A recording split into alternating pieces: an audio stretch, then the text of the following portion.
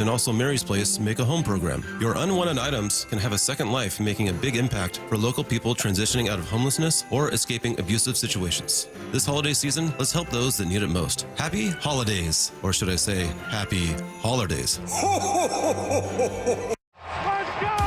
This is Seattle Sports. Streaming through the Seattle Sports app. KIRO AM Seattle. KIRO FM HD2 Tacoma. This hour is brought to you by the Harnish Auto family. Give me a freaking auto! From the Quantum Fiber Studio, this is Brock and Salk on Seattle Sports. Brock Heward and Matt Marcus. Sorry about just Mike.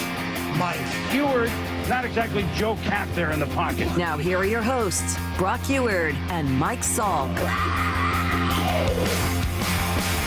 All right, hello, good morning, everybody. Brock and Salk Show, Seattle Sports on 710, seattlesports.com, and, of course, the Seattle Sports app, or I should say the application, Seattle Sports application. Lyle, it's a formal Friday. Why didn't you tell me? Formal Friday. Well, you should know by now. I know, but it was a game last night, and that kind of messes up the schedule, and I'm not used to this level of formality when I'm down here at Seahawks facility, Virginia Mason Athletic Center. So, yeah, I mean, it got away from me a little bit this morning. Maybe my mind is a little scarred after what we all watched last night. There's going to be a lot of complaining today. I know there is. Everybody's complaining. The game was ugly. It's ugly in the offense, and it set everybody back, and that's what football looked like before the advent of the forward pass, and the offenses were awful. And there's some truth to all of that. That game had its moments, and certainly that whole sequence at the end where it certainly felt like Chicago had no idea what they wanted to do, and the Seahawks maybe helped them out by calling a timeout when they went to the shotgun in 4th and inches. The whole thing was just sort of a mess, and it was definitely the little cherry on top of a poop Sunday that was sort of the entirety of that game. But you got the win. And I do think that while the offenses and their complete ineptitude was definitely a huge part of that game, I'll play Mr. Positive Guy for a minute. I know I'm not always in that role, but I'll play Mr. Positive Guy for a moment. Those are two pretty good defenses playing really well. I mean, look, the Bears' offense stinks. It really does. But the Seahawks have the 9th best defense in football according to points given up. And it's been significantly better than that for the last 7 weeks, right? The beginning of the year before the bye, their defense had all kinds of problems. Since then, since the changes at linebacker and some of the other moves they made, safety, etc., they've been one of the best defenses in football. They've been a top 5 defense. So it's not that surprising that the Bears were completely unable to move the ball throughout the entirety of that game. Kudos to the Seahawks. Their defense was awesome. They took advantage of the weaknesses of the other team. We knew going into the game that Chicago didn't have much on the offensive line. Poor Jake Curhan, a guy that this offensive line here in Seattle didn't want, is starting for them on the left side. That's an atrocity. You know that. You remember Jake Curhan. You know that he can't play. And sure enough, he had like a giant hold and a giant false start. So, yeah, I mean, that's not a huge surprise. You took advantage, 7 sacks. You know what was cool about the 7 sacks? I'll dig into them a little bit more later. You had 2 from Leonard Williams and 1 from Jaron Reed. So that was 3 from the defensive line. You got 2 from your edge rushers. Chenna had 1 and Derek Hall had 1. And you had 2 from the secondary. Witherspoon had 1 and Rashad Jenkins had 1. How cool is that? That's like exact, and if you watched, that's probably what you would guess, right? How many plays did they have like 7 or 8 guys up on the line of scrimmage and would rush 5 of them? And 2 or 3 guys are dropping off into different parts of coverage. Yeah, they were coming at him from different angles, it felt like every single time, and trying to sift through that blitz package. Good luck. So, yeah, that's probably not a surprise. Seahawks defense was awesome. And I know people don't want to hear it today because it's more fun to bash the Seahawks offense because you're frustrated for a good reason. They only scored 6 points, and they had their problems throughout the day. Bears defense, basically the same as the Seahawks defense in terms of points given up. The Seahawks are 9th at 21.4. The Bears are 10th at 21.8. So you're talking about virtually the same defense, at least in terms of the number of points given up. Now, the Seahawks have been trending obviously, as I just said, a whole lot better. But in terms of the entirety of the year, they're in similar situations. And you're in a wet, rainy, crappy, field and all the problems that kind of go with that. So to see an ugly game probably isn't the biggest surprise. But you won, right? You found an opportunity to go win that game. That was good. You got to go get a win. Now, it turns out they didn't really need it, right? We can talk through this. I have it in need to know. Ultimately, the Rams and Cardinals game tomorrow night means a whole lot more than this one did. This sort of saves you from elimination if the Rams win, and it gives you this outside shot at maybe getting in week 18 if you win and the Rams lose, obviously, and then a whole bunch of other things go your way. Then you can survive and maybe get in on that final day. But the clear path to getting into the playoffs is still 100% the Cardinals beating the Rams on Saturday night. That's it. The reason being, and I don't want to get too deep into the weeds here, but I think we've talked about this before, Seahawks and Rams, assuming the Seahawks beat the Rams and the Rams beat the Cardinals, they would have the same record. You go all the way down on tiebreakers. I think it's the 5th or 6th tiebreaker is strength of victory, because everything else would be the same. Head-to-head is the same. Common opponents is the same. Division record is the same. Everything's the same until you get to strength of victory, and that's where the Rams have an edge because they've beaten more good teams this year than you have. Okay, fine. The thing is, if the Rams lose, even if you had lost last night and you beat the Rams in the final game of the season, you'd have the same record. It would be a worse record. That would be irrelevant. What would then be important is that the Rams would have a worse record against the division because they would have lost to the Cardinals. Right? Your loss would have been to Chicago. Their loss would have been to the Cardinals. The Cardinals' loss matters more because it's in division. And so you then win an earlier tiebreaker, even though your strength of victory would still be worse. You guys follow all that? Did that make sense? I hope. It's really silly, but that's kind of how the whole thing works. I appreciate everybody texting in about my big appearance before the game on Thursday Night Football. Yes, they were in here filming on Monday, and I did get what do you think? It was maybe a second and a half, 2 seconds of airtime. That was nice from the Thursday night crowd. Appreciate that. 360 texting in saying, Mike, now that you're a famous national TV personality, is this maybe the time for your official mea culpa on Bo Nix? I've already offered that. Just because you didn't hear it doesn't mean I didn't offer it. Nah, I did it. I already offered my mea culpa. He's been pretty good. Drake May's been good, too. I didn't think that would happen. Both those guys have been good. Man, sure making you wish that you'd found a way to draft a quarterback this past year. A lot of them looking pretty good. Pretty good. Penix looked good. Drake May looks good. Bo Nix looks good. I still think Caleb's looked really good. I think Caleb looks good.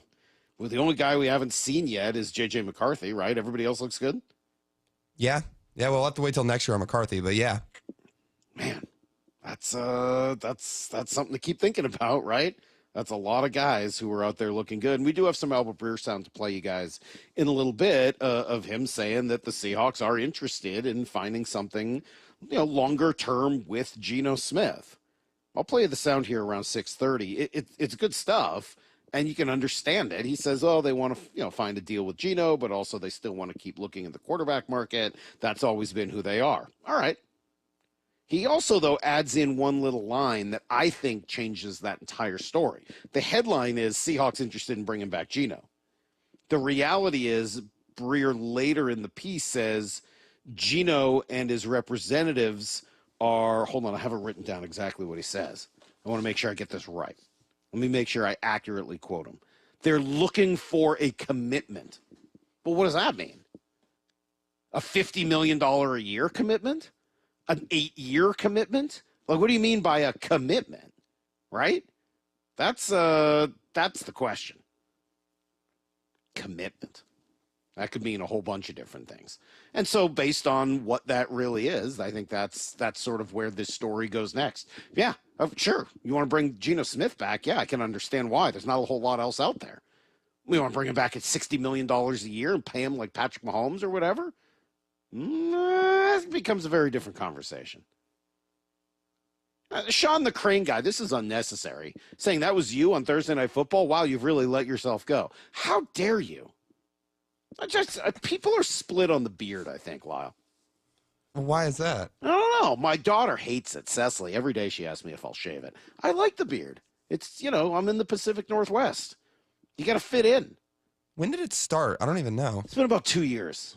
Okay. Not even. Yeah, a year and a half, 2 years, something like that I've gone bearded. I'd done it before years ago, but I don't know. I kind of like it. I'm sorry if it makes you think that I've let myself go. Man, you come down here and sit in an empty room by yourself early in the morning and see how you look when they want to put you on national TV. Sheesh. Very, very tough crowd this morning. You would think people would be happier. The Seahawks won, right? That's all that matters. They found a way to win. We'll discuss it for the next few hours, and we'll continue next with everything you need to know. It's Brock and Salk, Seattle Sports on 710, seattlesports.com. The Mike McDonald Show. The first word from the Seahawks head coach this morning at 9:30. This is not as consistent as we want right now, but when we talk about December football, it's complementary. We use terms like 12 as one, but that's really what it looks like, and that's why we have those terms. That's why we've talked about those things throughout the entire year, and that's what we're chasing, that vision of how we want to play. But it's a rugged, it's a physicality, it's a togetherness. Hear exclusive reaction to yesterday's game only on Seattle Sports. It's the Mike McDonald Show coming up at 9:30. I'm Bradley Johnson with 1-800-DUI-AWAY, and I want to talk to you about the new year, a fresh start, the celebration of a new beginning, and lots of drinking. Cops know it, and they're working overtime on DUI patrols, looking for any reason to pull you over. Even the odor of alcohol can get you arrested. And if you're in trouble, don't let old acquaintance be forgot. Call 1-800-DUI-AWAY. Our New Year's resolution, for nearly 30 years, has been providing the best possible defense to every client in every case. 1-800-DUI-AWAY will help put you back on track with your resolution of no more drinking and driving. Call 1-800-DUI-AWAY or go to 1-800-DUIAWAY.com to set up a free private consultation in Seattle, Bellevue, Everett, or Tacoma. Don't let your midnight kiss be with your cellmate.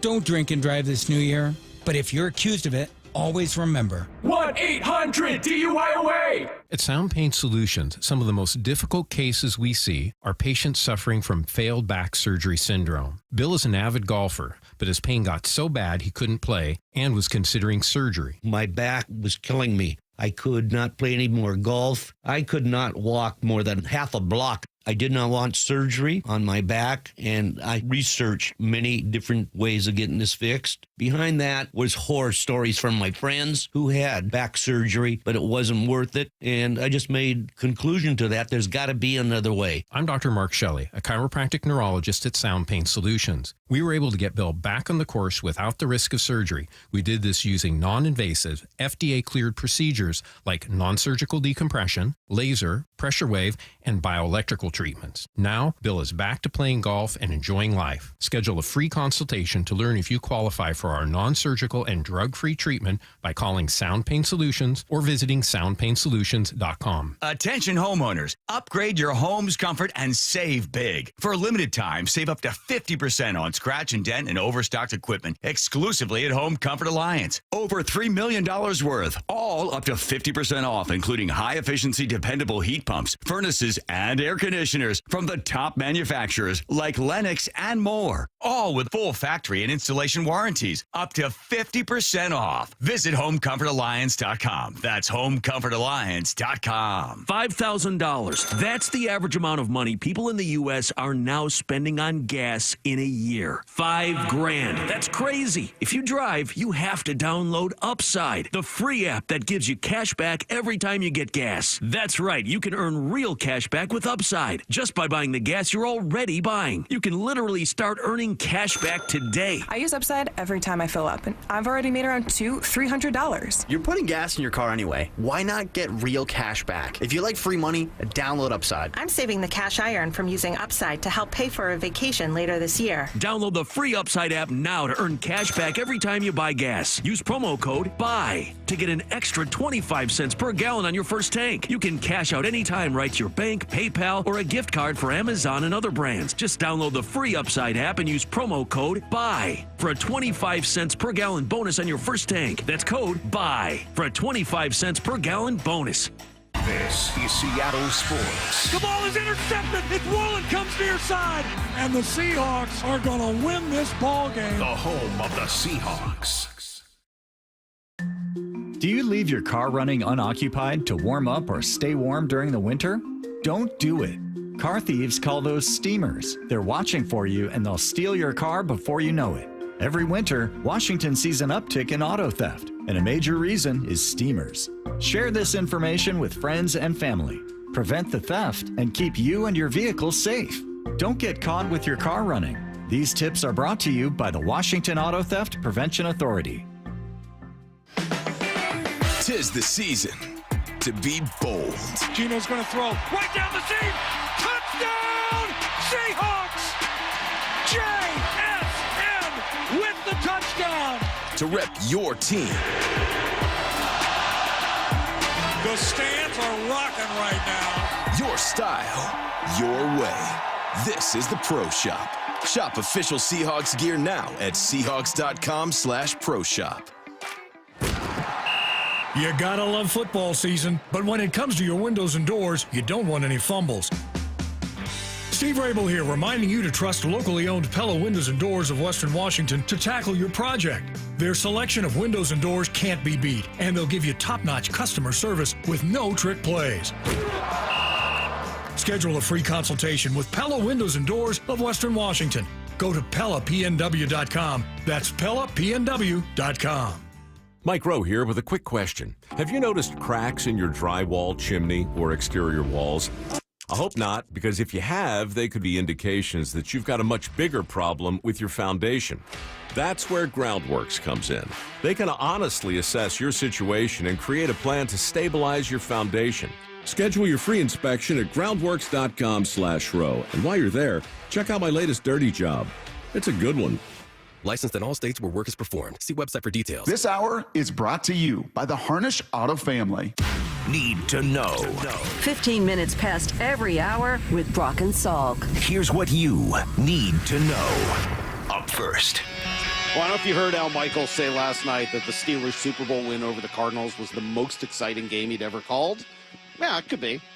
I don't think he's going to be recalling the one from last night quite as fondly. Seahawks and Bears setting football back a couple of decades, slogging their way to a 6-3 win for the Seahawks.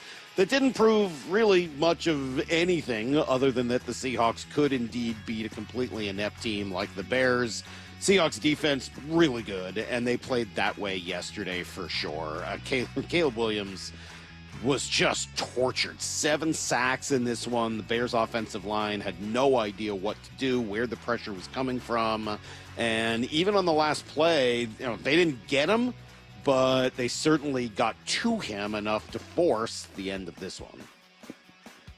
Williams, shotgun snap, blitz is coming. Williams throws the ball up for grabs. The ball is intercepted. It's Woolen comes near side, knocked out of bounds. The first takeaway of the game by the Seahawks could not have come at a better time. The fans head for the exits, and the Seahawks are going to win this ball game by a score of 6-3. Yeah, it was good to get the pick just so that you at least had one turnover on the board. But, he could have just knocked it down. It didn't really matter. They had already won the game at that point. And Caleb Williams essentially just throwing it up for grabs there. Let's see. Who else do we want to throw a little love to? You want to go Devin Witherspoon? You want to go Leonard Williams? Let's go Leonard Williams. He had 2 sacks in this game, cut 6. Mike McDonald is raving about his disruptive defensive tackle. Yeah, he should be up for all the accolades. I don't know what the awards are out there, but I would give it to him. He's just a phenomenal player, phenomenal human being. And I'm glad he's a Seahawk, man. I'm glad he's with us. Yeah, I like that way of looking at it, and I think it makes perfect sense. He's been a leader. He's been unbelievable on the field. The tackles, I think what's cool about him is he puts up numbers. Like, oftentimes we'll talk about defensive linemen and be like, well, they don't have the numbers because of X, Y, and Z, but you can see how much they're affecting the game. He does all of that, and he still puts up the tackling numbers. He puts up the sack numbers. That's, 9 sacks now for him on the year, getting dangerously close to double digits. Pretty impressive on the interior. Now, again, 7 sacks for the team as a whole. Mike Macdonald cut 5. Pretty impressed with what his defense did. Well, yeah, I think, I've always said it's a function of rush and coverage. So in order to sack him, he's got to have the ball. So some sacks were clean, where you win, and and this is a hard quarterback to get on the ground as well. So that's good. And then some of them are, hey, we do a great job in the back end, making him progress through, and now you can buy an extra click in your rush. So it'd be fun to watch the tape and show them why those happened. That we're able to create those passing situations on first down, and those are all team stats, man. So I'm excited for the guys that got the sacks, but it'll be fun to show them why, and who set them up. Yeah, it's pretty cool. I like the way he talks about that. As for the other side of the ball, tough day. Ryan Grubb did not do himself any favors as he's trying to show that he's the right man for this job long term. Frankly, neither did Geno Smith, who did not play particularly well, came very close to throwing another red zone interception. The only thing that saved him from that was that there were 2 defenders in the area, and they essentially attacked each other for the ball. DK had another tough night with a penalty after the play, losing his cool. So, yeah, kind of a weird, terrible, lousy game for the offense. There was at least some signs that they could move people and, run the ball early, but all that seemed to go away later in the game. Here's the second thing you need to know. Here's the thing. I don't know that it really mattered, at least not in terms of playoff positioning. What really factors in is what happens tomorrow night when the Cardinals head to L.A. to take on the Rams. Cleanest path to the playoffs, pretty simple. Rams lose to the Cardinals, and then the Seahawks beat the Rams again next week. So, yeah, and I would still think if Arizona wins that game tomorrow night, then the Seahawks-Rams game ends up getting flexed into Sunday Night Football. Mike Macdonald, Cut 8, was asked, will you watch this one? No, I'm going to watch every snap. I know. Last week he said, I don't think I'm going to watch, what was that, Monday Night Football? Yeah, something tells me he's definitely going to find a way to watch this one because it basically decides whether or not that final game of the season has meaning and whether or not the Seahawks are going to have an opportunity to get into the postseason. By the way, just in terms of viewing, best game of the weekend clearly is Packers-Vikings. We saw what both of those two teams look like when they came to Lumen Field. They will take each other on Sunday afternoon. Here's the third thing you need to know. All right, a couple of Mariners notes that popped up here over the last 24 hours or so. They're both Luis Castillo focused.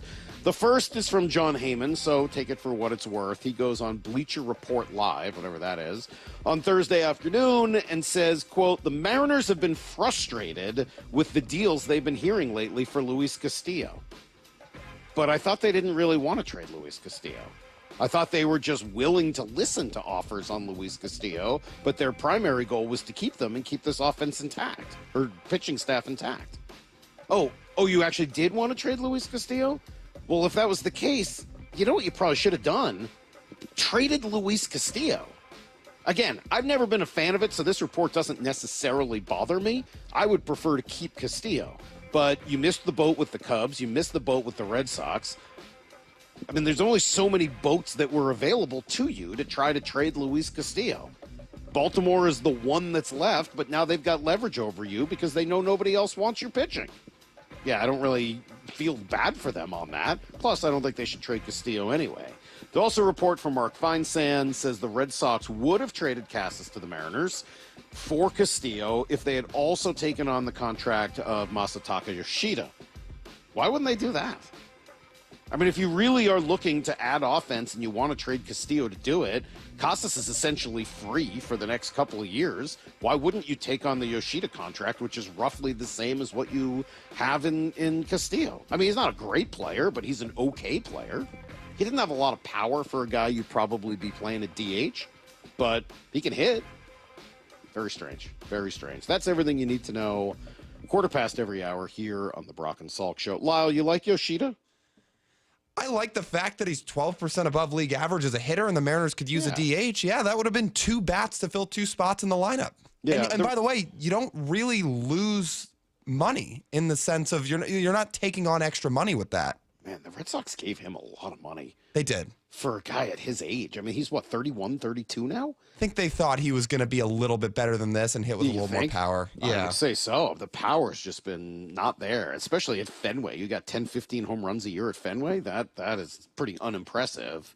Doesn't play as well for lefties, though, at Fenway. I mean, I know if you hit it right down the line and hook it, it's short, but if you go outward, right, it's tougher. Yeah, I mean, lefties can go the other way. Obviously, it's ideal. If you, I don't know, Mo Vaughn had a lot of success at Fenway Park. So did David Ortiz. So did Ted Williams. If you're a pretty good left-handed hitter, there's a lot of opportunities in that ballpark. Anyway, the point being, these two reports together are sort of frustrating, I would say. That's what you were offered, but now you're frustrated by what you can get for Luis Castillo? I just don't see it, man. I just don't see it. You know what would solve some of these problems? Pivoting and signing one of the available free agents that are really good. How about Anthony Santander or Alex Bregman? Both of those would be pretty good fits here for the Mariners. All right. Coming up, I got a bunch of stuff. You guys want to do like a whole bunch of different things at 6:30? Okay, let's do this.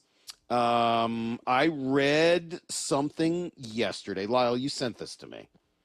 And while I like and appreciate the person that wrote it, I think when I rewrite it, it's going to make you very, very frustrated. It's next on Brock and Salk. The Mike McDonald Show. The first word from the Seahawks head coach this morning at 9:30. This is not as consistent as we want right now, but when we talk about December football, it's complementary. You know, we use terms like 12 is 1, but that's really what it looks like, and that's why we have those terms. That's why we've talked about those things throughout the entire year, and that's what we're chasing, that vision of how we want to play. But it's a rugged, it's a physicality, it's a togetherness. Hear exclusive reaction to yesterday's game only on Seattle Sports. It's the Mike McDonald Show coming up at 9:30. It's better over here. If you're 55 and up, T-Mobile has an exclusive rate plan just for you. Right now, get 2 lines of talk, text, and data for just $30 a line. That's a 45% savings versus Verizon and AT&T.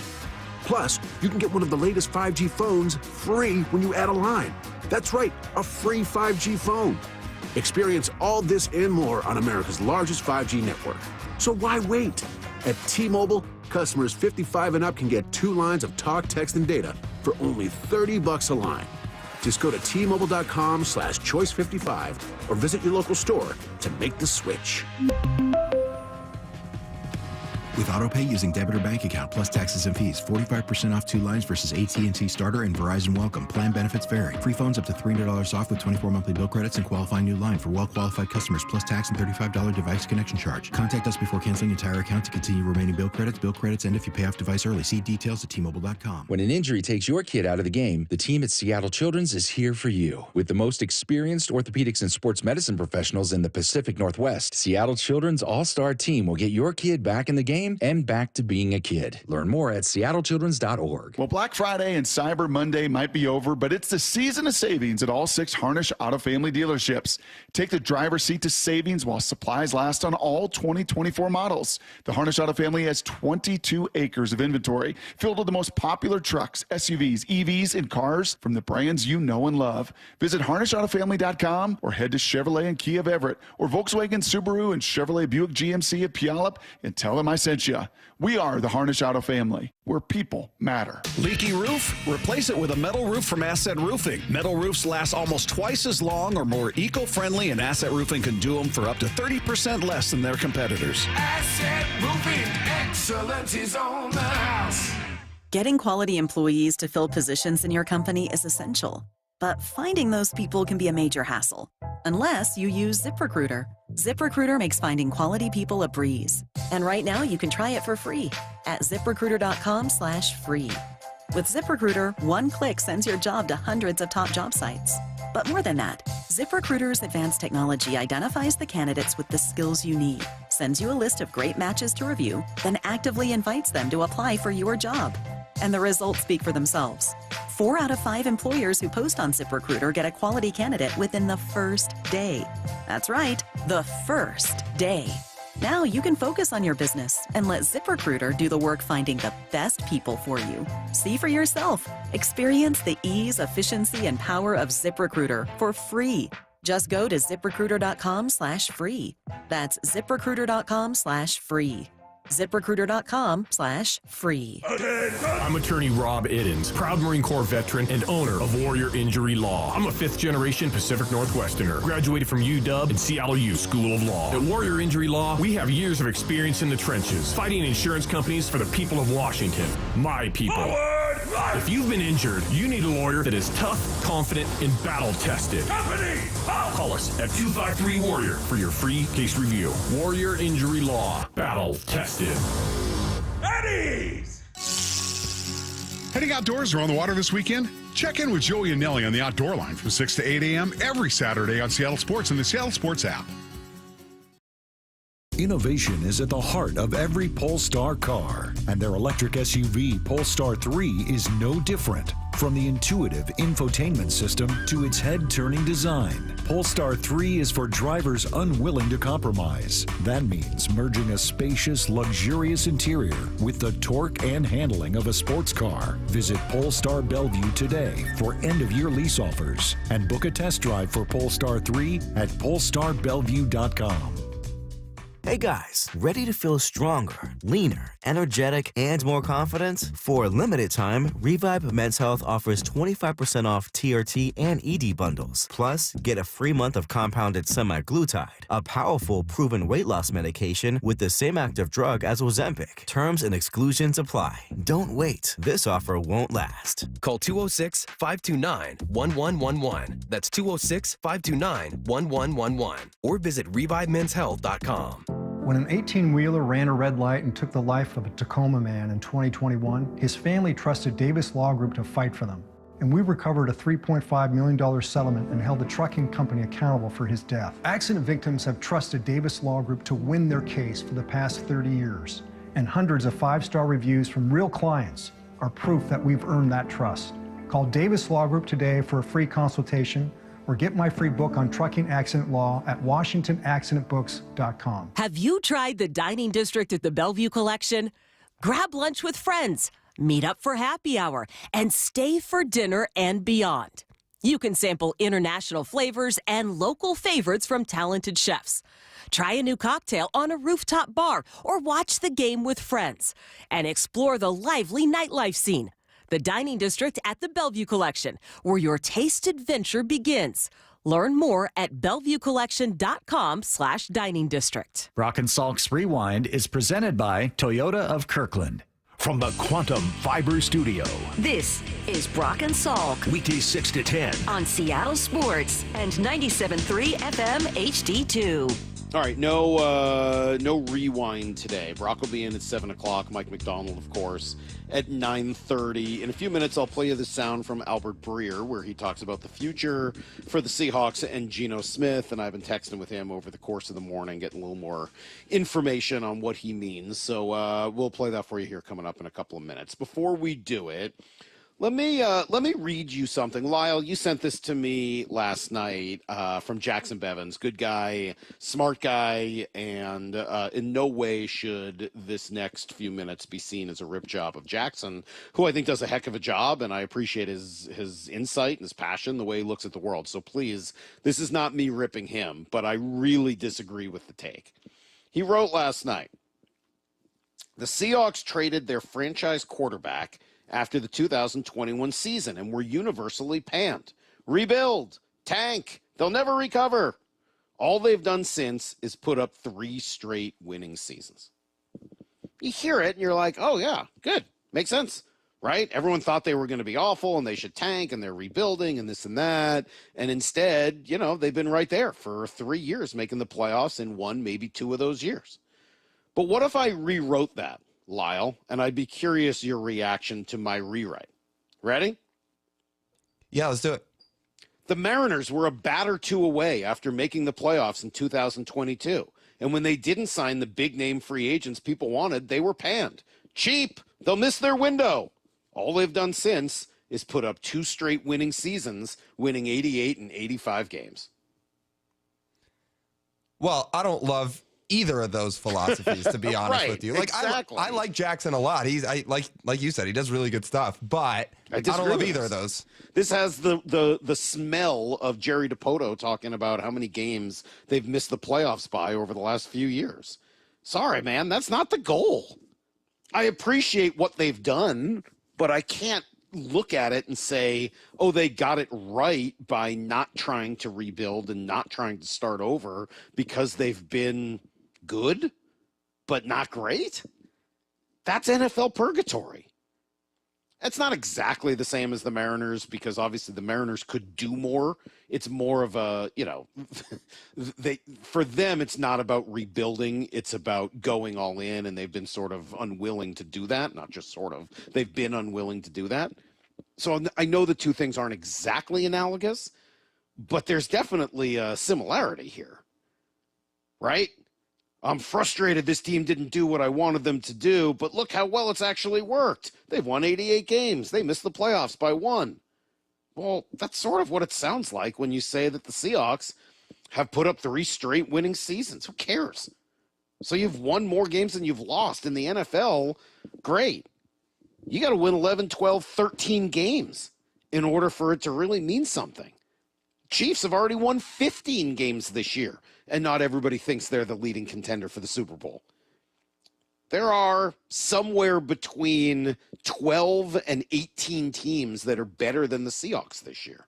Maybe that's a stretch. Let's go 12 and 15 or 16. And for the most part, those teams are definitely better. There's like 6, 7, 8 teams that are definitely better. You're not a Super Bowl contender.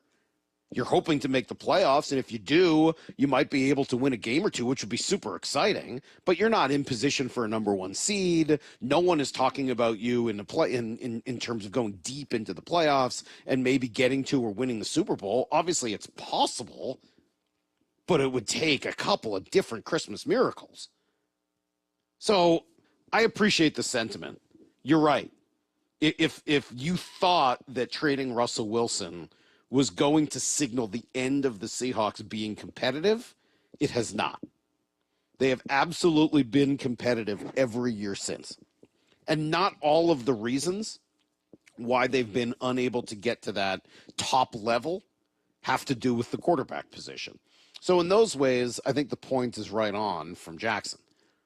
But I think if you just look at it in general, winning 9, 10 games a year out of 17, it's just not enough. It just doesn't make you a Super Bowl contender. And that factors into your future analysis on what you want to do with Geno Smith, right? Are you ever going to win a Super Bowl with Geno Smith? That's the conversation. It's not going anywhere because without it, that's the goal. Without it, what are you really talking about? The goal is to win Super Bowls, not to win 9, 10 games a year, right? And I also think one other difference, and quite frankly, this would be more to the Mariner or Jerry DiPoto's point, get into the postseason in baseball and you got a decent shot to win a World Series. I know it didn't work that way this past year, and the Dodgers have changed some of that a little bit with the Mets, how much they've spent. But for the most part, you can get in as a wild card team and still make the World Series and win. It happens almost all the time. Not so much in the NFL. You got to get basically either one of the 2 buys, or you got to be right there as one of the best teams in the league. You don't see a lot of teams that get in on the last day as a wild card team, win 10 games, and find their way into the Super Bowl. Very, very rare. So Jerry actually has, in some ways, a point of like, hey, let's try to be competitive every year and right there in the middle of it, but keeping things repeatable and giving us opportunities, sustainability year after year. Whereas in football, you can't be sustainable. That's the whole point of the league. The league is tearing you away from sustainability with all of the ways they make it harder for teams that are winning. In some ways, Jerry would have a better point by saying, well, look at us. We've won 88 and 85 games. Usually that gets you into the playoffs. It didn't happen to. Bummer. And there's obviously a whole lot more they could have done about that. Versus Seahawks, like, yeah, all right, cool. You've won 9 games. What'll that get you? Free bowl of soup? And yes, it absolutely factors into the next phase of this, which is what you end up doing with Geno Smith. So I promised you some Albert Breer sound. Let me play it for you. Bert was he's part of the Thursday Night Football broadcast, and he brought this news about Geno to the table last night. The Seahawks love Geno Smith as a player, as a person, and while he has had some inconsistencies, the coaches do feel like they could have done more to help him from a scheme standpoint, both in the run game and in play action. That said, the exploding quarterback market does complicate his future. He's due $25 million in cash next year. There are now 9 quarterbacks making more than $50 million per year. And I'm told that Geno will be looking for a commitment from the organization this offseason. Meanwhile, I'd also expect the Seahawks to continue to look at their future. That's what they've always done at the position. Even when Russell Wilson was entrenched as the starter and still in his 20s, they did a deep dive into Patrick Mahomes in 17, deep dive into Josh Allen in 18, and I'd expect with Geno at 34 years old, again, regardless of what happens with the contract, they'll do it again in 2025. All right, the Seahawks are interested. Not a huge surprise, right? The Seahawks want to bring Geno Smith back for the next few years. We've been talking a lot about this, and there's a few reasons why. The biggest of them, to me, is there aren't any other options. If you don't bring back Geno Smith, what are you going to do? There are only 2 quarterbacks in this year's draft. Neither of them are going to be available to you, and both of them would be huge risks anyway. So you're probably not finding your replacement in the draft this year. If you want to get into the league in terms of betting on Sam Darnold over Geno, you could. Is he going to be significantly better? He's younger. But is that like are you sure after 1 year of Sam Darnold doing what he's done that he's the guy who's going to lead you into the future? I would have some major reservations about that. Kirk Cousins? I mean, you'd just be trading Geno Smith for Geno Smith. I'm not sure I really understand why you would go from one to the other there. No one seems to be interested in trading any of their young quarterbacks. Brock Purdy? I mean, that would be spending a lot of money long-term on a major risk to what if you find out that it turns out the whole reason he's had any success at all in San Francisco is just the people that they've had around him, the offensive line and the running game, which, by the way, you don't seem to have. So, yeah, I mean, do you want to commit right now to Geno Smith? In some ways, yes. But that's the word. That's the major buzzword he says there. Geno was looking for a commitment from the Seahawks. What does that mean? When he says a commitment, does that mean give me a couple more years at the same price? Okay. Yes. Sold. Does that mean give me a few years at a little advance? 35 a year? It's a conversation. Probably yes. Does that mean I want to get paid $45, $55, $60 million in line with the best quarterbacks in football? That gets pretty complicated. Certainly, if you watched last night's game, it would be really hard to make an argument that Geno Smith is worth anything close to that. Didn't do anything particularly great in that game, and I know he didn't get charged for an interception, but my God, did he ever try to throw one in the red zone again? Again! And a sack fumble that, fortunately rather for him, he ended up, the team got back. But he very easily could have had 2 turnovers last night, and your 6-3 victory could have gone the other way. That's not a $50, $60 million a year quarterback. So what does it mean when Geno says, I'm looking for a commitment? I think that's a complicated answer. And, I think it depends on what you view Geno as. Is he do you see him as the Alex Smith bridge quarterback while you are looking for your Patrick Mahomes? If so, great. You can try to win while you're doing it. The problem is you've been winning just enough that you haven't had a shot at some of the best quarterbacks that are out there. Let's go back to Jackson Bevan's tweet for a moment, right? Since they let go of Russell Wilson, traded Russell Wilson, the Seahawks have won more games than they've lost in each of the 3 seasons. He presents it as a good thing, I think. Maybe I'm wrong. Maybe I'm misreading it. Maybe he's ripping that idea, but I didn't get that sense. What if last year they hadn't done that? What if Geno hadn't been here and they hadn't played as well and they had some bum at quarterback and they had won 5 games instead of 9 or 10? 9 last year. What if they'd won 5? We might be talking about Drake May, who looks like he could be one of the best quarterbacks in football. We might be talking about J.J. McCarthy. I don't know what he looks like, but we'll find out. We might be talking about Bo Nix. Apparently I was wrong because he looks like he's going to be pretty darn good. He's going to lead his team to the playoffs as a rookie. We might be talking about Michael Penix Jr., who's got a really exciting future, and in his one start, I thought looked pretty darn impressive in Atlanta. I don't think that we'd be talking about either Caleb Williams or Jaden Daniels, but it's not impossible. If they'd really gotten bad, we could be talking about one of those guys. And you certainly look at what you're seeing from Jaden Daniels and say, this guy could be an MVP candidate soon. Caleb Williams got all the talent. You put him in the right situation, the right coach. My God, that team, who's coaching Chicago? They managed to fire Eberflus and Shane Waldron and get worse. What were they doing at the end of that game? That was a train wreck. Wasn't Caleb Williams' fault, I can tell you that much. I think 2026 is the draft class to circle. Now, a lot can change between now and then, but I think there's a chance to be a long list of QBs within that draft. So if the Seahawks decide to retain Geno, that gives them time to find their Patrick Mahomes, as you use that analogy. And also, they don't have to start right away. If you have Geno in the fold, they can sit and learn. Let me just understand, when you say the 26th draft, not this upcoming draft is the 25 draft? Correct. So you're saying your draft position for the 26th draft would be based on how you perform next season? Yeah, or you could trade up if you have to. But yes, that class is the one I would circle, at least right now.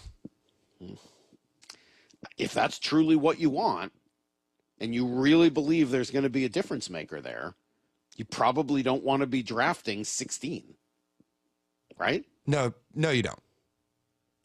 This is where it gets complicated, and this is where it gets hard. And this is where you got to make hard decisions and sometimes do things you don't really want to do. You have to keep asking yourself the same question. If you keep going down this road and you pay Geno a higher percentage of the cap than what he's making now, are you going to be able to put enough talent around him to win a Super Bowl? If you believe the answer to that question is yes, you should do it. You should pay Geno, and you should go all in the next couple of years. The Niners are going in the wrong direction. The Cardinals are the Cardinals, and it's you and the Rams for the next couple of years vying for the top of this division. If you truly believe that, that's the direction you go. That's hard for me to believe. I like so much of what they're doing defensively. I think Mike Macdonald has a really good plan. It's hard for me to see how paying Geno Smith a higher percentage of the cap is going to allow you to win a Super Bowl in the next 2 years. And if that's the case, then Lyle, all right, fine. Tell me the 26th draft is quarterback loaded. Tell me it's like the 24 draft. I would have liked to have had a top 10 pick in the 24 draft. Wouldn't you? Sure, yeah. Who's ever going to say no to a top 10 pick? Well, people who want to win every year.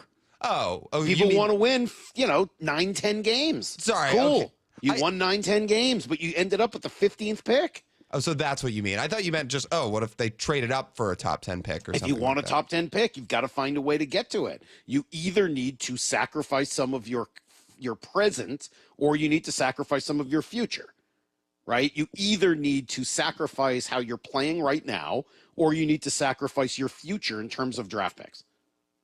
Those are your options if you want a top 10 pick. Well, I personally would rather sacrifice the present and be happier in the future with more to put around the guy that I'm betting on. That's me. You can go either direction. I'd be fine with either one. But at some point, this problem has to get solved. And I would argue that really the best time to solve it would have been in the last draft class, when all of these quarterbacks sure seemed to be working out.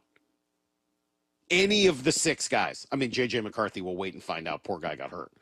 But certainly the other 5, wouldn't you feel great right now if that was the future of the quarterback position here in Seattle? I would. I still don't love Bo Nix, but the other guys, yeah.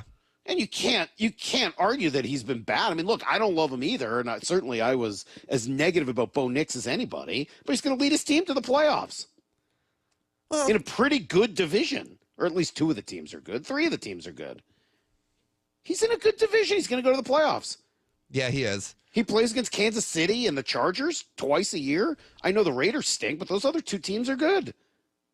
Can't take that away from him. I'm not necessarily a huge fan, but you can't take that away. I just wasn't the biggest Bo Nix fan in the world, even before it was cool when you were doing it, so that was my thing. I didn't like him at Auburn.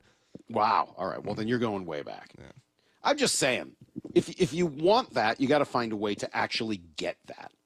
And the bridge quarterback, it works if you find Patrick Mahomes at pick number 12.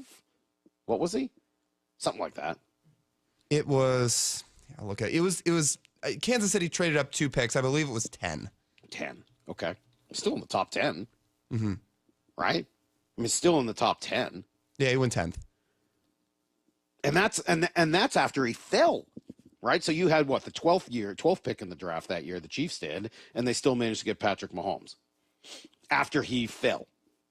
So you need a guy to fall that deep, and you need to be willing to still trade up. Like, man, that gets really, really complicated. Anyway, it's a good report from Bird, and I think it leads to a great conversation about your future. Brock and I will have a little more of it. But certainly watching last night, man, makes it really hard to imagine that level of commitment and that it's going to get you to a Super Bowl within a couple of years. I did hear after the game, I didn't actually hear it. G sent it to me and said that there was some talk that not quite blaming the rain, but there was some level of, hey, the rain was partially responsible for how ugly it was offensively out there.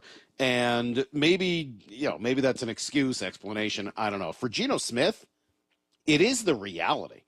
Did you see this note from Mike Sando yesterday? And I know there have been people kind of following this for a while.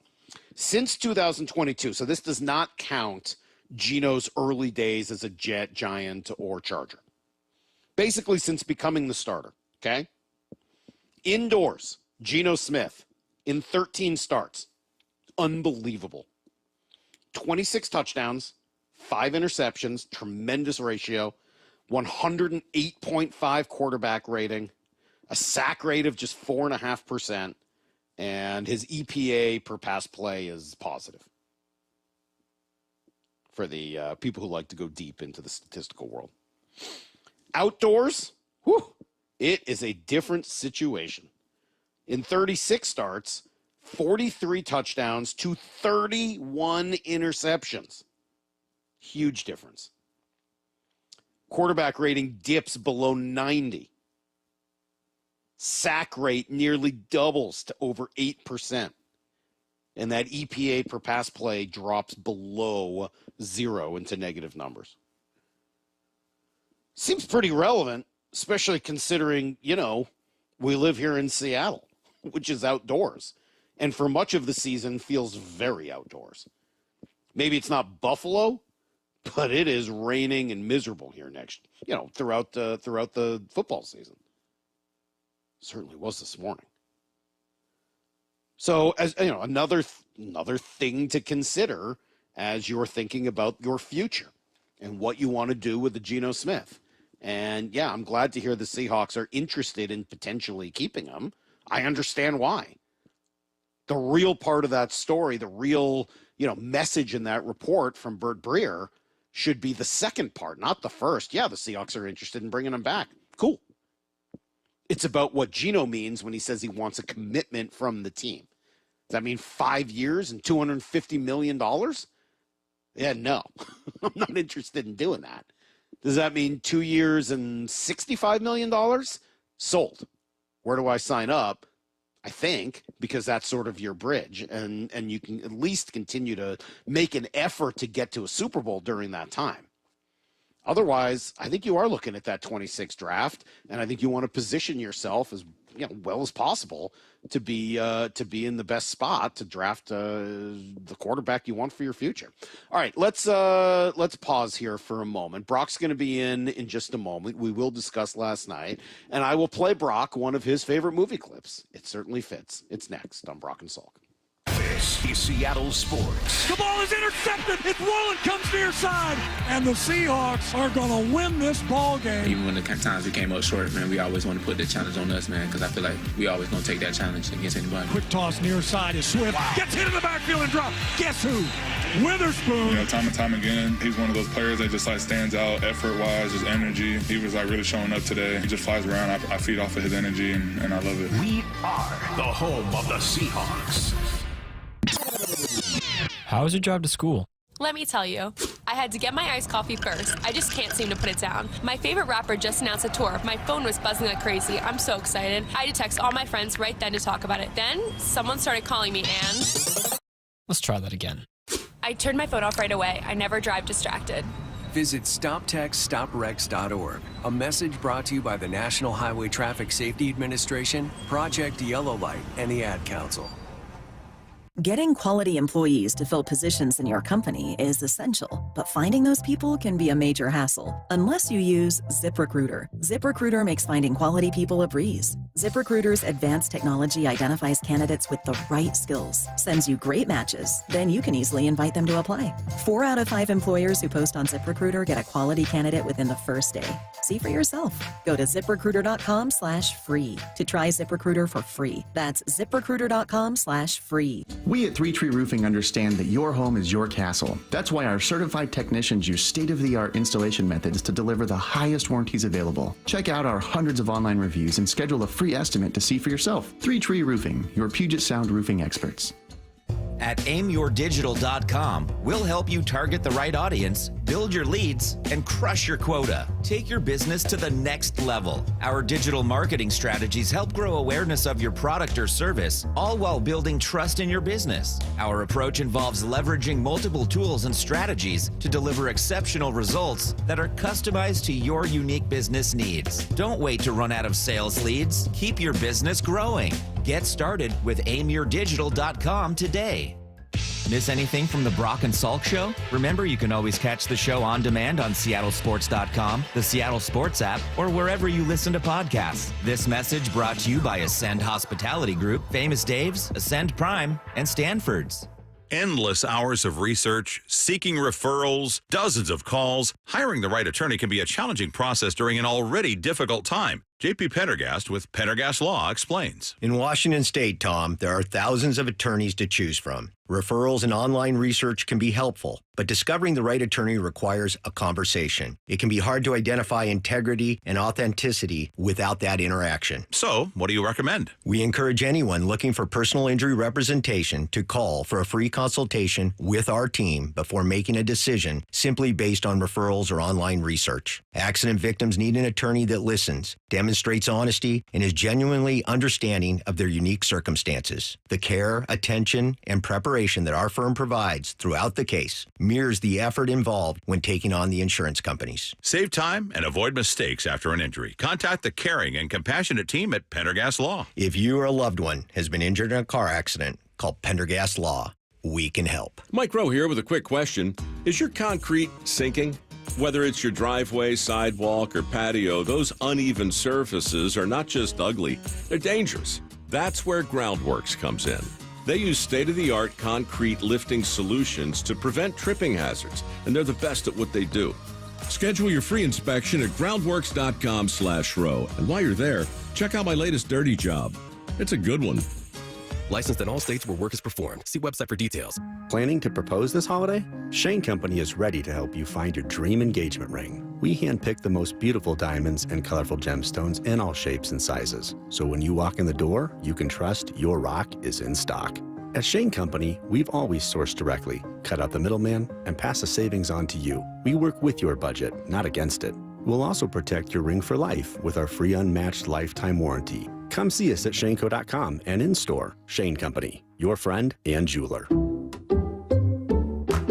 Some people just know they could save hundreds on car insurance by checking Allstate first. Like, to check the kickoff time first before showing up at the stadium. What? This lot's full already? Final score of today's game. You said kickoff was at 3. It was last week. That's not how it works, Bob. Yeah, checking first is smart. So check Allstate first for a quote that could save you hundreds. You're in good hands with Allstate.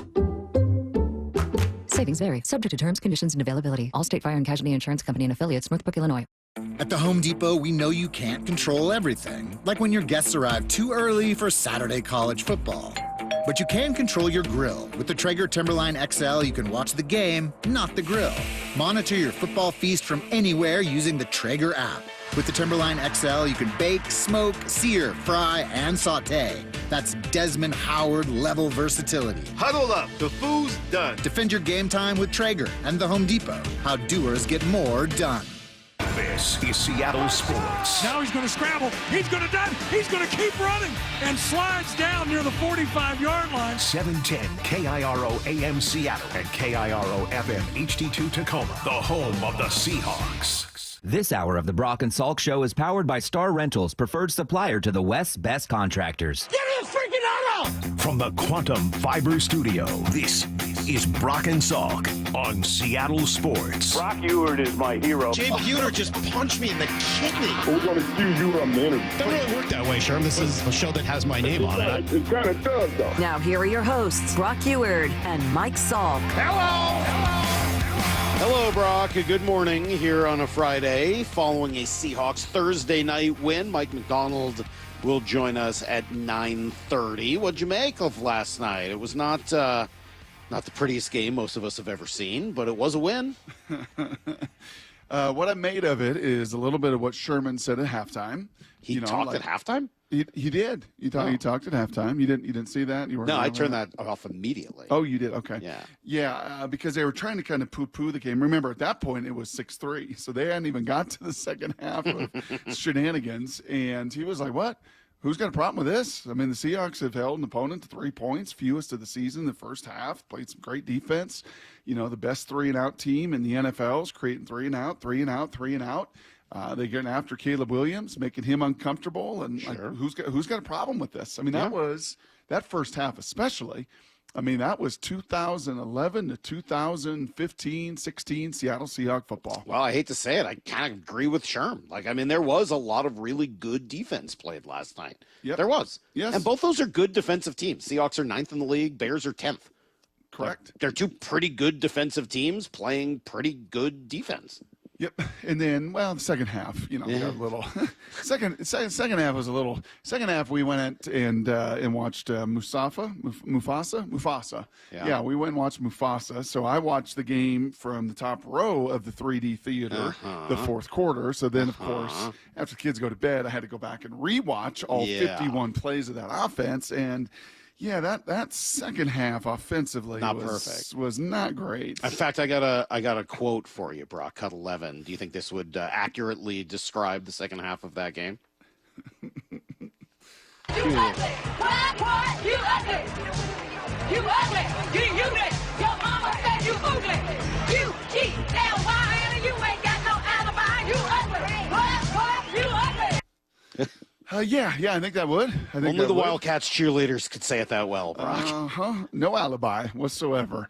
Still good defense, by the way. Still some terrific playmaking by Leonard, Devin, and of course, Reek is going to end that game after being suspended for the opening series the week before. He's going to end that sucker high point. Suspended is a bit of a reach. I'm sorry. Yeah, disciplined the opening series. Let's go with benched. Suspended feels wrong. Disciplined for the opening series of the game a week ago, and he closes that sucker out to keep their hopes alive. So defensively, you loved what you saw. Yeah. Offensively, it was pretty problematic. It was pretty rough. So a bunch of questions along those lines. First of all, they didn't keep themselves alive with a win. It actually doesn't really matter whether they won that game or not, right? You lose that game, and if Arizona beats the Rams and you beat the Rams, you're in. Because at that point, the tiebreaker goes from strength of victory to division opponent, and the Rams would lose to Arizona. That loss would matter more than your loss to a conference opponent. So even if you lose that game, Granted, it would have been embarrassing and horrific, and teams that lose games like that generally don't find their way into the playoffs a couple weeks later, but you would still have every opportunity to get in. In fact, your chances of getting in barely drop. So in that regard, the win did not necessarily keep their hopes alive or anything like that. Well, unless the Rams win tomorrow night. But right? then it becomes so hard anyway. Again, it keeps your hopes alive. It keeps you alive. It keeps you alive. Yep, it does. But it's still, you need a lot of help once the Rams beat the Cardinals on Saturday. So it was not the most influential game in terms of, playoffs. But what it was an opportunity for your defense to continue to look like the real deal. 7 sacks? I don't care who you're playing against, Brock. 7 sacks is 7 sacks. Yep. Even if Jake Curhan is on the other side. Correct. Oh, man. Poor guy. He had a tough day. Tough day at the office. A hold and a false start at just about the most important time of those day. first and second halves. Poor Jake. That was not ideal. I think the one line that stuck with me, Salk, of everything that Al and Herbie said, and obviously came from the production meeting, was when Mike McDonald said, I would not trade our front for any front in the NFL. And I don't think that's like big hyperbole. I don't think Mike McDonald is a big sweet talker. I think he's a pretty thoughtful, honest guy who's now banked enough inventory of watching all these teams with cross tape over the course of this entire season, and looks at Leonard Williams and Jaron Reed and the way those guys are playing, looks at his edge monsters, and Uchenna played as good as Uchenna's played since maybe he was a Seahawk. I mean, he was absolutely everywhere. He was awesome last night. He was disrupting the edge. He was out in coverage. He was penetrating. He was just, he looked fresh as he was just ferocious playing. And then you got Tyrese Knight coming downhill. You got Ernest doing his thing. Like, that front was good. Yeah, that front was real. In 3 points and 7 sacks in a game you got to have with an offense that gave you absolutely no margin. Kind of felt like a Mariner game, to be honest. So what? It felt like one of those 1-0 Mariner games. Like, hold on. Can they just hold on? Can Mooney come in? Can Brash the year before? Can they just hold on? Can that 1-0 game, can it hold? And last night for the Seahawks, because that defense, it did hold. Al basically made that exact point, right? He said the Seahawks beat the Mariners beat the White Sox 6-3 earlier this year. So you had 2 Seattle 6, Chicago 3 scores. Yep. I figured he must have gotten confused that maybe they scored 6 runs over the course of the whole series. But no, he was right. They scored 6 runs in one game. Very impressive. Yeah. Why was the offense so bad last night? Well, I think the offense did play conservatively. So that was the question I was going to ask. Yes. You. Once you're in a game like that, what did Mike McDonald say? The games declare themselves. Yes. What kind of a game they're going to be. Yes. Late in the game, you could tell they're like, whatever, just punt. Yep. This team can't freaking score. They're not going to go the length of the field. We're not going to go for it on 4th and 1 at the 50 and give them life. Like, just punt, keep them inside the 20, and they can't do jack squat.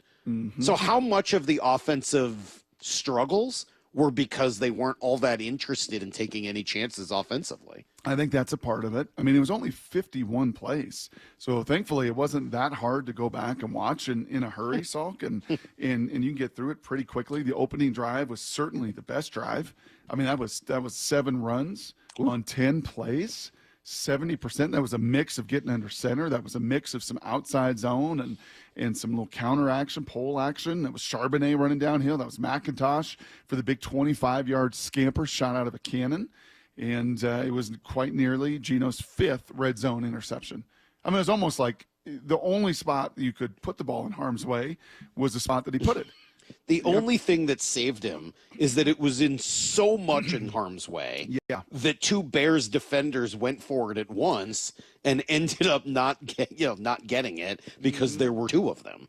Yeah, it was not a turnover-worthy play. It was a turnover-worthy play. It was a double. Both of those guys had a shot at it. He had Jackson. It was really bad. It was bad because he had Jackson for a touchdown. Jackson ran a little kind of space route, a little slant thing down there in the red zone where you're trying to find space. And if he comes off Tyler, looks to his left, there's Jackson who's going to dodge a tackler and score an opening drive touchdown for the first time since, honestly, last year. Haven't done it all season long. So settle for a field goal then. It's 3 and out. It's 3 and out. It's still a commitment to the run. And that is the one thing I would say as to how they came out of here with a squeaker of a 6-3 win. I felt like going into the game, if they outrush attempted Chicago and outsacked by a margin of 2 or 3 Chicago, you're going to win this game. And they did. They outrushed them just barely. They did. 25 carries to 23. I guess if you take out the quarterbacks, then it becomes 22 to 18. Mm-hmm. So, yeah, they out-attempted them. They out-attempted them. How about out-sacked them? 7 sacks. Well, they certainly did that, 7 to 3. Yeah, and one of those was Geno stepping on Charbonnet's foot. So, and it was duress. Yeah, but one of theirs was a fumbled snap also. So it was, but the number of pressures is not even close. Right. I mean, every single time. Caleb never got to a check down before he fled that pocket. Geno did a bunch, especially in that first half. He had plenty of time to step up. He had a nice scramble. It just couldn't finish drives. And Mike McDonald said at half, coming out, or going into half with Kaylee, we can move the ball in a couple of these possessions. We got to finish the drives. And obviously they could not finish those drives. Had they just finished one of those, right? If they just moved the ball, scored a touchdown, gone up 13-3, I mean, that game is over. The game was basically over at 6-3, which is really shocking and shows how inept that Chicago offense is, but also just how good the Seahawks defense was yesterday. One guy probably stood out more than anyone else. Mike McDonald was pretty happy with his performance. We'll tell you who that was next. Everything you need to know is coming up. It's Brock and Salk, Seattle Sports on 710, seattlesports.com. This is Seattle Sports. Looks this way, being chased. Now he goes down. Jaron Reed. It's a week-to-week league, and it's not always going to be sunshine and rainbows, man. Like, gutting out a 63 win feels just as good as, winning the game 44-41. Williams going to get hit. He goes down. Shannon Owosu. I mean, as a defense like ours, like where we love to compete, we love to compete with one another. We love to compete with the offense. When one side's lacking more than the other side picks it up. We are the home of the Seahawks. So, how's your research going? Surprising. After I figured out the top-rated TVs in our price range, I went shopping for deals. And who's the best? It wasn't the internet, and it wasn't the warehouse club. But? It was video only. They had better deals on the Samsung, LG, and the Sony TVs that got the highest scores. Better than online and at the club? I know! Video only beat them all. And now we can afford an even better model for the same price. My research really paid off. If we buy it video only. Exactly. Otherwise, we'll be sorry. At Video Only, you won't find huge stores with refrigerators or microwaves, but you will find the best deals on top-rated TVs, soundbars, and monitors. Shop around. Just make sure you visit Video Only, because if you don't, you'll be sorry. In South Center, Bellevue, Linwood, Federal Way, and Tacoma, Video Only. I'm Bradley Johnson with 1-800-DUI-AWAY, and I want to talk to you about the new year. A fresh start, the celebration of a new beginning, and lots of drinking. Cops know it, and they're working overtime on DUI patrols, looking for any reason to pull you over. Even the odor of alcohol can get you arrested. And if you're in trouble, don't let old acquaintance be forgot. Call 1-800-DUI-AWAY. Our New Year's resolution, for nearly 30 years, has been providing the best possible defense to every client in every case. 1-800-DUI-AWAY will help put you back on track with your resolution of no more drinking and driving. Call 1-800-DUI-AWAY or go to 1-800-DUI-AWAY.com to set up a free private consultation in Seattle, Bellevue, Everett, or Tacoma. Don't let your midnight kiss be with your cellmate. Don't drink and drive this new year, but if you're accused of it, always remember 1-800-DUI-AWAY! Dino was suffering from a rotator cuff tear in his right shoulder. Part of the pain is like taking off my shirt. I couldn't even really button my pants. I could actually qualify for a shoulder replacement if I wanted to go that route. He chose to see Dr. Mark Wagner, MD, at Seattle Sports and Regenerative Medicine for stem cell therapy. I heard the commercials for Dr. Wagner. I did my research. I thought about surgery, but the recovery time was so long, I didn't want to have to be in a sling. I want to be able to retire in a few months, get back to bike riding and playing golf without any pain in my shoulder. Dino knew from experience that stem cell therapy works. Dr. Wagner had already helped him recover from osteoarthritis in his thumb, but he's not done yet. And now 2 years later, I'm having an issue with my left shoulder, so I've got it scheduled, and I'm going to go back to see Dr. Wagner again because it was so successful. Before you choose surgery, consider stem cell therapy with Dr. Mark Wagner, MD, at Seattle Sports and Regenerative Medicine. Schedule your consultation at drmarkwagnermd.com. Enjoy an incredible year in savings on new BMWs and over 200 pre-owned of all makes and models. Only at BMW Northwest. Visit bmwnorthwest.com today for details and selection. BMW Northwest. Driving joy, driving home. Emerald Queen Casino, the entertainment capital of the Northwest. The best place to watch all your favorite sports. Featuring wall-to-wall viewing screens, 6 windows, and 30 kiosks. Be there at emeraldqueen.com. Emerald Queen Casino, the entertainment capital of the Northwest. Headed outdoors or on the water this weekend? Check in with Joey and Nellie on the Outdoor Line from 6 to 8 a.m. every Saturday on seattlesports.com. If you're looking to build a beautiful new custom deck, now is the time to take advantage of off-season savings from MasterDecks. Save big. Save up to $7,500 off your new deck from MasterDecks. From design to completion, MasterDecks does it all, building dream decks of all shapes and sizes across the Puget Sound. Don't miss out on off-season savings. Save up to $7,500 off your new deck. Get started today. Go to masterdecks.com. Masterdecks.com. For decades, we've been more than just roofing. From siding and windows to custom decks and gutters, we've been helping customers protect and transform their homes. Hi, Justin Shirley, CEO of State Roofing. I'm proud to announce our new name, State Roofing and Exteriors. The same trusted team, the same quality service, now with a name that says it all. Call 866-ROOF-ROOF or visit stateroofing.com today to schedule your free estimate. State Roofing and Exteriors. Your home, your way, held to a higher standard since 1968. Some said a life-threatening brain tumor would dim Aisley's spark.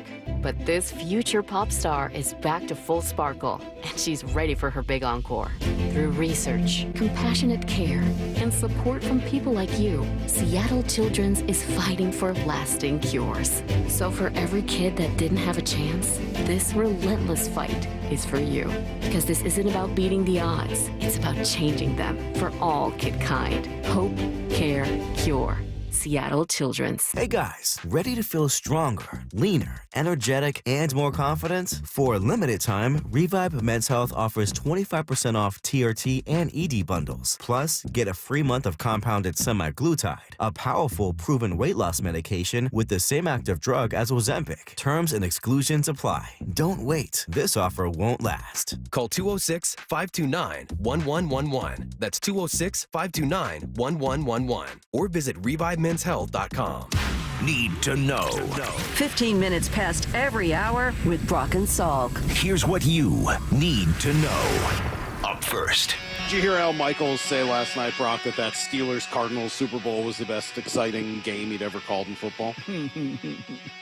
I don't think he's going to be telling the same story about last night's game years from now. Seahawks and Bears trying to set football back a couple of decades as they just slogged their way to a 6-3 final. Seahawks win it, though, and that's, I guess, what matters. Their defense was really good. I mean, Caleb Williams was under pressure constantly the entire night. 7 sacks for the defense, all led by this guy right here.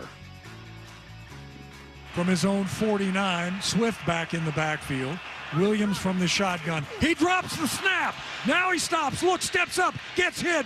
Williams gets him around the ankles, and he goes down. Another sack for the Seahawks as Williams drops the ball. And as he tried to step up in the pocket, he got hit by Leo Williams, his second sack of the night. Yeah, that was 2 for Leonard Williams. He was everywhere. That one was sort of a nice gift, but it works because of all the other great plays he had. Afterwards, Mike McDonald couldn't have had higher praise for his D-tackle. Yeah, I mean, he should be up for all the accolades. I mean, I don't know what the awards are out there, but I would give it to him. You know, I mean, he's just a phenomenal player, phenomenal human being, and I'm glad he's a Seahawk, man. I'm glad he's with us. I don't know what the awards are, but whatever they are, they should go to him. Yeah, that would be Pro Bowl. That would be, I think, legitimately All-Pro. Probably not going to win Defensive Player of the Year because there's just not the massive volume of sacks. But to football people, he should be a first-team All-Pro, and he should be a Pro Bowler. And coming off of signing the biggest contract that John Schneider's ever handed out to a free agent, dude has been worth every single dollar. It was perfect, man. Got to watch Mufasa in 3D. Got to watch the Big Cat. And they were one and the same. They were doing absolute damage over the course of that game. Tremendous. So if the Seahawks have a winning season, you know, Mike McDonald, year one now, is guaranteed and assured a winning season. Oh, we've talked all about that this morning. Number two, they are 6-1 out on the road. They are 6-1 now out on the road. And honest to goodness, how could you as a Seahawk fan not sit there and think about Pete Carroll for the entirety of that game? That was a Pete Carroll game on a night where, you know, speculation is running rampant there in Chicago. And Herbie and Al are talking about, you know, Pete and could it be a fit, and talking about the GM and the president and all those people of what they could be looking for to try to find a way to resurrect the Chicago Bears, who have had one winning season in 12 years. Mm-hmm. You know what the Seahawks do? They just win every single year. Winning season after winning season after winning season, largely. Well, you're going to love my year. 6:30 then, Brock. Maybe we'll come back to it here in about 10 minutes. Let's move on for now. Here's the second thing you need to know. As I mentioned, the win, while great, didn't really matter that much in terms of playoff positioning. What will matter is what happens tomorrow night. Cardinals go to L.A. to take on the Rams. Cleanest path for the Seahawks is for the Rams to lose and then for the Seahawks to beat them again the following week. Mike McDonald even said he was going to watch this game, Brock. This is it. Like, you really need this one to happen in order for this to stay simple.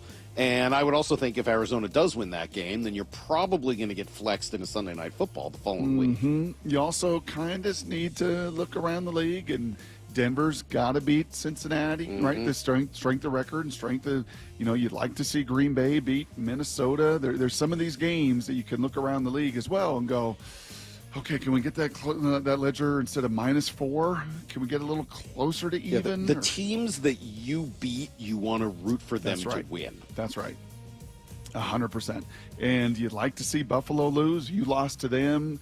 The Rams beat them on that inexplicable freaking QB sneak with, you know, all 3 timeouts. Unbelievable. So there's play here, play there. But, yeah, there's some teams that you want Miami to win. You want Denver to win. Right, and you know, likewise on the other side, would sure like to see some of their big victories. The Bills and the Vikings, you'd like to see them lose. Best game of the weekend, Packers-Vikings, I would say. Could end up being a playoff preview as well, as they're starting to wrap up the division schedule in the NFC North. Here's the third thing you need to know. So 2 Luis Castillo rumors from yesterday, Brock, and when put together, they're awfully frustrating. Oh, my goodness. The first is a report from John Heyman. So, again, take it for what it's worth. But he goes on Bleacher Report Live and reports yesterday that the Mariners have been frustrated with the deals they've been hearing lately for Luis Castillo. I'm thoroughly confused by this. I thought the Mariners didn't want to trade Luis Castillo. I thought they were reasonably happy and wanted to continue moving with, you know, plans A through X. And the only reason to trade Luis Castillo is if you get all the way past Y to Z. Mm-hmm. Oh, but you're unhappy and frustrated that you're not hearing better offers? Oh, well, go do it a different way. Apparently, that was plan Z. What happened to the first 25 plans? Mm-hmm. Secondly, a report from Mark Feinsand saying the Red Sox would have traded Kristen Casas to the Mariners if they'd also taken on the contract of Masataka Yoshida, who could have played DH and filled another hole for the Mariners. They didn't want to do that. Well, if you didn't want to trade with the Red Sox and you didn't trade with the Cubs, who went out and got their pitching elsewhere, you're pretty much down to just the Orioles. Well, if they're not offering you as much as you want for one of your pitchers, it might be because there's nobody else for you to trade with, and they know they've got leverage over you. Yeah. Not great. Isn't Yoshida a pretty good player? He's good. I mean, he's not great. He's not great, but from what you've run out at DH over the last couple years, He's pretty bad. Was he? He's like a 280 hitter with no power. No, he's like 12% above league average as a hitter. He's good. He's not great. He's solid. Thank you. He's okay. He's a 280 hitter with no power. Please don't make me pull up what Mariners DHs have done in the last 4 years. I know. He would be better. Yes. I mean, if you want to go into the more advanced stats, Lyle, he was a 1.4 WAR player last year. Well, yeah, he's not a good defender, and he's basically a DH, but the Mariners need a DH at this point. That's a good point.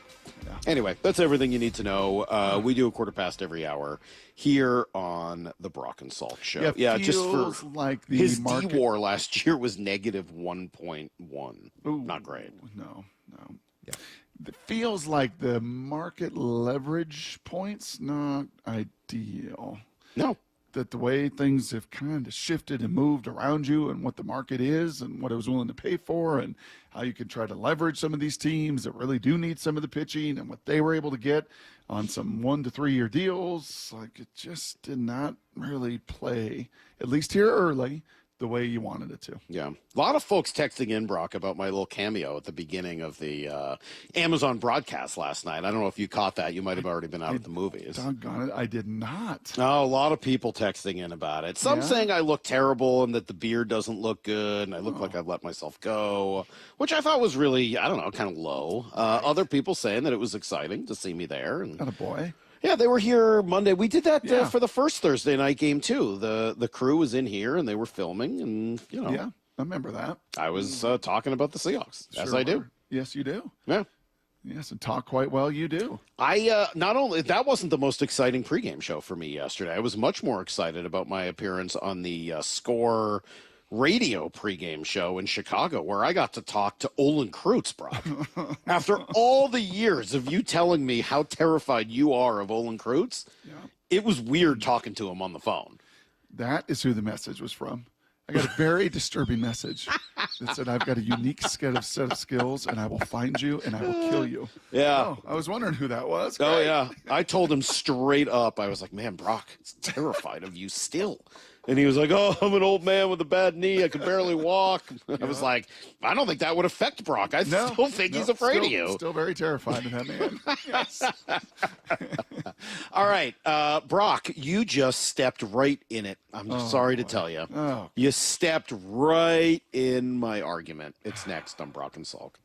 The Mike McDonald Show. The first word from the Seahawks head coach this morning at 9:30. This is not as consistent as we want right now, but when we talk about December football, it's complementary. You know, we use terms like 12 as one, but that's really what it looks like, and that's why we have those terms. That's why we've talked about those things throughout the entire year, and that's what we're chasing, that vision of how we want to play. But it's a rugged, it's a physicality, it's a togetherness. Hear exclusive reaction to yesterday's game only on Seattle Sports. It's the Mike McDonald Show coming up at 9:30.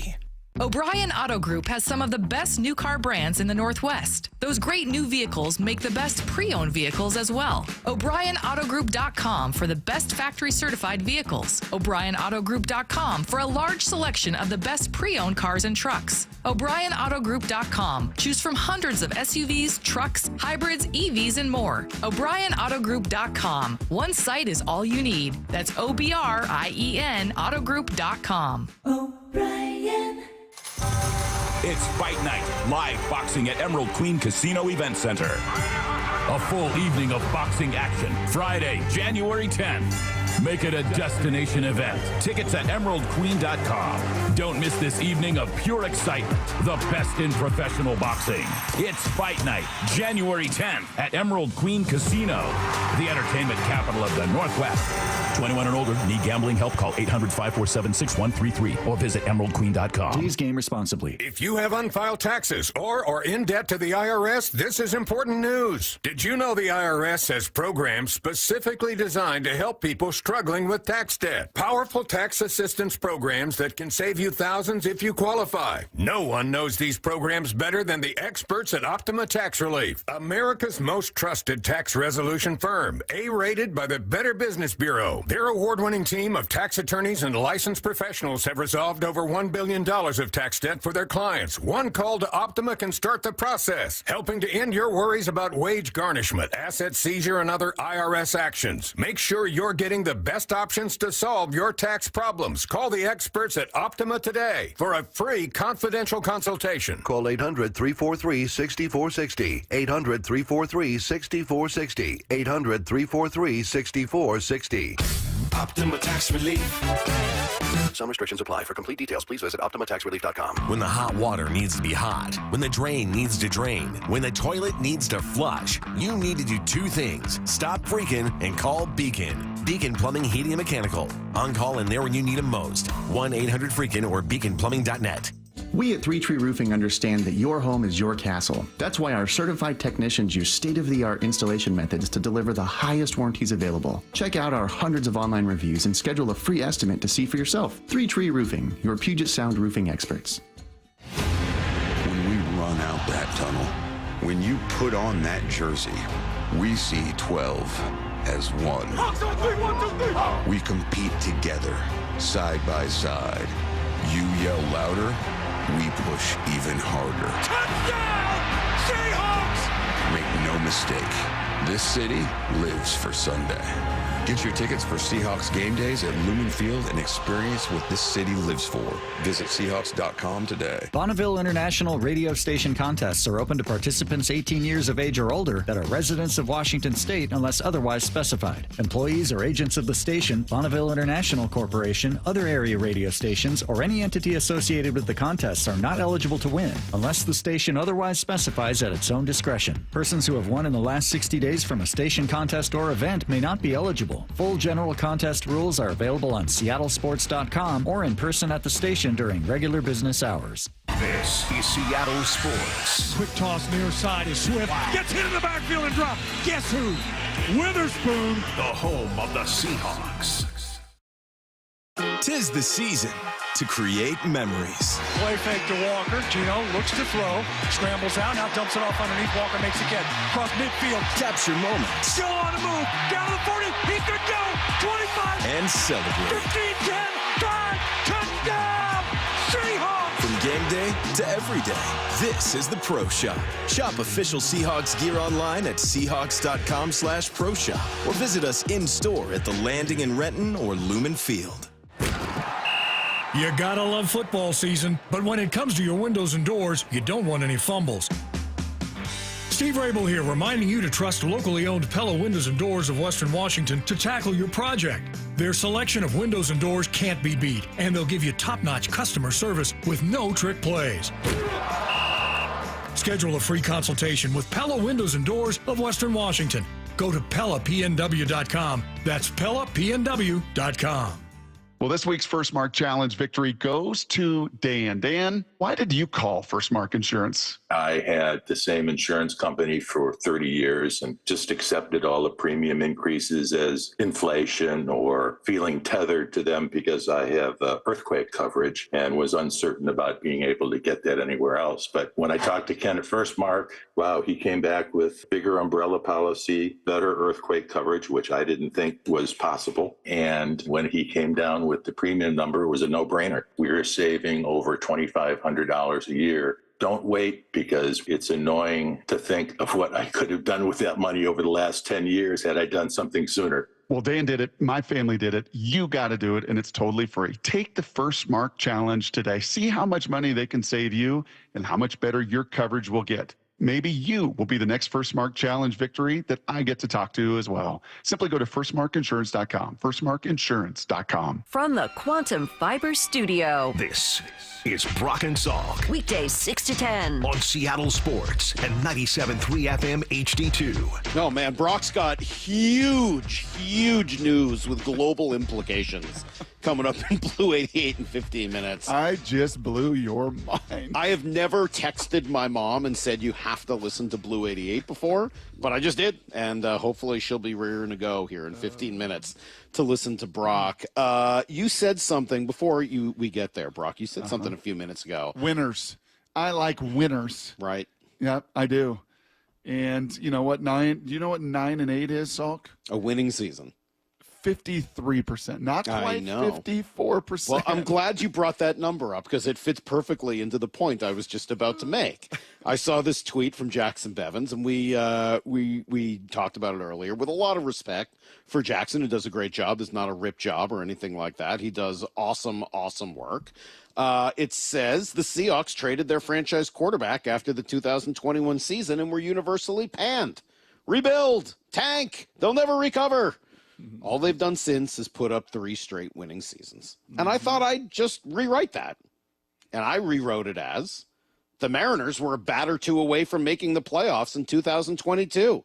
And when they didn't sign big-name free agents people wanted, they were panned. Cheap. They'll miss their window. All they've done since is put up 2 straight winning seasons, winning 88 and 85 games. Yep.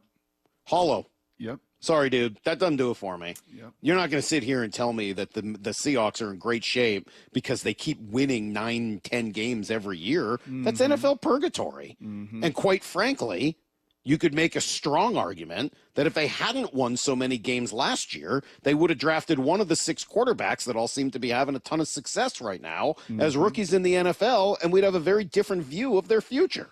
Yep. So I'm sorry, man. I understand there's value to that, but that's real hard for me. I totally get it. I totally get it. And this is where maybe the two sports, and there is alignment right there on Royal Brougham. I think both organizations, one gets panned for it because one's never been to a World Series. One doesn't have a salary cap to have to worry about. They've got their own self-induced budget, which is a real thing for Chris Larson. And I fully recognize all of that. But the counter to it is that you are better off being right around the edge of the playoffs every year in baseball than you are in football. You get in baseball with a sustainable 88 to 90-something win team every year, and you get an opportunity to win the World Series. Yeah, because you've seen the Arizona Diamondbacks here in recent memory. Yes. You get in as a 10-win wildcard team in the NFL, and you are at most going to win one game in the playoffs, and you're not sniffing the Super Bowl. Correct. So while there are certainly pros and cons, and this is not an exact analogy, the point being, I'm sorry, you're going to have a really hard time convincing me that that's some super positive thing in the NFL. It's not. Well, it is the modus operandi, I think, for John Schneider from above. I think both Paul Allen and to his sister Jody, I think this is a part of their DNA. We do not want to be a 2-win team or a 3-win team or a 4-win team. We are going to give you cash on hand and give you the opportunity with an amazing facility and hopefully re-sign your free agents, which they've been able to do. Guys that have been here want to be here. And, we don't want to put a product out there that looks like the dreck that you see around this league. Do not want to have December games with 2-win, 3-win teams. Want to have meaningful football in December. Each and every single year, and give yourself a chance, to get to the playoffs. And this year's a little different. This year you could not be a wild card team. This year, a domino falls the right way tomorrow night. You go down to L.A. and go 7-1 on the road. You're going to win the NFC West and host a playoff game. You are, but you're not going to be a Super Bowl contender. This defense is a Super Bowl contender. Yeah. But this offense isn't. Yep, this defense, especially in the second half of the season, with a couple of the right additions and moves they made, pretty bold moves to move on from both linebackers in season and go trade and make a trade. Totally agree. Right? And this offense isn't. And No, it's it's for not. a bunch of different reasons, and you got to see a few of them on display last night. One of them is the offensive coordinator, who is under fire. The other is the quarterback, who had one of his worst games last night. Let's start with Ryan Grubb. You said that these next 2 games were going to be awfully important for his future. I would say scoring 6 points in a game can't be good for that future. No, I would say 3 penalties. I would say, just the 1 turnover as it turned out, unfortunately. Kind of an unlucky one. Could have easily had 2 other ones that probably had a higher likelihood, frankly, of the sack fumble and thrown into double coverage. And unfortunately, Mr. Farrell getting held up and them ripping and tearing at the football. But, just the 1 giveaway.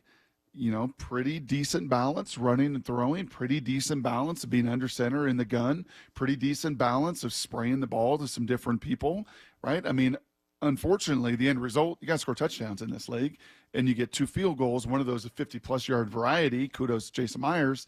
Yeah, that's not going to be a good game for your OC, no matter how you want to spin it. That's just not going to be – that's not a game that Ryan Grubb is flying home from Chicago last night going – yeah, did my part.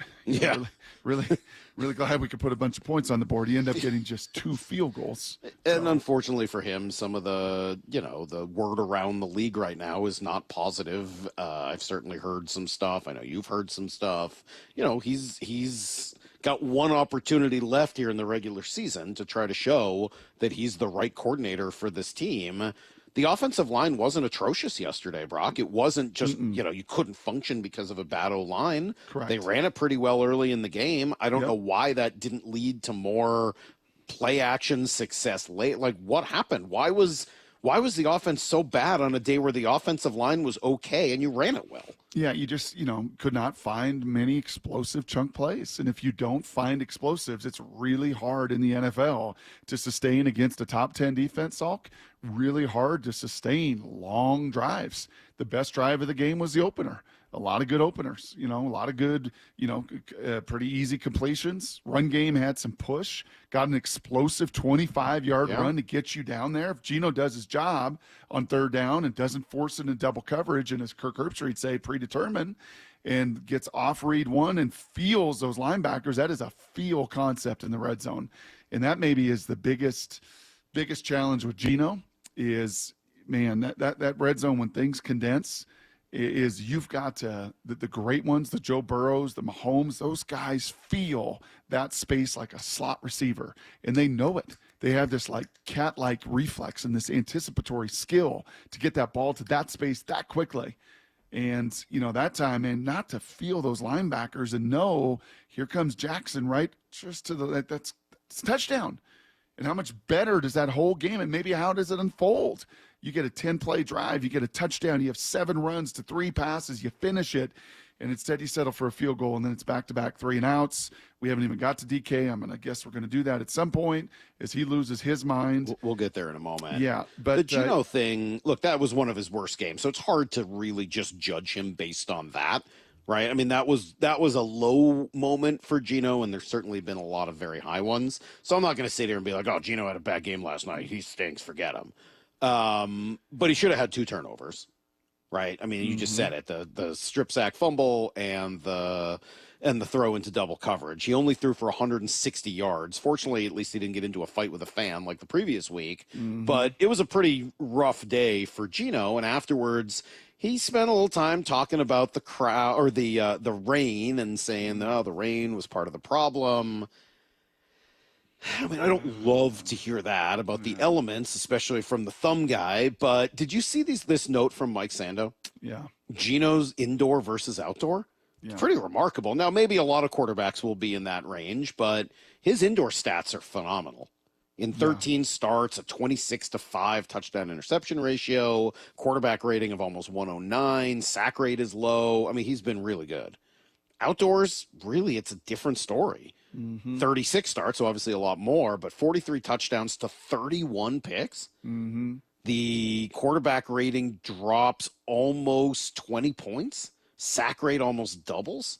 I mean, like those numbers are pretty significant. which is a little strange because actually he's not Brock Purdy or Kyler Murray. I would think for those guys whose hand size and arm talent and arm strength are more limited, that's not Geno. I don't see a guy that is, that's got a challenge pushing the ball and cutting the wind and the rain. Like, I think he throws a beautiful ball. It was just, a little bit off. Third down was a little bit off to JSN early. Again, has him, right? He felt, it's funny because you were hypercritical of the game versus Minnesota, Salk, because unfortunately of those 2 giveaways and the last one that, certainly had a part of number 14 on the other end of that one. This one, I felt that he was about as in between as he's been all year. Yeah, I said it was one of his worst games. Yeah, just do I scramble? Do I not scramble? Do I step up? Do I find my outlet? Now, there were still some third down conversions. There was still a nice explosive run that he gets you that ultimately I think helps lead to a field goal before halftime. But, in just his governor, right, maybe after that near pick and after that near fumble, you saw him really play it conservatively and really play it safe and say, I'm not going to give them anything, and I'll be willing to punt and trust this defense. So, yeah, I think his, when you talk about going a little bit conservative, I thought his decision-making and his governor was at an all-time high. Well, and maybe that made sense last night, as I said. I mean, your defense was so dominant, and Chicago had just no chance that as long as you kept punting to within their 20-yard line, correct, they weren't going to do anything. And make them drive the length of the field. They just didn't have that capability, and you, I think, still had more in your back pocket. So if you needed to do more, you could. Yes. But the result is a pretty ugly look on national TV once again. And it comes with this Bert Breer report. So let me play this for you after the game or during the game. Before the game? I don't know what time it was. I think it was right after the game. All right. After the game, we got this report from Albert Breer saying that there could be a longer-term relationship between the Seahawks and Geno Smith. The Seahawks love Geno Smith as a player, as a person, and while he has had some inconsistencies, the coaches do feel like they could have done more to help him from a scheme standpoint, both in the run game and in play action. That said, the exploding quarterback market does complicate his future. He's due $25 million in cash next year. There are now 9 quarterbacks making more than $50 million per year. And I'm told that Geno will be looking for a commitment from the organization this offseason. Meanwhile, I'd also expect the Seahawks to continue to look at their future. That's what they've always done at the position. Even when Russell Wilson was entrenched as the starter and still in his 20s, they did a deep dive into Patrick Mahomes in 17, deep dive into Josh Allen in 18, and I'd expect with Geno at 34 years old, again, regardless of what happens with the contract, they'll do it again in 2025. Okay, so the headline that came out of that, of course, is Seahawks interested in bringing back Geno Smith. Mm-hmm. To me, the headline there should be Geno Smith interested in a commitment from the Seahawks. Mm-hmm. What does that mean? Mm-hmm. Because that's really the story. Yep. Sure, of course they're interested in bringing him back on a bad year for quarterbacks and not a lot of other options. Yep. What does it mean that Geno Smith is looking for a commitment from the Right. team? Right. Yeah, and what exactly is that number, and how favorable could it be, Salk, with 1 year left on his current deal, to do one of these 2-year extensions? It actually lowers, some of that cap number. I know that also been floated around an awful lot, 25 in cash, but then there's going to be escalators and things that now he is very much within reach of hitting, especially if he can get to 10 wins, and even more so if you get to a playoff. What is a quote unquote commitment? What is the market, quote unquote, opportunities, right, out there? All pretty fascinating offseason storylines. And do you see a path to winning more than 9 or 10 games instead of being stuck in this, hey, we won 9, we're a winning team once again, versus can you get to 13, 14, 15 wins and really be in the conversation to win a Super Bowl? Let's ask some football questions. A little blue. This is Brock and Salk's Blue 88. Blue 88! Blue 88! We take you to the field as Brock Ewart breaks down 3 football questions as only he can. Now here's your hosts, Brock Heward and Mike Saul. All right, Brock, you talked about Ryan Grubb leading up to the game yesterday. What was the best part, worst part of his scheme last night? Yeah, how about a little good, bad, and ugly? I thought the good was the commitment to the run game. The good was we're going to pound this football 25 times, and we're going to, be willing to run it even on third down. Ultimately, unfortunately, got stuffed. Olu was a little bit lost in space on that run play, not being able to pick up some movement. But there was a commitment to it. We're not going to get away from it. We're not going to just trust Jackson and DK and getting gun and spread all the time and empty. We'll continue to season that in, and they did a bunch. The other good was Noah Fant. Noah Fant played like a man possessed. I'm sure we'll get to that in takeaways as well, but really nice to see some of the concepts with him, a little Y middle screen, a little Y delay, and to see him activated. So the good was the consistent commitment to the run game over 4 quarters with both under center run, in the gun run, outside zone, inside zone, some pin and pull concepts, really trying to kind of empty the whole arsenal when it came to the run game. The bad, the frustrating for me, and Mike McDonald, last Monday talked about these run pass numbers and how they could get skewed.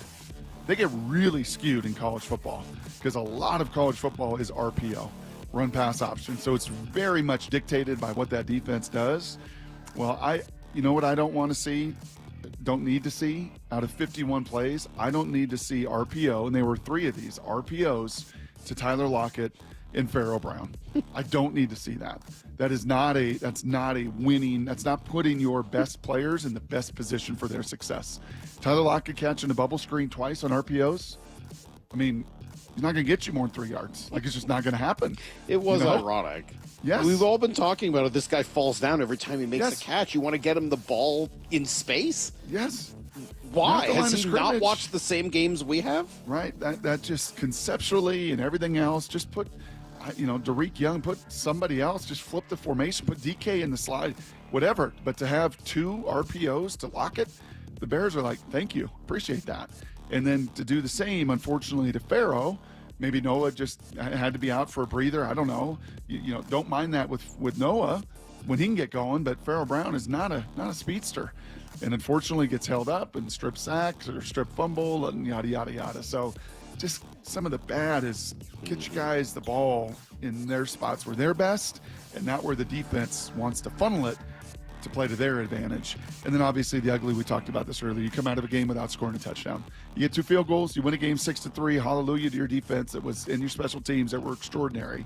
But you got to find a way to finish drives. Been a problem, really, been a problem for a majority of the season is finishing these drives. The ball moves, but finishing these drives and finishing with touchdowns not happened consistently enough. All right, question number 2.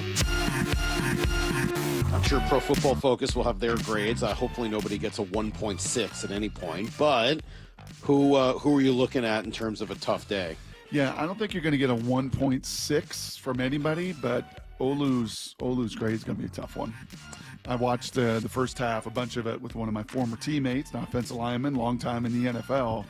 And, kind of his point on these replays, time or two, is like, man, you have got to see that stunt coming. You got to see that movement coming. You got to look at that pre-snap alignment and know your assignment, with what's coming out of that. And too many times they're just catching these stunts and almost like confused by the TE movement and the pressures and the linebackers running through. Like, don't ever be surprised until you really stop that. You're going to keep getting doses of it.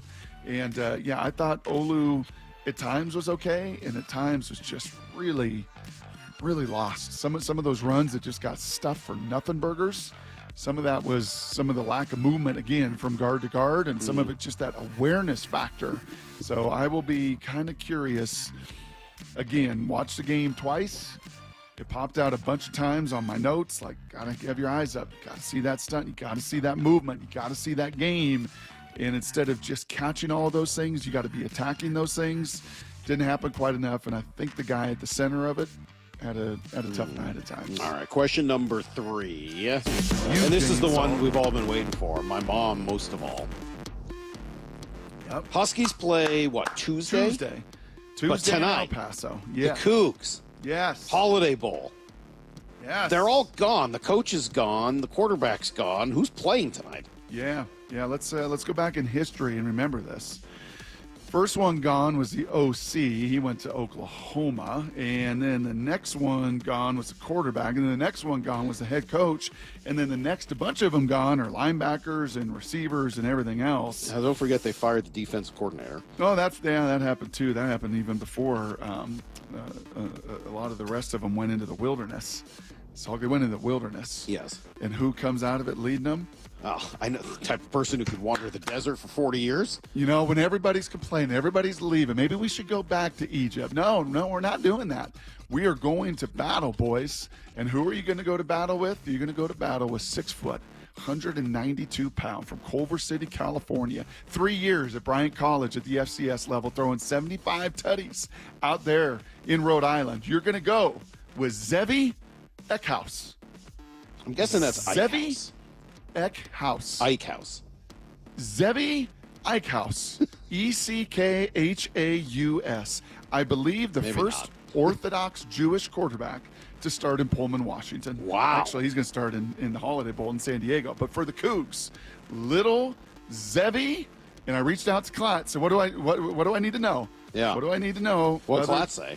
He said, don't know much, but we know his teammates love him. Really good player at Bryant for 3 years, started for 3 years. Sure. Cougs might have a hard time stopping Syracuse. So Zevi, the first, I believe, I'm going on the record, the first Orthodox Jewish quarterback to start a game at Wazoo is going to have to lead them to a lot of points because their defense is So you said that game's tonight? Syracuse. That is tonight, Salt. It's not. 5 o'clock. Is it after sundown? It's Shabbat. They're not supposed to be out there. I mean, what are we talking about here? I don't know. He can't play tonight. I'm going to have to do a little more research on this. That's today's Blue 88. Zevi. I like it. You and Lyle are rooting for Zevi. Absolutely. And when you think Orthodox Jewish quarterback, you think Pullman, Washington. What? Yeah. You think Gardner Minshew. You think Ryan Leaf. You think the throwing Samoan.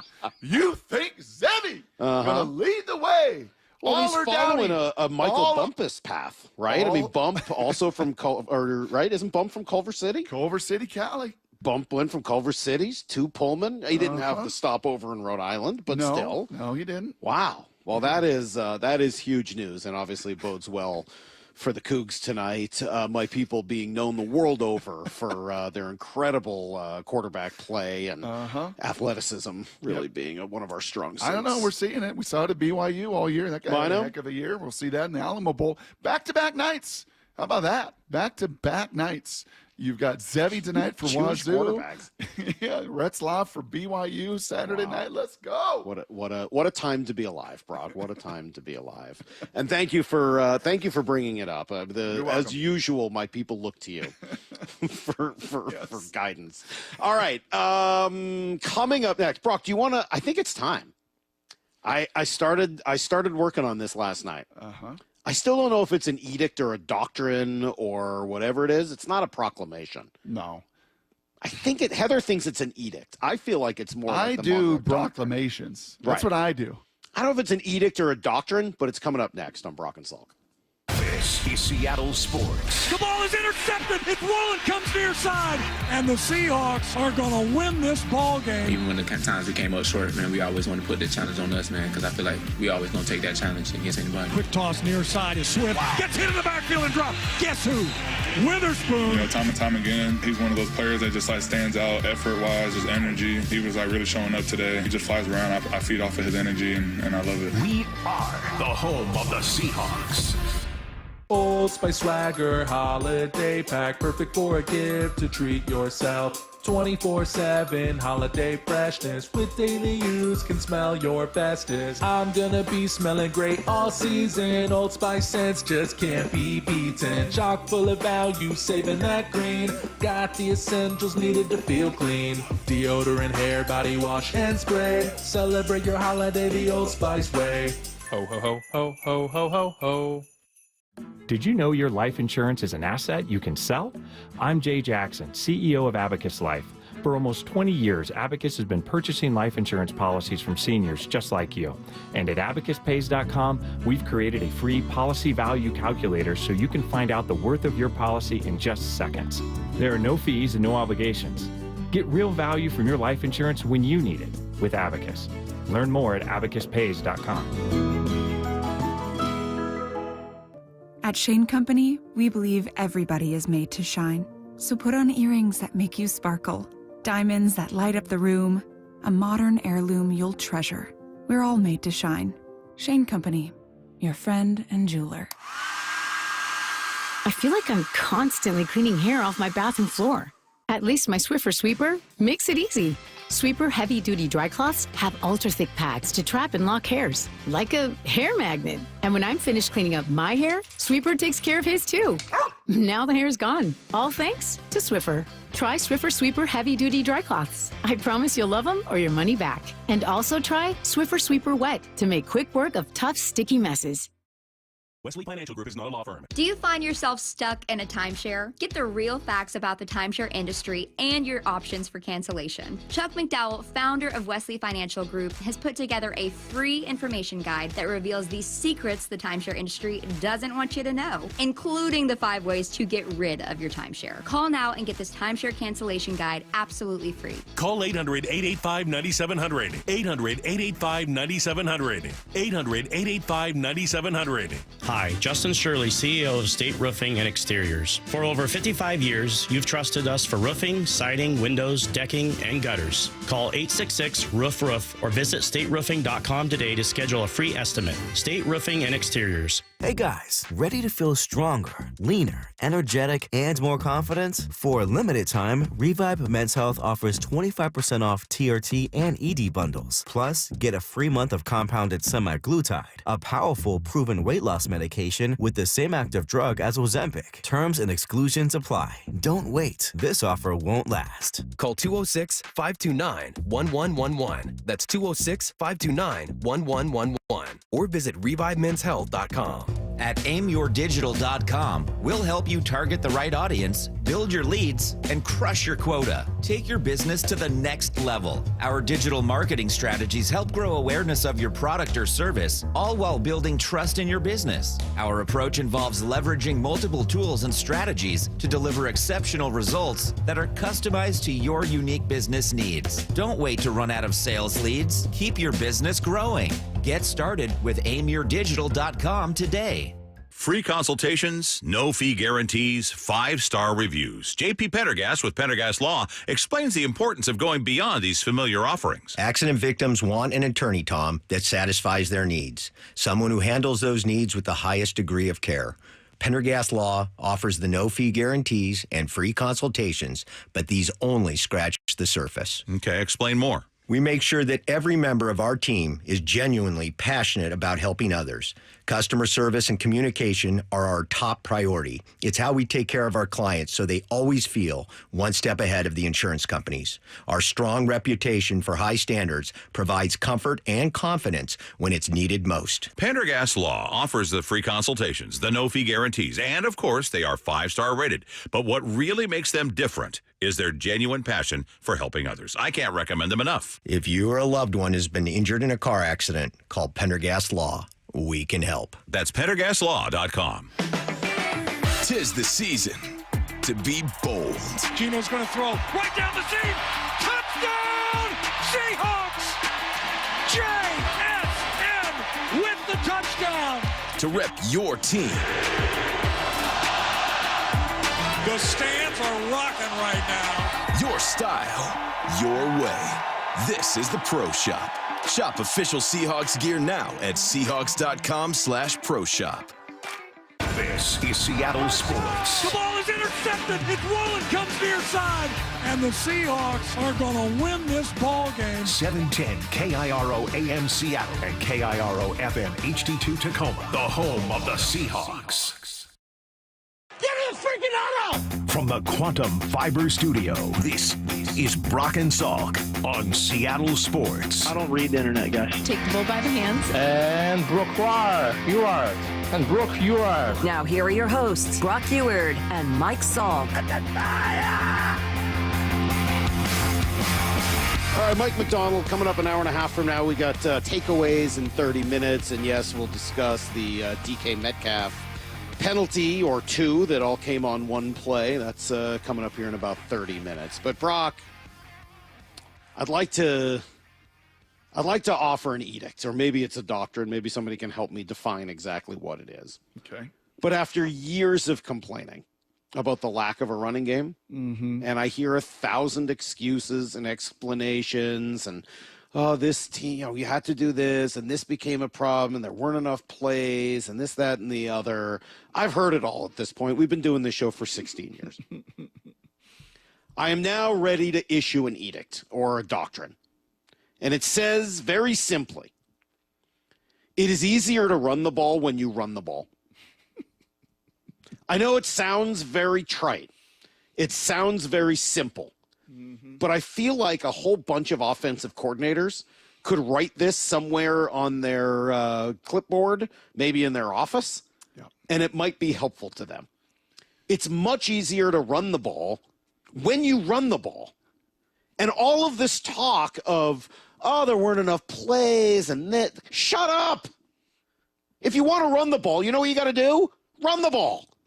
If you want to run the ball, you have to run the ball. It's really that simple. And I know people kind of...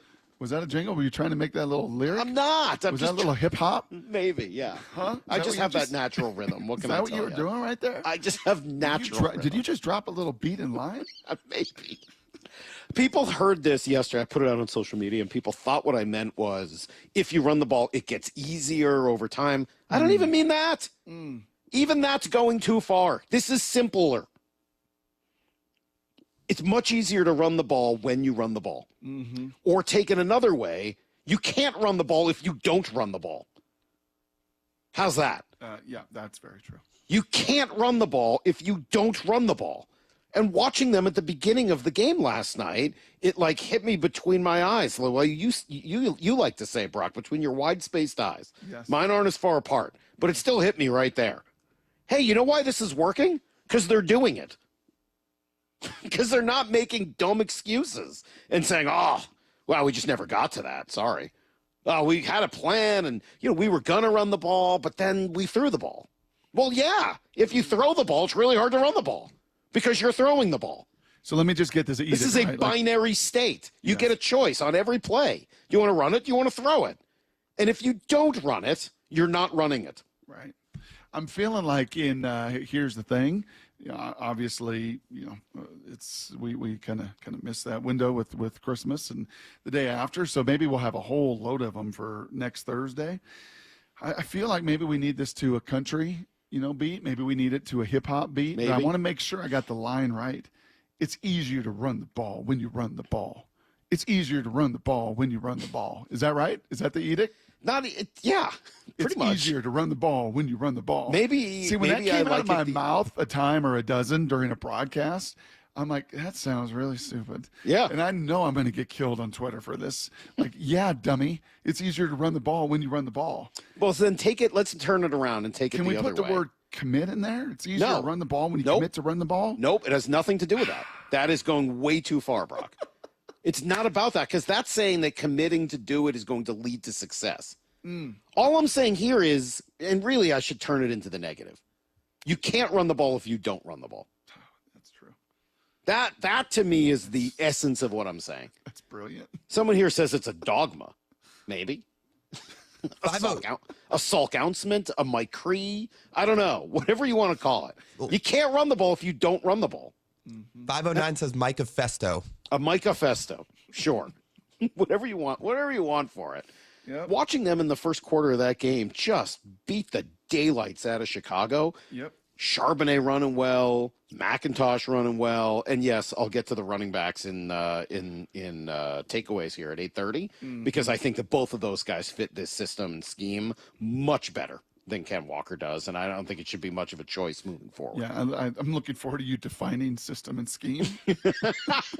I'm really looking forward to that. So that part of the edict. Brock, you can't run the ball if you don't run the ball. It's true. And after years of hearing the excuses, I'm just done with it. Yep. Honestly, I'm just done hearing the excuses. If you would have been, let's see, I had Colorado 4 times. So it was either in Kansas City for the finale, or I believe it was in Lubbock. Yeah, I think it was in Lubbock for game 3. You would have so loved and at the same point simultaneously vomited in your mouth, sitting down with Pat Shurmur. Pat Shurmur is the OC of Colorado. Pat Shurmur, I played his beloved dad, Fritz Shurmur, renowned defensive coordinator that we lost actually when he came to Seattle, the move from Green Bay to Seattle. He passed away. So I never got to be around him. I was going to be in my rookie year, but we lost him. Pat was a great offensive center at Michigan State, tough sucker, man. Just really, he's had a couple head coaching jobs right in Cleveland and with the Giants. Was an OC forever. And I remember sitting with him in Lubbock and talking about what he was doing in Colorado and how much it just lit up his football passion. That after being a little bit soured in the NFL and being let go and burned and everything else, and to come to the college game and all this RPO and all this pass and all this fun. I said, okay, Pat, so if you got another shot in the NFL, what would you do with this couple years here in Colorado, this infusion of joy and passion and X's and O's and all the spread and everything he did? He's like, oh, I'd throw it. I mean, I would throw it. Why would you ever run it? It takes 5 runs in the NFL at 4 yards a pop to get one of these plays. So why, if I get back to the league, you're going to see me spread it and throw it. And I was like, oh. And right therein is the catnip for most play callers at the NFL level. I don't care. Why would I beat my head against the wall and try to run for 2 yards and 1 yard and 4 yards and 3 yards and make it so hard, Salk, when I can just spread it? Then and stop throw that in cut talking about it. Then stop talking about it. I respect the greatest show on turf. I respect when people say, I want to spread it out and run a spread offense and throw it all over the map. Okay. Get the right quarterback, get the right, receivers for it, and do that. That's fine. I have no problems with that. That's an offensive philosophy. Just stop telling me you want to run the ball and then not doing it. Yeah. If you want to run the ball, you know what you have to do? Run the ball. Yep. You have to hand it off in order for it to be a running play. You know what was great about last night, Saul? You know, it was really beneficial to 25 runs. And even though it was just, 125 yards or so, it wasn't like, earth-shattering numbers, 25 for 122, 4.9 a pop, aided by Geno's scramble. That certainly helped, right? In the second half, those numbers dipped precipitously from the first half. You're averaging over 6 yards a carry. But you know what really helped last night? There was not a hold. Yep. There was not a big negative play. You had 3 penalties on the night for 25 yards. 2 of them were false starts, one on Abe Lucas, kind of chintzy, one on illegal motion, and then obviously DK's, I don't even know what that was, punch, headbutt, Mortal Kombat moves. That was it. You did not have a holding call to set back that run game, and I think that played a role. It committed to certainly did. Continuing but you also to try came to out find and balance. just started doing it. Yes. And it looked good. 7 out Charbonnet of looked 10. good. Kenny 7 out of McIntosh your first 10 plays. Yeah. Loved it. And then explain this one to me, Brock. Yeah. You get down there inside the red zone after just knocking them over with the running game. Yeah, 3rd and 3. 3rd and 3 at the 9-yard Why line. on 3rd and 3, Empty. Brock, would you go empty? 3rd and 3 empty, Saul. Can Spread you it help out. me understand? Because you try to simplify. You try to make it a little bit. No, I'm just telling you. No, Brock, don't. Don't you dare tell me. Try to help me understand, and I try to help you understand. Don't and actually. You don't me. Why don't you just say what you should say when I say, can you help me understand? Don't me, bro. Don't me. What you should say is, no, Michael, I can't help you understand because it's foolish. Don't tase me, bro. And don't me, bro. Isn't the whole point of being able to run it like that to get into 3rd and 3, 7 and line 9 up under center, or at the very least with a running back in the backfield and threaten them that you could either run or pass in that situation? Yeah. Why would you help them out by going empty? Yeah. What are you doing? It was like when the Seahawks called timeout at the end of the game when the Bears were in shotgun on 4th and inches. Don't call timeout. Let them run their stupid play. No, call timeout. So then they're going to motion and remotion, and Curran's going to jump off sides. I don't even know what to say about all that. That was a disaster. But if you're going to spend all that time running it down their throat, don't get into 3rd and short and then go empty. That's right. I just, for the life of me, don't understand that at all. All right. That's my edict, Brock. Okay. The edict is simple. You can't run the ball if you don't run the ball. There we go. And I'm going to be sticking to that for the rest of our time together. Why don't you share that with Mike in an hour and 20? I'm sure he'll love it. I'm sure he'll love that. I'm sure it'll go really well. All right. Coming up next, we'll give you guys everything you need to know, takeaways to come. It's Brock and Salk on Seattle Sports on 710. The Mike McDonald Show. The first word from the Seahawks head coach this morning at 9:30. It's just not as consistent as we want right now, but when we talk about December football, it's complementary. You know, we use terms like 12 as 1, but that's really what it looks like, and that's why we have those terms. That's why we've talked about those things throughout the entire year, and that's what we're chasing, that vision of how we want to play. But it's a rugged, it's a physicality, it's a togetherness. Hear exclusive reaction to yesterday's game only on Seattle Sports. It's the Mike McDonald Show coming up at 9:30. Old Spice Swagger Holiday Pack, perfect for a gift to treat yourself. 24/7 holiday freshness with daily use can smell your bestest. I'm gonna be smelling great all season. Old Spice scents just can't be beaten. Chock full of value, saving that green. Got the essentials needed to feel clean. Deodorant, hair, body wash, and spray. Celebrate your holiday the Old Spice way. Ho ho ho ho ho ho ho ho. Okay, I have to tell you, I was just looking on eBay where I go for all kinds of things I love, and there it was. That hologram trading card. One of the rarest, the last one I needed for my set. Shiny like the designer handbag of my dreams. One of a kind. eBay had it, and now everyone's asking, ooh, where'd you get your windshield wipers? eBay has all the parts that fit my car. No more annoying, just beautiful Whatever you love, find it on eBay. eBay. Things people love. Want a simple New Year's resolution that's guaranteed to succeed? I'm talking about doing what I did and reversing that clock on hair loss. The same quick, simple one-day hair loss treatment I received from Advanced Hair begins regrowing your own natural hair the very next day, and it's even guaranteed to grow for life. You decide how much and where, and Advanced Hair does the rest. I'm speaking from personal experience. The results have been truly life-changing, and Advanced Hair has helped tens of thousands of folks just like you and me. It's why world-class Dr. Perungo and Advanced Hair are the winners of the 425 Business of the Year. So celebrate this new year with a fuller head of hair and get 250 free hair grafts and $250 off. Schedule your free consultation at 425-449-8185. See what meeting your New Year's resolution could look like with the before and afters at advancedhair.com. 425-449-8185 or advancedhair.com. Hey, do you like spending extra money? Who doesn't, right? No, nobody does, and especially when it's on something like your utility bills, right? If those are noticeably higher in the winter or your home feels drafty, it could be because your attic and crawl space aren't properly insulated. It's Mike Salk here, and utility companies have special incentives to help with the cost of having your home properly insulated, including a once-in-a-lifetime rebate from Puget Sound Energy. So if you're a PSC customer and your home was built before 1990, you may qualify to receive a rebate on up to 95% of the cost to properly insulate your crawl space and attic. Yeah, they'll cover up to 95% of the cost. So don't wait. Take advantage of an incredible rebate today. Call Crawl Pros and learn what's going on behind that crawl space and attic hatch for free, and also what energy rebates you're eligible for. These guys are great. Did an awesome job at my house. So if you're worried about critters, mold, water damage, insulation issues, or anything else related to your crawl space or attic, schedule a free corner-to-corner inspection at crawlpros.com. This is Chris Davis with the Davis Law Group. Did you know that a pedestrian does not have to be crossing the street on a marked crosswalk to have a successful legal claim against the driver? Pedestrians can even be partially at fault for a collision and still have a valuable claim. Call us today for a free consultation or get my free book on pedestrian accident law at WashingtonAccidentBooks.com. That's Davis Law Group, better service and even better results.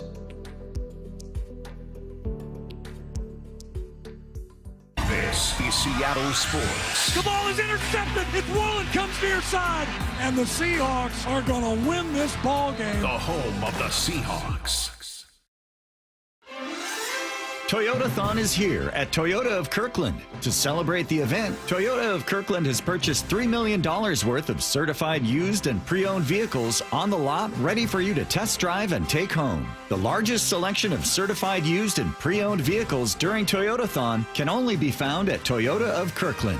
Visit the wonderful team and beautiful showroom at Toyota of Kirkland today or online at toyotaofkirkland.com. I'm attorney Rob Iddens, proud Marine Corps veteran and owner of Warrior Injury Law. I'm a fifth-generation Pacific Northwesterner, graduated from UW and Seattle U School of Law. At Warrior Injury Law, we have years of experience in the trenches, fighting insurance companies for the people of Washington, my people. If you've been injured, you need a lawyer that is tough, confident, and battle-tested. Call us at 253-WARRIOR for your free case review. Warrior Injury Law, battle-tested. Well, this is pretty fun for me. Normally, Shannon O'Kelly and I are talking physical therapy, but today we are talking First Mark Insurance. You made the call to First Mark. You took the challenge. Why? Brock, I was looking for a local agency that I could align with similar values, and they've helped us here at IRG. They shop different plans. They find the best plan for you, the best price, the best coverage, great customer service, and great connectivity. Did they save you any money along the way? Absolutely, they saved us money. Obviously, here at IRG, I have several needs in the insurance industry, and they look at those needs A to Z, and they find out what kind of coverage you need, what is the best coverage, at what cost, and they're always looking to save money. And again, it's all about providing my company, IRG, great customer service. Well, Shannon and IRG, they took the challenge. Molly and I, we took the challenge. Are you confident that your business is getting the very best when it comes to your insurance needs? If not, take the First Mark Challenge today, and it's totally free. Just go to firstmarkinsurance.com, your teammate that goes to work for you. Firstmarkinsurance.com. Need to know. 15 minutes past every hour with Brock and Salk. Here's what you need to know. Up first. The Seahawks have played the last two 6-3 games in the NFL. I don't know if that's something you want to be proud of. Didn't they also have, what was the game in Phoenix? Was that 6-6? Lyle, you were there. That was the one game in my 4 years at school I wasn't at, thank goodness, but yes, it was 6-6. 6-6. So they've played in our time together, Brock. 2 6-3 games and a 6-6 game. As I said, man, Pete Carroll was in the news. He was in the headlines. And somewhere out there on Hunts Point, he was sipping some wine saying, this is one of the most beautiful NFL games you could ever watch. I loved every second of it. I got to text Pete today and see what he was thinking about that as he watched it last night. Regardless, the Seahawks came away winners, and really because of their defense. I mean, we can talk about how the offense was ugly, and it was, but their defense was tremendous, just constantly torturing Caleb Williams. Here's Jaron Reed getting in the action. Third down. They're going to actually say third down a little less than 10. Roma Dunze slots on the left side. Williams looks this way, being chased. Now he goes down. Back at the 25-yard line. Jaron Reed has the belly roll celebration, and that's the third sack of the game for the Seahawks. Yeah, it wasn't quite the Mebane belly roll thing. It was closer to the Mike Bennett one. Yeah, it was kind of between those two, right? I guess afterwards he had called Bennett and asked him for permission. And how many pumps? Just 2. Just 2. Always Three's keep it fine. to 2 pumps. Yes, 3, you get in trouble. 2 pumps, you're okay. Yeah. It was a heck of a game for the defense in general. Cut 5, Mike McDonald. Pretty impressed with what that group did in terms of pressuring the quarterback. Well, yeah, I think, I've always said it's a function of rush and coverage. So in order to sack him, he's got to have the ball. So some sacks were clean, where you win, and and this is a hard quarterback to get on the ground as well. So that's good. And then some of them are, hey, we do a great job on the back end, making him progress through, and now you can buy an extra click in your rush. So it'd be fun to watch the tape and show them why those happened. That we're able to create those passing situations on first down, and those are all team stats, man. So I'm excited for the guys that got the sacks, but it'll be fun to show them why, and who set them up. Yeah, Caleb Williams, because of those 7 sacks last night, saw 16 of 28 for 76 yards, a pick, and a QB rating of 53 and a QBR of 20. And honestly, he didn't even look that bad. No. I mean, he had a couple of bad throws, there's no doubt, and he's a rookie kind of finding his way. He had a couple of, oh my God, moments, too. I mean, on that final, he had 2 or 3 at the end of that game. We were like, man, that if he could turn that into something, he could really be impressive. Yeah, they had the 2 touchdowns in the game, both called back. One for a hold on an absolutely extraordinary throw. He's a dead sprint to his left. He's got Seahawks chasing him full speed. He doesn't even slow down. He just kind of flips his hips and threw an absolute laser to Rollins. But it was also definitely a hold. It was definitely a hold on Mr. Curran, yes.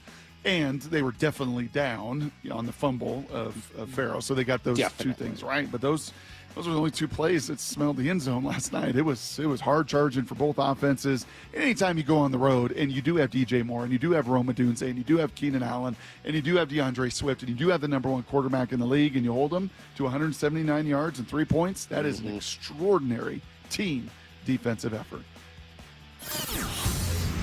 Here's the second thing you need to know. In terms of playoff positioning, it doesn't do a whole lot, at least for your hopes to make the playoffs. Not nothing, but not a ton. The clean path is still for the Cardinals to beat the Rams and then for the Seahawks to beat the Rams. That is the easiest, cleanest way for the Seahawks to get in. If the Cardinals lose tomorrow night in L.A., man, it gets really complicated. You need a whole bunch of strength of victory teams that you've beat, you need to win, and teams that the Rams have beaten, you need to lose. So it gets a lot more complicated. What would be nice is if the Cardinals were to just go to LA and win.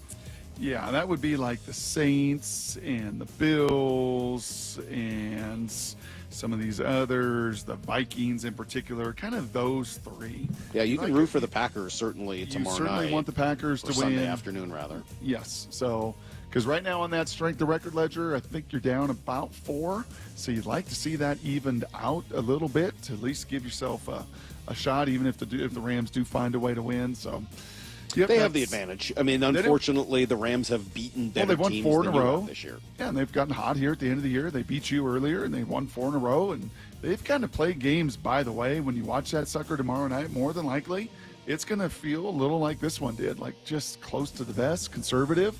And McVay believing he and Stafford and Kyron Williams will find a way in the fourth quarter to get it done. He's probably right, because the other team usually finds a way to not get it right late in the fourth quarter. Here's the third thing you need to know. Just a little baseball thrown in today on a Friday. Luis Castillo rumors out there, John Heyman saying on Thursday afternoon that the Mariners have been frustrated with the deals they've been hearing lately for Luis Castillo. This blows my mind. I have to imagine this is some silly Heyman report that doesn't mean much. Like, the whole point of the Luis Castillo thing is that you don't need to trade him. That there are other options you have to try to build your team this offseason and make it better. And if you could keep your rotation intact and find ways to get better, that would be options A through Y. Jerry DiPoto said trading a starter is option Z. If it's option Z, why would you bother to be frustrated with what you're hearing? Because you believe, Salk, that pitching and that dominant pitching and that, generational rotation should have tremendous value. It should bring back a tremendous bat. And I think the other 4 guys in that rotation do have tremendous value if you're looking to make a deal, which is why from the beginning I've said if you are going to trade a pitcher, for me it would be George Kirby to try to get back what you actually want in a deal. The reason that they're talking about Luis Castillo is because of the money he's owed. Correct. And that, to me, is where this gets ridiculous. There's also a report from Mark Feinsand that the Red Sox would have traded Tristan Casas to the Mariners if they had also taken on the contract of Masataka Yoshida. Again, sure seems like fairly reasonable deal if that was the direction you wanted to go. But now you've blown that. The Red Sox have gotten a couple of pitchers. The Cubs found their pitcher. Other teams have as well. So you're really just talking about the Orioles. Well, the Orioles aren't going to take on Luis Castillo's money. You don't think Katie Griggs will do that? I don't think Katie's going to have a single say in that. She won't do the Mariners a solid. I don't think she's got a say in that particular Katie, please. conversation. That's everything you need to know. Please, Quarter past every hour. Please help out these Brock and Salk show. Man, I got a lot of good takeaways. You got takeaways today? I got some takeaways. Do you have good ones? I got some good ones. I think I've got 3 or 4 of my best takeaways of the year. I think I got 2 really solid ones. Okay, good. One that was going to be right up your alley. You're going to be like, yes. And why didn't I ever think of that? Oh, I hate when that happens. All right, well, that's coming up next. Brock and Salk, Seattle Sports on 710. This is Seattle Sports. Looks this way, being chased. Now he goes down. Jaron Reed. It's a week-to-week league, and it's not always going to be sunshine and rainbows, man. Like, gutting out a 6-3 win feels just as good as, winning the game 44-41. Williams going to get hit. He goes down. Shannon Owosu. I mean, as a defense like ours, like where we love to compete with one another. We love to compete with the offense. When one side's lacking more than the other side picks it up. We are the home of the Seahawks. This is Cammie Michaels. 4 years ago, I was rear-ended in a terrible car accident. Little did I know that my biggest fight to cover my medical bills was with my own insurance company. Davis Law Group fought for me when I was unable to fight for myself. They got the results I hoped for.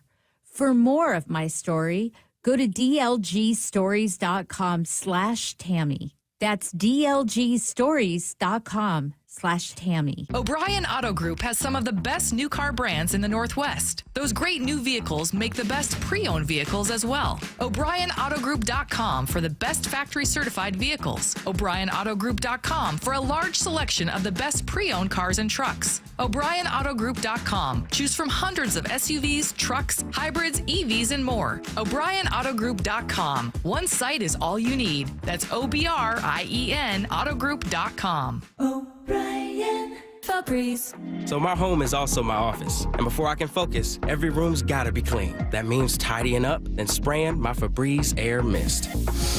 Ooh, that's fresh. Febreze Air Mist scents are all high quality. They fight any weird funk, and they give my air an instant boost of freshness. So not only does my home smell good, I feel good too.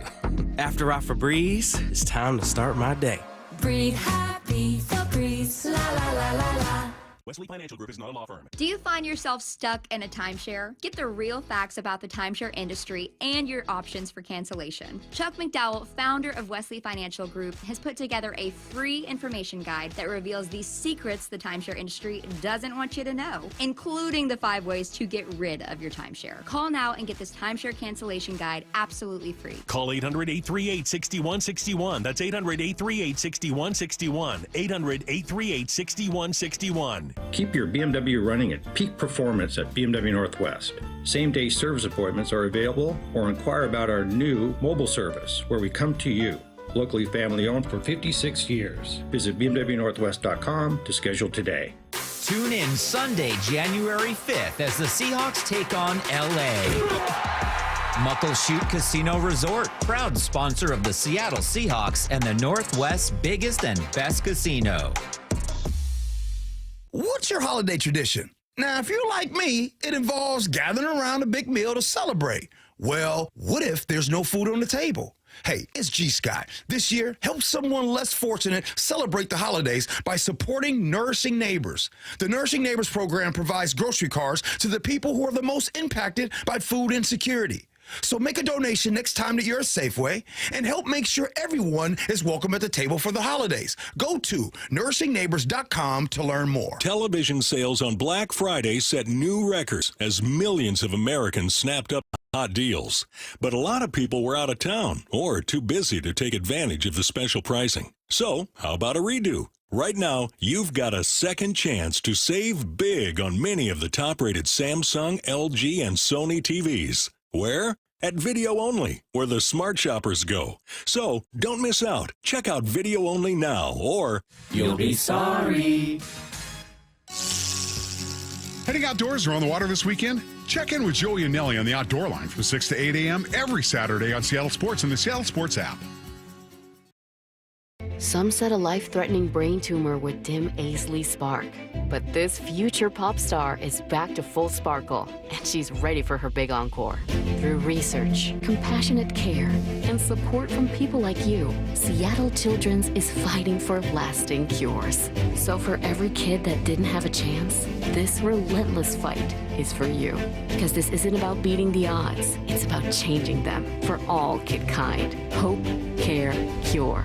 Seattle Children's. My wife and I always loved doing everything together. Jiu-jitsu, kayaking, and intimacy was always on point. It was around my early 30s when I noticed a downward trend. Watching a lot of TV, putting on weight, and just full of self-doubt. I had tried another men's clinic with disappointing results. It's the personalized treatment I receive at Revive Men's Health that has been the complete game changer for me. I've got my energy and motivation back. I'm feeling stronger than I did in my 20s, and it made me a much better husband to my wife. This is Dr. Andrew Allshouse of Revive Men's Health. If you're always feeling tired or moody, or your sleep is poor, you have low libido, you may be suffering from low testosterone. Book your free T-check and exam. Call Revive Men's Health Seattle at 206-529-1111. That's 206-529-1111. Or visit ReviveMen'sHealth.com.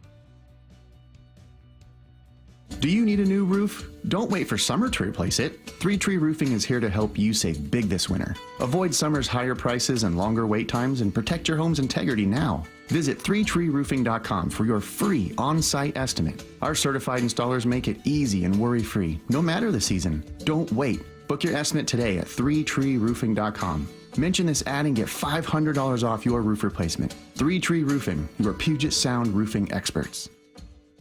From the Quantum Fiber Studio, you're listening to Brock and Salk. Weekdays 6 to 10. On Seattle Sports and 97.3 FM HD2. All right, Mike McDonald coming up an hour from now after a Seahawks win last night on Thursday Night Football. Ugly though it may have been, it was a win, and the defense played really, really well. So that should be interesting. Chat with him coming up in an hour.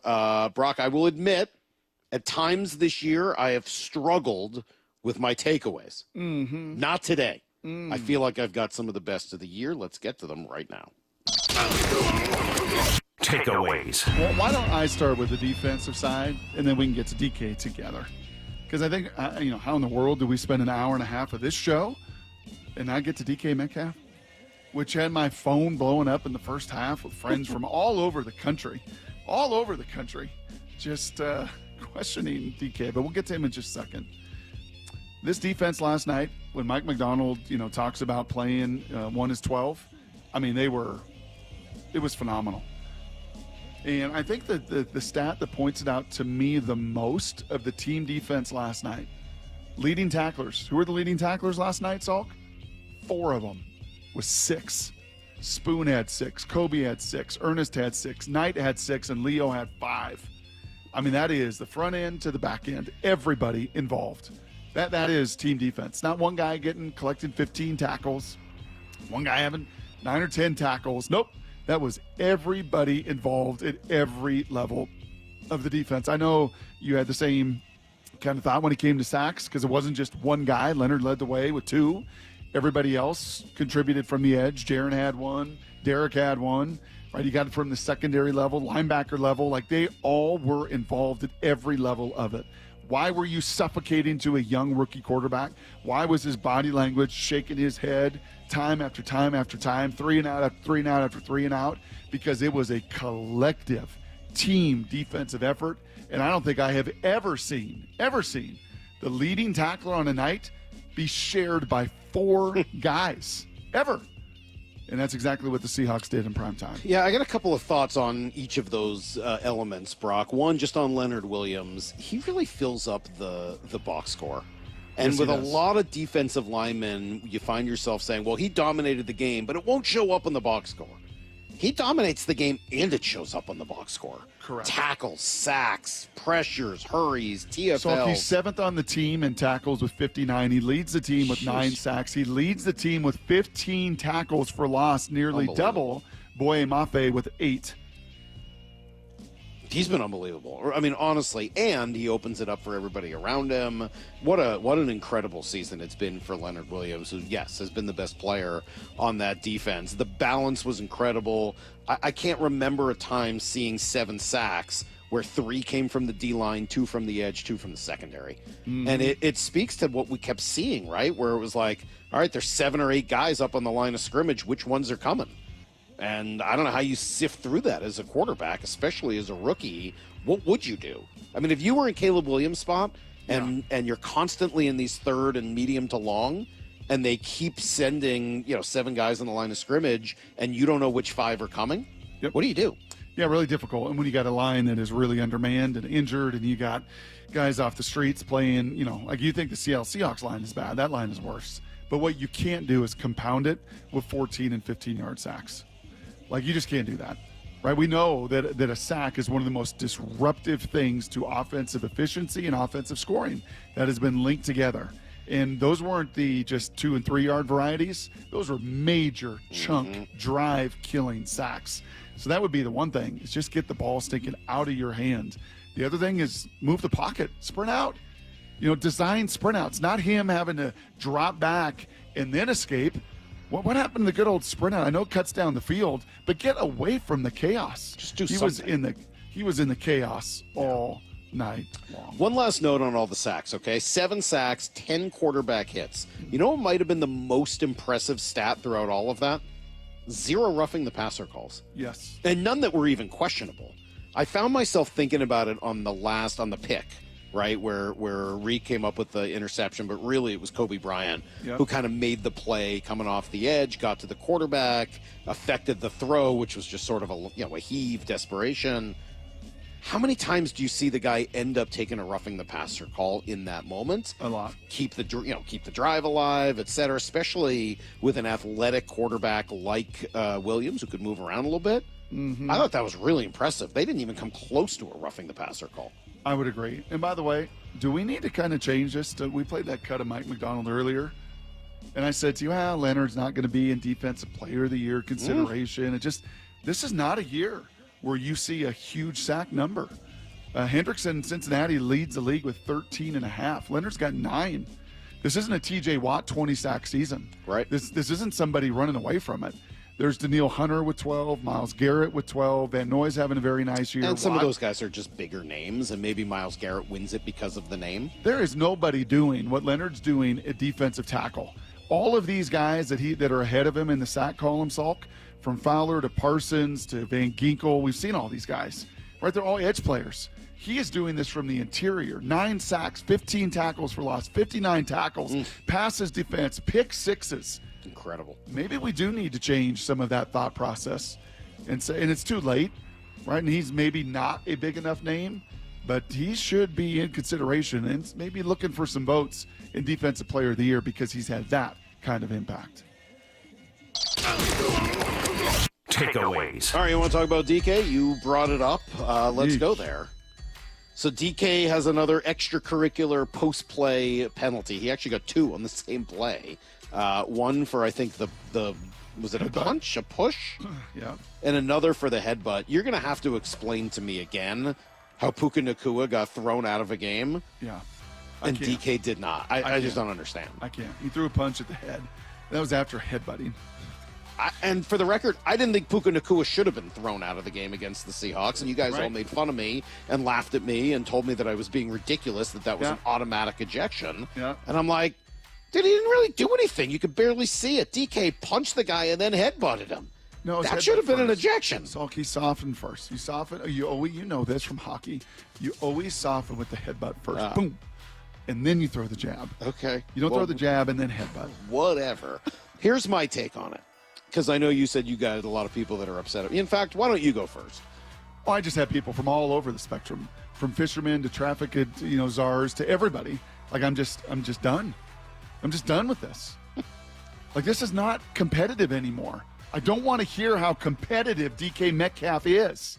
This is not competitive. When you hurt your team, this is selfish. It's selfish. And every team goats them. Every team, you know what you're going to get. They're all going to talk. They're all going to. Yes, is that the right word?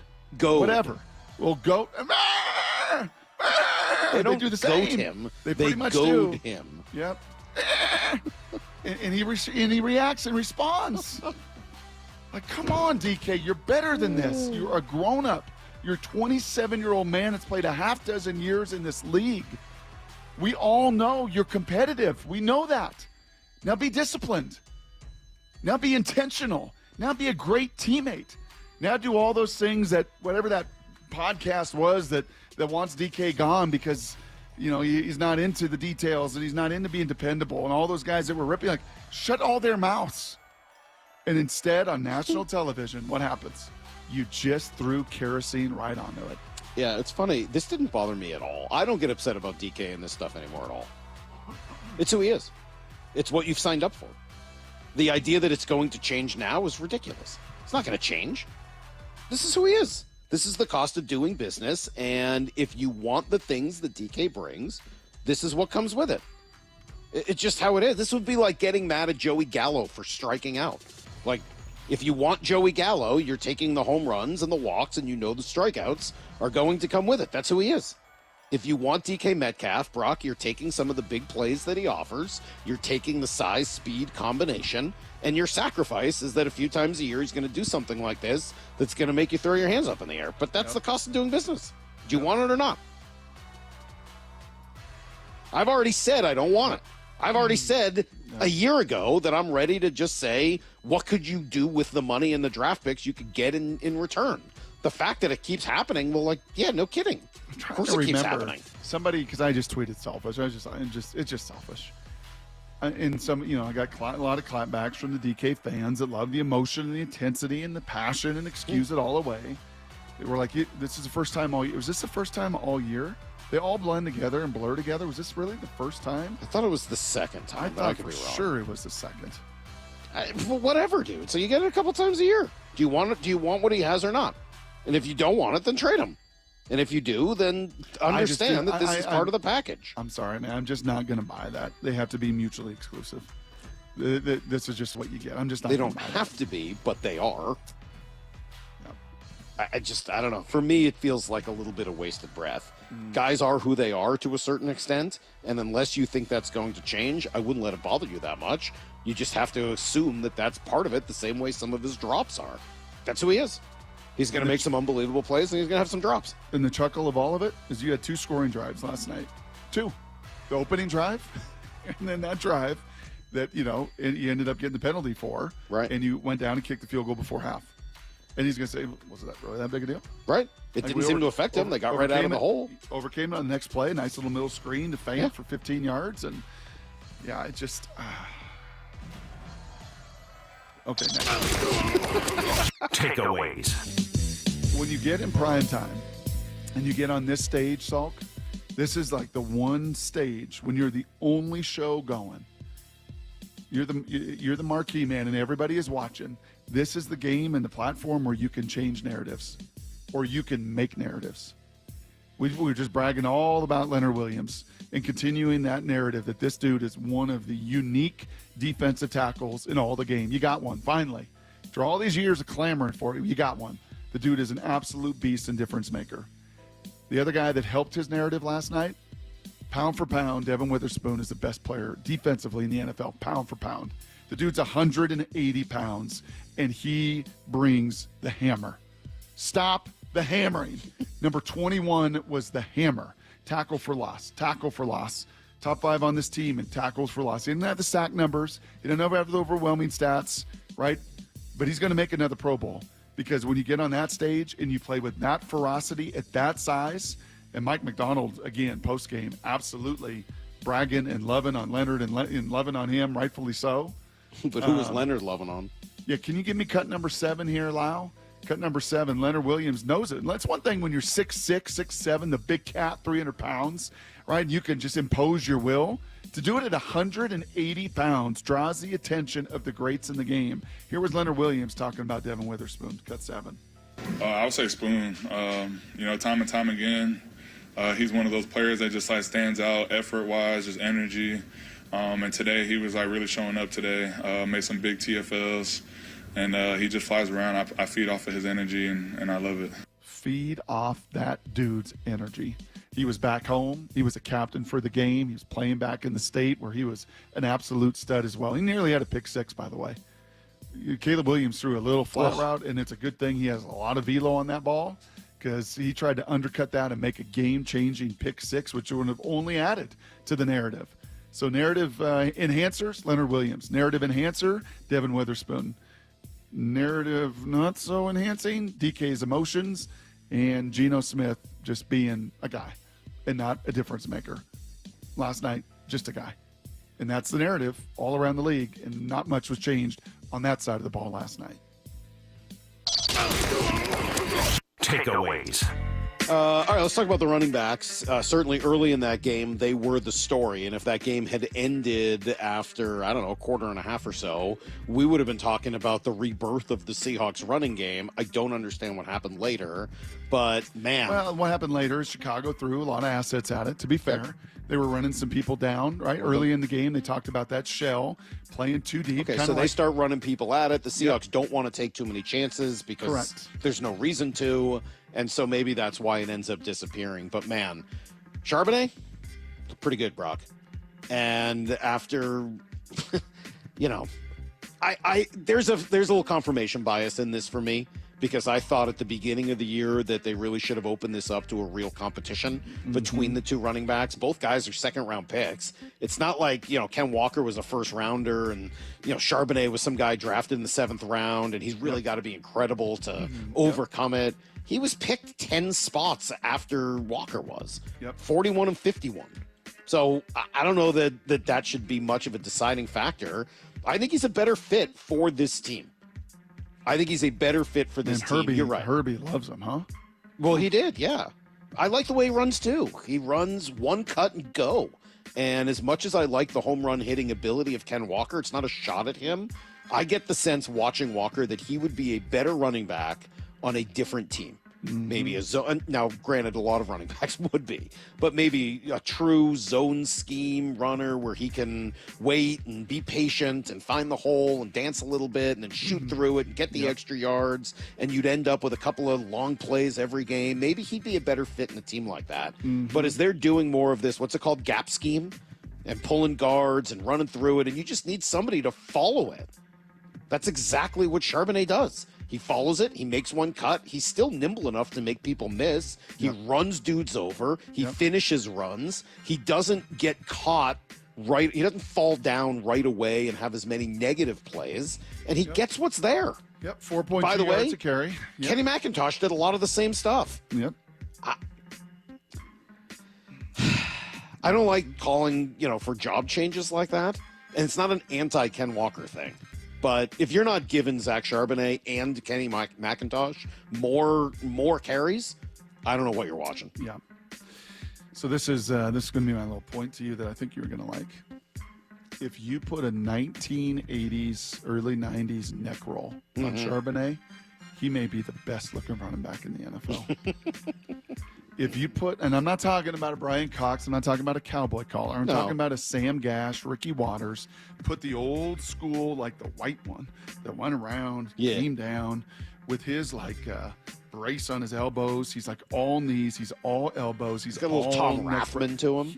Just, it would be, if you throw back to the 80s and 90s, Dickerson wore that neck roll.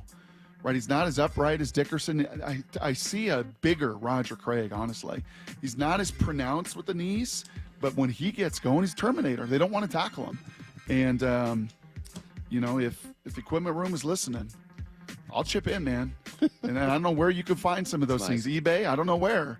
But you put that old 80s, 90s Eric Dickerson neck roll on Charbonnet, he would be the baddest of bad running back men in the NFL today. Takeaways. You buying that or no? Yeah, I'm buying it. I just want to see more of it. I do like the upright running style. Ferocious. You know what I like, Salt? How many years were me and Jake Heaps clamoring? Can I just get some disguise? Can I get some mix? Can I see some exotic blitzes? Can I see some different fronts? Can I just make life hard on a quarterback? How many years were we clamoring for that? Many. And last night, dude, is it the Nexus? Is it it was just the sweet spot of everything Mike McDonald.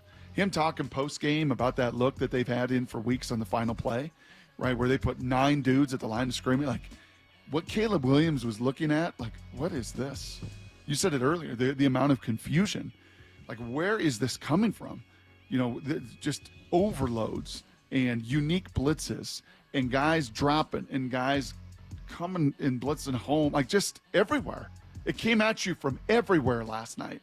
And there was disguise in the coverage, and there was press, and there was press bail. And I mean, it was a nightmare. It's what you want to do to a rookie quarterback. But when you can do that to any quarterback in this league, and certainly the Matthew Stafford's going to be more difficult. But even that first matchup with Matthew Stafford, how many times did he just duff the ball? Throw in the dirt, throw in the dirt, throw in the dirt, throw it away, throw it away. He didn't take 7 sacks. They could have sacked him 7 times that he tried to be a hero and scramble out of stuff. I'm just going to throw that sucker away, man. This defense and what they're doing schematically with the exotic looks, yet the soundness of it is exactly why you hired Deshaun McVay of defense. And it's come to life here in the second half of the season. Full display last night. Takeaways. On the other side, I mean, I know we've talked a lot about Ryan Grubb and the back and forth, but 2 plays really stand out. We've mentioned both of them today. The first is you run it down the field. You just clean house and run it all the way down the field. You get to 3rd and 3 in the red zone, and you go empty. I just cannot for the life of me understand it. And you can tell me whatever you want about whatever. All of the advantage you've gained getting all the way down the field and forcing them to respect your running game goes out the window as soon as you go empty on 3rd and 3. So first play of the game, gun. Insanity. Gun RPO with a little zone run. You throw it out to Lockett for 2 yards.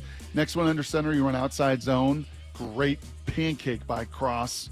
Charbonnet runs through some tackles, gets you to a 3rd down and short. You run a little hand back for 3 yards. Again, Charbonnet runs right through an arm tackle.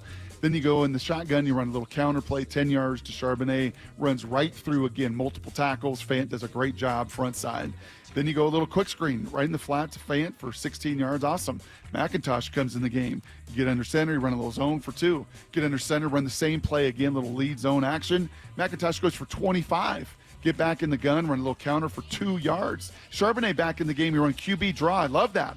On 2nd and 9 in the red zone, he goes for 5. You're sitting at 3rd and 3. You've run it 7 and 9 times. Everything's available. You go empty. You go empty. We go empty. And then Geno, compounds the mistake by trying to give the ball to the other team. So that play really stood out to me, partially for the Geno special, but also just because of the absurdity of the play call. The other is the screen to Tyler Lockett. Well, they're RPOs. Whatever you want to call it, man, it is nonsense. Yeah. You might as well throw that pass to a lineman.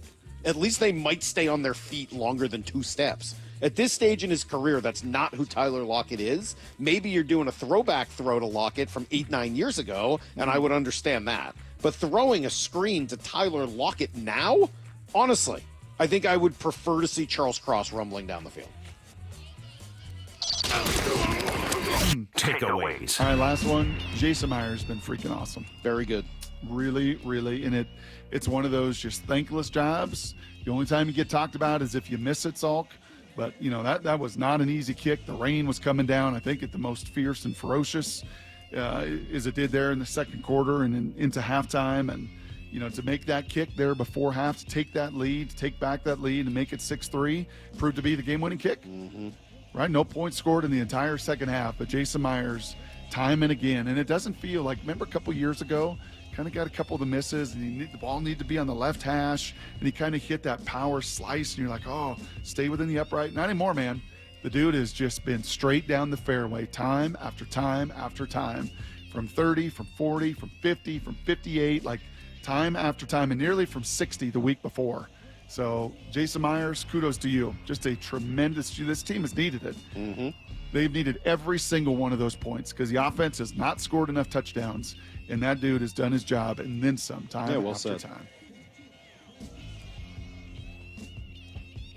All right, that's it. Can we get one more? Oh, I had like one more. You got one more? I got a couple quick little hitters. Sneak it in real quick. I was going to throw a little love at Noah Fant, who I've been critical of in the past. I thought he had a great game, led the team in receptions and yards, had meaningful catches and actual yards after contact. And you saw 6-6 that runs 4-6, right? You saw actually for the first time. That looked very different. Good on him. Yep. I also wanted to note that final sequence was insane. The whole final sequence. 4th and inches, they go shotgun. The Seahawks call timeout. They come back and false start, then get into a punt formation, then call timeout themselves, then get a first down on that crazy throw, then have a fumble that turns into a sack. They get to 3rd and 14, which they convert to a Dunze. Then they call timeout again with the clock stopped to avoid a delay of game, all before throwing the game-losing interception. Unbelievable. That was truly horrific. And just thought it needed to be mentioned. Oh, wait, there's one last part of it. And that is, Brock, I think it's what happens when you play a team that has nothing to lose. Because going for it on 4th and 10, instead of trying a game-tying 57-yarder, is the choice you have to make only when you have no shot. Mm-hmm. Right? If you're in it, you obviously try that field goal, right? A 57-yard field goal has a better opportunity of going in than 4th and 15. Mm-hmm. Come on. Yep. Yeah, it's kind of like September call-ups in baseball. Like, you think this is great, you're playing a really bad team, and all of a sudden they got some pitcher or some dude that you know nothing about that's a difference maker. There's a little wild card and a little, a little X factor, a little danger at times to playing that opponent. Yeah. 503 says, Salk, ask McDonald if we could see a little Charles Cross tunnel screen in the season finale. I'll tell you what, I would rather see that than Tyler Lockett fall down. We come back, we got another hour to go. It's Brock and Salk, Seattle Sports on 710, seattlesports.com. The Mike McDonald Show. The first word from the Seahawks head coach this morning at 9:30. This is not as consistent as we want right now, but when we talk about December football, it's complementary.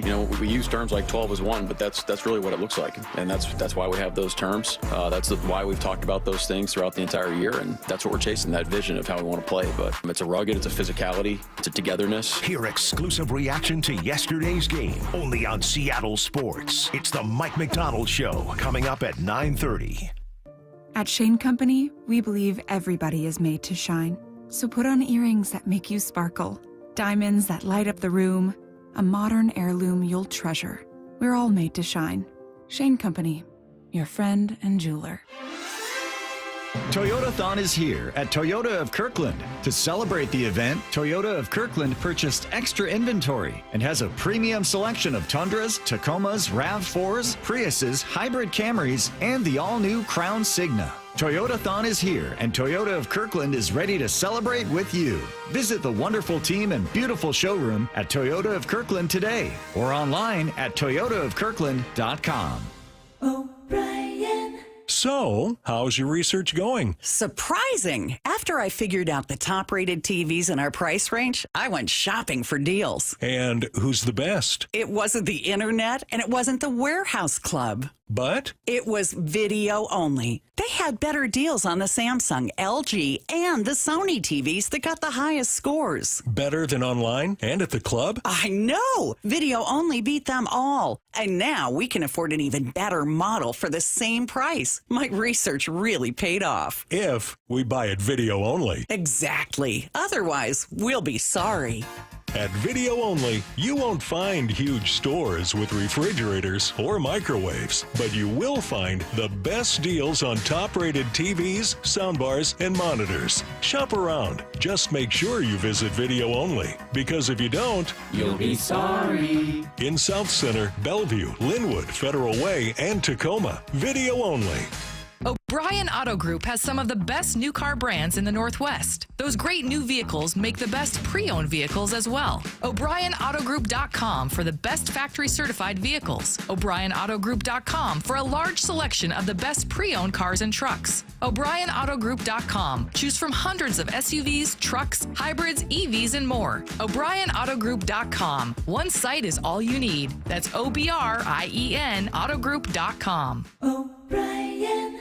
I was having trouble getting up and down my stairs at home. I thought, well, this isn't going to work because how am I going to go to Utah and do some hiking? When Judy came to Sound Pain Solutions, her knee pain was preventing her from enjoying an active lifestyle. She was diagnosed with osteoarthritis. She tried numerous treatments and was told she should have surgery. I'm Dr. Mark Shelley, a chiropractic neurologist at Sound Pain Solutions. We were able to get Judy back to hiking with our comprehensive, non-surgical, and drug-free treatment. I think that the Trigenics that they do along with the adjustment, the pressure wave, and the PRP are the best options for joint pain. And I would really recommend it to anybody who is suffering from joint pain and would like to avoid surgery. Schedule a free consultation to learn if you qualify for our safe, drug-free, non-surgical treatment by calling Sound Pain Solutions or visiting soundpainsolutions.com. I started Davis Law Group in 1994 to fight for the underdog. And as our team has grown, we've stayed true to that mission. Today, Davis Law Group is known for providing excellent service and even better results. Visit WashingtonAccidentBooks.com to get your free book on car accident law.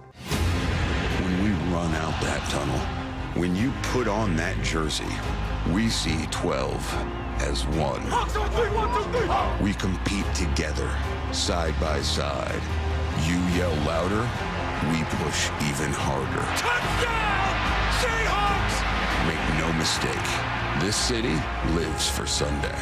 Get your tickets for Seahawks game days at Lumen Field and experience what this city lives for. Visit Seahawks.com today. Hello, John here with Happy Hauler, your eco-friendly junk removal company. Did you know that all the viable items we remove are sorted, then distributed to low-income and transition housing? We proudly work with Solid Ground and also Mary's Place Make a Home program. Your unwanted items can have a second life, making a big impact for local people transitioning out of homelessness or escaping abusive situations. This holiday season, let's help those that need it most. Happy holidays, or should I say, happy holidays. At aimyourdigital.com, we'll help you target the right audience, build your leads, and crush your quota. Take your business to the next level. Our digital marketing strategies help grow awareness of your product or service, all while building trust in your business. Our approach involves leveraging multiple tools and strategies to deliver exceptional results that are customized to your unique business needs. Don't wait to run out of sales leads. Keep your business growing. Get started with aimyourdigital.com today. This is Seattle Sports. Now he's going to scramble. He's going to dive. He's going to keep running and slides down near the 45-yard line. 710 KIRO AM Seattle and KIRO FM HD2 Tacoma, the home of the Seahawks. This hour is brought to you by Muckleshoot Casino Resort. Give me a freaking auto! From the Quantum Fiber Studio, this is Brock and Salk on Seattle Sports. Brock Heward and Matt Marcus. Sorry about just Mike. Heward, not exactly Joe Cap there in the pocket. Now here are your hosts, Brock Heward and Mike Salk. Mike McDonald coming up in 30 minutes. Brock, you said yesterday that these last two games were going to be huge for two people. Mm-hmm. Ryan Grubb and Geno Smith. I think we talked through quite a bit of Ryan Grubb and the problems that he had yesterday. What about Geno Smith? Well, let's give some positives to Ryan Grubb, too. I mean, there were 25 runs after the previous 2 weeks, again, against different opponent, but that's no slouch. That Chicago defense, they got some dudes at every level, too. Safety's a good player, corner's a lead player, some good edge defenders, linebackers that can run and hit. The Seahawks are 9th in the league in defense. What is that, total yards? Points. In points scored. Okay. Seahawks are 9th, Bears are 10th. Yep.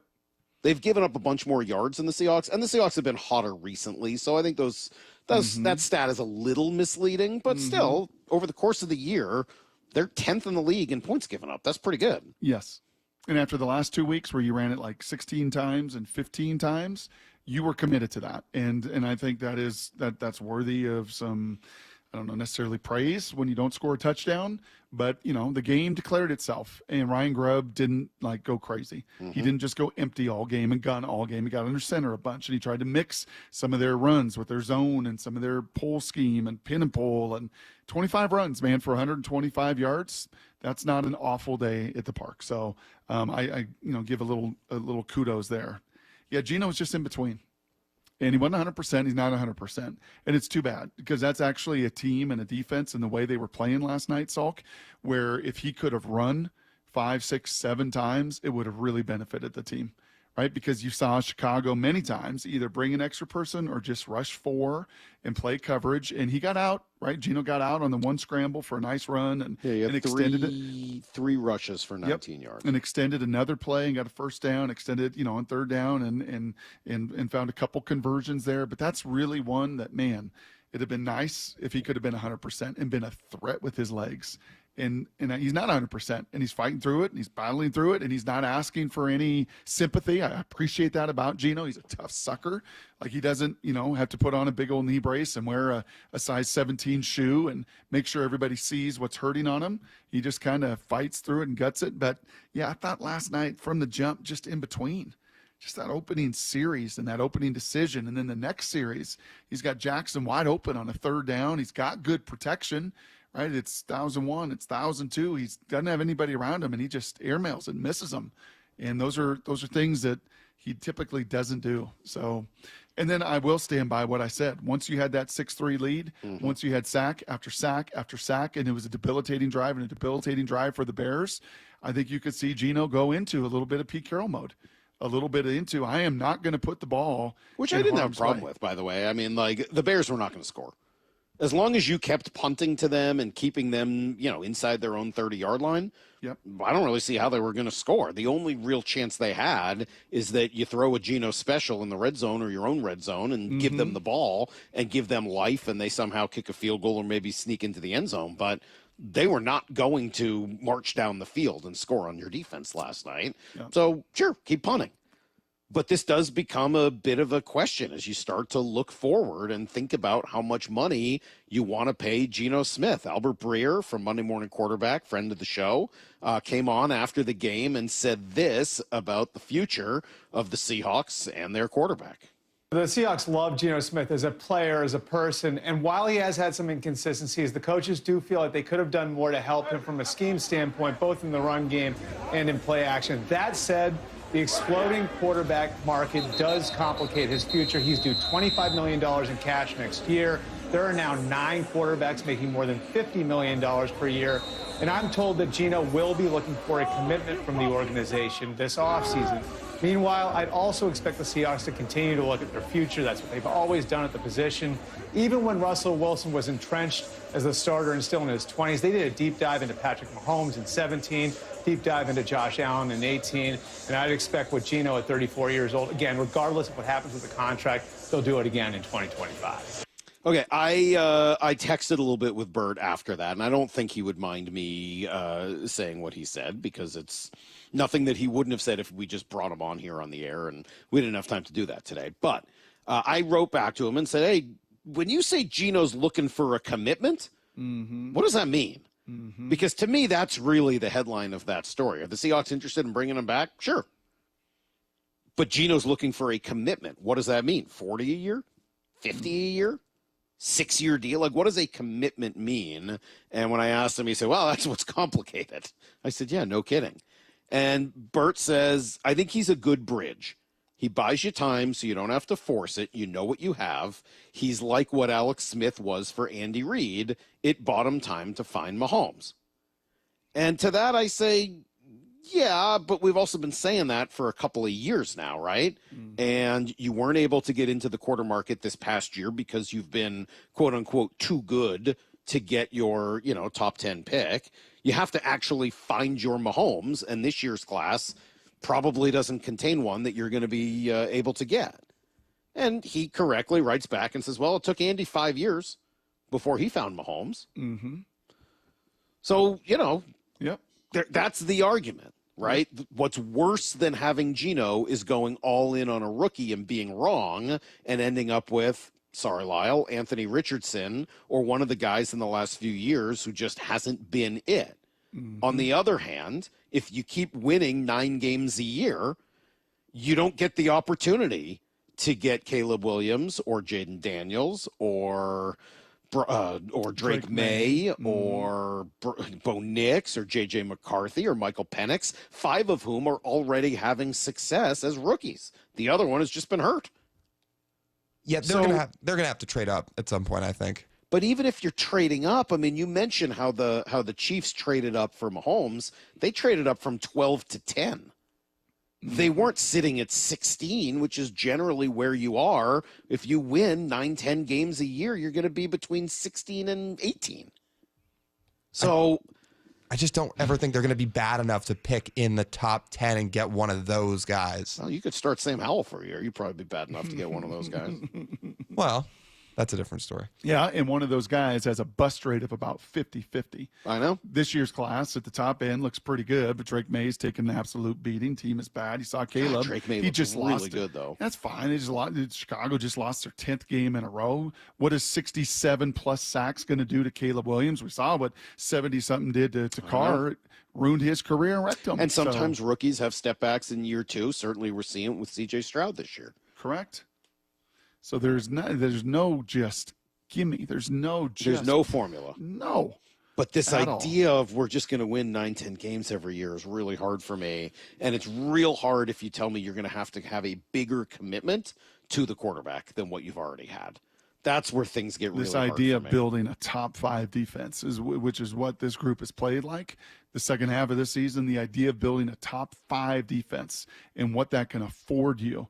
And what gives you the opportunity on the other side, if you build a bully on the other side and you build what Baltimore has built for 20 years, and that's a big, bad physical crew. Yes, Lamar is a unicorn, right? He is different. There's not many Lamars out there, but I don't know. Is a Jalen Milroe in the mid-rounds a guy that can really, really run if you want to just kind of reshape it and have Geno in the short term and build it, in more of the vision of Baltimore? Who knows?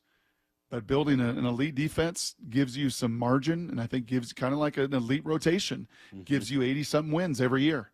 Now go find and fill in and chase those margins and find the difference makers to go from good to great. All right. Good conversation. It's not going anywhere. As one more game left in this regular season and some decisions for the Seahawks to make after that. We got Mike McDonald coming up in 20 after everything you need to know. You mentioned the Mariners. They're frustrated, Brock. We'll tell you why coming up next. This is Seattle Sports. The ball is intercepted. It's Woolen comes near side, and the Seahawks are going to win this ball game. Even when the times we came up short, man, we always want to put the challenge on us, man, because I feel like we always going to take that challenge against anybody. Quick toss near side is Swift. Wow. Gets hit in the backfield and dropped. Guess who?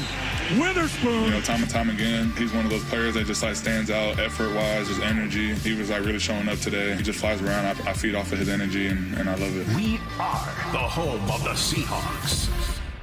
Want a simple New Year's resolution that's guaranteed to succeed? I'm talking about doing what I did and reversing that clock on hair loss. The same quick, simple one-day hair loss treatment I received from Advanced Hair begins regrowing your own natural hair the very next day, and it's even guaranteed to grow for life. You decide how much and where, and Advanced Hair does the rest. I'm speaking from personal experience. The results have been truly life-changing, and Advanced Hair has helped tens of thousands of folks just like you and me. It's why world-class Dr. Perungo and Advanced Hair are the winners of the 425 Business of the Year. So celebrate this new year with a fuller head of hair and get 250 free hair grafts and $250 off. Schedule your free consultation at 425-449-8185. See what meeting your New Year's resolution could look like with the before and afters at advancedhair.com. 425-449-8185 or advancedhair.com.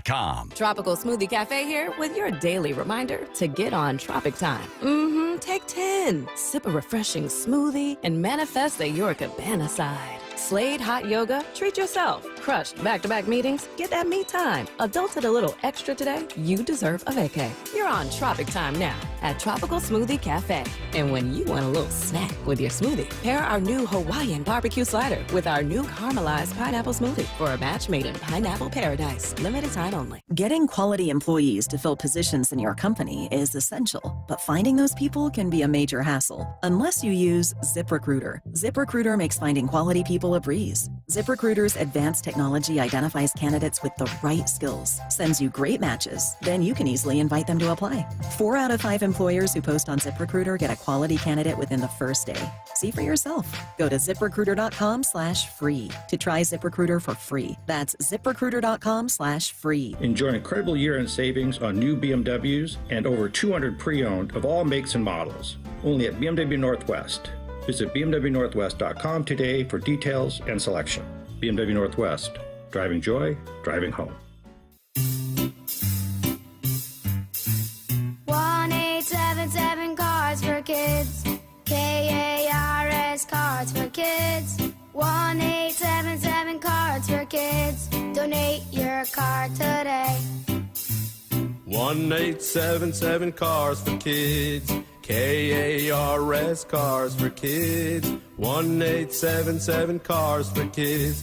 Donate your car today. Donate your car today at carsforkids.org.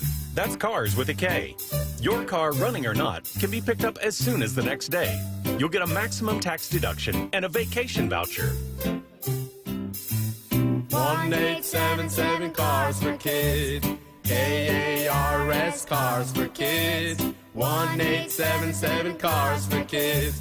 Donate your car today. Now accepting donations of land, homes, buildings, or any kind of real estate. Emerald Queen Casino, the entertainment capital of the Northwest. The best place to watch all your favorite sports. Featuring wall-to-wall viewing screens, 6 windows, and 30 kiosks. Be there at emeraldqueen.com. Emerald Queen Casino, the entertainment capital of the Northwest. This is Seattle Sports. Quick toss near side is Swift. Wow. Gets hit in the backfield and dropped. Guess who? Witherspoon. The home of the Seahawks. Hey guys, ready to feel stronger, leaner, energetic, and more confident? For a limited time, Revive Men's Health offers 25% off TRT and ED bundles. Plus, get a free month of compounded semaglutide, a powerful proven weight loss medication with the same active drug as Ozempic. Terms and exclusions apply. Don't wait. This offer won't last. Call 206-529-1111. That's 206-529-1111. Or visit ReviveMen'sHealth.com. We'll Black Friday and Cyber Monday might be over, but it's the season of savings at all 6 Harnish Auto Family dealerships.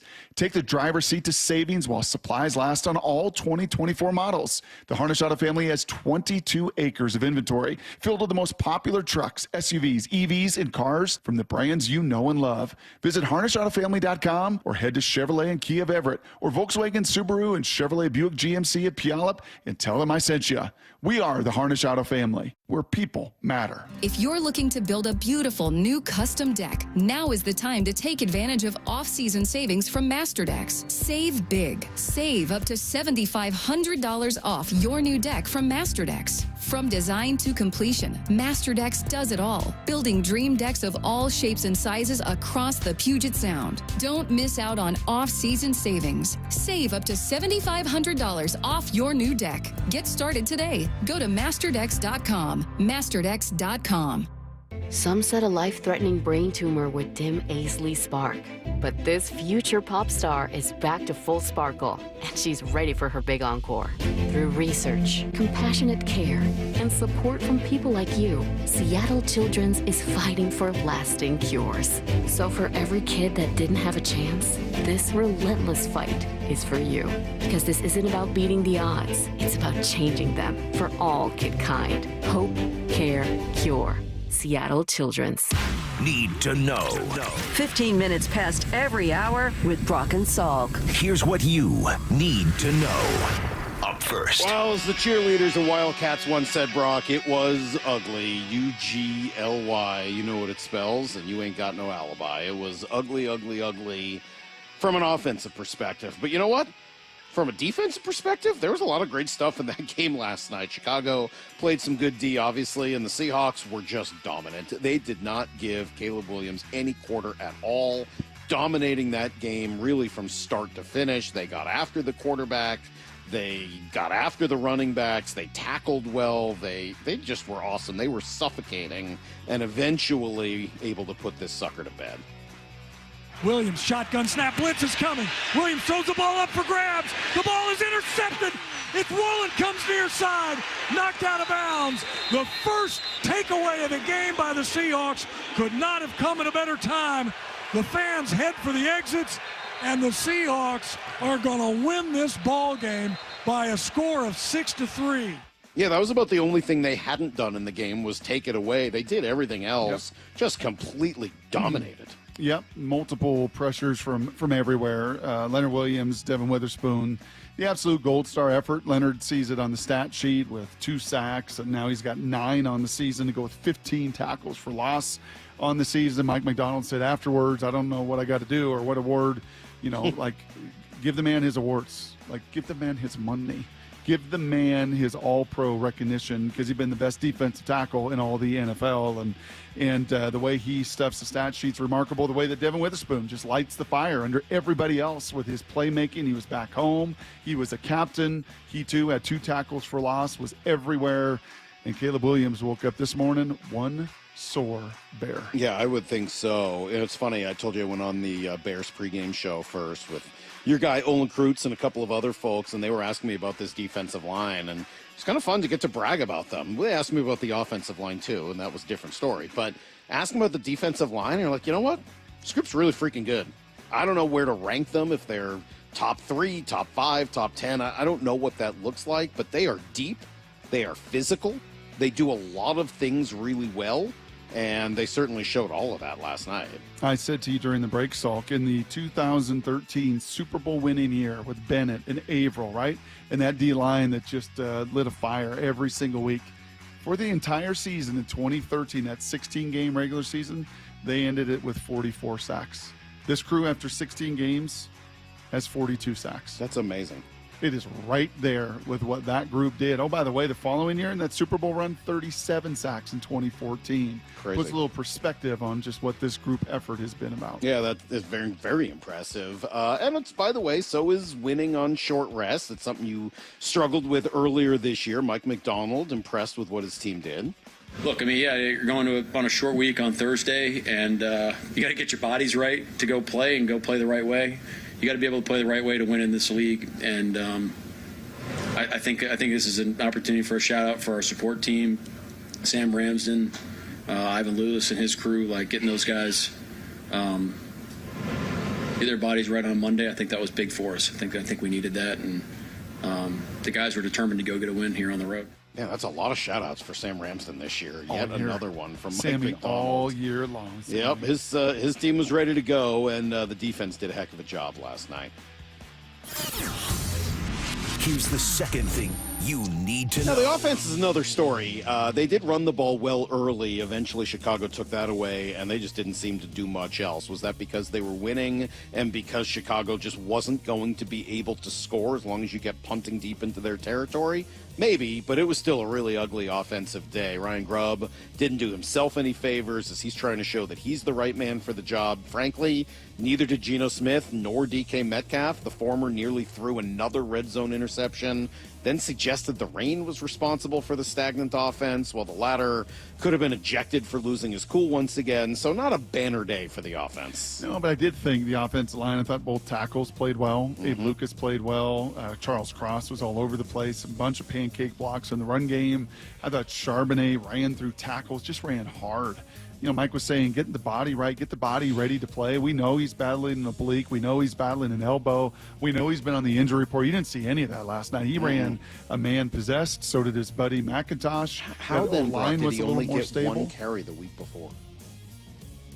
Like that, those are the things that just don't quite add up when you're talking about this offense and some of the decisions made. That one kind of is going to stick with me. It doesn't really matter the win. Ultimately, what matters is whether or not the Cardinals can beat the Rams tomorrow night, and then whether you can beat the Rams next Sunday. And if the Cardinals win, that's going to put you in a pretty good position. Hey, and Marvin Harrison Jr., why don't you do something this year, huh? Why don't you do something and do it big tomorrow night?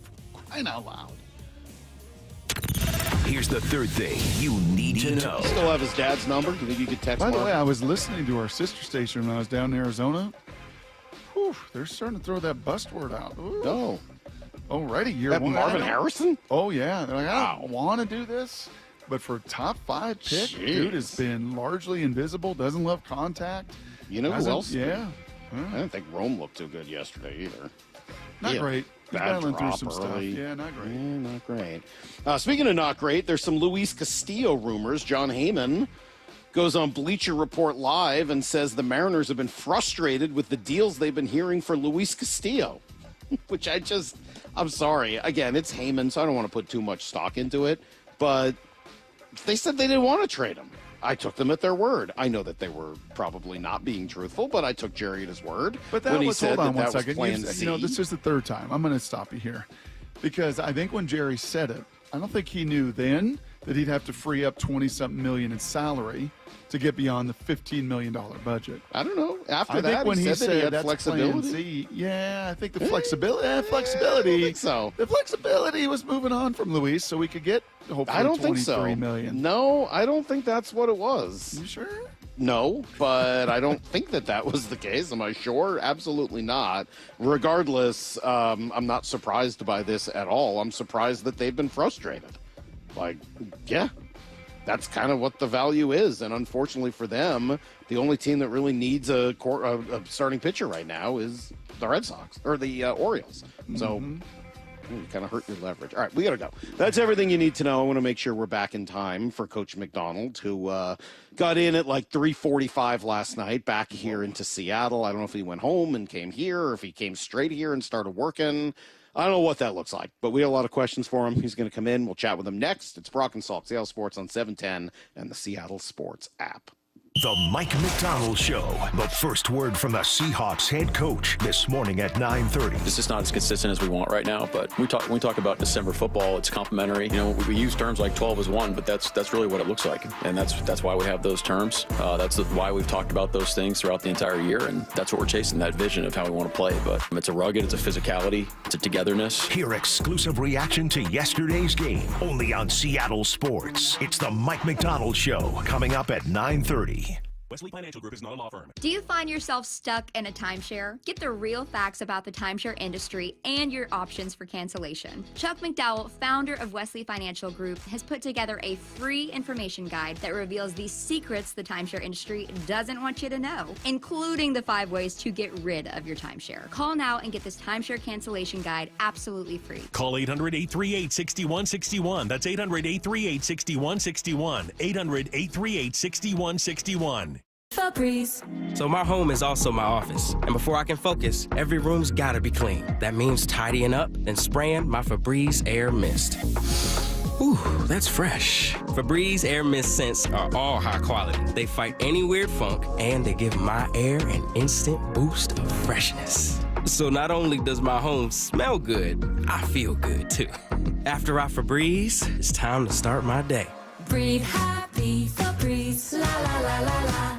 Prescriptions require an online consultation with a healthcare provider who will determine if appropriate. Restrictions apply. See website for details and important safety information. Subscription required. Price varies based on product and subscription plan. Hi, I'm Dr. Peter Stahl, board-certified urologist and senior vice president of men's sexual health at HIMSS. In my 12 years of practice as a reproductive urologist, I've helped many guys with ED, and it has never been more convenient to treat than it is right now, thanks to HIMSS. It really wasn't easy before. You had to take time out of your day, come to a physical office, and see a specialist like me in person. Now, through HIMSS.com, you can get world-class sexual health care and a full range of treatment options for ED through a 100% online process. It starts with a free assessment from a medical provider licensed in your state who can determine if ED treatment is right for you. If prescribed, your medication is shipped to you for free. So don't wait. Join the hundreds of thousands of guys who've gotten help for their ED through HIMSS. To start your free online visit and find ED treatment at up to 95% off brand name prices, go to hims.com/joy. That's hims.com/joy for your free online visit. I'm Bradley Johnson with 1-800-DUI-AWAY,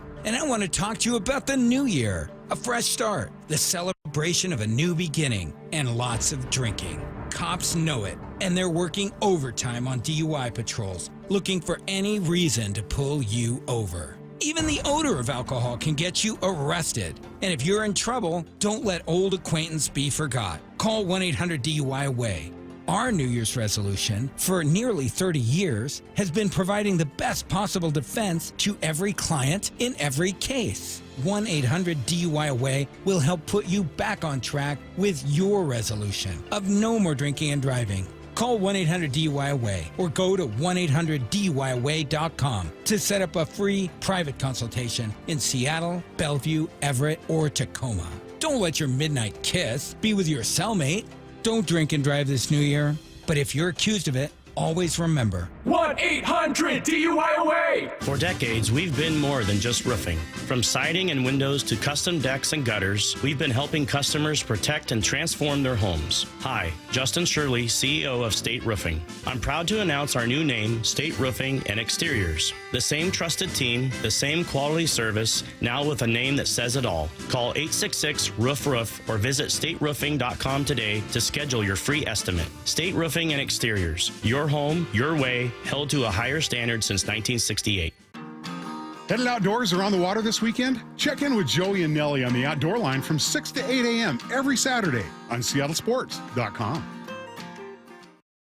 Have you considered surgery or even joint replacement? Hey, it's Dave Wyman, and before you make that decision, see Dr. Mark Wagner, MD, at Seattle Sports and Regenerative Medicine. Why? Because he gives it to you straight. Dr. Wagner said my right knee needs replacement, and I appreciate his honesty and expertise. My left knee is fine right now, but the minute it isn't, I'm heading to Dr. Wagner for his expert opinion.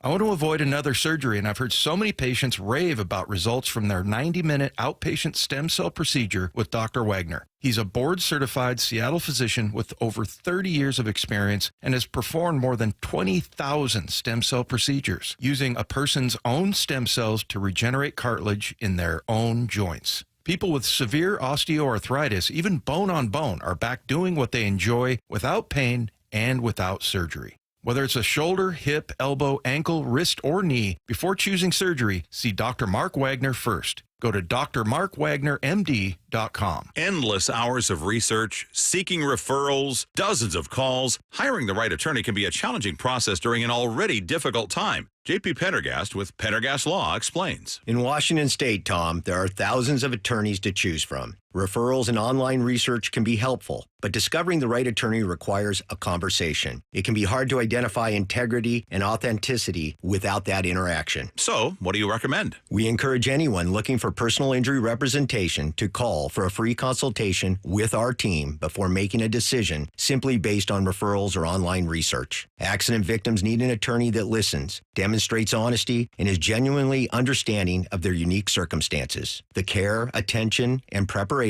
that our firm provides throughout the case mirrors the effort involved when taking on the insurance companies. Save time and avoid mistakes after an injury. Contact the caring and compassionate team at Pendergast Law. If you or a loved one has been injured in a car accident, call Pendergast Law. We can help. This hour is brought to you by Muckleshoot Casino Resort. The Mike McDonald Show. The first word from the head coach after every Seahawks game. This one's the biggest one right now because it's obviously the next one. Presented by Emerald Queen Casino. That's a terrible take.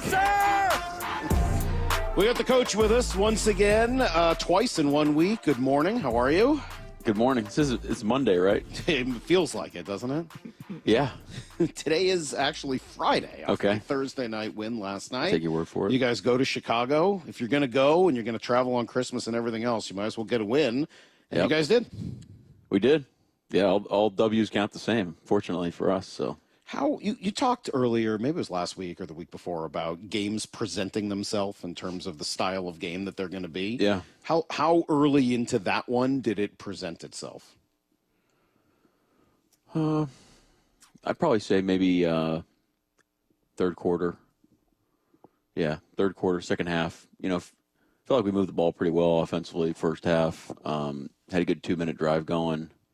Would have been just weren't able to finish there in plus territory defensively. We gave up the one drive in the first half, and I think you kind of realized that we were battling field position the majority of the game. I was actually thinking about today, like watching the tape, just with the kickoff rules starting to the 30-yard line. And you really can't give up any yards in order to flip field position after a punt. Like if they're punting from like the 40-yard line, 45-yard line, you got to be able to get that thing out of negative territory too. So that's something we'll be focusing on. But yeah, I'd say the middle of the third quarter. You talked to us a bunch this year, Mike, about the difference of principles and methods. Mm-hmm. And I'm going to guess the scheduling and the short week, and this time having to travel, not having the Thursday night at home. How much different were some of the methodologies to get the team's bodies and get guys ready to play on such a short week? How much do those methods differ from the experience earlier in the season with the Thursday game? Yeah, it's a great question. And I think we got to give a shout out to Matt Capurro, Jake Peets, Sam Ramsden. Those guys have brought me some different possibilities at the beginning of the week, with some different thoughts on what we're trying to achieve over the last quarter here and how we want to schedule it and set everything up.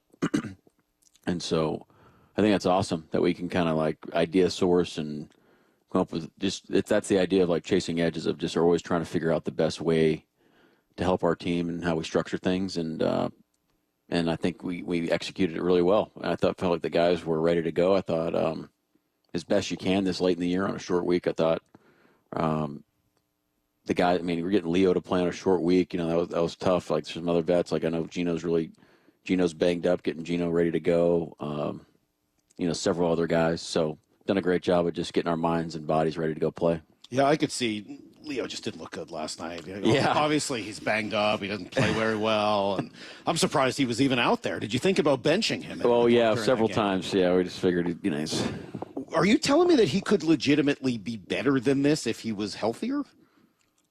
Well, I wouldn't say it's because of the health. I would just say you're always, of course, you're always going to be believing in growth in your players. You always think there's another level that you can take your guys, and I'm sure he would say that too. I mean, I'm sure this is some of the best ball he's been playing in his career, but why not be able to take it to another level? We were talking about him earlier. There are a lot of defensive linemen that we often hear, they played great, they dominated the game. They don't necessarily show up in the box score, but they dominated the game. Uh-huh. He seems like he dominates the game and he fills up the box score. Well, 59 tackles, a pick six, 15 tackles for loss, 9 sacks.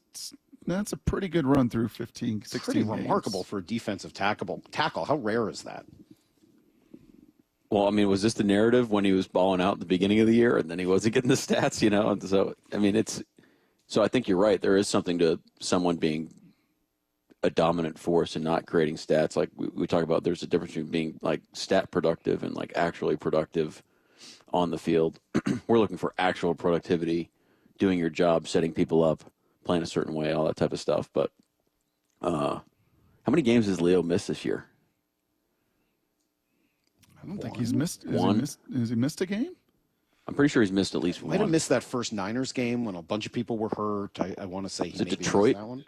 Okay. Yeah, Detroit. Detroit. And San Fran. Yeah, so he missed 2 games with that stat line. I mean, that's ridiculous. That's ridiculous. So, yeah, I mean, got at least one more to go. So let's keep it rolling. But yeah, he's a heck of a player. So all these tired bodies, everybody duct taping, get themselves ready to go and wired, and then somehow, some way, the lightest guy at 180 pounds, Devin Witherspoon, seems like you can't slow him down. I mean, he is just. Leonard said after the game that he plays off his energy. Yep. 180 pounds, pound for pound, the best defensive player in football today. That's where my money's at. I mean, like I said after the game, when you have guys on your team like that play just absolute to the wall every time, we talk about shocking effort. He plays with shocking effort. You know, you turn on the tape, you are shocked when you watch Spoon play. If I'm on the field with him, how could I not step my game to the next level? How can I not play with that type of energy? It's just impossible, you know. And that's when we talk about like force multiple. That's what it means. You know, you're positively affecting everybody around you as well, just by, you know, talking about being leader and like you're vocal and Spoon. He's asserted himself more and he's growing like heck, but he's doing a phenomenal job. But he's not like the rah guy all the time.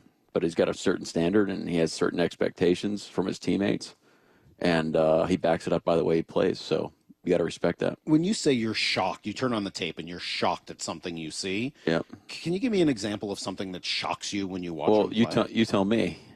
Well, I know what shocks me. I mean, the play he made. You were on pregame after all. For God's sakes, you tell the coach. That's true. I was talking. You were the Olin show Kreutz. last night. Yes. The play he made on the swing pass or whatever you would call it, little screen pass. Yeah, that's shocking. That's the way you want it to look. That's not like most people can't make that play. So when you see it, you're shocked. Yeah, just like, wow, I can't believe they play like that. That's what we want our tape to look like. Mm-hmm. And we're still not there. We're not there defensively. We're not there offensively. We're not there in any of the phases right now. And that's going to be something we're always going to be chasing. Now, the cool part is there's spots, right? There are times when we're doing that, but it's not all the time. And so that's where we want to grow to. Mike, if I were to quantify, or you were to go back and look at, I don't know, the New England game early in the year, obviously there were some different personnel there as well. But if you were to quantify how much volume you threw out on your call sheet and you called during a 60-play game versus the amount of volume it felt like last night with fronts and blitzes and looks, and how much different from week 2 or 3 to week 16 of this season with the volume of your defensive playbook? It's kind of counterintuitive, but it's really I think our execution is way better. It's pretty similar, frankly. I mean, we really subscribe to the elegant simplicity thing, where it's we want to kind of do the same concepts over and over again, and then just dress them up differently, build to them. But I think how we play, how we communicate, how we execute, how we play together, that's what's changed.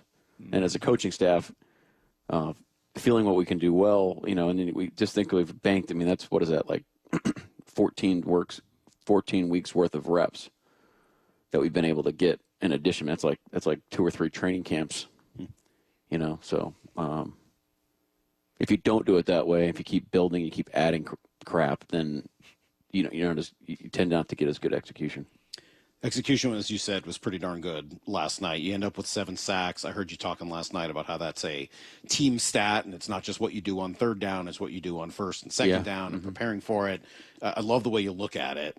What does it say that the sacks came from all over, not just individuals, but 3 come from defensive linemen, 2 come from the edge, 2 more come from the secondary? When I heard that stat line, I was pretty fired up because it is a team stat, and then we've also talked about our pass rush mentality is not, even though, I mean, how great, like Leo is a phenomenal player, but it's not built around Leo. Like we're not going to just set everything up so he has the one-on-one. Now, there's going to be times where you're going to do that for sure, but we subscribe to it's a team pass rush mentality. So it's all 11 guys working together, and when you see the the productivity kind of spread out, where people get stats in each levels, I think that's pretty awesome.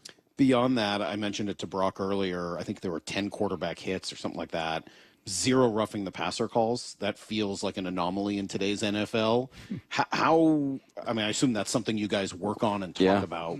What's the focus or the focal point there? Well, we've been chasing that for a minute. I mean, we've done a pretty. This is like something we're growing in, and I felt like we've been up and down throughout the season, but we want to hit quarterbacks, but we want to hit them legally, and so there's a teach them aggression to it, and you got to understand the rules and when you can't do it, and how you need to hit quarterbacks and things like that.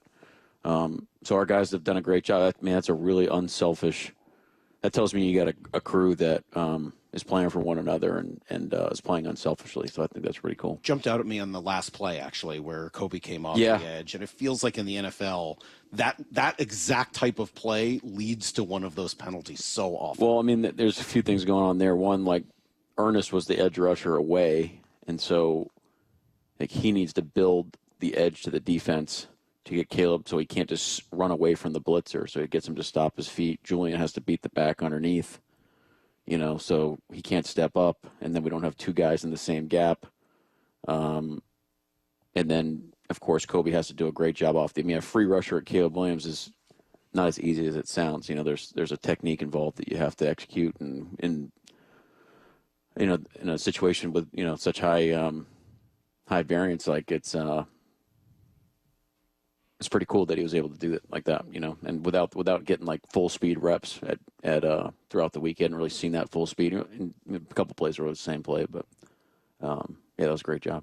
Is this now twice? If my eyes are right, like end of game, you did Skyler at home, you did it last night where it was all out, cover 0. Like you just kind of game on the line, big play on the line. Like we're just going to bring what you just said, all that artillery. Yeah. What does that? Yeah. What does that speak to? I mean, there's I think you're just it's always starting through the lens of what's going to put us in position to win the game, and so sometimes that's 0 blitz, sometimes it's a fake 0, sometimes it's a show zone, play man. Sometimes, it's whatever. It's just whatever you feel like is going to attack that offensive operation the best. And then, when you're on the 40-yard line, we call it every yard matters. You're looking at on that third down. If you give up 3 or 4 yards, you're possibly kicking a field goal. So it's always these like calculated risks, and just it went our way last night. We've had situations like Minnesota where we're calling very similar things where we feel like that's going to put us in best position. You learn from those things and you fall short sometimes. But guys did a great job last night. It was awesome. What did you think of your running backs last night? I thought they ran hard. I thought they played a good game. We'll look at some of the runs and felt like that maybe there was some more there, and but we took care of the ball. And I thought the guys ran hard.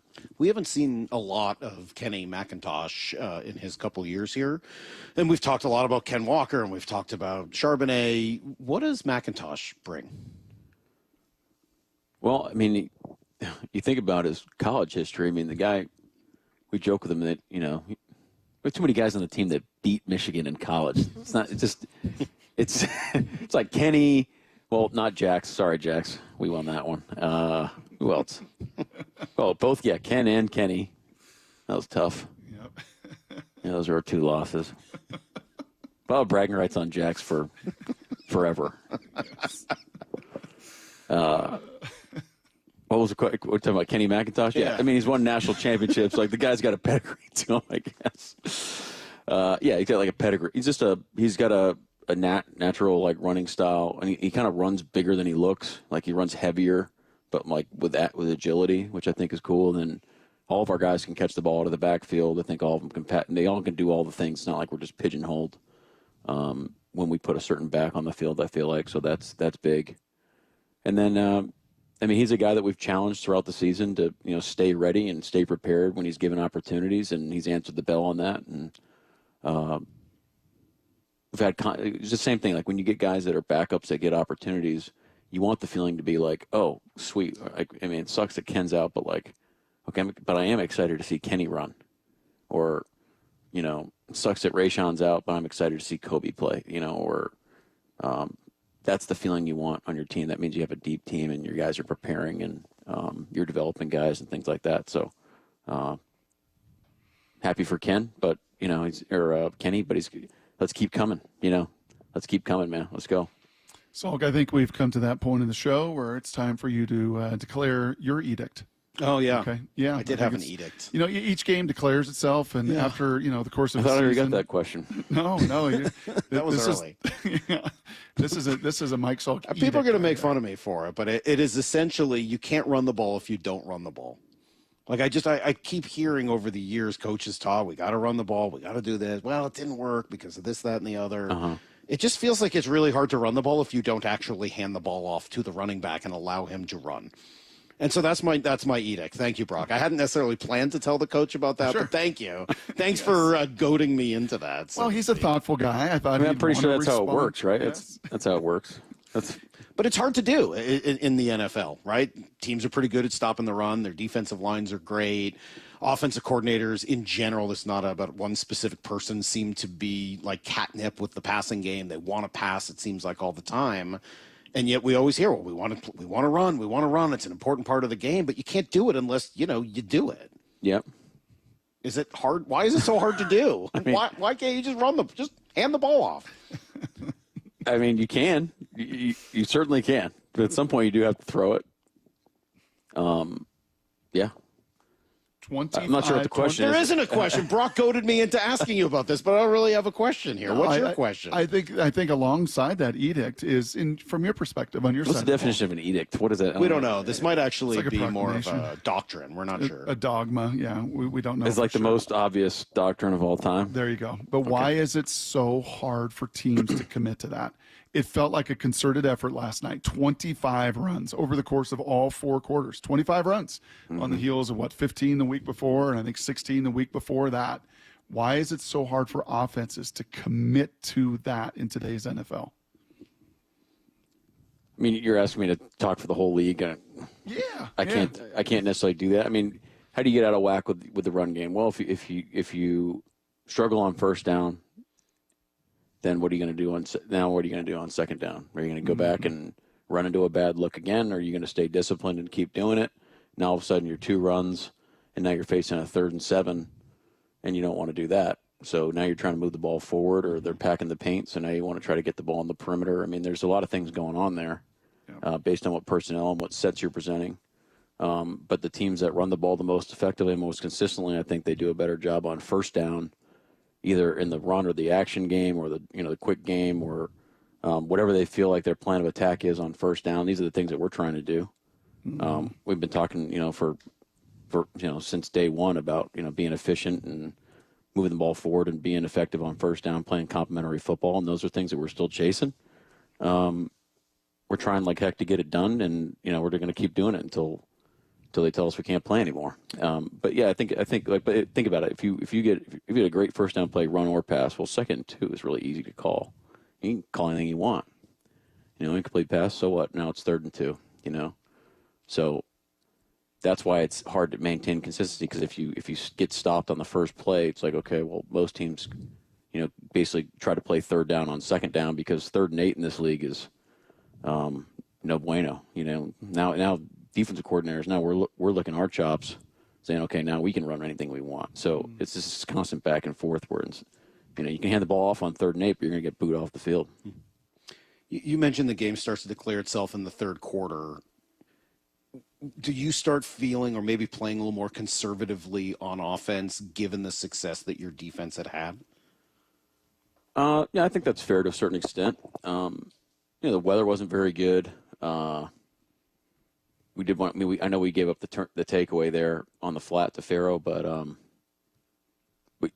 just the balls. We want to take care of the football. Want to keep it moving forward, but I think you look at it. I think we'll go. Grubb and I haven't talked, since the, really debriefed yet. We're going to do that after here, but I thought we called the game that allowed us to go win the game in the second half, and that's all you can ask for. I mean, we could make more of a play here, more of a play there. We got the explosive DK. It would have been great to get the drive finished off there. We stalled out, so but we won. And, no one's going to agree that it was nearly close to good enough, but we won the game. I wonder if it would change some of your decision-making on fourth down calls or third down. Absolutely. Leading up to it, saying, hey, on another day I might want to go for it on fourth, but if we can just keep them pinned inside their 15-yard line, we're in pretty good shape tonight. Yeah, absolutely. Every game we're having those conversations, but absolutely that affects your late down decision-making for sure. So I think I heard Herbie last night, probably out of the production meeting, Mike, Kirk Herbstreit said on the air that you, Mike McDonald, would not trade your front for any front in the NFL. Your defensive group. That's right. Why? I mean, how do you not? We love our guys, man. I mean, I'll say that for our whole team, just we love our guys. So, I mean, let's go. They're our guys. Let's go to war with these guys, man. They're the ones that have put in the work. They're the ones we see every day. How do you not love them? So what is it that makes this defensive front special? Other than just that they're yours. What do you like about this? Can you guys just rattle off who's on our team? Like, Salk, you got in at 3:30 in the morning, all right? I mean, Jeez. I'm just saying, like, you go to our edge guys, they're all great players, all right? Our D line, they all do a great job. We got mixes of vets and young guys, and they're unselfish, and they play really hard, and they're fun to be around, and they practice hard. Like, what else can you ask for? I'm serious, bro. Like, Brock, we're going to have to start throwing some softballs at him. I got to start. That was a softball. That was a softball. Where are you going to watch the game tomorrow night? Tomorrow night has a huge effect. I know we don't normally scoreboard watch, but tomorrow night, huge effect on your future. Geno was saying maybe we get together and watch it. As a whole team or just you and Geno? Yeah, just me and Geno hanging out. And Jack. That would Come on, be. bring Jack along. Bring Jack along. There's no chance. I would have no idea what to do. I'd just be like, I have a baby.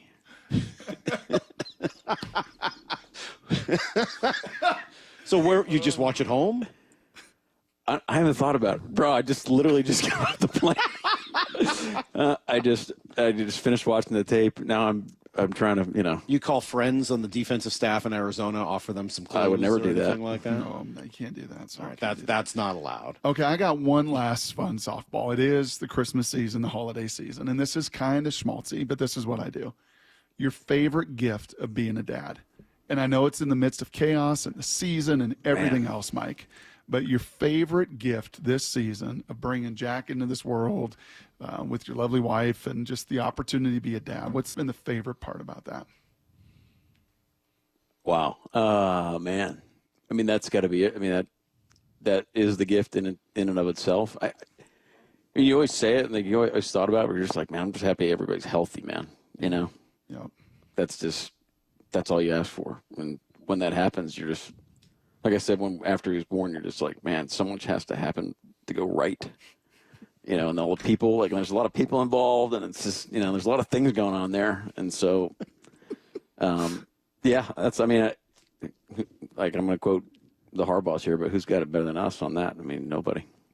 It's awesome. Just think, in a couple of years, playing games and getting in at 3:45 in the morning and all that, you'll be totally prepared for that by being a dad of a young child. You'll be so used to not getting any sleep from this. I thought you were going to go the way of, like, we're going to be teaching them about, like, front mechanics or something. Well, no, I definitely see how you view the world through a defensive See, Jack, you got to build a wall here, and then we're going to come under the running back there, and then Kobe's going to come free here. Yeah. But also, Brock, he's thinking about how 11 guys have to do their job to get a stop, and he's applying it to all of the doctors and everybody else. Yeah, that's right. That's exactly right. That's a great way to end. It's the exact same thing. All right, Coach. Enjoy the little mini bye here. We'll all root for Arizona together, and we'll see you after the Rams game next Monday. Appreciate it, and have a good New Year. All right. Thanks, guys. All right, there you go. We'll be back next week, Brock. Enjoy your weekend. Until then, the hay is in the barn. See you, everybody.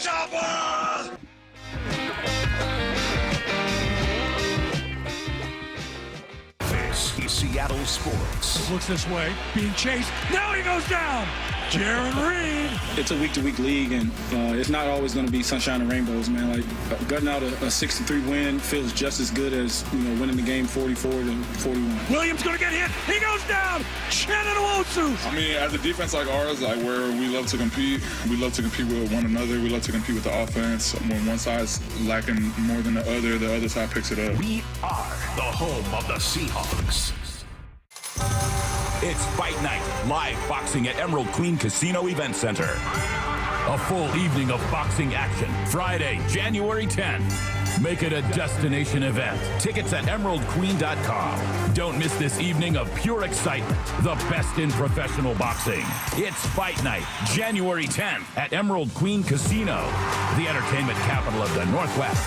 21 and older. Need gambling help? Call 800-547-6133 or visit emeraldqueen.com. Please game responsibly. Hey guys, ready to feel stronger, leaner, energetic, and more confident? For a limited time, Revive Men's Health offers 25% off TRT and ED bundles. Plus, get a free month of compounded semaglutide, a powerful proven weight loss medication with the same active drug as Ozempic. Terms and exclusions apply. Don't wait. This offer won't last. Call 206-529-1111. That's 206-529-1111. Or visit ReviveMen'sHealth.com. Traffic backups are inconvenient, but if your pipes are backing up at home, that's bad. There's only one cure for this pesky problem: the experts at Beacon Plumbing, Heating, Septic, and Mechanical. Trust them to clear your clogs. Stop freaking and call Beacon. 1-800-FREAKIN. Stream every Seattle sports show with the Seattle Sports app. Brought to you by Fred Hutchinson Cancer Center. Get new videos, podcasts, and articles on the Seahawks and Mariners from your favorite Seattle sports personalities daily. Cougar basketball is back. These guys want to get better at basketball. They want to go as far as they can in the game. They want to get their education. They want to be around each other and build a real family. Coach Riley and the Cougs are ready. We put in so much work all of our lives for this exact moment. We are Wazoo. It's only on your home for Cougar basketball. Catch the Cougs all season long on AM 770 KTTH. So, how's your research going? Surprising. After I figured out the top-rated TVs in our price range, I went shopping for deals. And who's the best? It wasn't the internet, and it wasn't the warehouse club. But? It was video only. They had better deals on the Samsung, LG, and the Sony TVs that got the highest scores. Better than online and at the club? I know! Video only beat them all. And now we can afford an even better model for the same price. My research really paid off. If we buy it video only. Exactly. Otherwise, we'll be sorry. At Video Only, you won't find huge stores with refrigerators or microwaves, but you will find the best deals on top-rated TVs, soundbars, and monitors. Shop around. Just make sure you visit Video Only, because if you don't, you'll be sorry. In South Center, Bellevue, Linwood, Federal Way, and Tacoma, Video Only. Hey, diamond lovers. Shane Company knows fine jewelry. That means a lot when you're looking for a dream engagement ring, a beautiful keepsake, or the perfect gift. When it's this important, you want someone who knows exactly how to work with your budget. Not against it. Someone who knows you deserve a piece more beautiful than you've ever imagined. Through 4 generations as a family business, we've always sourced our diamonds and gemstones directly, cut out the middleman, and passed the savings on to you. Come see us in store and compare our wide selection of diamonds, rubies, and a rainbow of sapphires in different shapes and sizes. So many in stock and ready to take home today. Create your dream engagement ring in 3 easy steps. Or pick a perfectly preset ring that's created by our in-house design team. Browse our selection of fine jewelry gifts for everyone in your life, from diamond and gemstone studs to must-have tennis bracelets and beautiful birthstone necklaces. With our everyday competitive prices and unmatched free lifetime warranty, Shane Company is your go-to destination for fine jewelry. Visit shaneco.com and come in to see for yourself. Shane Company, your friend and jeweler. I was unable to walk for 3 months. The insurance company was very excited to talk to me and wanted to make sure that I had up to $5,000. My attorney quickly told me, they need to talk to us because there wasn't any amount of compensation that would make up for what I experienced. The Davis Law Group really helped me out. What's your holiday tradition? Now, if you're like me, it involves gathering around a big meal to celebrate. Well, what if there's no food on the table?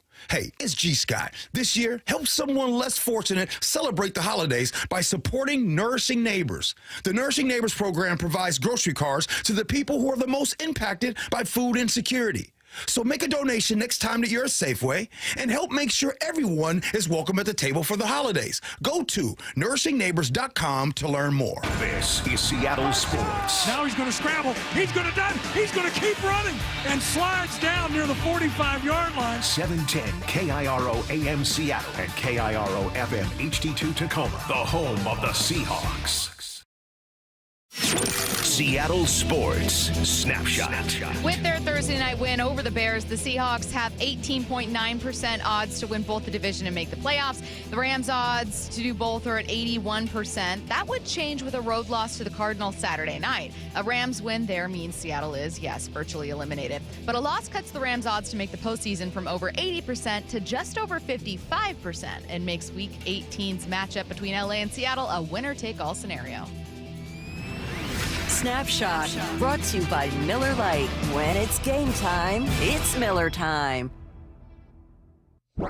From the Quantum Fiber Studio, this is Bump and Stacy on Seattle Sports. Streaming through the Seattle Sports app and at seattlesports.com. Now, here are your hosts, Michael Bumpus and Stacy Ross. Here we go now. The Seahawks got a win on Thursday Night Football. They still need some help. We'll talk about what we learned and what we're waiting to see. Starting with what we learned in this one, Bump, I sure wish that I could come in going, I'll tell you what we learned, and the Seahawks scored 30 points, and a lot to take away here. Now, I do want to be a little defensive, no pun intended, of a good defensive performance. Yeah. You know what I mean? I mean, an opponent scoring 3 points means your defense balled out. So I don't want to come in here talking about how horrible this game was. As a viewing experience, it was kind of boring. Touchdowns are fun. But there was great defensive play. We will talk about that today. But you and I just had some notes. So before we get to what we need from the Rams and what we need moving forward, let's talk about what we learned in this one. What's something that to you was sticking with you after the Thursday night win? First, let me say that I was watching the game with the guys. Moyer's in Texas, so it was me, Nas, B. Walt, Big Ray, and Babineau popped in. We're watching the game. And we're so invested in this team, right? And at halftime or like halfway through the third quarter, we're like, guys, it's 6-3. Like, if you had no rooting interest in this game, imagine what the rest of America was thinking watching this game. This brought me back to old school Thursday night football when it seemed like it was Titans versus Jags every Thursday, and you're getting a 10-13 game. But as I'm looking at the score, but we're holding on to every single play. And that's because we're football guys, and I think we see the game differently. But I can totally respect and imagine the common fan being like, what is this garbage? Like, what is going on here? But like you said, big ups to that defense. Devin Witherspoon played his you-know-what off. Kobe Bryant balled down. Leonard Williams should be an All-Pro this year. If he does not get an All-Pro nod, that is such a shame. East Coast bias. East Coast bias. Uchenna Nwosu had his first sack in over a year. Love seeing that. Jay Reed got after the quarterback. D. Hall, Jenkins. That defense played some good football. So before we get into the, I guess, negative side of this thing, I wanted to do the same thing you did and say, look, this defense had themselves a game. If they don't play the way they play, you might lose this game to the Chicago Bears. So the first thing that stood out to me on the negative side was that it feels like the Seahawks play up to their competition and play down to their competition. They've been blown out a couple of times. The Bills got them. There's another game in there where they weren't extremely competitive. But they play up and they play down. And that's another sign of an immature team. A team that doesn't know how just to be themselves regardless. You know when you're going through that awkward age, like middle school, and you try to fit in with everybody, right? Oh, you like this? Oh, I like this too. Yeah, I had like a 2-week goth phase. Yeah, it was like, right? I was a skater for like 3 months. Nice. You know, some of the homies were skating. Oh, I like to skate, and I don't really like to skate, but I'm gonna try it. You know, the crowd's doing it. You're trying to figure out who you are.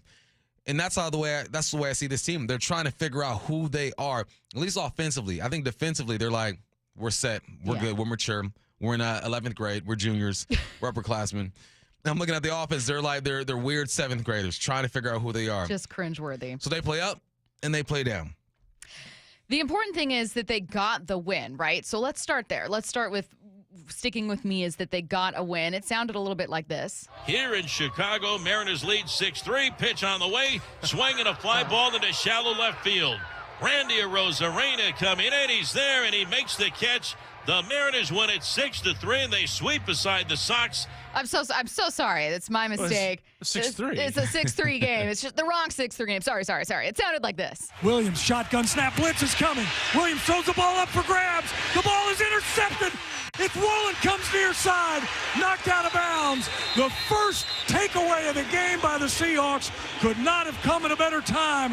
The fans head for the exits, and the Seahawks are going to win this ball game by a score of 6-3. There's the 6-3 score I was looking for. Sorry, my mistake, you guys. It was baseball game score here. 6-3 win for the Seahawks over Chicago.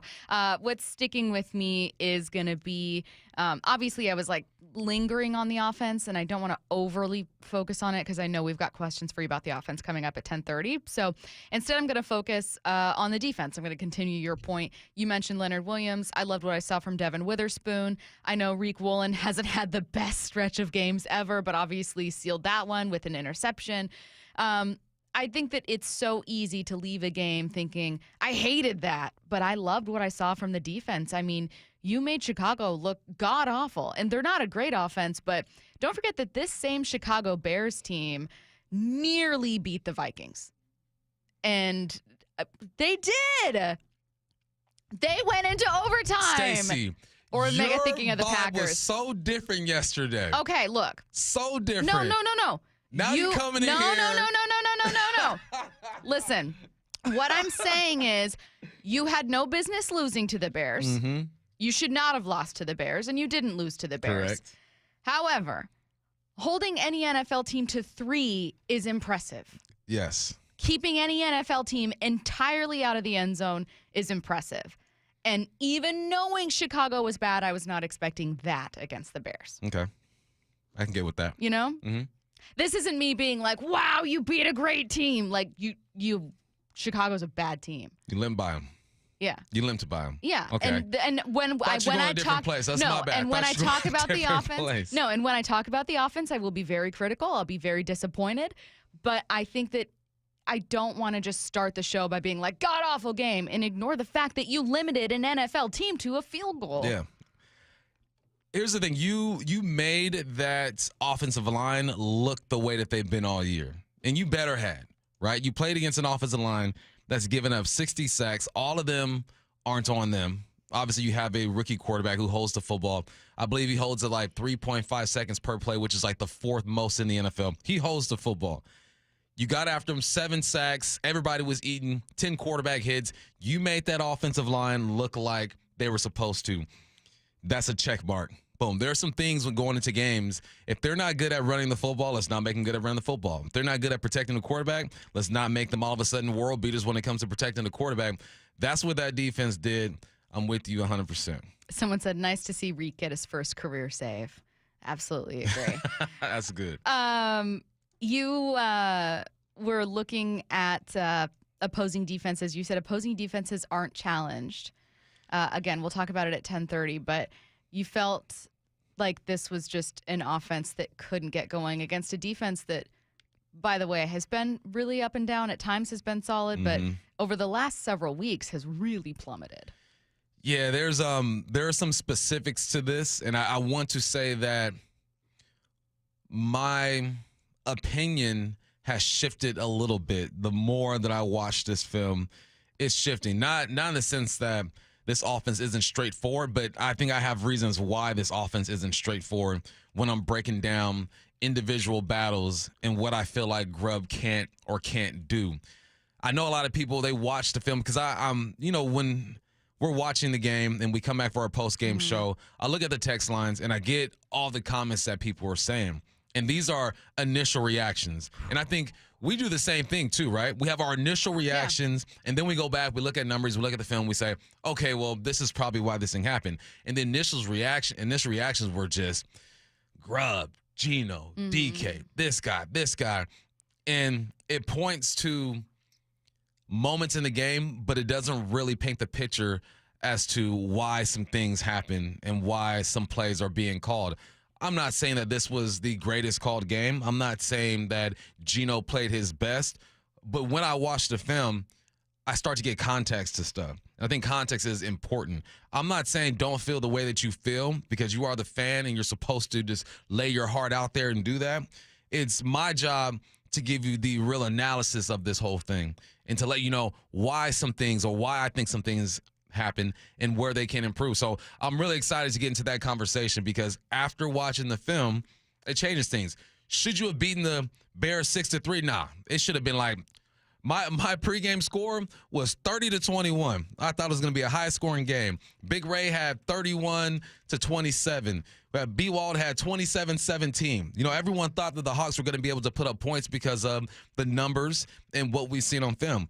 But that didn't happen. You are a better team than the Bears, but like I mentioned, they tend to play down to their comp. Yes. They tend to play up to their comp. That's the thing. I got someone on the Mac and Jacks text line saying it was 6-9. There is no difference.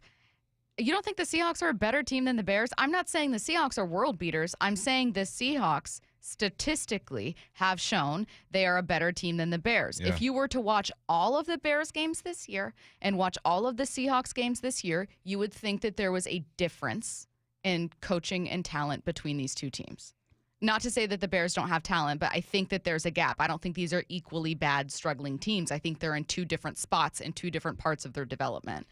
And I think that if you're going to start saying, oh, well, they only beat 6-3. Well, does that mean that every team that lost to any other team is worse than that team? The Rams beat the Vikings. Does that mean the Rams are better than the Vikings? I don't think so. They have a negative point differential. I think the Vikings have been better this year. What's crazy about Vegas is they get it right most of the time, man. The spread was like 4 points, and it was 3 points, obviously. They could have been thinking 4 points. I forget what the total score was, what they had up there. But the spread, Vegas gets it so close or even right most of the time. Bro. It's crazy. It is absolutely nuts how close Vegas gets. But no, you expect a team that's the fourth passing team in the league to be able to put up points against a team that struggles defensively. You expect them to be able to protect the quarterback because the Bears don't get after the quarterback as much. But I also think that the Bears saw the Seahawks and saw an opportunity because of the struggles they have on the offensive line. Definitely. Because they knew they want to throw the football like crazy, even though they came out running the football and it was pretty balanced at the end of the day. The Hawks aren't a team that people see on their schedule, at least not this year, and say, man, we got to be on point. Let's get ready to go. No, they look at this and say, we can beat this team because they've seen what they've done. They've seen them lose to the Giants, but they saw them compete with the Vikings. Because they're so up and down, this is an opportunity, and the Bears have absolutely nothing to play for but their NFL careers and their reputation, and they saw an opportunity, and what their defensive coordinator did made complete sense. I'm looking at the film from the Vikings and the Packers and everyone else before. The word is out. The film is out there. You had 16 weeks. The Bears had 16 weeks of film to go through and try to figure out how to attack this team. And they did some things that other teams have done to try to neutralize what happened yesterday. And that's how you stay in the game. Let's not forget it was raining like crazy. I know people don't want to use the weather as an excuse. It is real. I am a receiver. When it is raining, it is harder to catch a football. Your footing is all jacked up. Your hands are slippery. It is what it is. Not an excuse. It's reality. The weather plays a factor into it. I think it's a little bit of a fair excuse. Again, but if you're mad at the Seahawks this morning, all you're hearing is us making excuses instead of what we are doing, which is particularly coming up in 15 minutes, being very critical of the offense and kind of talking about some things we want to see. I also don't think it's a coincidence that neither Christmas Day game nor the Boxing Day game, which was Thursday night, was that great. Short week, quick turnaround, holiday, fly across the country. That does affect games. Were we not, as a country, having conversations about how Thursday night football was sometimes a bad product a while ago? That's changed, thankfully, because I love having more primetime games. Yeah. But an entire conversation we used to have is how sometimes short turnarounds don't always lead to a great product. Yep. Yeah. I'm not at it's all real. surprised that the 2 games that there haven't been touchdowns scored or the 2 games that were really low scoring happened on back-to-back Thursday nights. I know what Chicago is Central Time. Is that their time zone? I wish I could tell Yes, you. it is. Okay, so I simply wish I knew. I've played on the East Coast, and so at a 1 o'clock game for them, a 10 o'clock game for us. And remember when you were kids, you used to wake up and play basketball and soccer games. You had an 8 o'clock, 9 o'clock start, and your body just jumps into it and you're ready to go. It don't work that way when you're in your 20s and your 30s. It takes a while for you to get going. All those are factors in this game. Who do we speak to?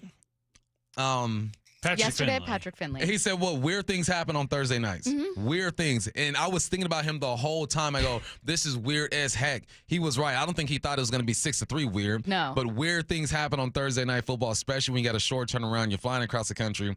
But they got the win. It wasn't pretty. We're not going to be raving about it. I'm not like walking my son out of the class after a great recital and tapping him on his back. He's in the back seat, and I'm saying, bro, you got to do better than that. You got it done, but you got to do better than that. And that's the conversation we'll have in 15 minutes. Because if you thought that we would go through the entire first hour of the show and not talk about an offense that only put up 6 points against the Bears, you were sorely mistaken. We will get to that in 15 minutes. It's a Football Friday powered by the Snoqualmie Casino and Hotel. Let's get to headline rewrites. Extra, read all about it. Headline rewrites. We must make headlines. The real story behind the headlines in today's news with Bump and Stacy. Headline number 1, the Rams face the Cardinals on Saturday with the Seahawks' slim playoff hopes hanging in the balance. What's the real headline? Bird gang, bing, bing, bang. Bing, bing, bang. Bing, bing, bang. Bird gang, bing, bing, bang. We gotta get a little like We still got to figure out what a Cardinal sounds like. just like that. Yeah, I like that. Bird gang. That's gonna be us all day. Bird gang. All day. All day.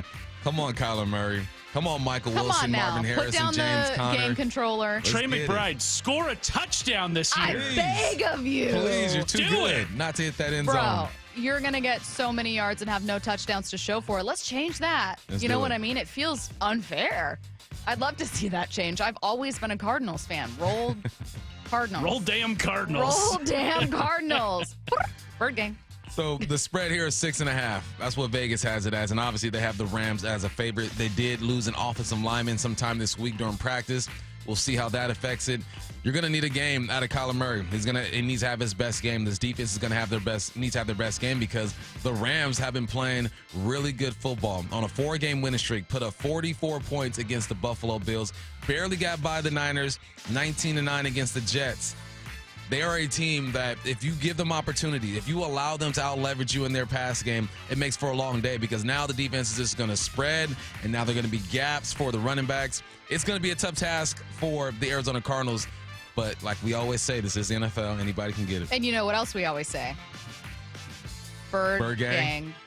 Bing, bing, bang. Headline rewrites. Headline 2, what's left of the Cougs All right. will face Syracuse in tonight's Holiday Bowl. What's the real headline? How quickly can you get to San Diego, Bump? And Hey. I'm going to be honest, How I much don't know whether we how need much you to coach or eligibility? play. Yeah, maybe both. I get there. It's about a 2.5-hour flight. You know, if I leave right after the show, is that 2? Let's get you out of It's here. like a 3:15 flight that usually goes down that way. I could get there, but you Roll know, right onto the field. you know, I'm just gonna kick it with the kids tonight. You know, I'm not gonna plan my day around All right, well. a bowl game that we're probably gonna lose, man, because Syracuse is a good program. We've lost so many players. Mateer isn't gonna be there, as everybody knows. He is now with Oklahoma. I ain't mad at the kid. You go ahead and get your money, young man. But this is going to be an interesting one. The quarterback who gets to start tonight, Zach, for the Cougs, actually went to my high school, so we get to celebrate him. Zebby, I'm sorry, Zebby. Yeah, the Cougs had a really solid season. I know it didn't end the way they wanted, but they beat their rival. They had a better record than their rival. They end up going to what I think is a really solid bowl game. I think the Holiday Bowl is a great bowl game. I really liked the matchup on paper before literally everyone entered the transfer portal or left. And then you had 20 players enter the transfer portal. You lost your starting quarterback. You lost your head coach. Bump, this is not unique to Washington State. It's happening to a couple different programs entering bowl games. What things do you think you'd like to see in place to prevent something like this, to de-incentivize something like this? Like, how do you fix college football from looking at a bowl game like this in the future? Contracts, one. So look, you're here. You got to play. And then also what you pointed out yesterday, what Deion Sanders is doing with his kids, right? Everyone's got insurance. So if you do get banged up, you get hurt, you will be covered. Because guys are looking out for themselves, because you can capitalize on your name, image, and likeness. You can capitalize on you as an entity. So you have to protect yourself. You have to go where there's money. A lot of these kids getting millions of dollars will go to the NFL and get minimum wage for a year and get washed out or not go at all. So this is an opportunity for them to make money. I'm not mad at them, but I suggest some regulation here. All right, contracts, insurance, make sure kids are committed to the university, because a kid bouncing from school to school year after year, you're not learning anything. You're not learning how to fight through anything. It's too easy. And life shouldn't be this easy at this age. You got to go through some trials. Deion Sanders was talking about entering the transfer portal, and granted, he's speaking from the point of view of a head coach that is going to be, bothered by a player he wants to be on his team entering the transfer portal. However, he was making a point when he was like, when you enter the transfer portal, your attitude goes with you, your work ethic goes with you, your skill goes with you. Even though you might genuinely want another opportunity, need another opportunity, deserve another opportunity, you're not necessarily starting completely fresh. There's a level of accountability that you need to assume at some point, no matter where you are as a college football player, to succeed. And some guys never do. Yep. Headline rewrites.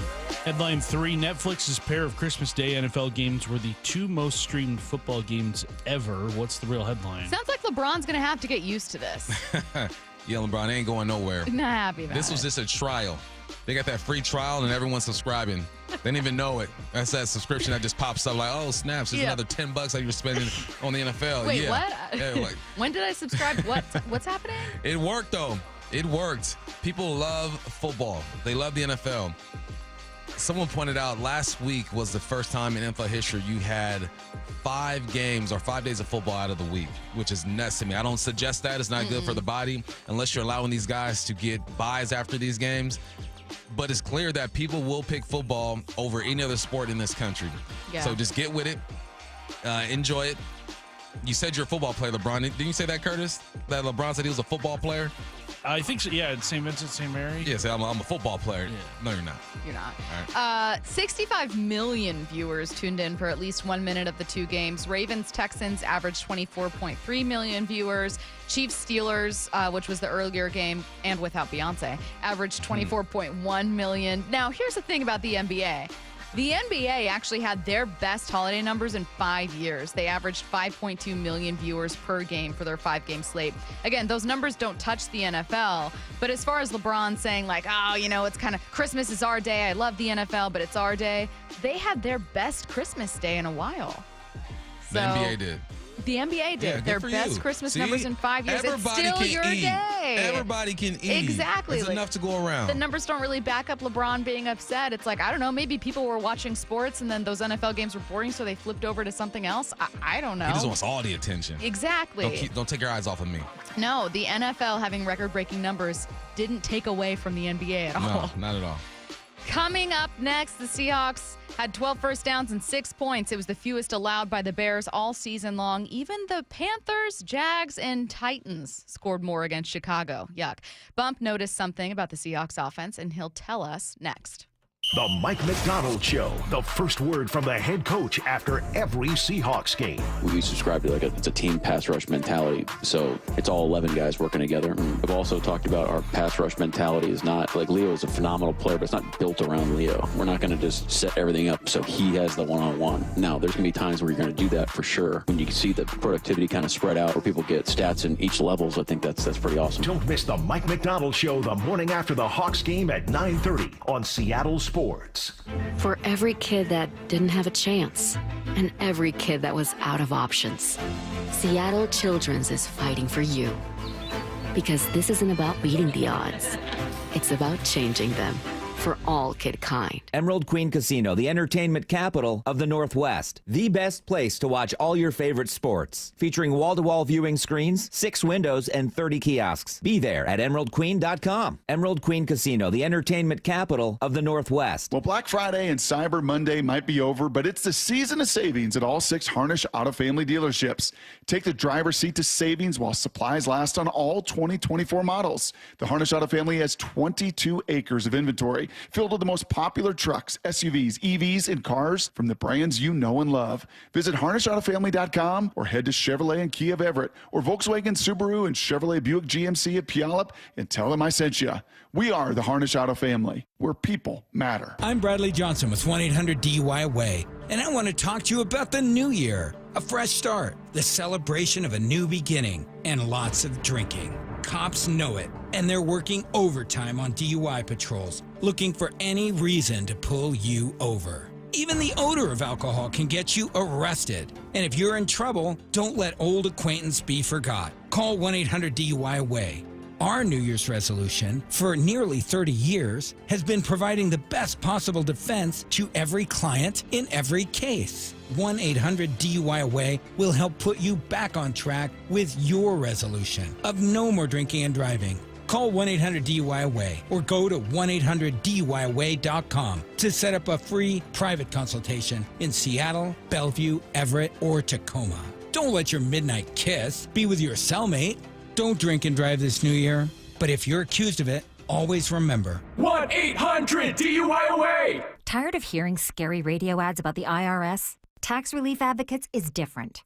TRA is here to tell you that if you owe money to the IRS, whether it's $5,000 or $500,000, we have a solution. TRA can eliminate or reduce what you owe to the IRS with zero risk to you. We have over 1,000 5-star reviews on Google and an A+ with a BBB. End your tax nightmare today by visiting TRA.com. Or call 800-583-6681. That's 800-583-6681. Lowe's knows how to help you save time and money, no matter the job. That's why we can deliver supplies to your job site as soon as same day, so you have more time to get the job done. Because when you need it fast, we've got you covered. Lowe's knows pros. Valid on eligible in-stock orders and select zip codes placed by 2 p.m. for same-day delivery by 8 p.m. Subject to driver availability. Fees vary based on purchase. More terms apply. See Lowe's.com/same-day delivery for details. Have you tried the dining district at the Bellevue Collection? Grab lunch with friends, meet up for happy hour, and stay for dinner and beyond. You can sample international flavors and local favorites from talented chefs. Try a new cocktail on a rooftop bar or watch the game with friends and explore the lively nightlife scene. The Dining District at the Bellevue Collection, where your taste adventure begins.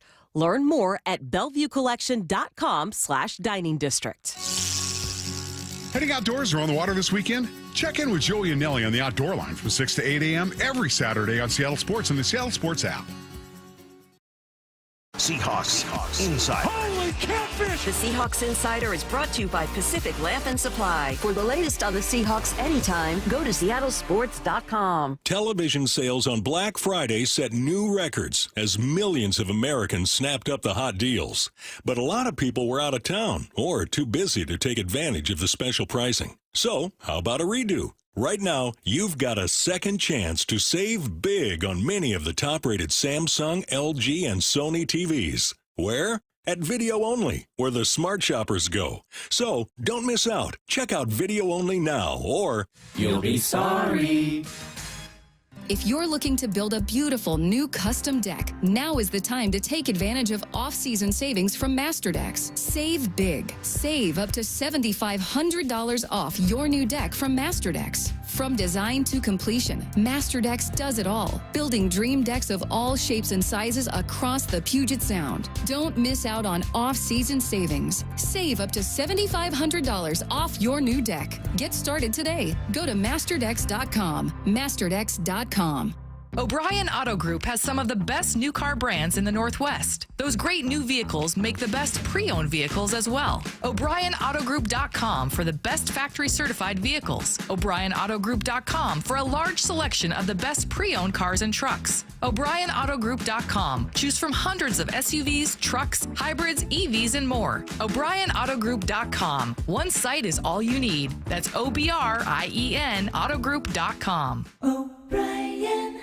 Bonneville, Seattle, and Seattle Sports are looking for organizations that regularly distribute information about employment opportunities to job applicants or have job applicants to refer. If your organization would like to receive notifications of job vacancies, please notify Human Resources at 1820 Eastlake Avenue East, Seattle, Washington 98102, or email us at seattlealljobs@bonneville.com or call 206-726-6902. Bonneville is an equal opportunity employer. From the Quantum Fiber Studio, you're listening to Bumpin' Stacy. Weekdays 10 to 2. On Seattle Sports and 97.3 FM HD2. Seattle's offense put up just 2 field goals through 4 quarters. They didn't touch the end zone, obviously. 38% on third down, which is not like the worst possible, but not great. This was against a Bears defense that's given up 30 or more points in 4 of their last 5 games. Bump. In fact, the Seahawks' 12 first downs and 6 points were the fewest allowed by the Bears all season long. Even the Panthers, Jags, and Mike Lefko's Titans scored more against Chicago. I know that it's been too little time past to have really combed over all 22, but you did watch the game, you did do post game, and you are an analyst who's able to recognize trends a little quickly compared to the rest of us. So let's talk about what you saw from this Seahawks offense with little time removed. You noticed, and I like the way you phrased this, they seemed hesitant and too straightforward. What are you seeing? Yeah. No, I've watched the all 22 one times through. I like to watch it at least 2 or 3 times through. Yeah. So after watching it one time, when I say hesitant, it means that the movements aren't confident in the players. And too straightforward means that there's nothing to really, and I say this all the time, to deceive the defense. Spice it up. Yeah, spice it up a little bit. It's just, we're going to line up 2 by 2, we're going downhill. Yeah. And even when they do some motions, it's a motion and then the receiver's setting up and then Geno's reevaluating and then bang, you're snapping the football. When you look at these other offenses that hit, we've seen the Vikings do it, Green Bay Packers do it, the Niners do it, the Rams have done it against us as well, is they're snapping the football with movement going on to where now the linebackers have to move with this jet sweep and then you're hiking the ball and going the other way with the run, or you're booting out of it. The one time where I saw some great movement, Geno got stepped on by Zach Charbonnet, and the play was dead. Now it's -6, and you never went back to that. You're deterred from that. It's almost like you make a mistake, now you don't want to run it again. So straightforward to me means that there isn't a lot going on that is making the defense take false steps on the second and third levels. That's how you get guys open. Hesitant, I'm talking about just the players. That first drive was beautiful. You watched the first drive. It was great. What, seven run plays out of 11 total until you get down to the red zone and Geno almost throws an interception. Goodness gracious. That first drive was beautiful. There was no hesitancy. The tackles and guards are wrapping around in power in this counter, getting downhill and smacking fools, and they look good. They look fresh. But as the game went along, they started just to wear down a bit. And I got to big up this Chicago defense. When you have a young corner on the outside, say someone gets hurt, right? Your starting corner gets hurt, then they bring in a guy wearing number 20-something that you don't even know who he is, and you got a DK Metcalf on the outside. What are you going to do? I'm going to test him right now. I'm going to go up top, and I'm going to test him. The Chicago Bears did that with the offensive line for the Seahawks. The stunts that they've ran, I don't know if they've been running these all year. I've only watched 2 games of the Chicago Bears, and they're a bit aggressive, but they were more aggressive tonight. Why were they? Because on film, the Hawks or that offensive line has shown that if you stun them, there will be some mistakes. There will be a guy looking right and the stun going to the left and 2 guys blocking one. Now Geno has a linebacker staring at him as he's trying to throw the football. They schemed it up. They know that if you stunt the heck out of this offensive line, mistakes will be made, and that's exactly what happened. So people are looking at Geno. They're saying, throw the football, throw the football. I go, well, the stunt just went down, and he has a linebacker right in his face. Not that simple. Right? Stacy, stand up. Let me run at you as fast as I can. You try to throw a football. I'm scared. You might wince a little bit. You might wince. Not saying Geno played a great game, but I'm saying that there are some things that affect that. And then I'm looking at the route combinations. They put on film for 16 weeks. They love mesh and they love spacing. And a good DB or good defense knows that if this guy goes in, this other guy has to go out, the other one has to go deep. It's simple. It's just layering. And it seems like these DBs and linebackers are anticipating some of these route combinations that are going down. And you're having DK run these short stuff, Jason run this short stuff, Lockett run this short stuff. Why?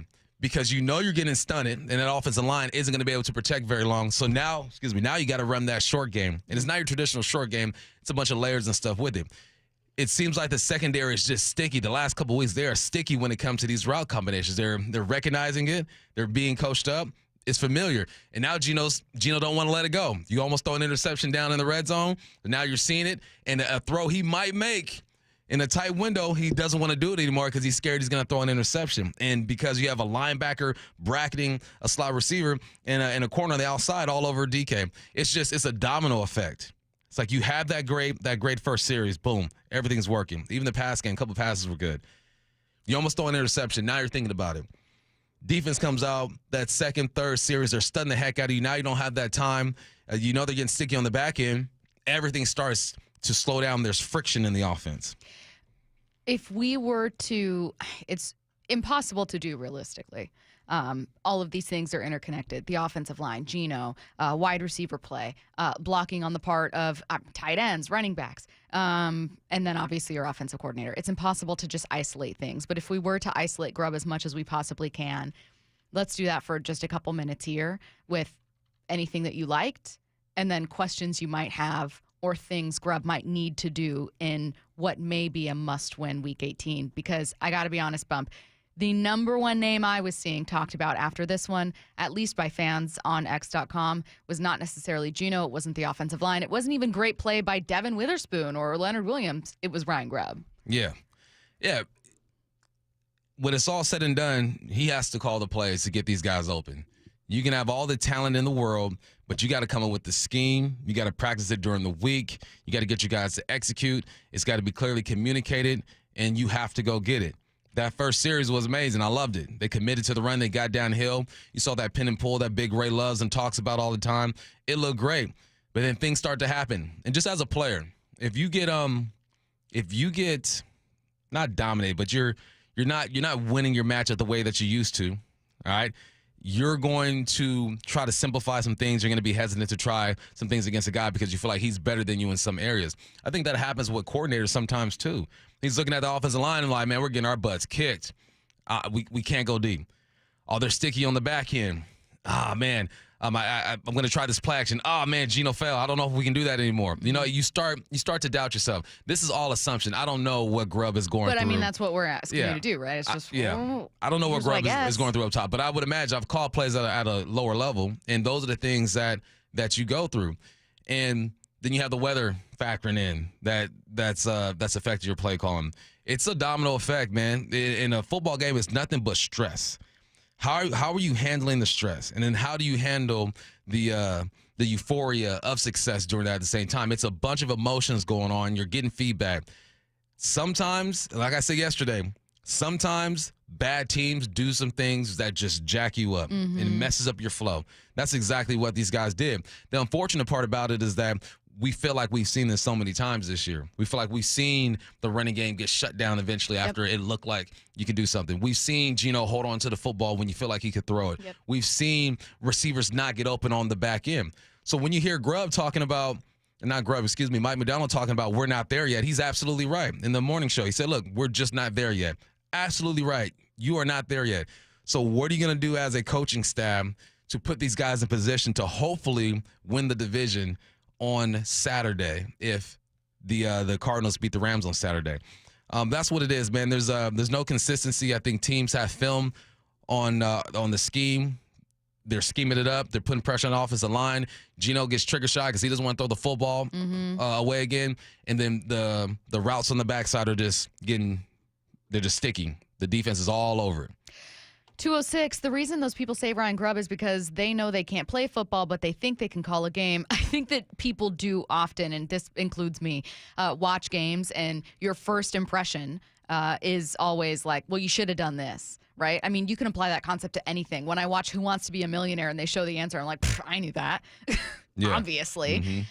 However, I do think there's some truth to some criticisms of Grubb and trying to figure out, like, where does he grow as a play caller? What do you want to see? I do think they got away from the run, and I'd love to know why. And again, we have many segments today where Bump is going to be explaining what he's seen so far. And I do think there's also some things to be said about this not being a great game for Geno.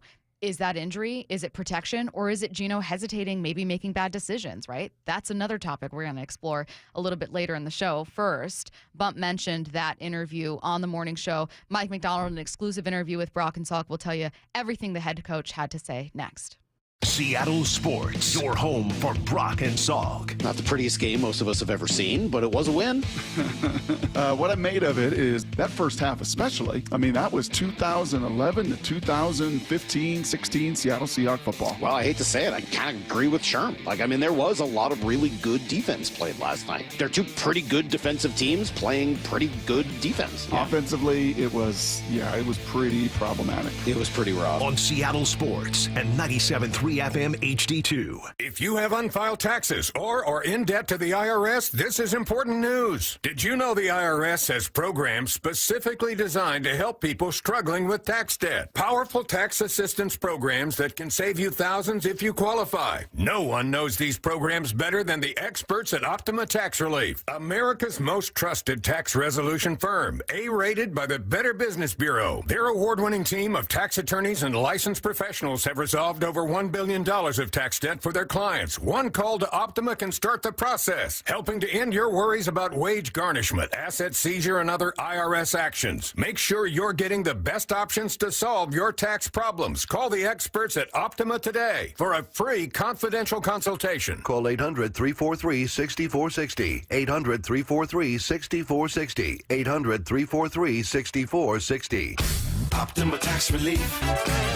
Some restrictions apply. For complete details, please visit OptimaTaxRelief.com. We all hear the radio ads about the IRS. They tell you to be afraid, to be scared, and they try to frighten you into calling. I'm not here to do that. Tax Relief Advocates is different. TRA is here to tell you that if you owe money to the IRS, whether it's $5,000, $50,000, or $500,000, we have a solution. It doesn't matter if you're sitting in your car, at work, or with your kids. No matter where you are, call now. 800-575-6759. Don't lose hope. TRA can eliminate or reduce what you owe to the IRS. Generous programs are now available that can give you a fresh start. Our passion is taxes and helping individuals fix their IRS problems. We have over 1,000 5-star reviews on Google and an A+ with the Better Business Bureau. You don't need to be afraid of the IRS any longer. End your tax nightmare today by visiting us online at TRA.com or call 800-575-6759. That's 800-575-6759. Tax Relief Advocates. Real solutions for real people. Hey,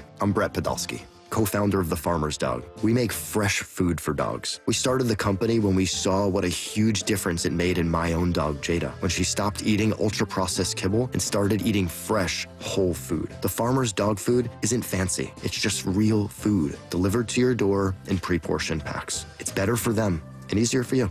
Get 50% off your first box at thefarmersdog.com/trial50. That's thefarmersdog.com/trial50. My name is Luke Bryan. Country music is my life, and I want to share it with y'all. It's All Country is now streaming on Hulu. And with the help of Luke Combs, Kane Brown, Lady A, Winona Judd, Sheryl Crow, and Mickey Guyton, we're going to explore everything country. You couldn't ask for anything more than that. When everybody brings their story, it really becomes something special. That is the beautiful side of country music. In the end, it's all country. It's All Country. All episodes now streaming on Hulu. Bonneville International radio station contests are open to participants 18 years of age or older that are residents of Washington State unless otherwise specified. Employees or agents of the station, Bonneville International Corporation, other area radio stations, or any entity associated with the contests are not eligible to win unless the station otherwise specifies at its own discretion. Persons who have won in the last 60 days from a station contest or event may not be eligible. Full general contest rules are available on seattlesports.com or in person at the station during regular business hours. This is Seattle Sports. Going to throw in the middle. It's intercepted. Jones. He's across the 20, tripped up and dropped. The home of the Seahawks. television sales on Black Friday set new records as millions of Americans snapped up the hot deals. But a lot of people were out of town or too busy to take advantage of the special pricing. So, how about a redo? Right now, you've got a second chance to save big on many of the top-rated Samsung, LG, and Sony TVs. Where? At Video Only, where the smart shoppers go. So, don't miss out. Check out Video Only now, or you'll be sorry. I formed Davis Law Group about 30 years ago, and once I wrote my first book, it proved to be hugely popular. I decided to write then a series of books in different accident cases. I've found that having a client that is educated and knowledgeable about their particular type of case really helps the client and also usually ends up making the case or the claim more successful. To get your free copy of any of my Washington accident books, visit WashingtonAccidentBooks.com. Hey guys, ready to feel stronger, leaner, energetic, and more confident? For a limited time, Revive Men's Health offers 25% off TRT and ED bundles. Plus, get a free month of compounded semaglutide, a powerful proven weight loss medication with the same active drug as Ozempic. Terms and exclusions apply. Don't wait. This offer won't last. Call 206-529-1111. That's 206-529-1111. Or visit ReviveMen'sHealth.com. Attention homeowners, upgrade your home's comfort and save big. For a limited time, save up to 50% on scratch and dent and overstocked equipment exclusively at Home Comfort Alliance. Over $3 million worth, all up to 50% off, including high-efficiency dependable heat pumps, furnaces, and air conditioners from the top manufacturers like Lennox and more. All with full factory and installation warranties, up to 50% off. Visit HomeComfortAlliance.com. That's HomeComfortAlliance.com. From the Quantum Fiber Studio, you're listening to Bumpin' Stacy. Weekdays 10 to 2. On Seattle Sports and 97.3 FM HD2. Coming your way in 15 minutes, what caught my eye from the Seahawks' ugly 6-3 win over the Bears? Before we get to it, we're going to hear from Mike McDonald twice today. First, an exclusive interview with Brock and Salk this morning, the Mike McDonald Show. We're going to play you those cuts now.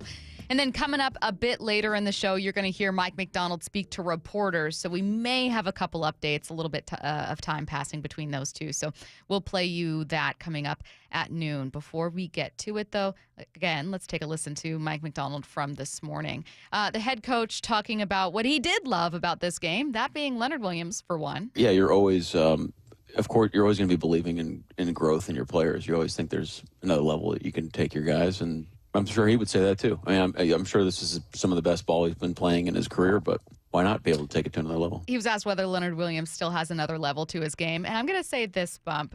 I'm okay if the answer to that is no. A head coach is never going to say that. You know, he's always going to say exactly what he did. Well, yeah, of course. Why not? You can always develop.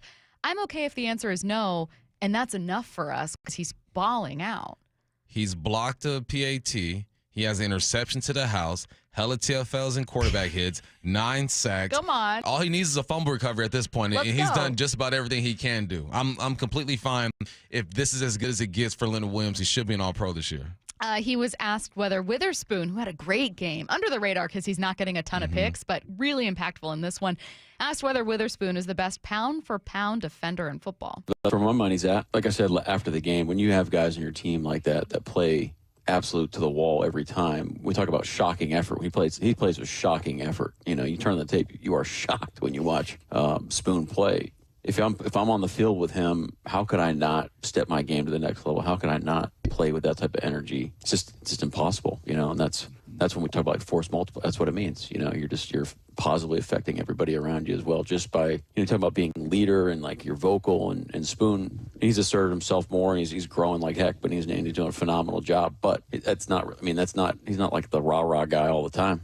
But he's got a certain standard, and he has certain expectations from his teammates, and he backs it up by the way he plays. Bump, it's so impossible to meet expectations as a top 5 pick. It really is. No matter what, there's someone going, well, where are the interceptions? Where are the passes defense? Where's all these, where are the Pro Bowl and All-Pro nods? And I totally get that, but I really loved what I saw from Devin. You know what also doesn't help? That Jalen Carter is playing his butt off right now. Man. Really rounding and, becoming elite. He's one of the best D linemen in the game right now. Spoon is one of the best corners in the game right now too, though. So you take it for what it is. Yeah, if to the untrained eye, if you're not getting interceptions at the corner spot, then they see you as a failure. failure. But when you see this dude, they say he's a $185. He ain't a $185. He's like a $175, $180.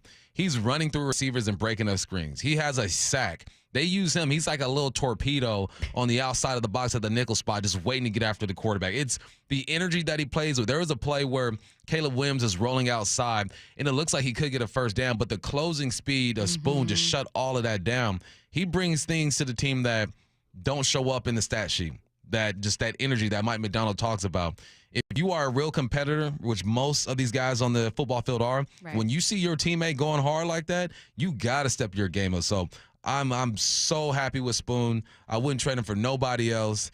It was a good game for him. Now, they don't have Jalen Carter, and because of that, it was always going to be a conversation. You're right. But here's Mike Macdonald talking about the success of the pass rush group across the board. It is a team stat, and then we have also talked about our pass rush mentality is not, even though, I mean, how great, like Leo is a phenomenal player, but it's not built around Leo. Like, we're not going to just set everything up so he has the one-on-one. Now, there's going to be times where you're going to do that for sure, but we subscribe to it's a team pass rush mentality. So it's all 11 guys working together. And when you see the the productivity kind of spread out, where people get stats in each levels, I think that's pretty awesome. Holiday Bowl trash talk starting early, not to interrupt us. Mike Lefko, Syracuse grad, already posting stuff to the windows. Oh, that's his coach there, huh? Oh, yes. Yeah, okay. Who doesn't want an eggnog bath? Yeah, soft. He's not going to get one But anyways. you don't take showers. Yeah.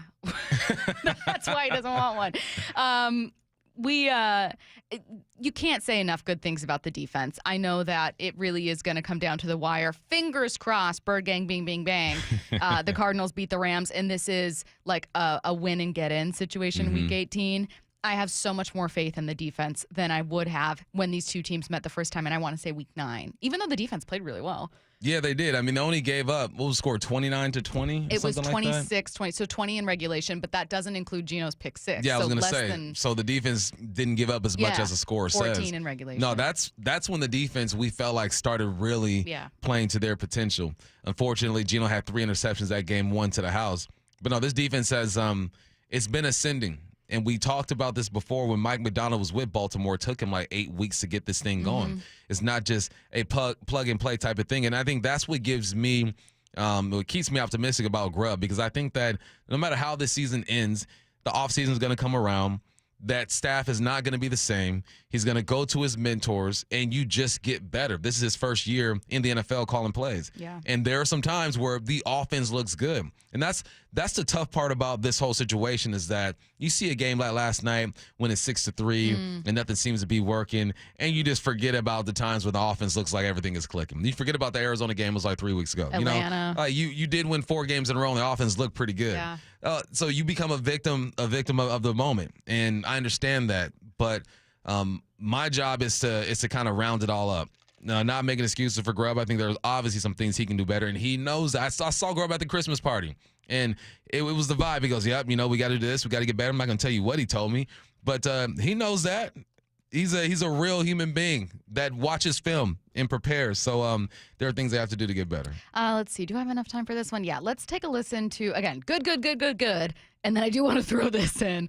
The run game, obviously, you mentioned, like, that first drive looked stellar. It felt like they were really moving. 7 of their first 9 plays, 7 total on the drive, were runs. And that includes little Kenny McIntosh getting involved. And then they kind of got away from it. And them struggling with the run game has been a conversation all season long. Mike Macdonald asked why teams can struggle in the run. If you struggle on first down, then what are you going to do on second down? Are you going to go back and run into a bad look again? Or are you going to stay disciplined and keep doing it?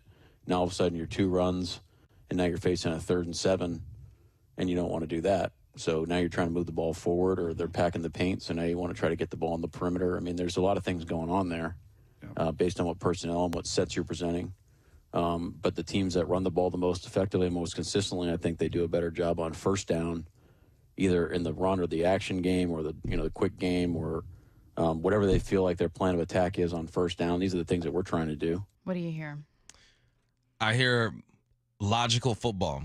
There are some fronts that you get that just aren't good for a certain type of run. Just like in route combinations, there are some coverages that you get that just aren't good enough for your route combination. There are times where, as a receiver, I'll line up. I look at the defense, and I know I'm not going to get the football here, but I still got to go hard because someone else might get open. Sure. It's the same thing in the run game. If 7 guys will walk down on the line of scrimmage, which we didn't see this week, last week we saw it with the Vikings, if 7 guys will walk down, man, the power and the pin and pull stuff ain't going to work because they're going to shoot the gaps right now. And I think that's what I saw out of Geno. Geno changed a lot of plays last night. If you watch him, he's going up to the line of scrimmage. He's signaling stuff. I think he got out of a lot of plays based off of the front. That's something he was coached to do. So they had a plan going into this. If you see a certain front, we're going to run this play. If not, we're going to check into this. I think that's where we saw some of those screens to no effect. Yeah. What caught my eye coming your way next? This is Seattle Sports. The ball is intercepted. It's Wallen comes near side. And the Seahawks are going to win this ball game. Even when the times we came up short, man, we always want to put the challenge on us, man, because I feel like we always going to take that challenge against anybody. Quick toss near side is Swift. Wow. Gets hit in the backfield and dropped. Guess who? Witherspoon. You know, time and time again, he's one of those players that just like stands out effort-wise, his energy. He was like really showing up today. He just flies around. I feed off of his energy, and I love it. We are the home of the Seahawks.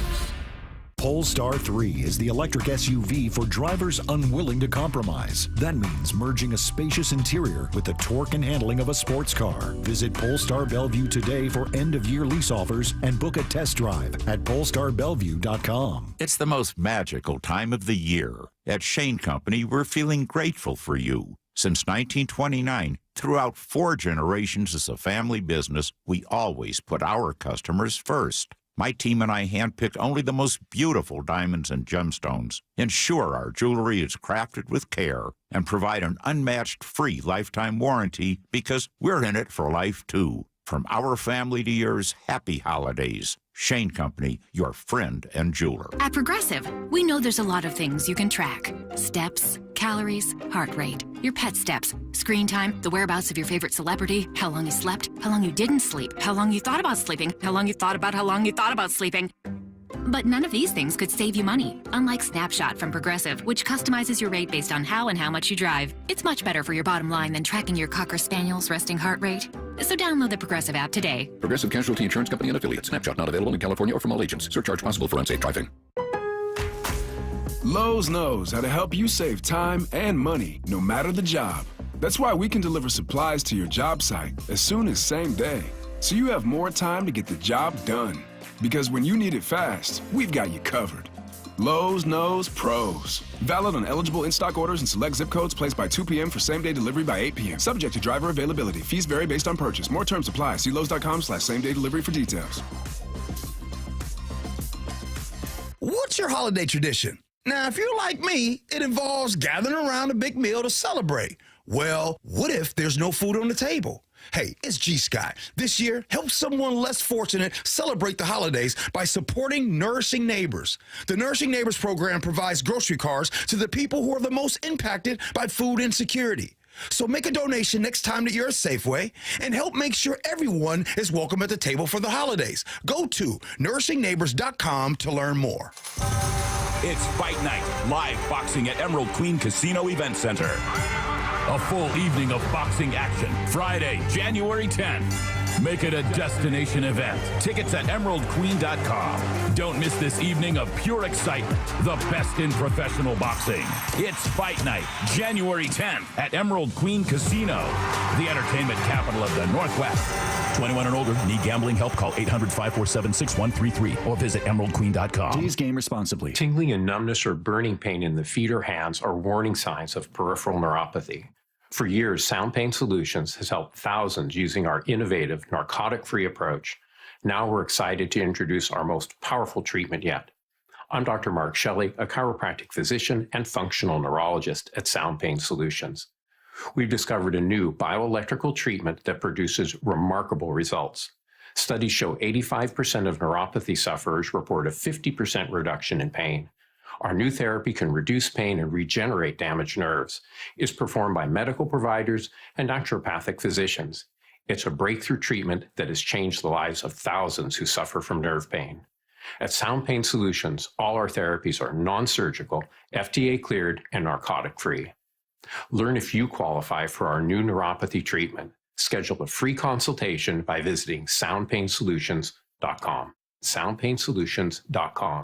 Miss anything from the Brock and Salk Show? Remember, you can always catch the show on demand on SeattleSports.com, the Seattle Sports app, or wherever you listen to podcasts. This message brought to you by Ascend Hospitality Group, Famous Dave's, Ascend Prime, and Stanford's.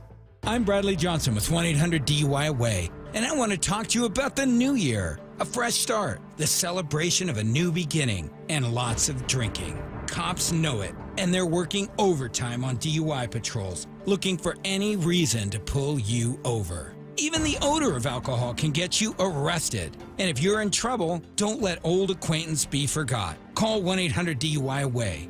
Our New Year's resolution, for nearly 30 years, has been providing the best possible defense to every client in every case. 1-800-DUI-AWAY will help put you back on track with your resolution of no more drinking and driving. Call 1-800-DUI-AWAY or go to 1-800-DUIAWAY.com to set up a free private consultation in Seattle, Bellevue, Everett, or Tacoma.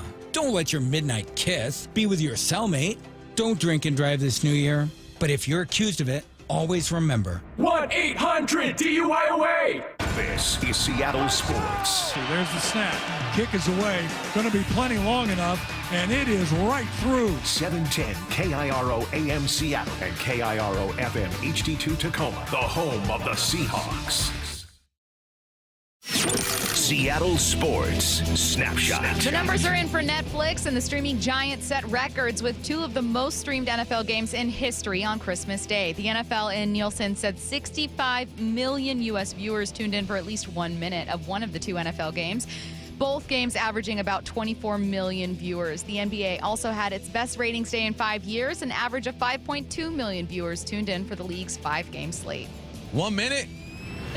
You get points for 1 minute? Brought to you by Miller Lite. Tune into our When show it's for game 1 minute. time, it's Miller time. From the Quantum Fiber Studio. This is Bump and Stacy on Seattle Sports. Streaming through the Seattle Sports app and at seattlesports.com. Now, here are your hosts, Michael Bumpus and Stacy Ross. Just listen for 1 minute. Don't go anywhere. Just 1 minute's all we need. You get credit for 1 minute? So for anyone who doesn't know how Nielsen ratings work in radio, we do not get credit for 1 minute. There's a little bit of envy going on. 5 or something like that. It counts for 5. Ideally, you can get someone listening for longer. Yo, 1 Netflix minute. is counting 1 minute. I think they're just looking at, like, if we can get what measure, the smallest measure that will get us the largest number. So they were like, okay, if we only measure it by 1 minute, we found 65 million people at one So we're point. cutting that in. We're cutting it into Thursday. They did about 22 million. All right, Netflix. Let's be real. Y'all counting 1 minute? Come on, man.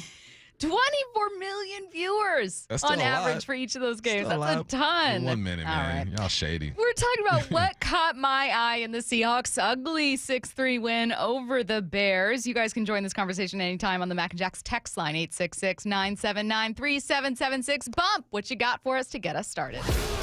What caught mis ojos? That's Spanish. That's Spanish for what caught my eyes. Eyes.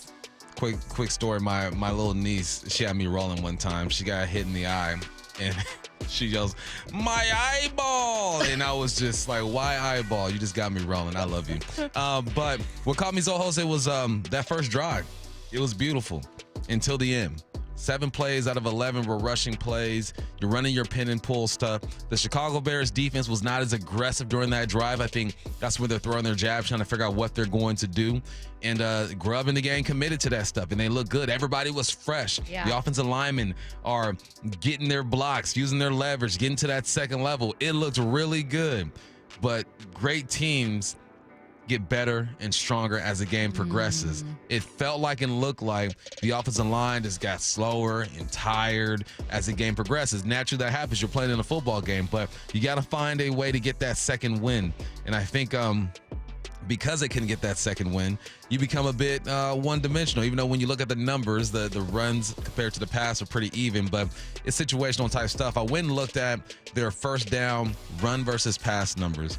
In the second half, it was like 4 runs to 3 pass. In the first half, it was like 4 runs to 5 pass. So it was pretty balanced. McDonald talked about first down, like you got to be good on first down.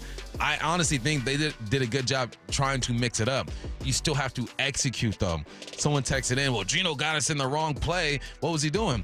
You can call and check into the right play. You still have to execute. As the game wore on, the execution just got worse and worse and worse. I think I could have had offensive line as an answer for what caught my eye in every single one of these games. And in some games, that was for a good reason. And Zach Charbonnet's breakout game against the Arizona Cardinals, that was for a good reason. They allowed only 5 pressures, which was their lowest all season. There were some other moments where you think there was like a great Ken Walker touchdown earlier this year where I want to say it was with Mike Jarrell. And I'm like blanking on someone else. It was a rookie and a backup, and we were like, "Good for you guys! Yeah, you really got it done. We're proud of you." But more often than not, I think one of the lingering feelings, Finley. More often than not, I think one of the lingering feelings from a lot of people, Bump, has been the way you feel in this one, which is you need some change. Either stiff competition, guys that can get in there and replenish that group, whatever it is. This is the number one priority, personnel-wise. The number one priority for this team this offseason is that offensive line. Facts. Next up, I'm gonna stick with the run game, and I'm gonna go with Charbonnet. There was a particularly great block by Charbonnet on what was a 3rd and 4. It ended up being a completion to Jackson Smith and Jigba. Zach Charbonnet steps up immediately, takes on a block of linebacker TJ Edwards. I just continue to feel like I'm proven wrong with Zach Charbonnet, and I don't mean that I don't think Charbonnet is a good player. I just mean that he continues to surpass whatever expectation I have for him. I entered the season thinking Ken Walker was your better back, and yet in a couple of these games I thought, God, what a good bulldozing run by Charbonnet. What a great block by Charbonnet. What great extra effort by Zach Charbonnet. Going over to pull up teammates that get knocked down. Like, just great teammate out there. Those little things have caught my eye, both in that Arizona game and in this one. I just continue to be so blown away by him. I think a lot of people feel that way about Zach Charbonnet. If you look at the text lines, I think they do feel that way. Me personally, I thought Zach Charbonnet was going to be a really good running back, and it's because I work for the Pac-12 and I got to watch him play. Sure. I covered 3 UCLA games, and I really loved his style. But he's the type of running back, I think, that needs to know he's going to get those carries and needs to get himself into that groove. Like, you're going into a football game, you're a running back, and you got your first 10 plays scripted. You know I'm going to get this ball 3 or 4 times. Your mentality just changes. It doesn't mean that you're less of a player because you're coming off the bench and it takes you a while to get going. That's just how some running backs are. I always lean on Turbo when I reference that, is because he told me himself, like, look, running backs need to get going. As a receiver, what I needed, give me a screen early. Give me a screen early so I can feel the game. Or run the football to my side so I can get my pads on somebody and really just feel the game and get myself locked into it. It's just human nature, man. So I think that's what we saw out of Zach Charbonnet, was that he knew he was going to be the man. 2 times this year, 3 times this year, he was a starter. Yeah. And all 3 times he performed. So it changes your mental when you know you're going to be that guy. All right, what's next? What caught mis ojos, sorry, for you Spanish speakers. That dang red zone, man. Geno just made a horrible decision in the red zone. It was a spacing concept, something that we see a lot out of this team. So you start up in a bunch. You have, I think it was DK who flies out to the go. You have Tyler Lockett who sits like over the tackle. You have JSN who fakes like he's going out and bends it in. So Lockett goes inside near the tackle, splits the linebackers. His job is to attract. You attract backers. If you attract them, boom, your read goes to JSN right now. He attract backers, and Geno just made a poor decision. I'm like, dog, that's your read. That's your rule. If there's 2 there, one's going to be wide open, and JSN was wide open. If he led JSN just in a little bit, it would have been a touchdown. So what caught my eye? The same dang mistakes in the red zone, man. And it gets harder and harder to justify Geno getting paid, because he's second in the league when it comes to turnovers. He's first in the league when it comes to red zone turnovers. And it seems like he just keeps making the same mistakes. But then he'll make a beautiful throw. JSN across the middle. You got Lockett on a comeback. It is just, which Geno are you going to be? And we get both Geno, seems like, every single game. I wish we got the good, more bad, or a lot more than the worst. I like that feeling, though, of like both you and I have, and this happens to a lot of people. I see this happen on Twitter all the time. If you come out and add any kind of context, like I made the argument that, I'd probably, extend Geno or just make sure he was still here because I don't know what options you have in free agency and you aren't high enough to take one of the 2 best quarterbacks in the draft. Like, you simply are not going to have a shot at those guys. And you'll immediately get people, oh, so you think Geno's the best guy in football? You're like, no. Stop simplifying this. However, because those arguments start to happen, you see Geno mess up in the red zone and you go, man, you're setting me up here, bro. Now if I come in and I go, hey, so this team needs to get better in the red zone, people immediately, oh, but you want to pay Geno. The Seahawks are in a tough spot. Here's where the Seahawks are. For real. The Seahawks and Geno Smith have almost no choice but for Geno to get better in the red zone. If you had the number 2 overall pick, you know what conversation we'd be having? Yeah, those red zone woes are a little easier when you got a young quarterback you're developing and there's room for improvement and you feel like you can take a step forward. Red zone problems from a guy that's probably going to be here next year because you probably won't have anyone else. That is concerning. Yeah, and with Geno, he's had years, 20 touchdowns, 9 interceptions. His Super Bowl year, Pro Bowl year, he had, 30 touchdowns. Let me go. 30 and 11, 20 and 9, and then you got 17 and 9 this year. This is the worst year he's had minus his rookie year when it comes to turning the football over. And he's also working behind one of the worst offensive lines in the game. No disrespect to the gang over there on the all line. But it is what it is. So you combine that, him feeling like he has to make a play, making poor decisions behind an offensive line that forces some of this stuff. It makes for the hate to be really loud when a mistake like that happens. Someone said pay Darnold. Does Darnold look like Sam Darnold behind your offensive line with your coaching staff? Or is Kevin O'Connell and that Vikings offense with Jordan Addison and Justin Jefferson and a really good offensive line a big part of that? Also, Sam Darnold's 27 years old. You don't know that the Vikings aren't going to keep him, and you also don't know that he's going to be cheaper than Geno. If I paint the house and the structure's jacked up, we're just painting the house. The house is still going to fall. Yeah. You got to make sure that structure's on point. The structure's an offensive line. I don't care who you bring in at the quarterback spot. You're going to have these same issues. What you do is you build the foundation. That's the offensive line. You ride it out for a year or two, and then you go and find yourself someone else. All right. Is it my turn? I think so. Okay, well, I'm cheating a little bit because mine's actually a question for you. So we have been heavy with praise for the defense today. However, there were 2 key third down conversions for Chicago's offense, one on 3rd and 7, one on 3rd and 9. Both were fairly early. It did not end with a touchdown because what would have been a touchdown to Rome Odunze was nullified by a holding call and Jake Curran. So it ends up being, I think, an incomplete pass. And then Jake Chicago. Curran. I know. And then Chicago settles for a field goal. Great. Fantastic. You avoid a Bears touchdown. But on what might have been that drive, the Bears kind of got the better of Seattle. That was maybe their most productive drive. I think it was their longest. You talked about screenplays kind of getting the best of Seattle there. On drives and plays and moments in which Chicago's defense was moving, this is where it just becomes a question for you. What were you seeing from the defense? Because otherwise, they were perfect. The screen game.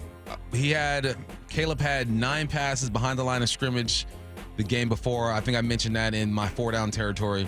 And I said they're going to screen the heck out of these dudes because you want to get the football out of your quarterback's hand early if you can't protect him. And he's making poor decisions, even though he hasn't turned the football over in a long time. Big ups Rick Willen for ending that streak. What I saw was just the East to West game. That's how you get a football team tired, a defense tired, is that you throw it to the right, you scream. You throw it to the left, you scream. And you get them moving, and you try to catch them in the same defense constantly over and over and over again. I think that's what we saw. And they just got playmakers. Swift can run that ball. DJ Moore can run that ball. They got guys over there who can do it. That throw to Rome Odunze that didn't count for a touchdown was one of the best throws I've seen in a long time. Good. My man is running to his left, going across his body, put that thing on a line. Those are the things to where you say, Caleb's going to be okay. He just has to get the right coordinator over there. I think that sometimes you find something that works. All my guys that play Madden, you guys know this. You find a play that works, you're playing against a lesser opponent, and you just hit the Y button, you keep running the play, That's essentially what I saw on that drive. Obviously, there are other plays that affected it, but the ones that stuck out to me, for the most part, were the screens. They ran so many screens yesterday. All right, what's next? What caught my eye? I mean, we already big ups him, but I'm going to do it again. Devin Witherspoon. He's running through grown men that got 20, 30 pounds on him and blowing up plays in the backfield. He had 3 TFLs and a sack. He is the Energizer Bunny. He is Mighty Mouse. He is the little engine that could. He is the tone setter out there. I'm going to throw another one in there too. Uchenna Nwosu got his first sack in over a year. And you saw him drop down to his knee and just be extremely emotional about that situation, because I've had to come back from injuries before. Nothing as bad as what Uchenna had to come back from. And mentally, you doubt yourself. Physically, you're trying to get back into shape. So when you finally make a play, it can be overwhelming at times. I was so happy to see Uchenna get back there and make that play. All right. It is a Football Friday powered by the Snoqualmie Casino and Hotel. We're going to be taking your calls later today. Going to tell you the question now so you have some time to think about it. With the Seahawks, you're going to choose 2 players.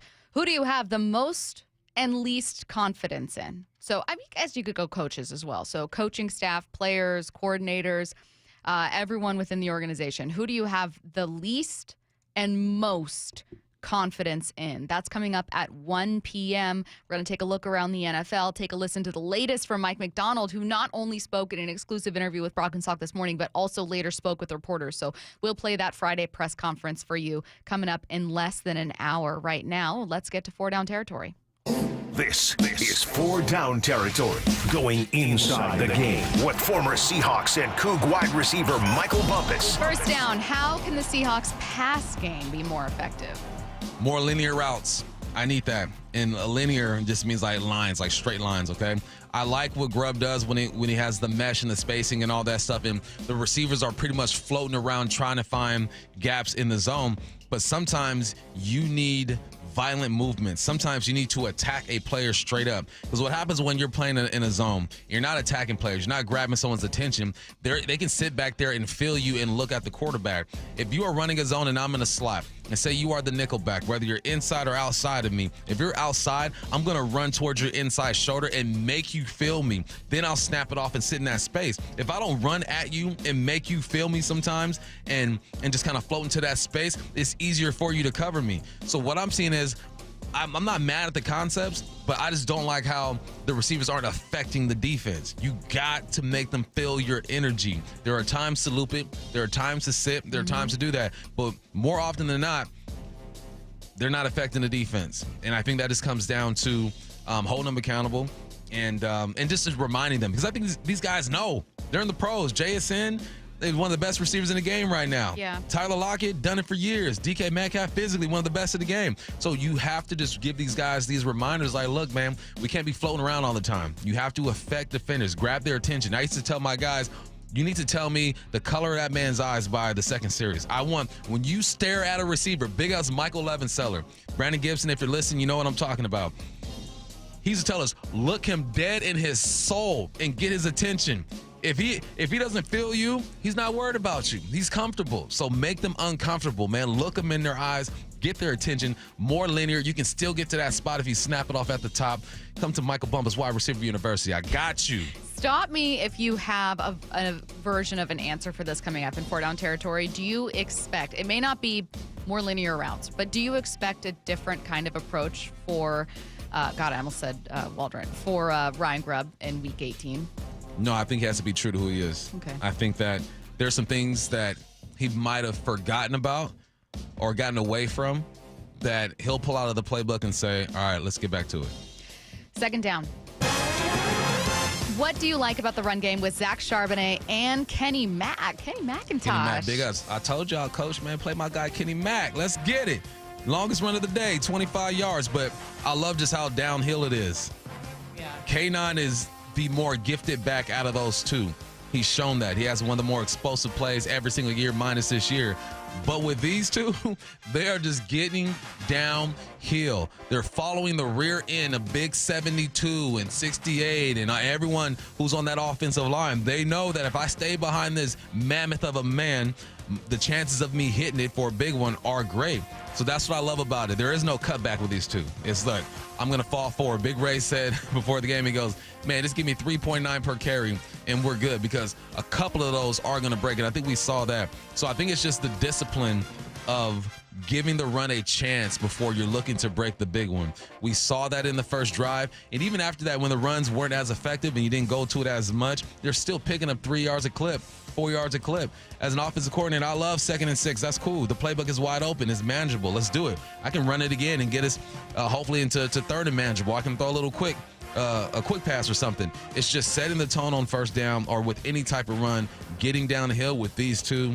They've done a great job. 3rd down. What's something you wish you would have heard from DK Metcalf last night? Oh, man, I wish. Now, yesterday he got interviewed after the game, and a reporter, I forget what the lady's name was, asked him, what did Coach tell you about your emotions? He goes, I'm a grown-ass man. My emotions were in check. Reality is, in that moment, DK, your emotions were not in check. And I'm not saying you're wrong for that because this is football. And the knock on DK is he's super emotional. This is the first time we've seen that all year when he hasn't been getting the targets that he usually gets, when he hasn't been throwing the football down the field, right? When he hasn't been the big presence that he's used to being. Most people would expect him to blow away before this, but everyone makes mistakes, and this is part of DK's personality. I don't want to take it away from him. I just wish that sometimes he would have been like, yeah, that was on me. I got to control myself, but y'all don't know what that dude said. You know, and DK just doesn't do that, and I think that it will go a long way for him internally and externally for everybody else. It was just like, yeah, man, he got the best of me. Because let's be real, because he just got the best of you. We all saw Instead it. of pretending that didn't happen. Yeah, it happens to me. Someone got the best of me in traffic the other day. I had to calm myself down. I'm like, man, he got me. That's happened to me. He got Everyone. Yeah, so I just wish DK would know that, like, we accept him for who he is. Yeah. And sometimes it just is what it is. And the single hardest thing to do is to admit that, like, yeah, my emotions did get the better of me. Yeah. Because in the moment, you feel so justified with how you feel, right? I'm sure in the moment, he felt so justified with being like, no, I'm grown. He made me mad and was doing something dumb, so I did it back, and I happened to get called for it. Instead of, like, I didn't need to do anything. I cost us yardage. Yeah, man. Oh, come on, DK. All right, 4th down. What got your Unsung Hero Award last night? I'm sorry, I should say who. My bad, Stacy. Oh, okay. Who got your Unsung Hero Award last night? So going off of DK, Tyler Lockett. I forgot who he walked up to, but little old Tyler Lockett walked up to that big defensive lineman, was talking crap to him after him and DK got into it. And here's the thing. We don't know what that guy said to DK. There's some foul stuff that is said out there, some stuff that will make you react sometimes. Maybe having a bad day, you're just going to snap. I just loved how Tyler Lockett had his boys back.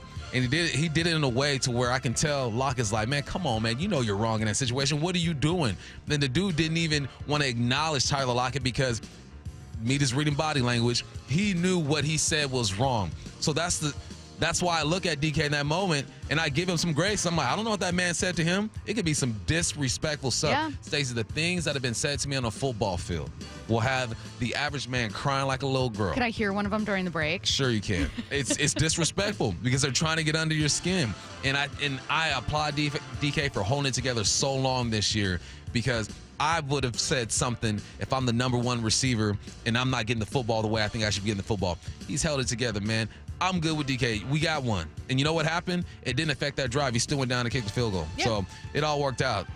People are gonna be all over DK. So me as Uncle Bump, I'm gonna hold DK accountable and say, man, just say my bad. I think it's. But I'm also gonna say, I don't know what that man said to you. Yeah, I think it's those things of there's already a narrative that exists, and it takes less for you to establish it. Like, if there's already a narrative that, and you and I have talked about this with us, right? There are already narratives that exist about whoever you are in sports. Like, same thing with Brock and Wyman. Like, oh, you guys are former football players. So if you ever were to say anything about the Mariners, well, what do you know about the Mariners? And it's like, well, I'm doing my research. But the second that you were to mess up, same with me. Like, the second I mess up about anything with sports, I'm not going to get the benefit of the doubt. And DK, who has a reputation, a narrative that already exists, he went 16 games, 17, you know what I mean? 16 games without getting that. The second he got it, it was selfish. Yeah. Diva. You know what I mean? Like, you don't have any wiggle room. You don't have any leeway. Yeah. Like, it already exists. All people are waiting for, their hands out, waiting for the proof and the evidence to be like, we knew it. Just hate watching. And, like, it's so annoying because he watching. did play into it eventually, but it took 16 weeks to get there. You know what that part of his personality did last night? It also ran a dude over on his screen. Like, that's the aggression and the That's a really passion good point. that you get out of DK. Yep. You gotta accept some of it. 16 games, and he was not frustrated. Like, he could have been blown up. He's held it together. But that's what I'm saying. If you were to ask, like, I don't know, pick a random Seahawks fan, like, how many personal fouls, how many whatever has DK gotten this year? They'd be like, I don't know, is this his third, fourth? First one. That's what I'm saying. Like, I don't know that everyone would think that automatically. It's just it's unfortunate for him because he played right into what some people were waiting for. Coming up next, Syracuse head coach Fran Brown explains why he won't take part in tonight's eggnog bath. This is Seattle Sports. Looks this way, being chased. Now he goes down. Jaron Reed. It's a week-to-week league, and it's not always going to be sunshine and rainbows, man. Like, gutting out a 6-3 win feels just as good as, winning the game 44-41. Williams going to get hit. He goes down. Shannon Nwosu. I mean, as a defense like ours, like where we love to compete with one another. We love to compete with the offense. When one side's lacking more than the other side picks it up. We are the home of the Seahawks. So I formed Davis Law Group about 30 years ago, and I would get, the same questions from people about what to do in the case of an accident. Do you need a lawyer? To the point where I decided that I would at least write a book which would answer the common questions that I would receive as a lawyer. Once I wrote my first book, it proved to be hugely popular. I decided to write then a series of books in different accident cases so that we could really teach people about their rights, how to protect them, and how to decide on whether they need a lawyer and what lawyer to hire. I've found in my career that having a client that is educated and knowledgeable about their particular type of case really helps the client and also usually ends up making the case or the claim more successful. To get your free copy of any of my Washington accident books, visit WashingtonAccidentBooks.com. Tropical Smoothie Cafe here with your daily reminder to get on Tropic Time. Take 10. Sip a refreshing smoothie and manifest the Your Cabana side. Slade hot yoga, treat yourself. Crushed back-to-back meetings, get that me time. Adulted a little extra today, you deserve a vacay. You're on Tropic Time now at Tropical Smoothie Cafe. And when you want a little snack with your smoothie, pair our new Hawaiian barbecue slider with our new caramelized pineapple smoothie for a match made in pineapple paradise. Limited time only. Getting quality employees to fill positions in your company is essential, but finding those people can be a major hassle unless you use ZipRecruiter. ZipRecruiter makes finding quality people a breeze. ZipRecruiter's advanced technology identifies candidates with the right skills, sends you great matches, then you can easily invite them to apply. 4 out of 5 employers who post on ZipRecruiter get a quality candidate within the first day. See for yourself. Go to ZipRecruiter.com/free to try ZipRecruiter for free. That's ZipRecruiter.com/free. This holiday season, Capital One reminds you to give yourself the gift of 1.5% cash back with the Capital One Quicksilver Card. Can I earn 1.5% cash back on birds? Birds? What if you sent your true love 2 turtle doves plus a partridge in a pear tree? Sure, but why would anyone want that? The song was very convincing. Earn 1.5% cash back on all your holiday purchases with the Capital One Quicksilver Card. What's in your wallet? Terms apply. See CapitalOne.com for details. Lowe's knows how to help you save time and money, no matter the job. That's why we can deliver supplies to your job site as soon as same day, so you have more time to get the job done. Because when you need it fast, we've got you covered. Lowe's knows pros. Valid on eligible in-stock orders and select zip codes placed by 2 p.m. for same-day delivery by 8 p.m. Subject to driver availability. Fees vary based on purchase. More terms apply. See Lowe's.com/same-day delivery for details. Emerald Queen Casino, the entertainment capital of the Northwest. The best place to watch all your favorite sports. Featuring wall-to-wall viewing screens, 6 windows, and 30 kiosks. Be there at EmeraldQueen.com. Emerald Queen Casino, the entertainment capital of the Northwest. Your favorite Seattle sports show is available anywhere you go through the Seattle Sports app. Brought to you by Fred Hutchinson Cancer Center Proton Therapy. Full shows and interviews, exclusive video and articles from the home of the Seahawks and Mariners.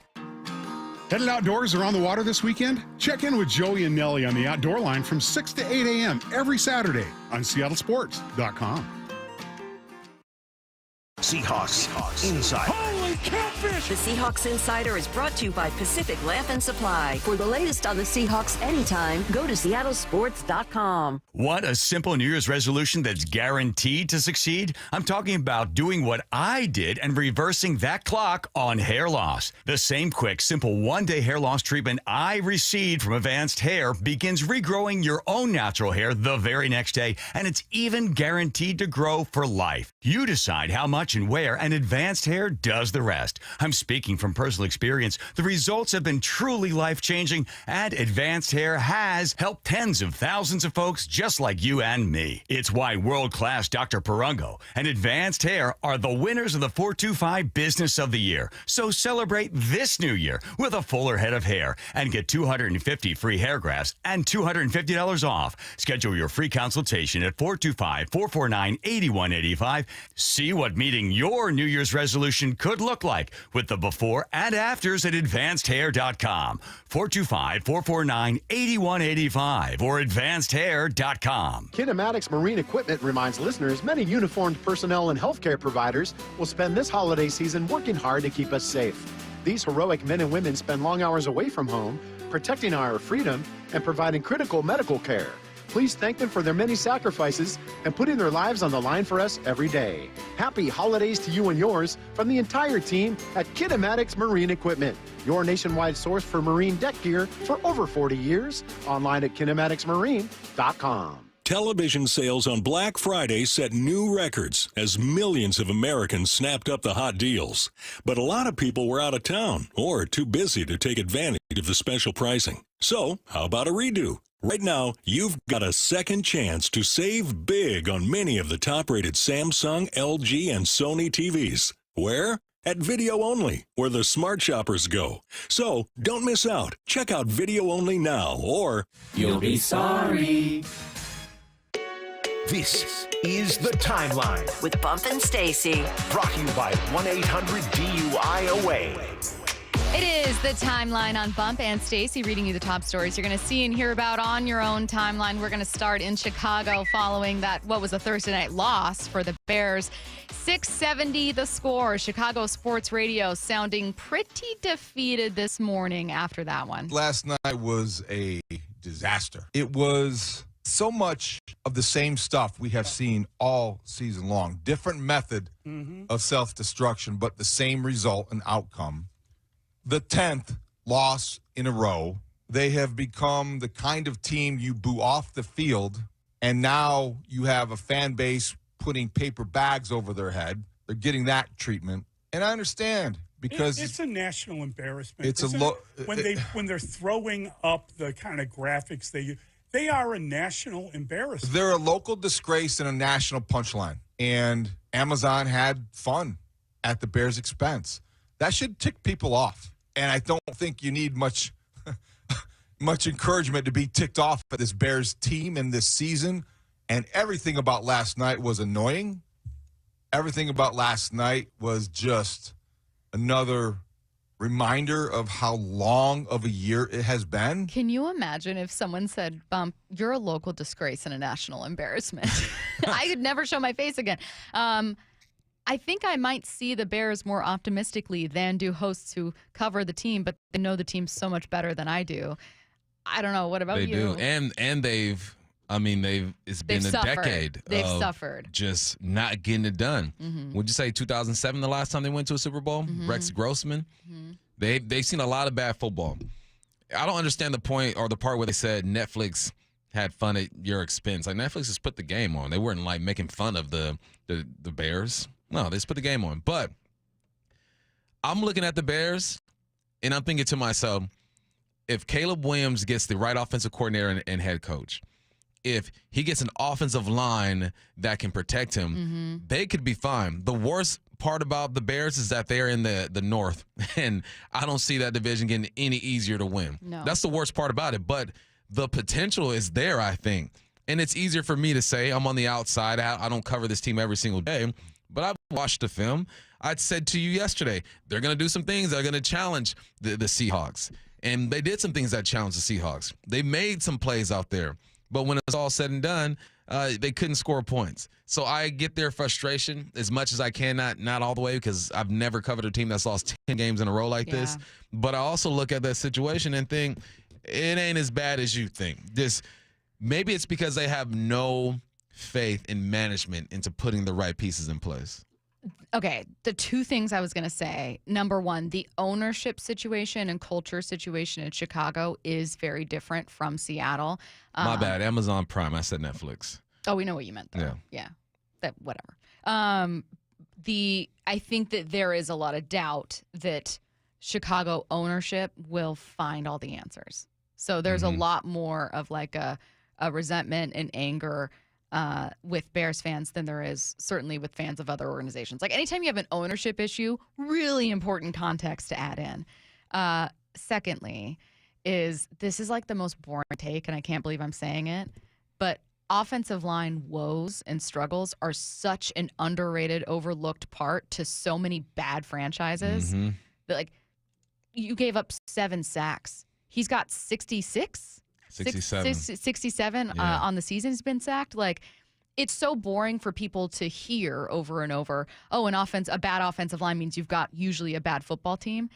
But sometimes that's the crux of it. You know what I mean? Like, you've Rome Odunze, solid. You've got a solid running back situation. Caleb can be really promising. I'm sorry, Chicago. One big part of your problem is the offensive line. Same with Seattle, same with, unfortunately, a number of teams around the league. Just because it's boring to hear doesn't mean it's not fundamentally true. And quarterbacks get sacked. I'm looking at the most sacked quarterbacks in the game. You got Sam Darnold, who's 4th with 45. They're winning ball games. You have Jalen Hurts, that's 7th with 38. They're winning ball games. Pat Mahomes, 11 with 36. It's just like once you get past 50 at this point of the season, something ain't right. I think once you get by, like, you're approaching 50 at this point of the season, there's a big gap because you got Caleb, 67 sacks, or been sacked 67 times at the number 1 spot. And then you go down to like number 5 and it's 40 with Will Levis. So I think there's just that gap. It says a lot because quarterbacks will get got. It's going to happen. You throw the football a bunch of times, you put your quarterback in harm's way, you're going to get got. But if you don't have the big boys up front, you do not stand a chance. Nope. Simple as that. Next up on his podcast, Cam Newton had a hot take about the sports hierarchy in America in 20 years. Baseball is like I hate to say a dying sport. I think baseball will be surpassed by WNBA in 20 years. Baseball ain't even being played by Americans anymore. But that's all I'm saying, bro. For those who take offense to it, it's just the truth. No. It's like, who's really paying attention to baseball? Especially paying attention to baseball in the regular season. Okay. Now, this is Cam Newton saying he thinks the WNBA will surpass MLB in popularity in 20 years. I don't know that that'll happen. I do think that there is a truth to MLB needing to do a little bit more to become less of a regional thing and more of a, I don't know, national. Like, I don't know how many people are tuning into Sunday Night Baseball the way that they would for literally any game, NBA, NFL. The only counter I have to that is that who was the biggest name in WNBA this year? It's Caitlin Clark, right? When Shohei is at a ballpark, people show up. I think when Judge is at a ballpark, people show up. But there's only a few of those guys, I think, in baseball that kind of move the needle that way. Maybe Soto. When Soto arrives, people are going to show up. Yeah. But there aren't too many of those out there. The thing about the WNBA that they can capitalize on is that it's such a short season. It's like you don't have so many opportunities to see these women play. Yeah. But baseball's been around for so dang long. And the loyal fans that they have. Indiana Fever been around, 5 years, something like that? You know, like there's the league itself is only 20-something years old. So I don't think you have the loyal fans. I think Sparks might have a following. We know the Storm have a good following. There are a few teams in the league that people show up for, but I think the tradition of baseball is hard to overcome. Now, if they get a bunch of women, which I've seen on TikTok and all that stuff, and they start dunking consistently, that's when it's going to change. There are 16-year-old girls right now dunking easily. So if the athleticism can take another jump, which I think naturally it is because of evolution, maybe But baseball, man, that tradition is so deep. I know. Next up, let's talk Holiday Bowl. Syracuse head coach Fran Brown won't take part in tonight's Holiday Bowl eggnog bath. Yeah, because he won't win. But also, he probably will. But this is, if his team wins, he would normally be doused in eggnog. But this is why he says he won't. What would it mean to each you guys to get eggnog all over yourselves? I'm allergic to eggs, so Dan Villari's taking a NIL deal where he'll get the NIL deal and they'll do something with him. I think Myers Creek already said they would love for him to be the guy to do it. So I'm allergic to eggs. But I definitely would love to be able to pour the eggnog on Dan if I could. So allergic to eggs, not taking an eggnog bath for him. You know what I told my kids? I'm allergic to seafood. You're lying. I'm not. Yeah. I just don't like it, and I know that they should eat it. You think Fran Brown is lying? He might be lying. Just saying. Wow. Go get some eggless eggnog. Quite the accusation. Quite the accusation. Hey, but they're gonna get us though. I think they're gonna get us. Is McCord playing? Do we know if Kyle McCord is playing? I don't know. If their quarterback is playing, it is a wrap. I think that aren't they like? Is it ridiculous, Curtis? Aren't they like 17? They can't be 17 point. What did I read? Some ridiculous spread that was like 17-point favorites. 18-point favorites. Oh my gosh. Okay, so I was like, there's no way. I got to be misremembering this. It is just a shame though, because again, so much of the story of this bowl game is really what's wrong with college football right now. And I just wish that wasn't taking away from it, because when it was announced, and I'm not as clued into Washington State, so I don't know that I was anticipating Dickert would leave. But when this was announced, I thought, what a cool matchup. Love this. If everyone showed up. I know. All right. Time for the IRG injury report, brought to you by IRG Physical and Hand Therapy. Again, this game was yesterday. So if you watched it, you saw there was no Ken Walker. Ken Walker yesterday placed on the injured reserve. That's your IRG injury report. Coming up next, the latest Mariners trade rumor from a pair of MLB insiders. The Mike McDonald Show, the first word from the head coach after every Seahawks game. We subscribe to it's a team pass rush mentality, so it's all 11 guys working together. And I've also talked about our pass rush mentality is not, like, Leo is a phenomenal player, but it's not built around Leo. We're not going to just set everything up so he has the one-on-one. Now, there's going to be times where you're going to do that for sure. When you can see the productivity kind of spread out where people get stats in each levels, I think that's pretty awesome. Don't miss the Mike McDonald Show the morning after the Hawks game at 9:30 on Seattle Sports. Welcome to IRG Sports Injury Update. We're with Shannon O'Kelly, physical therapist and president of IRG Physical and Hand Therapy, and our guest, Caitlin Paskowich, IRG physical therapist and board-certified sports medicine resident. Katie, tell us from a perspective of a physical therapist that's going to treat a shoulder dislocation when they come into your office, from an assessment standpoint, treatment plan, and return to activity. Yeah, one of the biggest things we'll see is athletes who come in after a shoulder dislocation. They can vary in their injury range quite a bit. So we'll see tendon injuries, ligament injuries, nerve injuries, and all of those things we want to address. Early range of motion, slow and pain-free. We want to get their strength back. We want to make sure they have their neuromuscular control of their shoulder blade again. And all of those are how we kick off PT with a shoulder dislocation. The shoulder's connected to the core's to the hips to legs. So as a physical therapist, particularly sports medicine physical therapist, you're looking at the whole closed chain or kinetic chain, we call it. That's the beauty of physical therapy. When you come in, we're going to take a look at that core. We're going to take a look at your hips. We want to make sure that your body is moving as it should entirely. And a lot of people get back to activity. I mean, as soon as you control the pain, get the range of motion back, start working on some strength, then you're going to really work on function and really kind of be specific to return to play activities as a sports therapist. Exactly. It's going to vary drastically by age. Some of our younger individuals we tend to be a little bit safer with because they tend to dislocate again. We try to get you back to function as soon as possible, and that's why we work on this early strengthening, early stabilization. And anybody that has a dislocation, physical therapy is going to benefit from a standpoint of stability, strength, and function. Everybody needs that. 100%. We want you to come in after your shoulder is dislocated. We hope to start you as soon as possible once you see your orthopedic surgeon. Katie, thank you for your information. If you want more information regarding sports medicine or injuries, you can contact Katie at irgpt.com. That's irgpt.com. With over 40 neighborhood clinics around Washington, IRG has you covered. Let IRG be your family's physical therapist. Find the location nearest you at irgpt.com. That's irgpt.com. The holidays are a magical time to get engaged. At Shane Company, we're here to help you create your dream engagement ring in just 3 easy steps. Choose a setting that speaks to your style. Compare diamonds and colorful gemstones in all shapes and sizes. Then personalize it with a decorative crown and special engraving. Or choose a perfectly preset ring that's ready to go. At Shane Company, you'll find everyday competitive prices, a no-pressure environment, and an unmatched free lifetime warranty. Shane Company, your friend and jeweler. Increase leads and get more customers. We create tailored digital marketing strategies that deliver results. So on your next campaign, aim higher. Go to aimyourdigital.com and get started today. aimyourdigital.com. We at Three Tree Roofing understand that your home is your castle. That's why our certified technicians use state-of-the-art installation methods to deliver the highest warranties available. Check out our hundreds of online reviews and schedule a free estimate to see for yourself. Three Tree Roofing, your Puget Sound roofing experts. Your new beginning starts now. D.R. Horton has new construction homes available throughout the greater Seattle area. With spacious floor plans, flexible living spaces, and home technology packages, you can enjoy more cozy moments and sweet memories in your beautiful new home. With new home communities opening throughout the Seattle area, D.R. Horton has the ideal home for you. Visit drhorton.com to learn more. D.R. Horton, America's builder, an equal housing opportunity builder. This is Seattle Sports. The ball is intercepted. It's Woolen comes near side. And the Seahawks are going to win this ball game. The home of the Seahawks. I don't feel so good. You do feel hot.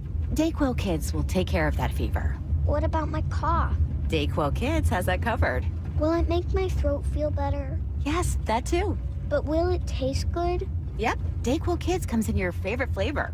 Purple? Well, yes, it's grape. Try new Dayquil Kids Plus Fever, the daytime coughing, aching, sore throat fever just for kids medicine. Safe for kids 6+. Use as directed. Tropical Smoothie Cafe here with your daily rminder to get on Tropic Time. Take 10. Sip a refreshing smoothie and manifest the Your Cabana side. Slade hot yoga, treat yourself. Crushed back-to-back meetings, get that me time. Adulted a little extra today, you deserve a vacay. You're on Tropic Time now at Tropical Smoothie Cafe. And when you want a little snack with your smoothie, pair our new Hawaiian barbecue slider with our new caramelized pineapple smoothie for a match made in pineapple paradise. Limited time only. Sometimes even heroes need rescuing. I'm a retired firefighter, 27 years. Kurt had severe pain in his knees and his shoulder, which was keeping him from enjoying his well-deserved retirement. Loved to ski, loved to fish, and couldn't even walk 18 holes. That's why Kurt decided to see Dr. Mark Wagner, MD at Seattle Sports and Regenerative Medicine for stem cell therapy. He was just awesome. He goes, yeah, give me a shot. And he took care of me. He stemmed my knee and my shoulder. And how are you feeling now? I was pain-free in 12 weeks. I play golf now pain-free, and it's awesome. So you'd recommend this treatment to others in your situation? Absolutely. Yeah, Dr. Wagner's, he's had a couple people call me, and I recommended that they do it. Before you choose surgery, consider stem cell therapy with Dr. Mark Wagner, MD at Seattle Sports and Regenerative Medicine. Schedule your consultation at drmarkwagnermd.com. From the Quantum Fiber Studio, you're listening to Bumpin' Stacy. Weekdays 10 to 2. On Seattle Sports and 97.3 FM HD2. Let's talk about the latest trade rumors from a pair of MLB insiders. These concern, obviously, Luis Castillo. From MLB.com's Mark Feinsand.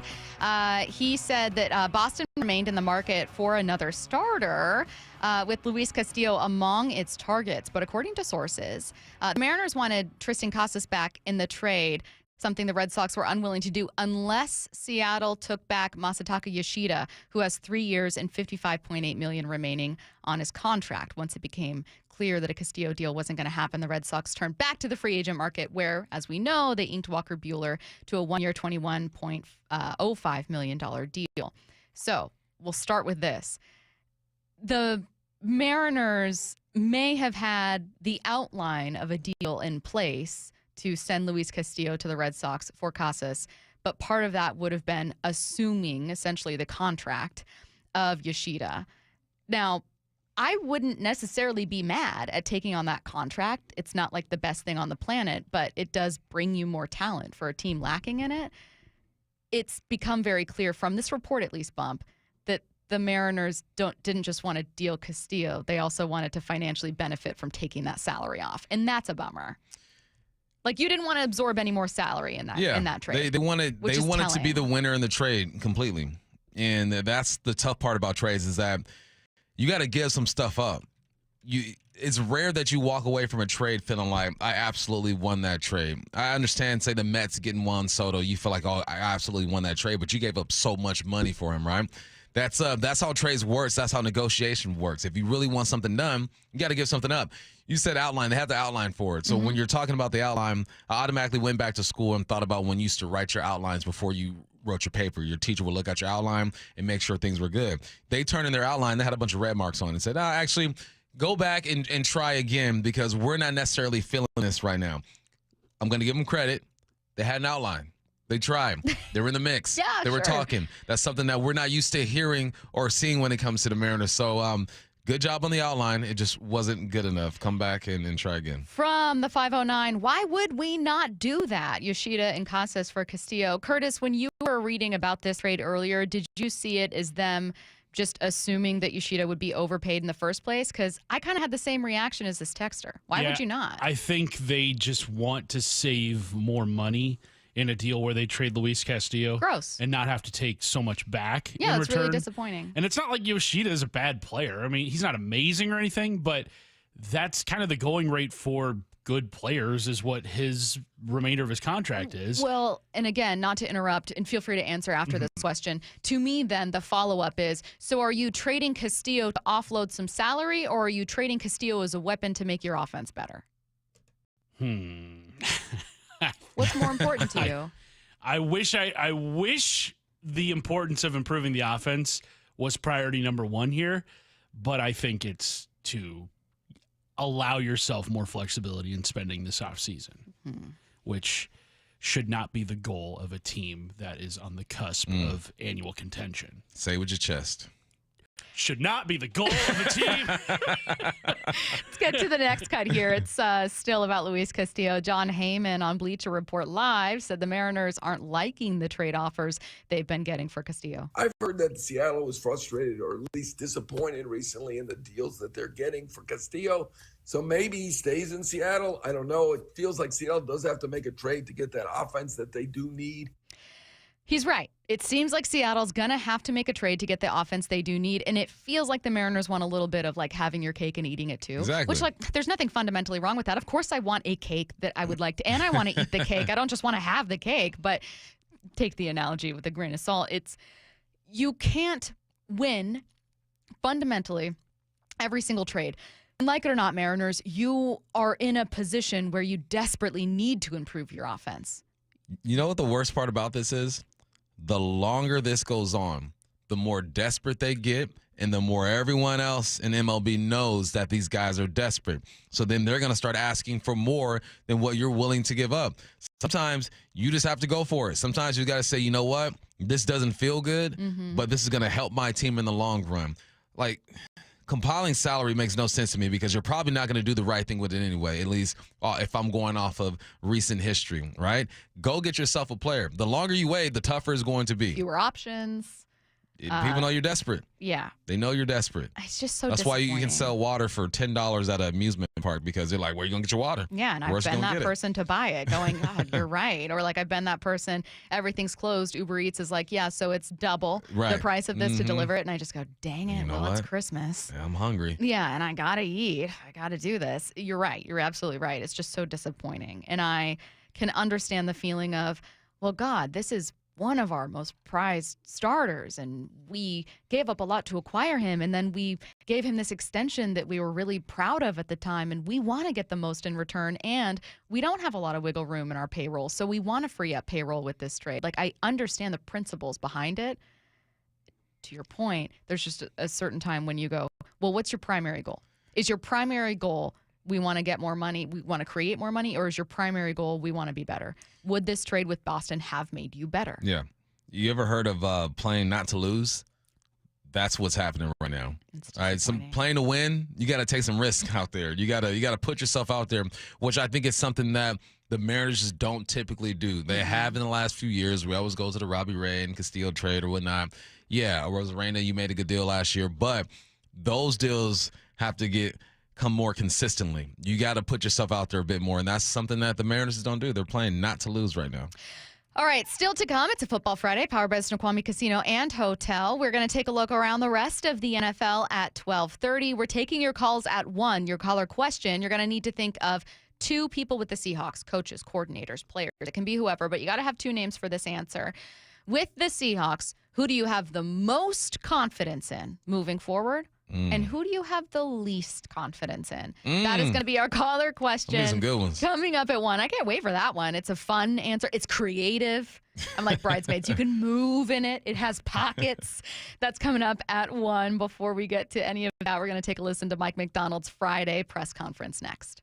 Seattle Sports, your home for Brock and Salk. The win, while great, didn't really matter that much in terms of playoff positioning. What will matter is what happens. Cardinals go to L.A. to take on the Rams. Cleanest path for the Seahawks is for the Rams to lose and then for the Seahawks to beat them again the following week. And I would also think if Arizona does win that game, then you're probably going to get flexed into Sunday Night Football the following week.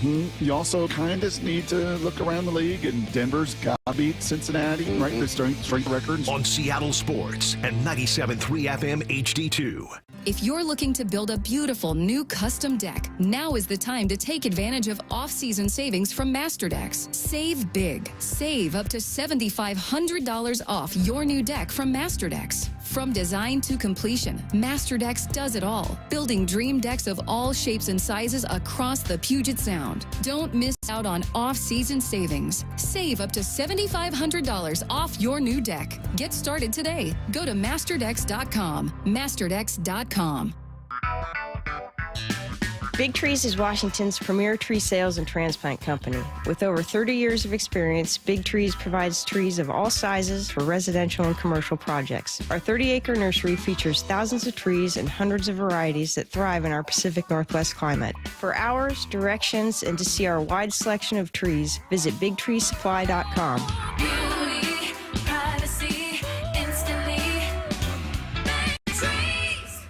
Hi, Justin Shirley, CEO of State Roofing and Exteriors. For over 55 years, you've trusted us for roofing, siding, windows, decking, and gutters. Call 866-ROOF-ROOF or visit stateroofing.com today to schedule a free estimate. State Roofing and Exteriors. Tired of hearing scary radio ads about the IRS? Tax Relief Advocates is different. TRA is here to tell you that if you owe money to the IRS, whether it's $5,000 or $500,000, we have a solution. TRA can eliminate or reduce what you owe to the IRS with zero risk to you. We have over 1,000 5-star reviews on Google and an A+ with a BBB. End your tax nightmare today by visiting TRA.com or call 800-583-6681. That's 800-583-6681.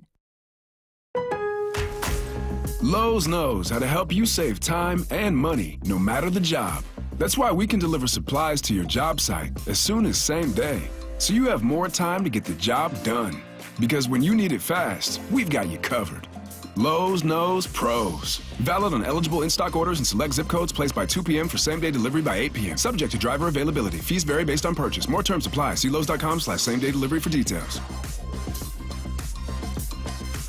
Hey guys, ready to feel stronger, leaner, energetic, and more confident? For a limited time, Revive Men's Health offers 25% off TRT and ED bundles. Plus, get a free month of compounded semaglutide, a powerful proven weight loss medication with the same active drug as Ozempic. Terms and exclusions apply. Don't wait. This offer won't last. Call 206-529-1111. That's 206-529-1111. Or visit ReviveMen'sHealth.com. I'm attorney Rob Iddens, proud Marine Corps veteran and owner of Warrior Injury Law. If you've been injured, you need a lawyer that is tough, confident, and battle-tested. Call us at 253-WARRIOR for your free case review. Warrior Injury Law, battle-tested. Hey, Brock Ewart here with Shannon O'Kelly, President and CEO of IRG Physical and Hand Therapy, inviting you to come work with IRG. And Shannon, what kind of staff are you looking for at IRG? Brock, we're looking for all kinds of clinical staff, physical therapists, occupational therapists, athletic trainers, certified occupational therapy technicians,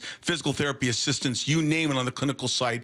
We are looking for those folks. But we are really looking for folks that want to come to an organization that want to be part of our culture and change the culture and work with us to provide the best care and service we can to our patients, our team, and our community. So those clinical people out there, we're looking for you. We also provide advanced certification. We want to provide you mentorship. We want you to grow personally and professionally here at IRG. And with over 40 clinics throughout the Pacific Northwest, you've got the opportunity to work in the city you want. Just head over to irgpt.com/careers. That's irgpt.com/careers.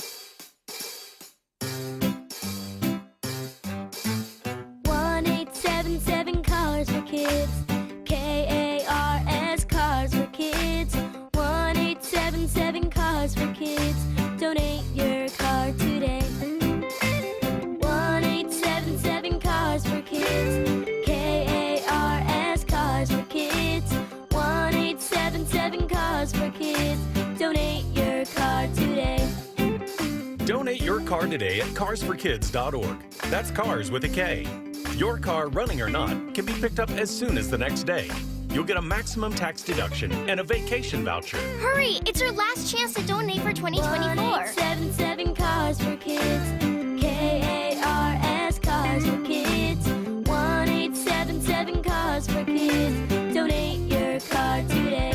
Now accepting donations of land, homes, buildings, or any kind of real estate. This is Seattle Sports. The ball is intercepted. It's Woolen comes near side, and the Seahawks are going to win this ball game. 710 KIRO AM Seattle and KIRO FM HD2 Tacoma, the home of the Seahawks. Seattle Sports Snapshot. With their Thursday night win over the Bears, the Seahawks have 18.9% odds to win both the division and make the playoffs. The Rams' odds to do both are at 81%. That would change with a road loss to the Cardinals Saturday night. A Rams win there means Seattle is, yes, virtually eliminated. But a loss cuts the Rams' odds to make the postseason from over 80% to just over 55% and makes Week 18's matchup between LA and Seattle a winner-take-all scenario. Snapshot, brought to you by Miller Lite. When it's game time, it's Miller time. From the Quantum Fiber Studio, this is Bump and Stacy on Seattle Sports. Streaming through the Seattle Sports app and at seattlesports.com. Now, here are your hosts, Michael Bumpus and Stacy Ross. Here we go now. Across the formation and back into the backfield is Swift. Shotgun snap to Williams. Steps up in the pocket. Gets hit, goes down. Near midfield. A host. Jones was there. D. Hall was there. A host of Seahawks. Not sure who they're going to give it to yet. Looks like D. Hall ultimately is going to get the sack, the first of the game on Williams. Right now it's a split. Mike McDonald spoke with reporters earlier today, Friday press conference. We'll take you there now. Mike, there's been a few late game situations this year where you've brought pressure in big moments. What does that say about the faith you have in the guys on the back end? And there are a couple times they wouldn't reek in different games just to hold up, because obviously if you bring that pressure, that can leave them in tough spots. Yeah, just finished with Brock and Salk with a similar question. It's you have to have we have faith in our guys in those critical moments. I mean, shoot, they're the ones really that are asking for those aggressive type calls, so they're the ones that make it come to life. And we're not married to that those types of plays. We just so happened we've had we brought some pressure in some of those moments, but we're always just thinking through the lens of what we feel like it's going to give our guys the best chance to win that situation, help us go win the game.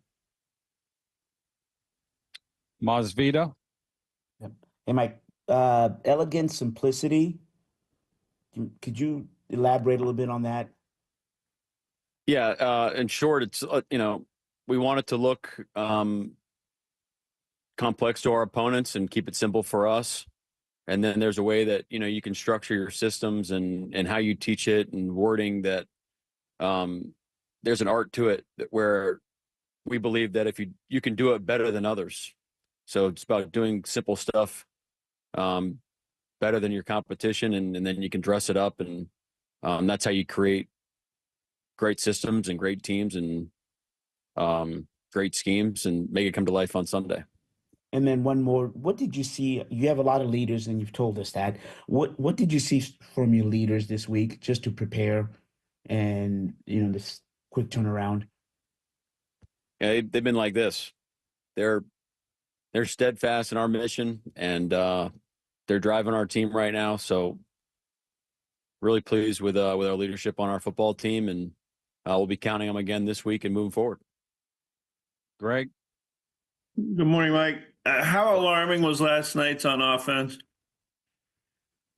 I wouldn't call it alarming. It wasn't up to our standard on our production, how we want to do, on how we want to operate. But we did do the things we needed to do to win the game. We played a little bit of the field position game in the second half. We finally flipped field position. Told Brock and Salk the game kind of declared there in the second half on how we had to play. So slowed it down a little bit and became a field position game, which it'd been in our territory most of the game. So I would have liked for us to be able to get it out in some of those situations. But when we did in the latter part of the game going into the last drive, that was big for us, to make Chicago have to go, 30 or 40 yards instead of just 10 or 15. And how much is Kenny McIntosh earning a more prominent role? And I heard you mention a half hour ago that you challenged him to stay ready. How did you do that and why? Yeah, he has. I mean, he's earned a bigger role, and we need him right now. That's where we stand with Ken Walker's situation. And I didn't want to make too much of it with Ken, but Kenny McIntosh. But when you're not a starter and you don't get that many reps, when you do get reps, that they're at a premium, and you got to keep showing that you're ready to go. And there's a couple reps here and there throughout the season, and he was great. He's a hard worker.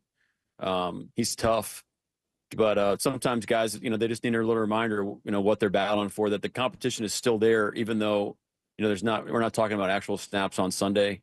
And he's done a great job of earning a bigger role by week. And when you say you challenge him, how do you do that? You just go up to him and say, hey, you got to buck up and earn this, or did your assistant do it? Or what? Yeah, you have your style of how you're going to talk to your guys, and there's different ways to do it. A lot of times it's me having a conversation with them. Sometimes it's other coaches, but yeah, it's just having a relationship with your guys, understanding how they tick, and trying to figure out what's the best way to connect with them. Thank you. When you look at the situation you guys are in now, needing Arizona to win or getting a bunch of other wins, when you look back, what would you say is the primary reason you guys don't control your own fate right now? First, I would say, yeah, it's if we didn't, I mean, you're always gonna, if you're not in charge of your own destiny, you're always gonna think of moments that you felt like you could have taken advantage of better to put yourself in a better position.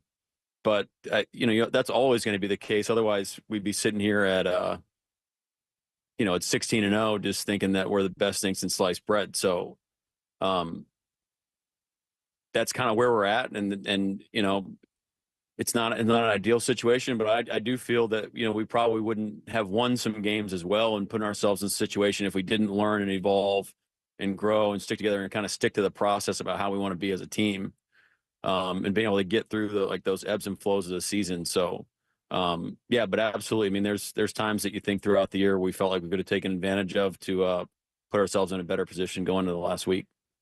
Are there any that stand out? Yeah, I mean, like any loss, you're going to think what you could have done throughout the game. So name a loss, and I can tell you what we could have done better and how we could have taken advantage of it. So, anytime we take the field, we're going to expect to win the game, and we're going to try to do those things necessary to win. And when we don't, that's when you have to learn from it. But it's, yeah, there's some losses, all the losses you're really thinking, shoot, I mean, those stink, that's the fact of the reality. Thank you. Jen? And yet, Coach, with that win last night, you secure a winning season in your first year. So how far does that go in the process and in laying that foundation?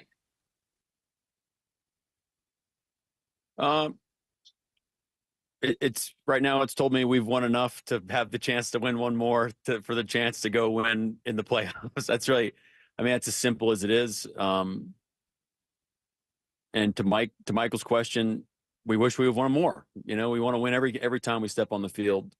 But to be sitting here with a week left and still have life, we've done some things. I feel like we've grown. fallen short, several times, and but we've gotten up and dusted ourselves off and kept moving forward. And every game is, some of it you're just banking experiences that you can draw on next time. When you think about last night's game, what specifically can anybody who was on the field last night draw from in future situations? Well, it's the guys are put in a tough spot. You're not guaranteed, you're not holding your own destiny. So what are you going to go play for? How are you going to go on a short week, go across the country, go play the right way, battle adversity throughout the game, stick together, fight through it? How are you going to do all that when like playoff implications aren't necessarily on the line? So that tells me our guys are connected and they're tough and they're playing for one another. And I think that's pretty awesome. John? Yeah, Mike, we don't always maybe talk about the specialists a ton, but in a low-scoring game like that, what kind of role does Jason making his kicks, Mike flipping the field, just what those guys? Yeah, it was critical. Just rewatching Jason's both his kicks this morning. The rain was coming down a little bit heavier than it felt like. That's a tough kick, and there's some wind up there, and the operation needs to be right. Field goal protection was good, so that was critical. And then we talked about how the game was a field position game, and I thought Michael Dixon played a tremendous game as well. Like the hang time, giving our opportunity for our punt coverage unit to get down the field. Derek Young's a guy that sticks out that played really well at gunner. I know Julian made a big play on Julian. Kenny Mack made a big. Those are really, really critical plays throughout a game you don't necessarily think of. So appreciate the question. So that was big for us. Brady? Hey, Mike, you told us recently that the coaching point with Reek Wolin was to be locked in on every play. The last couple of games, what have you thought of the way he's played in general, but specifically with that coaching point as well? Well, I'll speak to the last game. I thought Reek played a really strong game. Thought he played a really strong game. Thought he was sound. He played poised, played fast. Assignments, it just felt like he was on his stuff. So thought he had a really, really good football game. Definitely winning football for us to help us win, and then top it off with the interception at the end was just that's kind of a sneaky tough play when the ball's in the air that long and high pointing it and doing all those things as well. I thought was great to see. With Ken Walker, obviously he's going to have to miss the 4 games, so you guys would have to make a deep run for him to be eligible to come back. But if that happens, is that something he could come back from, or is that ankle injury, is that going to end his season? I would love to see him come back ready to roll. Let's go have that problem come NFC Championship time. But we got to get there first. But I know I'm sure holding out hope to see him again. Okay, then one more, since it looks like nobody's behind me. What did this past Monday look like? It sounds like you guys switched some things up and did a recovery day. What did that look like compared to what you guys have done on Mondays heading into Thursday games in the past? Yeah, normally we would start a little bit later on a Monday and have some sort of structured meetings with walkthrough of some sort, and then you're deciding whether you want to ratchet it up a little bit on Tuesday and then your Wednesday. But some guys came to me earlier last week, Matt Capurro, Jake Pete, Sam Ramsden, and just understood kind of where we're at in the season, and just the fact that we kind of can collaborate like that and bring some good ideas to the table and what we felt the team needed. I felt like that was really cool that we came up with a good schedule for the guys and able to get some structured recovery in, and I think that was good for us. I think that helped us. Greg? Mike, there's a scenario out there. I think that the Detroit-San Francisco game Monday night could have an effect on your situation in tiebreakers. When are you expecting the league will tell you when you're playing, Saturday or Sunday against the Rams? The way I understand it now, I'm anticipating them letting us know on Sunday. End of game. That's all Sunday. I know. I'm sorry. End of game Sunday, like Sunday night. Yeah, I think yeah. Okay, and I know this is on tape, but don't quote me on that. But that's my understanding. Right. The reason I ask is it? I guess I think it's possible. You'd have to do it if they made you, but it would be suboptimal to not know by at least the end of Sunday if you had to play 6 days later, right? Well, I think that's why they're probably on that time schedule. Right, right now, we're operating under the assumption that we're going to be playing on Saturday because that's the earliest we can play. So that's how we have a kind of a secondary plan if we play Sunday, right now we're operating as if we're going to play on Saturday. Okay, thank you. Masvita. Hey, Mike, how would you assess the overall play of the offensive line? You get 122 yards rushing. Geno gets sacked 3 times, and yet I think you mentioned last night you just couldn't finish the drives. Just your overall assessment of the O-line. Yeah, I think you got it surrounded there. I mean, did a lot of good things to run the ball and move some people when we needed to. I felt like there's some meat left on the bone in the run game that we can tighten that up and keep chasing. And then, yeah, you're right. Just when we get the ball in plus territory as a whole offense, let's finish that thing in the end zone. Thank you. All right. Anything else? All right. Thank you, everyone.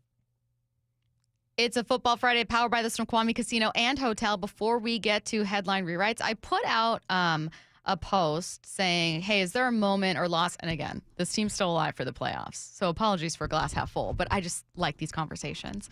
Is there a Seahawks loss or moment during a loss that's sticking with you as we near the regular season finale? Bump, throw out a guess. The number one response, and it's not particularly close. New York. Yes, the Giants lost. Goodness gracious. Number one response. And now as the Seahawks sit and wait to see whether or not the Arizona Cardinals, Bird Gang, bing, bing, bang. Bing, bing, bang. Can beat the Rams on Saturday night. I am also thinking about that New York Giants loss. And in fact, I was going back and forth with a listener earlier who feels like the Seahawks are kind of in limbo, and I can understand the sentiment. But I do think, and Bump, I'm curious if you do, that not all 8, 9, 10 win seasons are made equally. And even if you see a team where you go, okay, well, maybe they get 9 wins and don't make the playoffs. How's that different from, the previous couple seasons? It feels like they're moving in a different direction. Do you feel that way? No, I do, absolutely. I feel that way because of the number one receiver that you found, 20th pick, who people were ready to give up on. Devin Witherspoon is legit. I think this defense on point. I like what Tyrese Knight is doing. He's a rookie. He's playing. Leonard Williams is inked up for a few more years. You still got young talent on the edge when it comes to Boya Mafe and Derek Hall, who is inked up for a couple years. We got to see what's going to happen with the other receivers, right? I think Geno's the right guy to hold it down for a couple more years while you build around. I mean, we've said this before. This is a young team making young mistakes. Remember all the mistakes you made when you were young? No. Still moving in the right direction. Still moving in the right direction. You might have taken a side step or a step back, but then you hit your sweet spot bone, you take 5 steps forward. You got to look at them like an adolescent, like a teenager. They're making just dumb decisions, but you see the potential in them. That's the way I look at this football team. Yeah, I think that there is an assumption made, and I make this assumption, so I'm guilty of it, and speaking from that point of view, that moving forward must start with young team, drafted well, and then you draft a young quarterback. And then you have, essentially what the Packers have, very young team with a young quarterback that's moving in the right direction, smart head coach, and that must be the only path to eventually becoming a Super Bowl team. And I think sometimes you never know when a contender can blossom, and sometimes it happens in different ways. And I see from this Seahawks season a lot of stuff to build on. Pete Carroll won 7 games his first 2 years here, I think. 7 games, or at least his first year. Yeah. 7 games. Back-to-back 7-9 seasons. Back-to-back 7-9 seasons. Mike McDonald just tied Chuck Knox and Mike Holmgren for the most wins in a coach's first year in Seattle with 9 wins. Could get to 10. The defense is clearly better. The offense has some things to work on. I'm hoping that the shortcomings of the offense this year makes Schneider and Mike McDonald look at this offensive line and maybe change their approach, because going the cheaper way or not valuing it the same way just ain't working. So there's potential, man. And I've said it 1,000 times. What were your expectations this year? There were some people texting in Super Bowl. I think Turbo said they're going to the conference championship game. There are some people saying they're going to be a playoff team. They still could be a playoff team. At the end of the game, we say all we want is a chance at the end of the game. Have the football in your hands. We just want a chance, because that's the type of team that we feel this team is. All I wanted was a chance to get into the playoffs at the end of the year. Guess what? You're here. Unfortunately, you didn't take care of all your business. Now you got to hope that the Cardinals take out the Rams, but you still got a chance. That's all I ever wanted coming into this year. Show some progress in some areas, have a chance to get into the playoffs, and show me that you're willing to make decisions and the team has potential. I think all my boxes have been checked. Yeah. A trip to the playoffs is just extra. Someone said they're not in limbo, they're in purgatory. The Jets are in purgatory. Man, so dramatic. Teams with playoff droughts like are in my 10-year-old purgatory. daughter. I think that where the Seahawks are is, hey, it's difficult to build up a ton of talent when you aren't drafting in the top 5, when you don't have this young quarterback you're bringing in, and I think that I can understand that feeling. Also, frankly, they've not had a ton of postseason success post Super Bowl 49. They've won a lot in the regular season. They've made it to the postseason, but they have not won a lot in the postseason. So I can understand completely that feeling of frustration. I just think there's levels to this. You know what I mean? There are levels to limbo. Literally, there are levels to frustration and where you are as an organization. I think that this team just put up a winning record at minimum under a first-year head coach. You've got a list of things you want to improve on heading into the offseason, and some big decisions you have to make. But I don't know, man. I'm feeling pretty good about the possibility that they can improve on their win-loss record next year, as opposed to some other teams with absolutely zero hope of that heading into the offseason. Would you rather you want to be the Giants, even though we lost to them? You want to be the Raiders? You want to be the Panthers, even though they're playing some good ball? No, man, you need foundational pieces before you can really have higher expectations. And some people are just more optimistic about this team going in, and I support you 100%. I'm glad you saw it that way. But me personally, it's easier for me not to be all distraught and disappointed because this is kind of what I expected. This is what I thought. And I watched so much film on these guys that I can see progress. I can see where they need help, where they need to work on some stuff. But I can see progress. I could see the evolution of this defense. I could see where this offensive line needs to get better. And a lot of people can see that. That's easy, right? A lot of people can see that.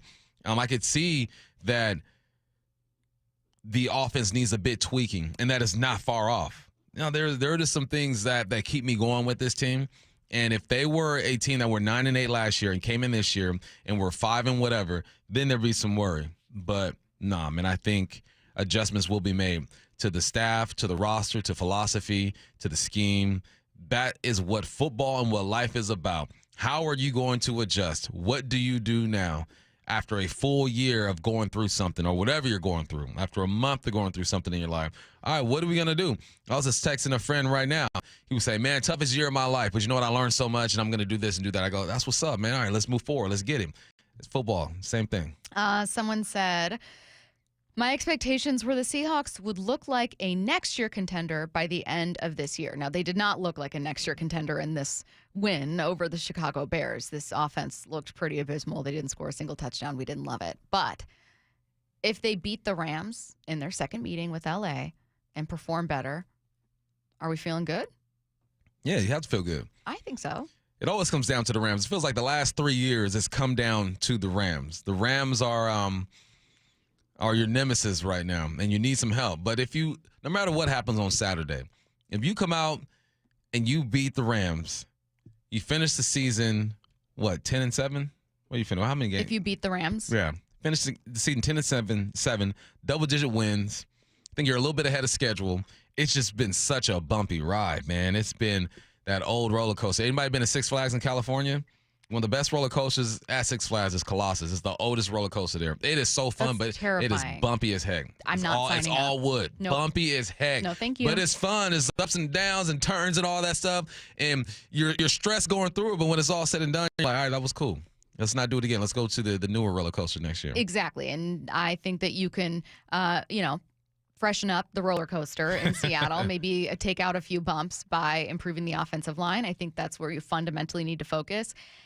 I lean towards just stick with Geno, have him play out that season, do whatever. And then you're going to need to find, unless you guys want to win 4 games, you're going to need to find a creative way to get a quarterback eventually. That's the toughest part. That's going to be the hardest part. But I think you have one right now that could help the organization take another step forward if you help in other areas. We talked about the Mariners salary dumping, right?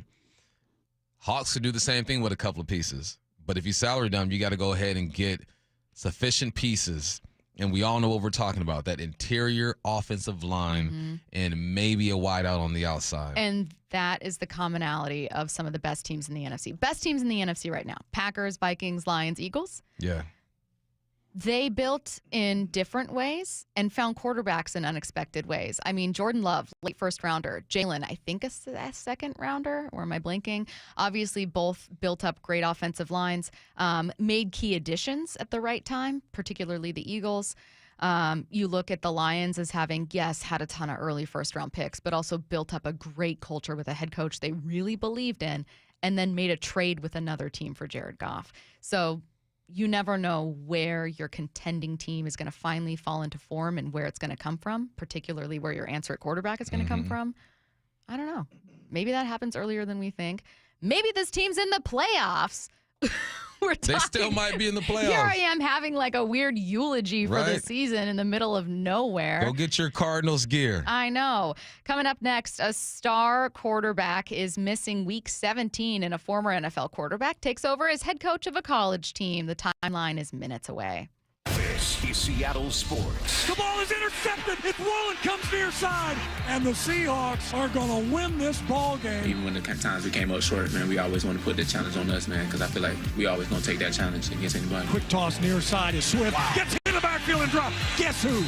Witherspoon. You know, time and time again, he's one of those players that just like stands out effort-wise, his energy. He was like really showing up today. He just flies around. I feed off of his energy, and I love it. We are the home of the Seahawks.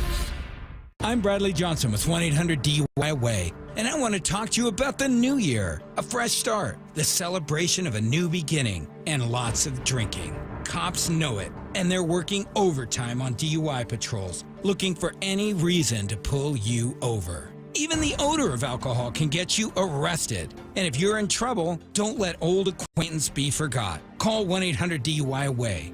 Our New Year's resolution, for nearly 30 years, has been providing the best possible defense to every client in every case. 1-800-DUI-AWAY will help put you back on track with your resolution of no more drinking and driving. Call 1-800-DUI-AWAY or go to 1-800-DUIAWAY.com to set up a free private consultation in Seattle, Bellevue, Everett, or Tacoma. Don't let your midnight kiss be with your cellmate.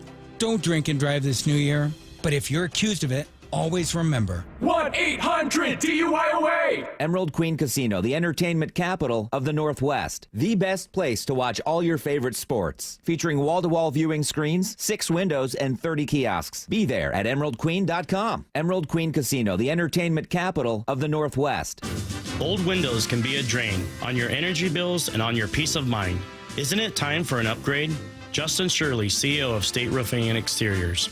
Our energy-efficient replacement windows work smarter, keeping your home comfortable while saving you money year-round. It's an investment in your home and your security. Call State Roofing and Exteriors at 866-ROOF-ROOF or visit stateroofing.com today for a free estimate. State Roofing and Exteriors, held to a higher standard since 1968.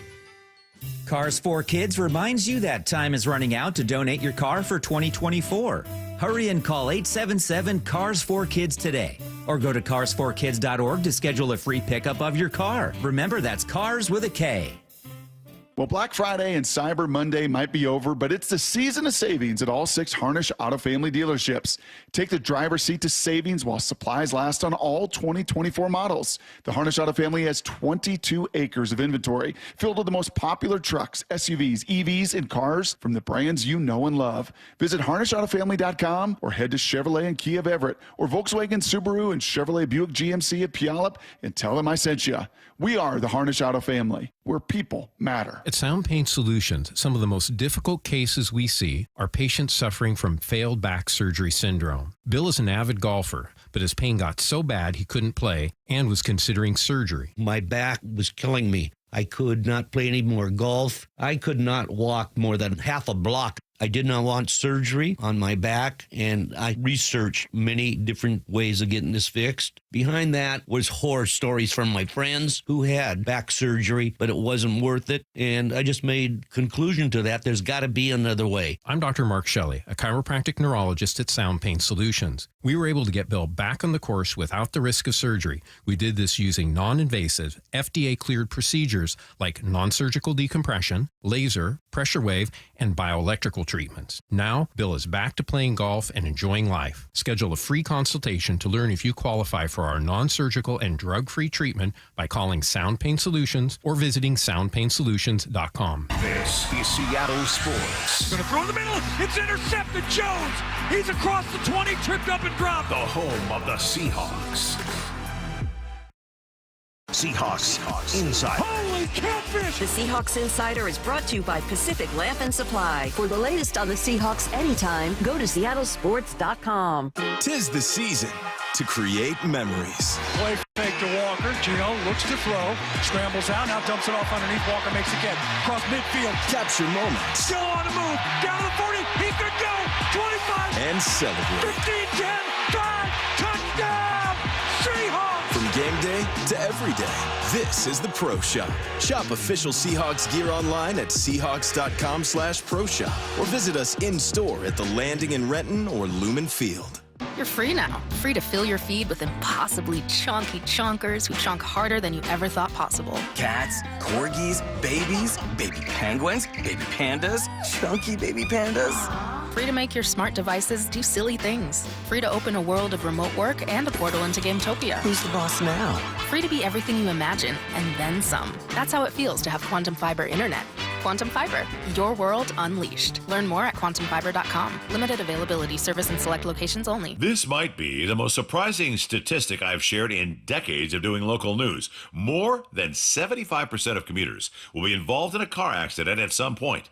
JP Pendergast of Pendergast Law with more. What makes it more surprising? The average person will be involved in 3 to 4 collisions in their lifetime. With accidents unbelievably prevalent, what are some safety tips if it happens to you? Safety first. Secondary collisions are not uncommon while awaiting help.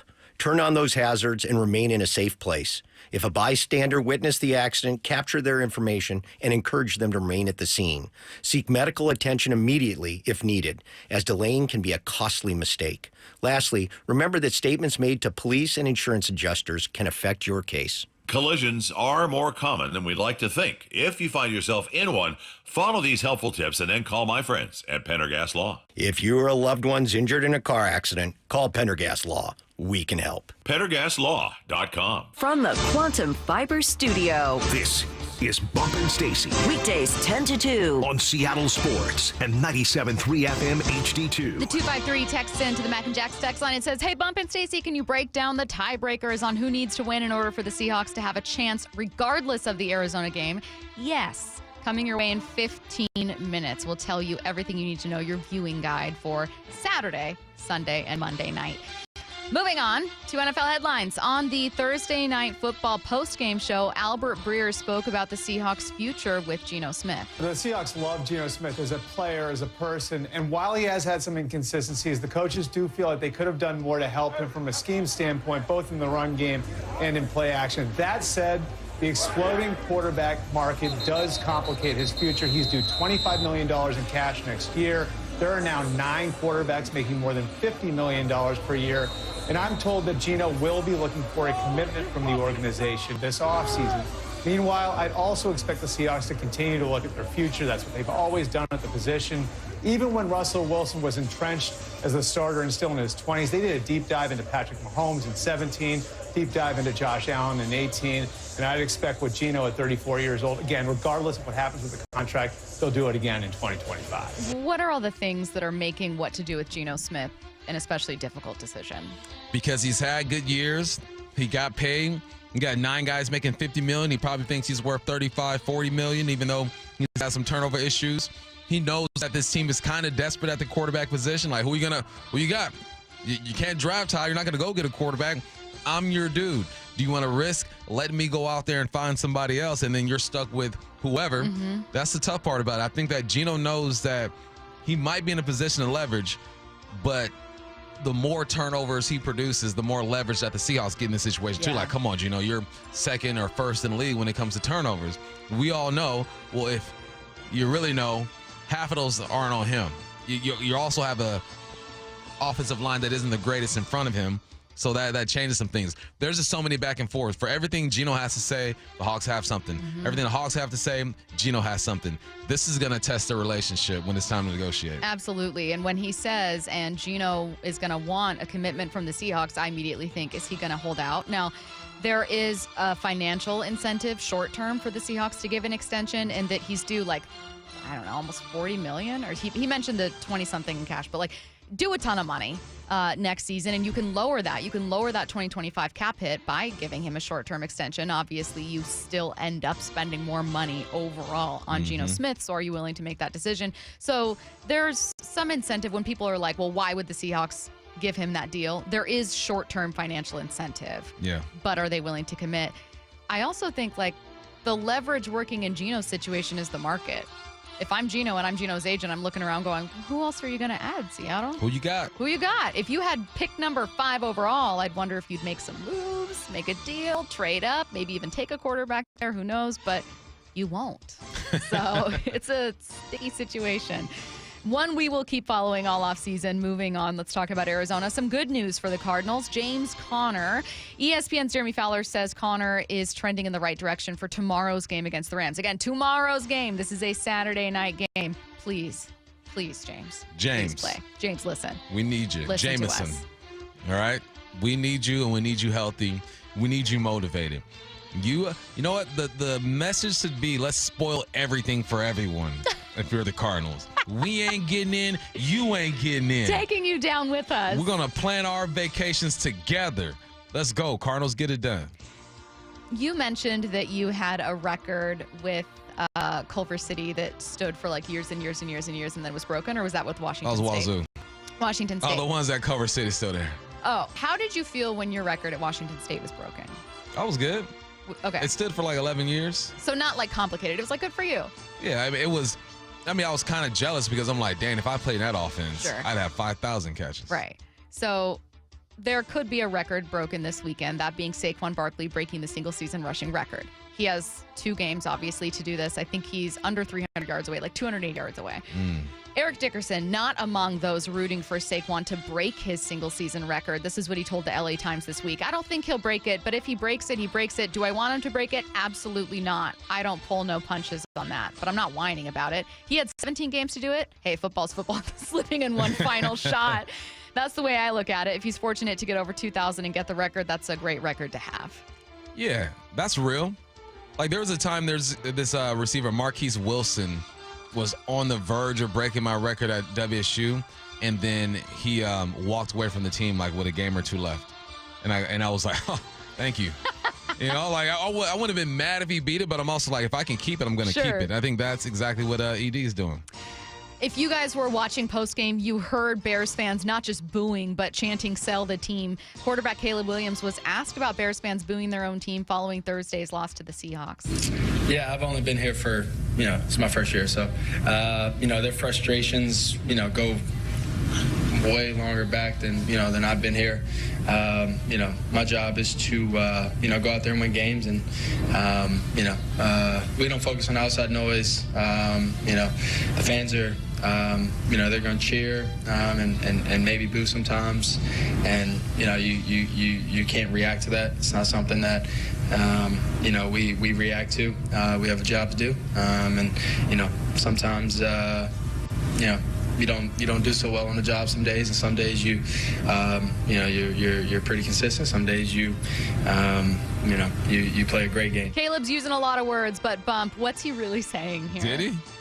There's a bunch I thought there was just a bunch of you knows. Yeah, that's true. Bunch of He's saying that it's deeper than me. Yes. 1985. It's been a long time since this team has won a Super Bowl. No quarterback has thrown over 4,000 yards for this franchise.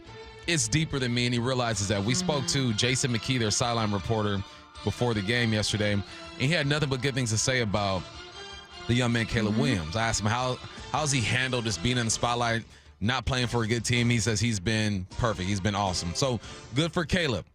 And good job being aware and not taking things personally. Because they're not booing you necessarily. Right. They're booing the jersey. They're booing the organization. They're booing the years and years of being disappointed. His awareness is on point. That's kind of only semi-related, but when Jerry Dipoto was under fire for the 54% comment and then obviously for kind of imploring fans to have patience, I feel like what I so badly wanted him to see was, while you have been at the helm for a chunk of what was the longest playoff drought, Mariners fan anger predates that. Yeah. And you kind of got to understand the situation you're getting into when you do that. Like any of these quarterbacks, right? Like whoever ends up eventually being with the Jets, should they not break that drought next year if Aaron Rodgers is there, is going to have to understand, like, You're getting booed. Exactly. If they're booing you, it's not just you, the player, you, the person. It's a long-held resentment and anger that's so much bigger than that year. Season ticket holders been there when you were in middle school. You know? And it's complicated because you can't really be mad at fans for it, but you also want to defend yourself. Like I'm sure anyone in that situation would, just going like, well, I'm trying. I'm trying. I'm trying my best. With Jalen Hurts still in concussion protocol, the Eagles are expected to go with Kenny Pickett as their starting quarterback, on Sunday against the Cowboys. How do you like the Eagles' chances with Kenny as their starter? Hand the ball off. Who are they playing? Dallas. Oh, man, they got a shot. They're playing Dallas. Dallas. Just hand the football off. And Kenny Pickett, close your eyes and toss one up to A.J. Brown every now and then. I think they still have a chance to get it done. Oh, speaking of that Saquon Barkley record, I think their next two games, Curtis, correct me if I'm wrong, for the Eagles are Dallas and the New York Giants, I believe. So Saquon has a chance to set that single-season record. Unless he rushes for 280 against Dallas here. I want him to stop at 279. What if he sets the record against his former team in Week 18? That's what I'm saying. What she said, yeah. After the entire offseason where the Giants are just like... when they're thinking like, look what we did, and then he comes back and not even just has a phenomenal season, sets the new single season rushing record against you. It's going to be every graphic on your game. Giants. I hope it happens. What are you doing? Last story here quickly. Delaware State becomes the latest school to hire a recent former NFL player as their next head coach. Deshaun Jackson will take over this upcoming season. Do you see more college programs leaning to former pros? Yeah, but I listen, Deshaun ain't ever coached before. He knows the game. Obviously one of the greatest of my generation for sure. This is interesting. I get Mike Vick, and he's a quarterback. He's been around the game. I just don't know. I think Vick coached high school too.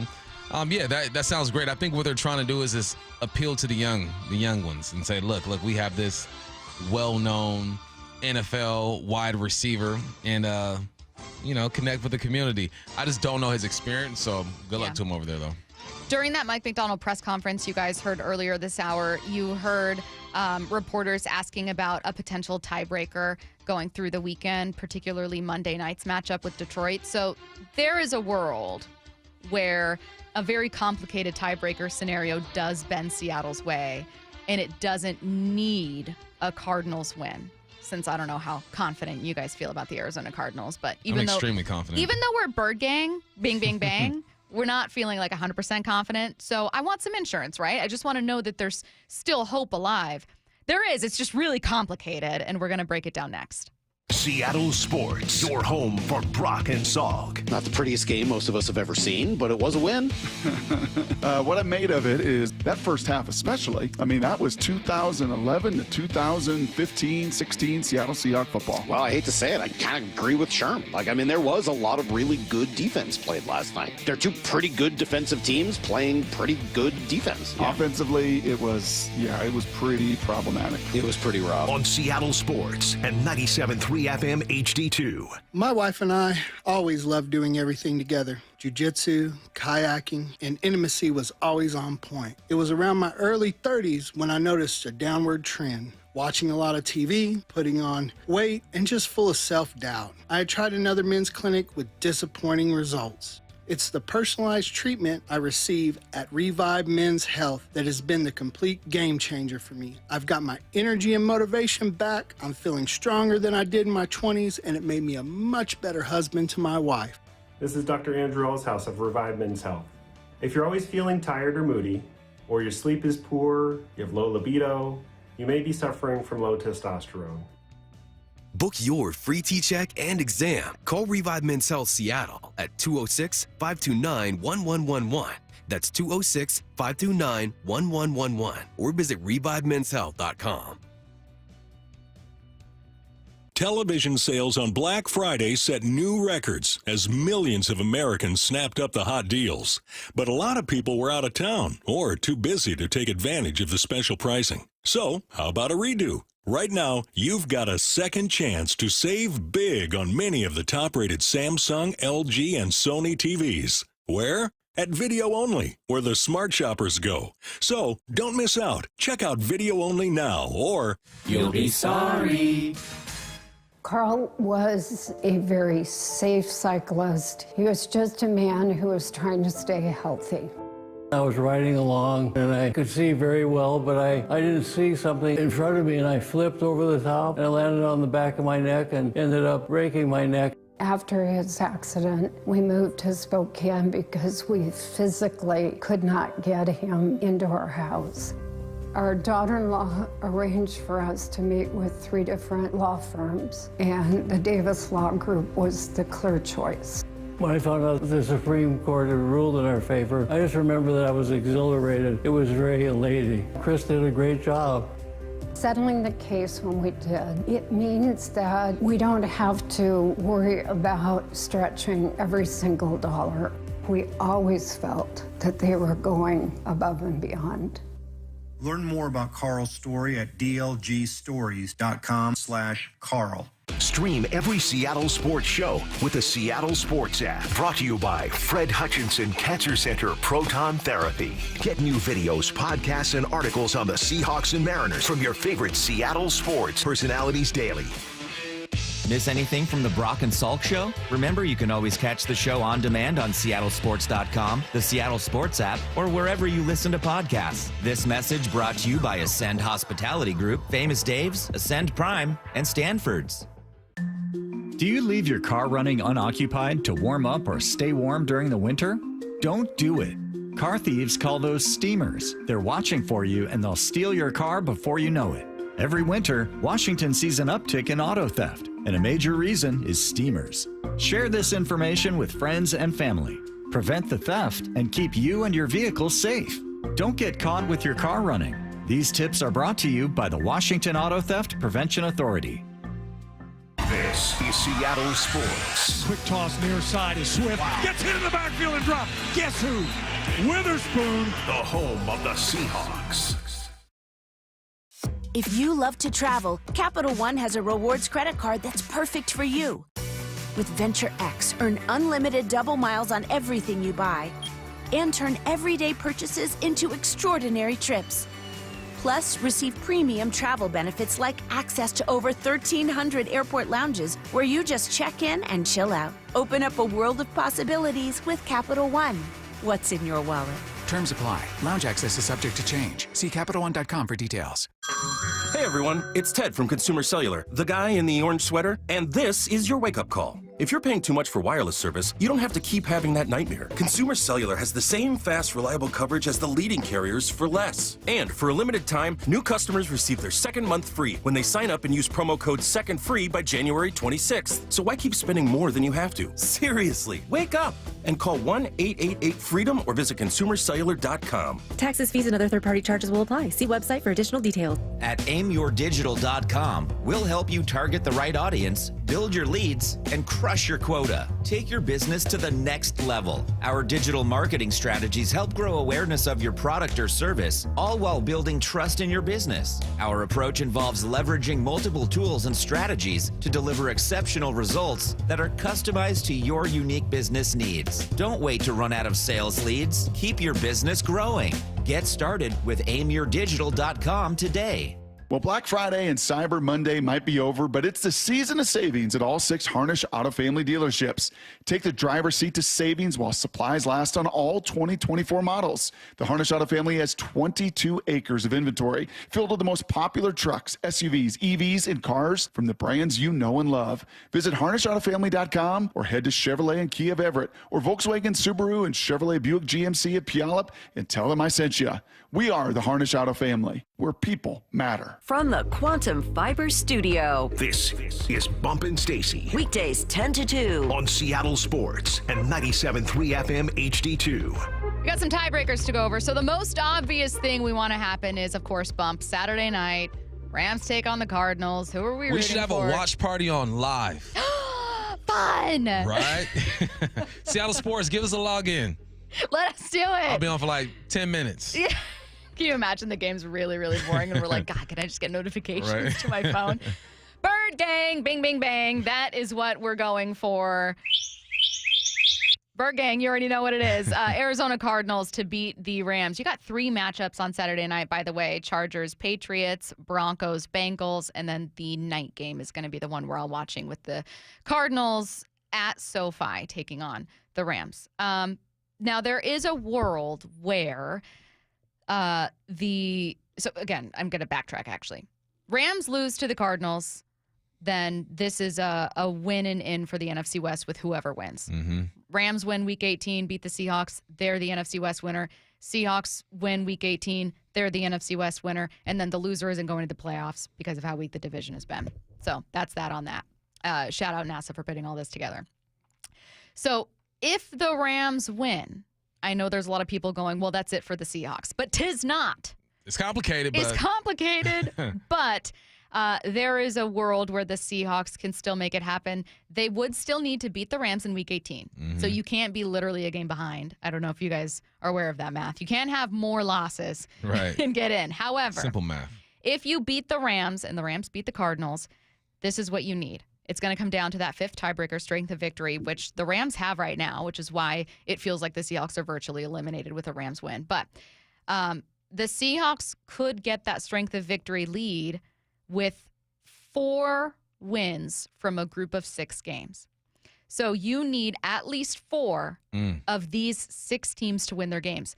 Packers, Jets, Lions, Falcons, Broncos, Dolphins. 6 teams, you need 4 of them to win. So, Bump, I have the schedule in front of you. Last couple minutes, we're going to talk about those games and what else we're watching, because this is going to be Sunday, all of these games, with the exception of the Broncos, who are playing before the Cardinals Saturday. There's still a world where you are glued to the TV on Sunday, December 29th, to make sure that 4 of these 6 teams win. What are we looking at? Vikings and Packers, you need the Packers to win. Packers are doing it.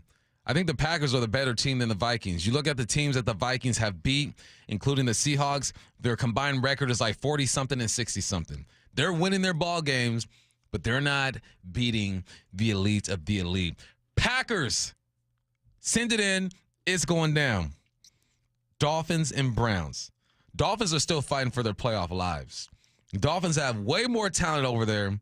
Mike McDaniel, I think you said yesterday his seat might be a little warm. Bill Barnwell was hypothesizing it could warm. be. Yeah. Maybe a little warm. A little warm. I mean, it's Miami. It's warm down there. Sure. All right. Boom. That's your win right there. You need 2 more wins. So we're looking at Niners, Lions. You know the Lions are getting it done. Come on now. The Lions are getting it done. This is where it gets tricky now. Where's this extra win coming You from? got the Bengals versus the Broncos. The Bengals are still fighting for the playoffs. We know the Broncos have a really good defense. Can Bo Nix and the gang get her done? Then you have the Commanders and the Falcons. The Commanders are a team of destiny. They're a team of destiny. They're 10-5 right now. But Michael Penix, what's he going to do? And the Bills and the Jets, no dang chance. Jets ain't winning that. So let's focus on the Falcons and the Broncos. Okay. If I had to pick between those two, it has to be the Broncos with the better defense. Yes, I think so. Even though Joe Burrow is having the season of his life, that Broncos defense is tough. And if Bo Nix can take care of the football, they have a chance. The Bengals have lost so many close ones this year. The Bengals are a team that has the best duo when it comes to QB receiver combo in the game right now, and they're not getting it done. They lost a close one to Baltimore. That scares me. They lost to Philly 37-17. They lost recently. They're putting up points, though, 44-38 to Pittsburgh, and then they lost to the Chargers. They're coming off of a 3-game win streak right now, but we have to depend on the Broncos. So the Packers will get it done. The Lions will get it done. The Dolphins will get it done. and the Broncos will get it done. This is real. I think it's a real possibility. I'm not just saying this because I'm a homer and I'm rooting for the home squad. I genuinely think those games can be won. I mean, the majority of the games you need to win are not upsets. Yeah. So that feels pretty good, right? So someone said, can you explain it? My head is spinning. Yes. So the easiest thing is that the Arizona Cardinals beat the Rams. Then all you need to do is beat the Rams next week. In both of these scenarios, you need to beat the Rams next week. Yeah. So know that Either that's way. for sure. One you need help, one you don't. Yeah. So easiest scenario is that tomorrow night, for Saturday Night Football, the Arizona Cardinals beat the Rams. Now, let's pretend that the Rams win, okay? Now we're getting to the head-scratching scenario, but we're going to explain it. Then there are 6 teams that you're watching, and if at least 4 of those 6 teams win, it gives Seattle that strength of schedule tiebreaker over the Rams. Again, they'd still need to beat the Rams. That is the most important thing. But you are rooting for the Broncos, the Jets, the Dolphins, Packers, Falcons, and Lions. You do not need all 6 to win. You do need at least 4. So Bump was looking at what he feels are the 4 out of likeliest. 6. Right. 4-5, you don't understand. We don't need the Jets to win. It'd be nice if they won, but you need 4 out of the 6 matchups, and the Jets are a part of that. We're not counting on the Jets at all. But if they were to win, it would help. Exactly. The Vikings, Packers, I'm taking the Packers. Bills, Jets, you need the Jets. The Bills are winning that. Niners, Lions, you need the Lions to win that. I think they're going to do it. Commanders, Falcons, you need the Falcons to do it. Maybe. Bengals, Broncos, you need the Broncos. Yes. Browns, Dolphins, you need the Dolphins. Let's get it. Yes, exactly. Someone said, so you basically need all the teams you played or beat to win. Exactly. Yes. Yeah. That's exactly what you need. And ideally, those teams hurt the Rams' chances. For instance, the Rams are one of 2 teams to have beaten the Minnesota Vikings. Well, Green Bay can beat Minnesota. That ends up hurting the Rams' strength of schedule win, even though, right? So if that makes sense. Again, if you guys have questions, tweet at us. But this only matters, this weird one only matters if the Arizona Cardinals do not win. Yeah. So basically the point of this entire thing is to say there's a reason that the Seahawks are not officially eliminated with a Rams win. They may as well be, but there is still a tiebreaker situation that if the Seahawks win next week, gets them to the playoffs. You just need your baby mama's cousin, sister's nephew's uncle That's exactly to help right. you out. That's exactly what it is. And you never know. Yeah. You never know. He That might could come happen. through. He might come through. All right, you're picking up the phone and you're calling in, and this is your question. The number is going to be 866-979-3776. Call in, caller segment. With the Seahawks, you got to have 2 names. Who do you have the most confidence in and the least confidence in? You are most confident in this player, this coach, this coordinator. You are least confident in this coach, this player, this coordinator. 866-979-3776. Call now.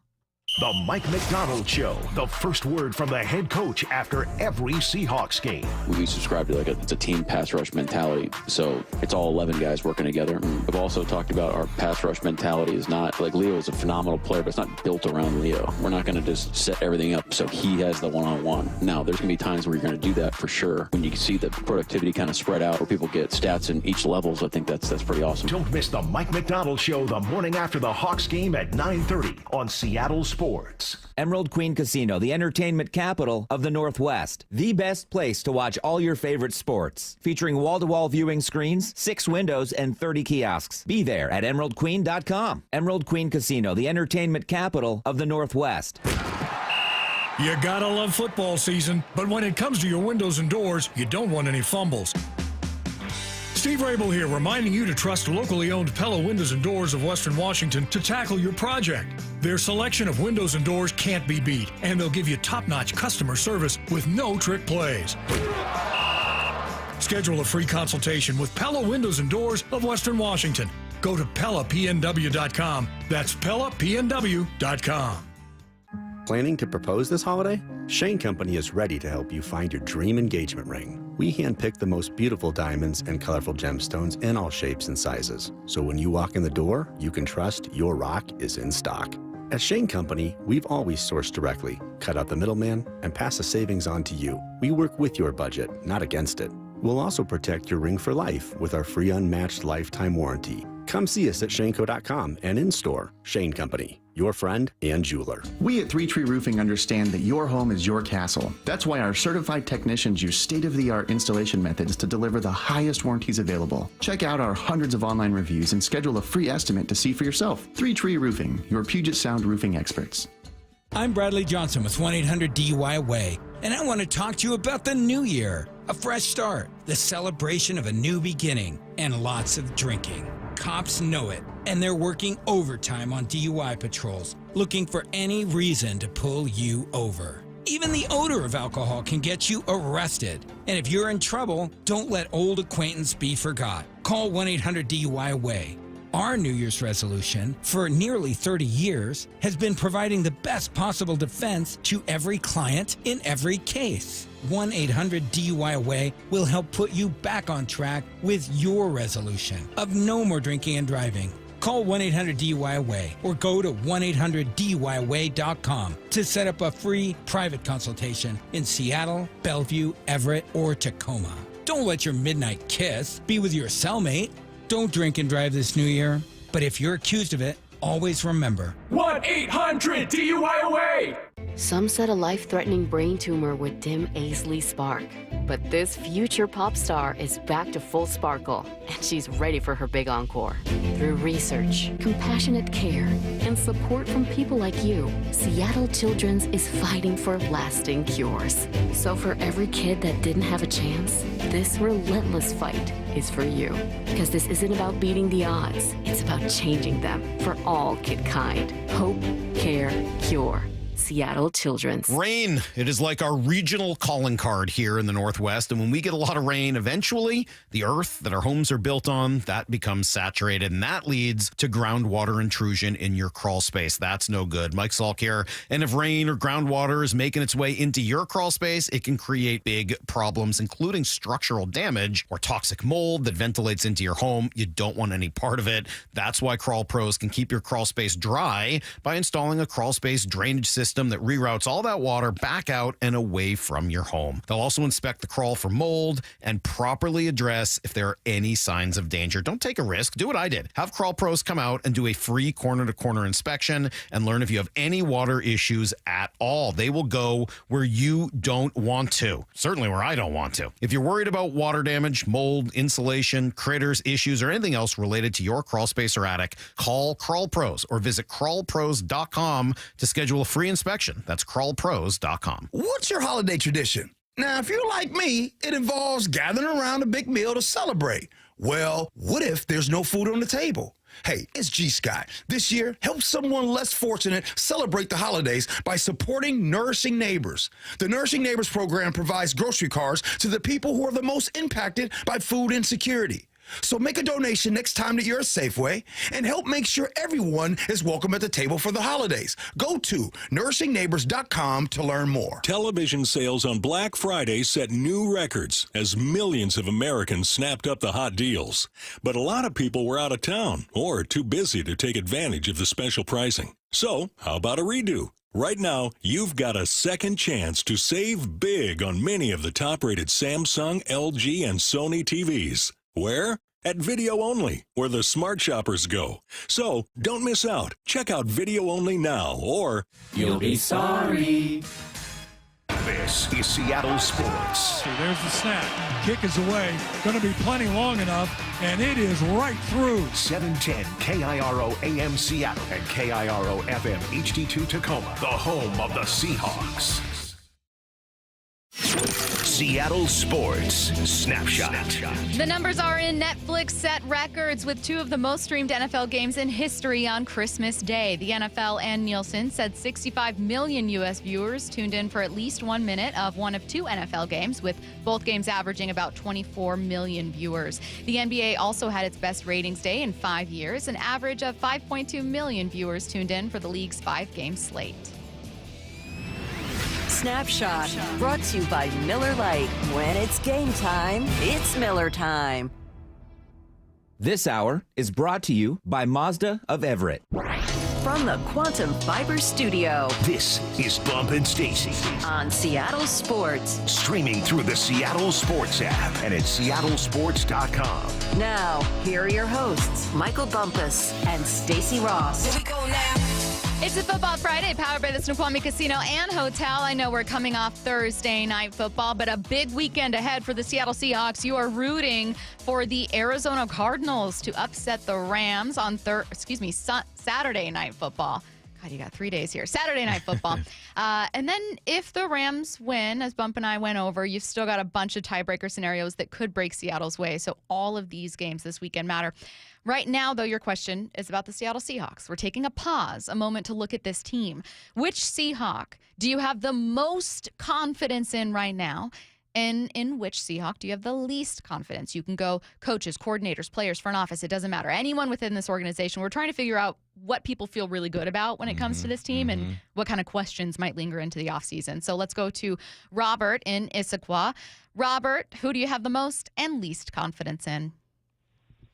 The most confidence I have in is Weatherspoon. That guy is a beast on the field. Rewatching the game, and just he's everywhere on the field.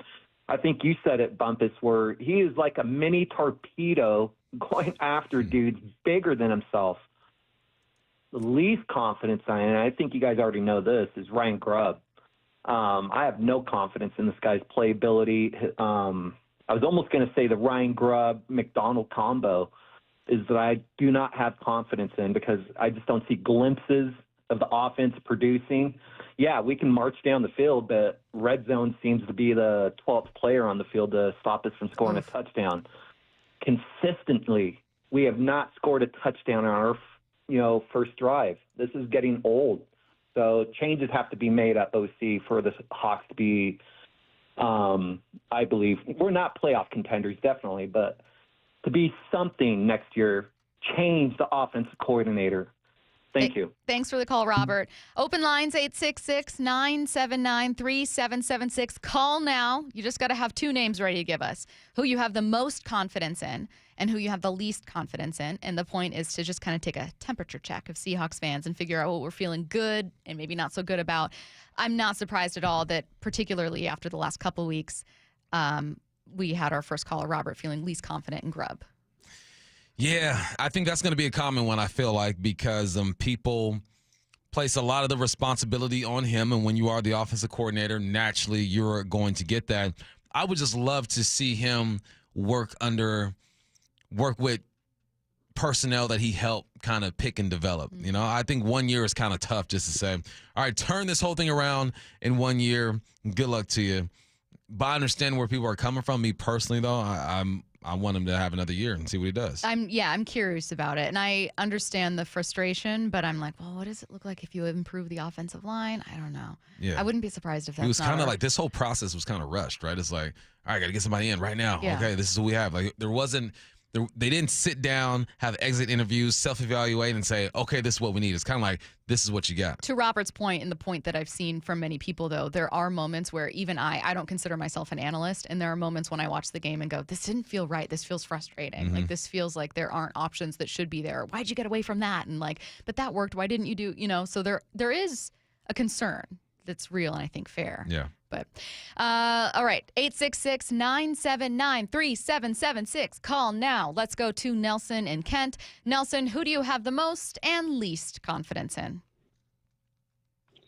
Well, I'm going to go most confidence first, and it's not going to come as a surprise that I'm picking Geno Smith. And my reason is, as a starting quarterback 3 years here, he has had all 3 seasons, which I think is an inarguable fact, a bottom 5 offensive line in all 3 seasons.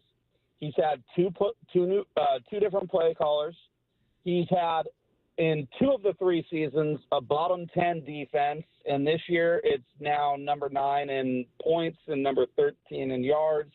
But it has had, especially earlier in the season, some breakdowns. The Vikings game, big breakdown late. But it's a much better defense. And Geno's just weathered the storm. Like, he's been able to get you 9-10 wins despite a lot of chaos. And I just think if you can get league average offensive line play, you're going to see a whole different offense.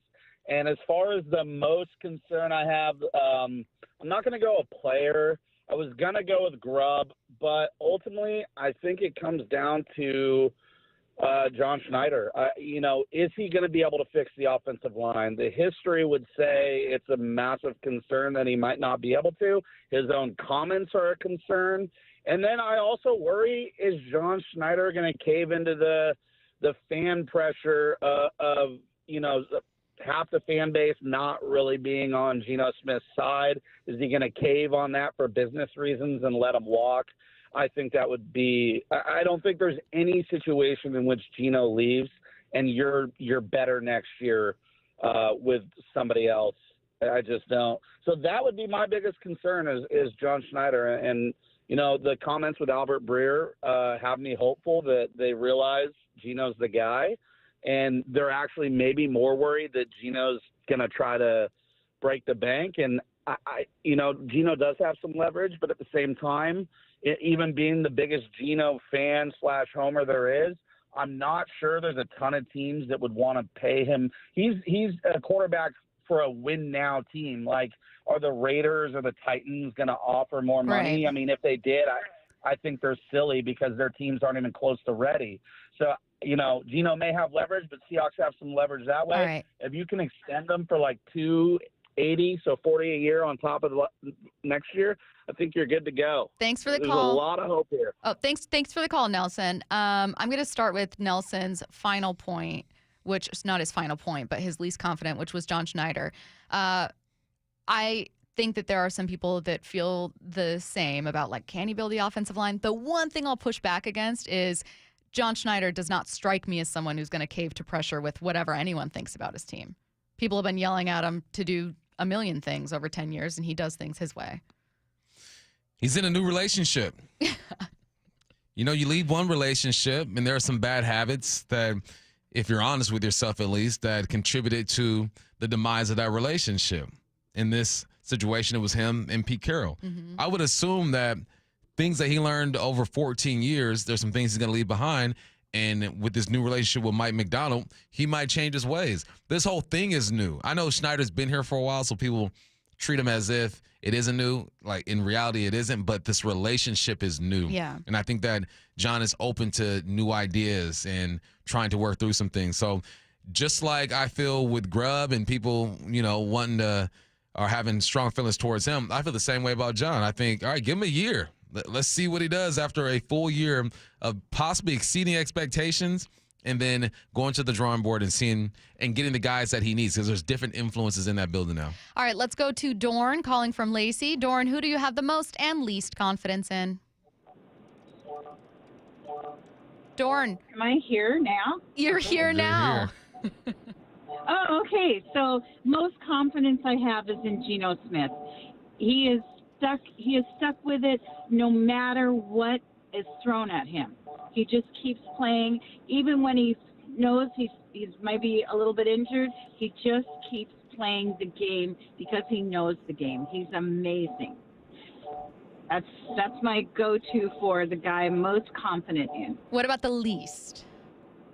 Least confident. So at first I did Ryan Grubb. I'm sorry, he's new and he's learning, and hopefully he will learn faster next year, because I don't think they're going to say, okay, you can't do that, we're getting rid of you. I think they're going to stay with him, but he doesn't seem to know what he's doing sometimes. And I just feel like, and I've been following the Seahawks since day one. So, and I even fell at the Green Bay Packer game before the game started, hit the concrete, refused to leave the game because I thought, okay, they can do this. Thanks for the call, Dorn.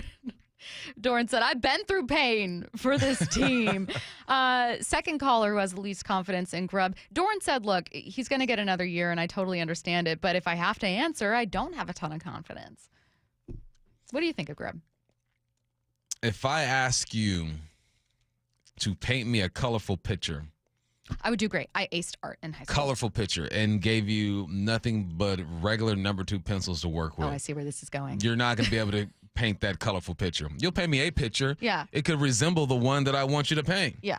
But you just can't do it because you don't have the tools. Right. Let this man get some tools. Let him get a few color pencils and see if he can make it all colorful and stuff. That's all I'm saying. Let's go to Brian calling from North Bend. Brian, who do you have the most and least confidence in? Hey, good afternoon, guys. Thanks for taking my call. Can I start with the least confidence? Because it's old news and you've been talking about it. It would be Grubb. But on the good side and positive, I think Mike McDonald has done a great job this year. And I think given the time, he's going to be able to fix a lot of things. And I think get the Hawks as a franchise in the right direction. So those are my two. Thanks for the call, Brian. Again, that number 866-979-3776. Bump, you and I were pretty high on Mike McDonald when he was hired. Do you feel that your opinion of him has changed at all in a good way, a negative way over the last 16 games? No, it's changed in a good way. The way I approached the situation was let's see if this defense is going to look like what he wants it to be. And when you look at the moves that have been made on this team as far as acquisitions, what side of the ball has gotten the most attention? Defense. The defensive side, right? I think you can only go about building a team a certain way. Like you have to focus on something. They decided to focus on the defense, especially with the start that they had with the offense. So watching him have influence on getting these guys, these linebackers, this defensive lineman in there, made me believe that the feeling and the culture is different in that building. It's more cutthroat. It's more what the NFL really is. What have you done for me lately? If you ain't getting it done, I'm going to get somebody else in there. And I think that has been refreshing.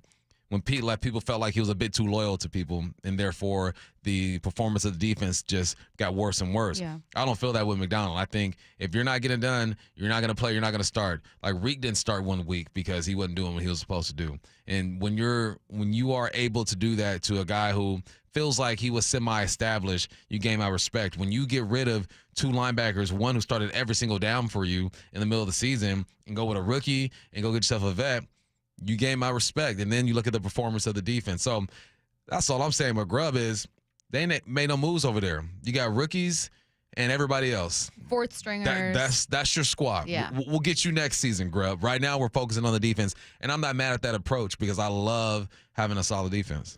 866-979-3776. Your question, who do you have the most and least confidence in when it comes to the Seattle Seahawks? Let's go to Aaron calling from Vancouver. Aaron, who do you have the most and least confidence in? Hey, first off, big shout out. Bump, Stacy, C-Raj.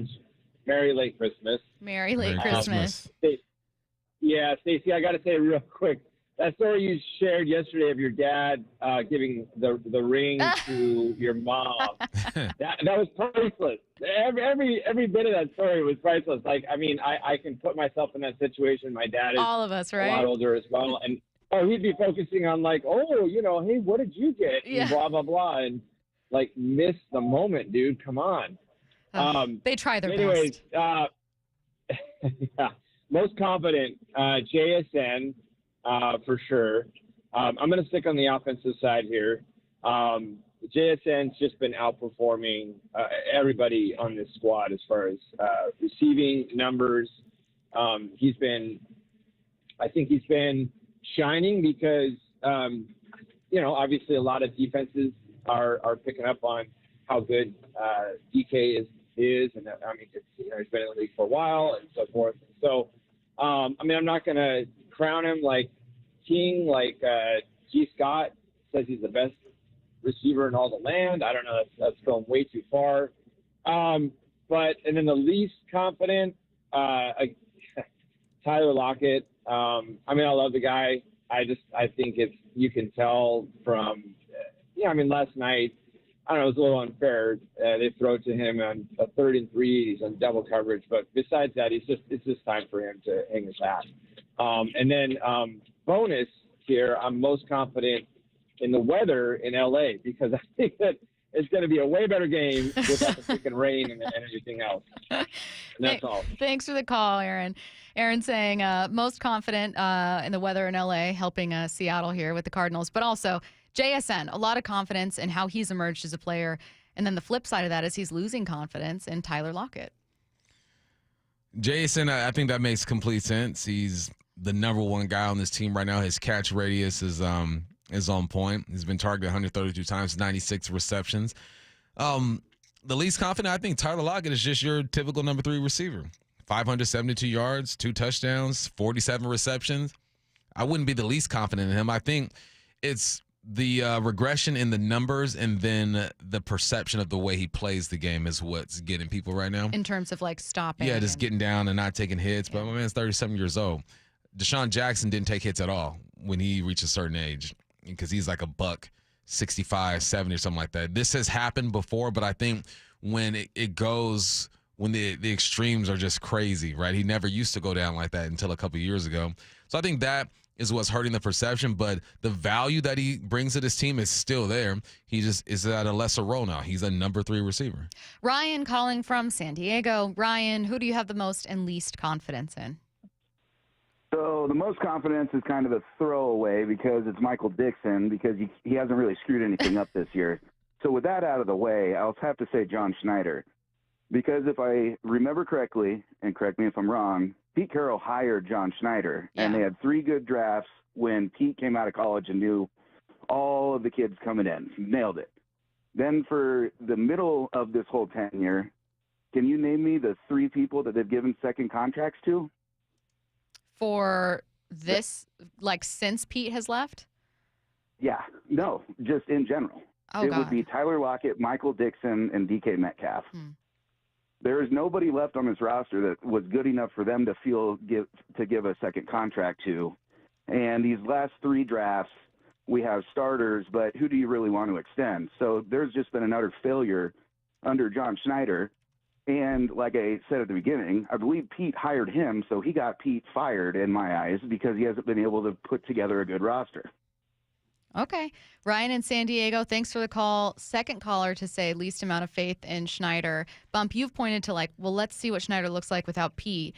Ryan saying, honestly, so far I'm not wildly impressed. Who outranked Schneider when Pete was here? Pete. Exactly.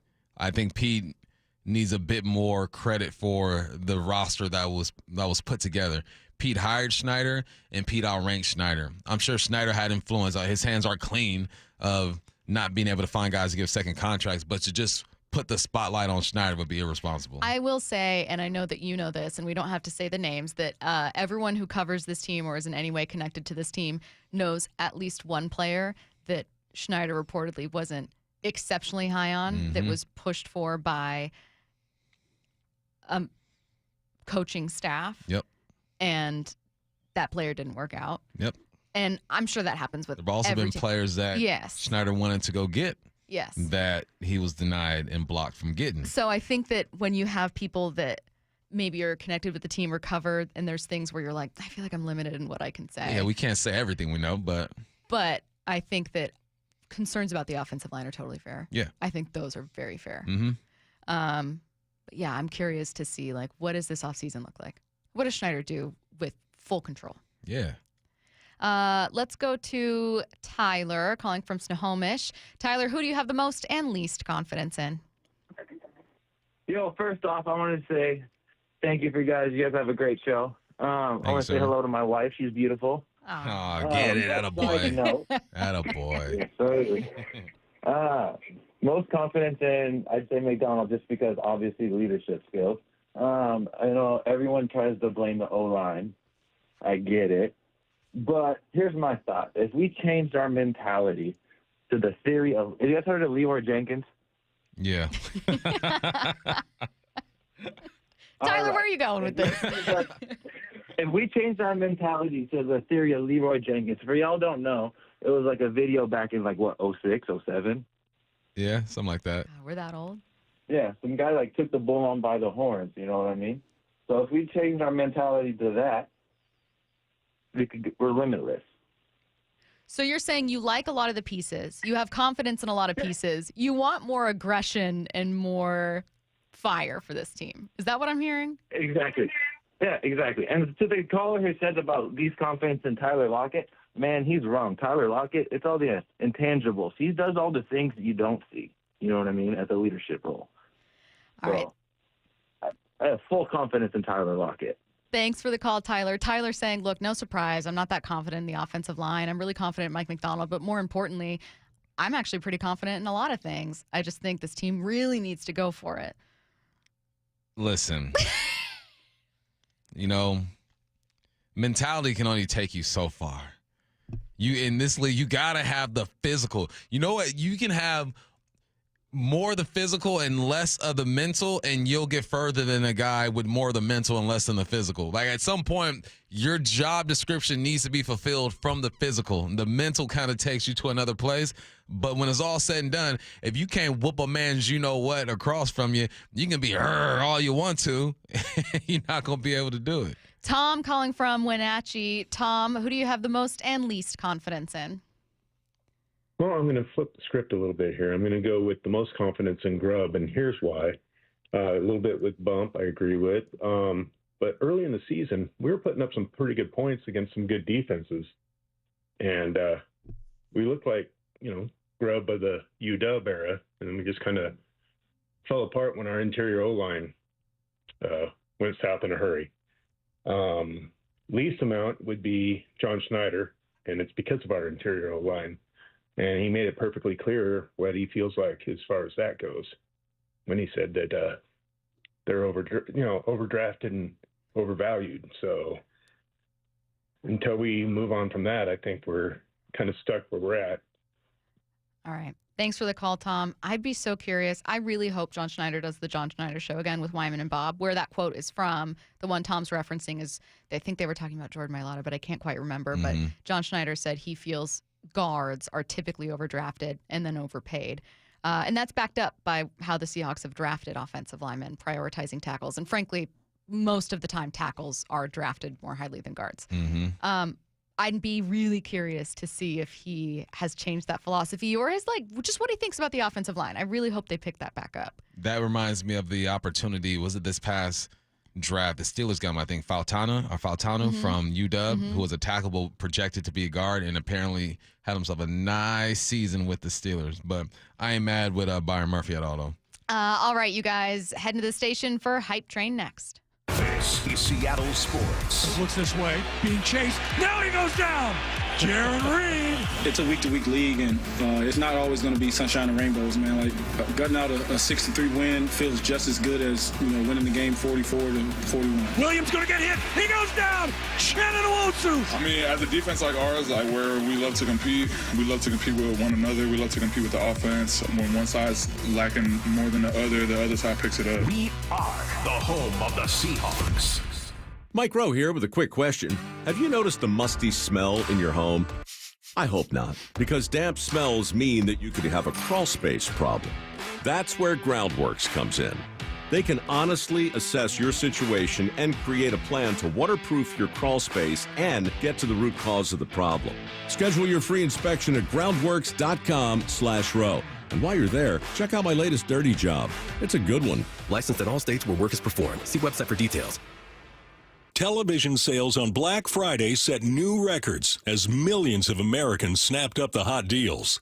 But a lot of people were out of town or too busy to take advantage of the special pricing. So, how about a redo? Right now, you've got a second chance to save big on many of the top-rated Samsung, LG, and Sony TVs. Where? At Video Only, where the smart shoppers go. So, don't miss out. Check out Video Only now, or you'll be sorry. Lead generation is one of the most important aspects of any marketing campaign. So let us help you identify your target audience and market your products or services to them. Go to aimyourdigital.com today. aimyourdigital.com. 1877 Cards for Kids. KARS Cards for Kids. 1877 Cards for Kids. Donate your card today. 1877 Cars for Kids.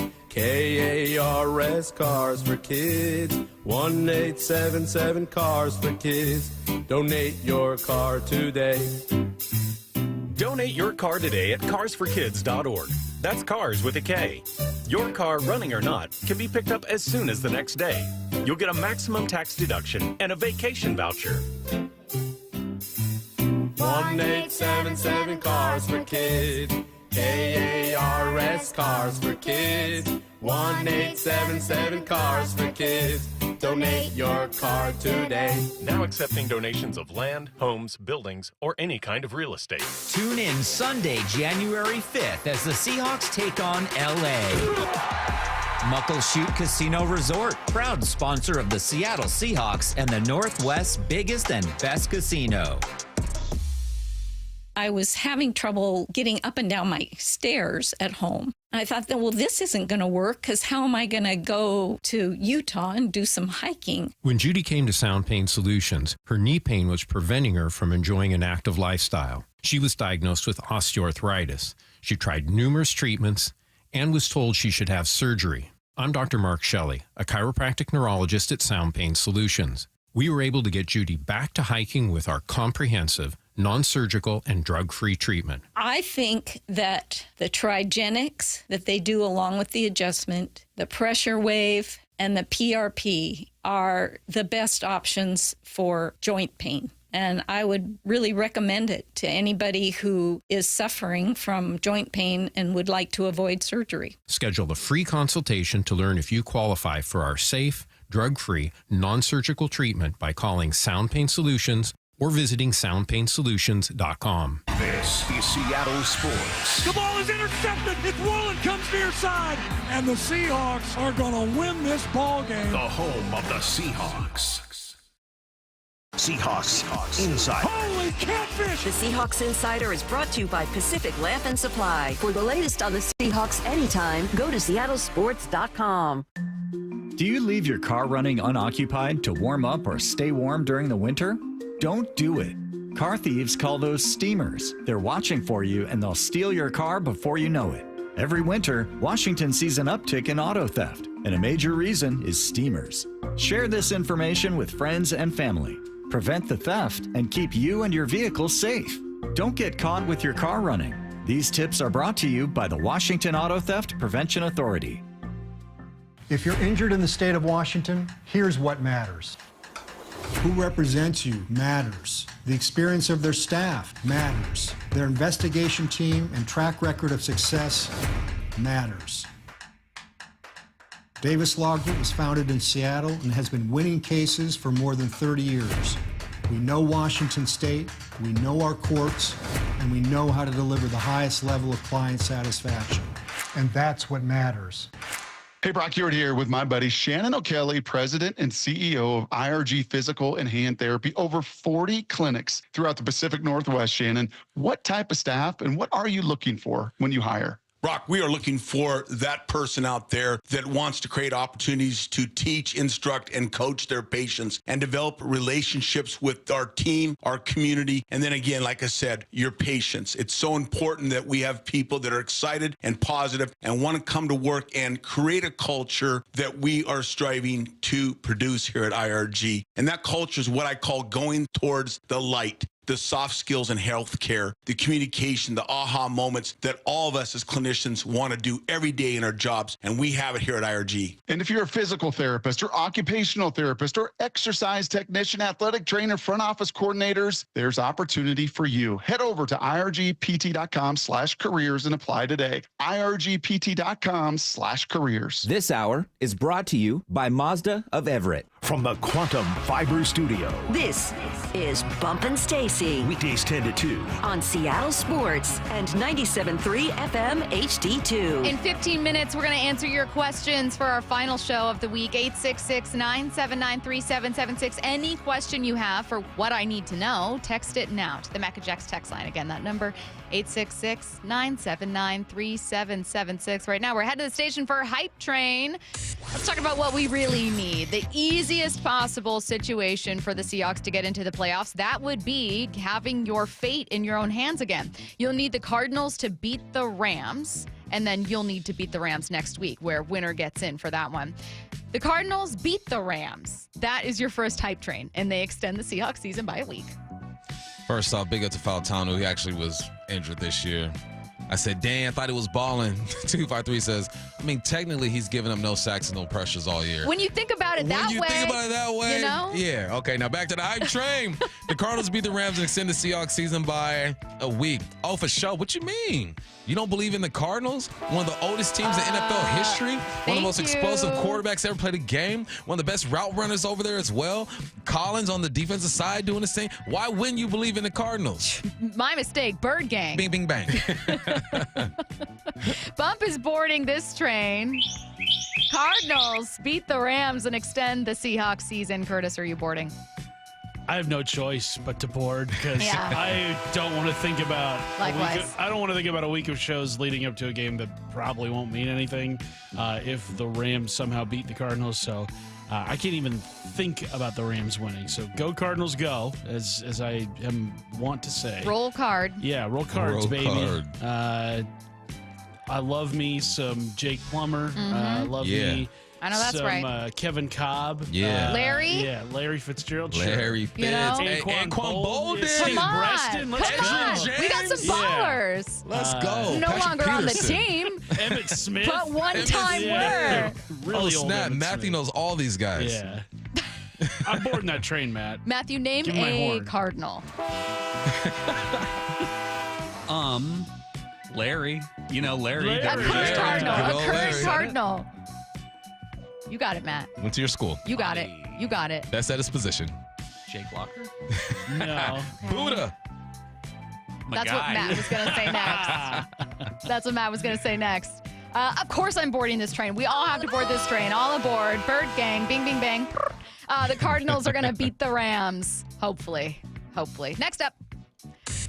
Eagles running back Saquon Barkley needs 268 yards over the next 2 games to set the NFL single-season rushing yard record.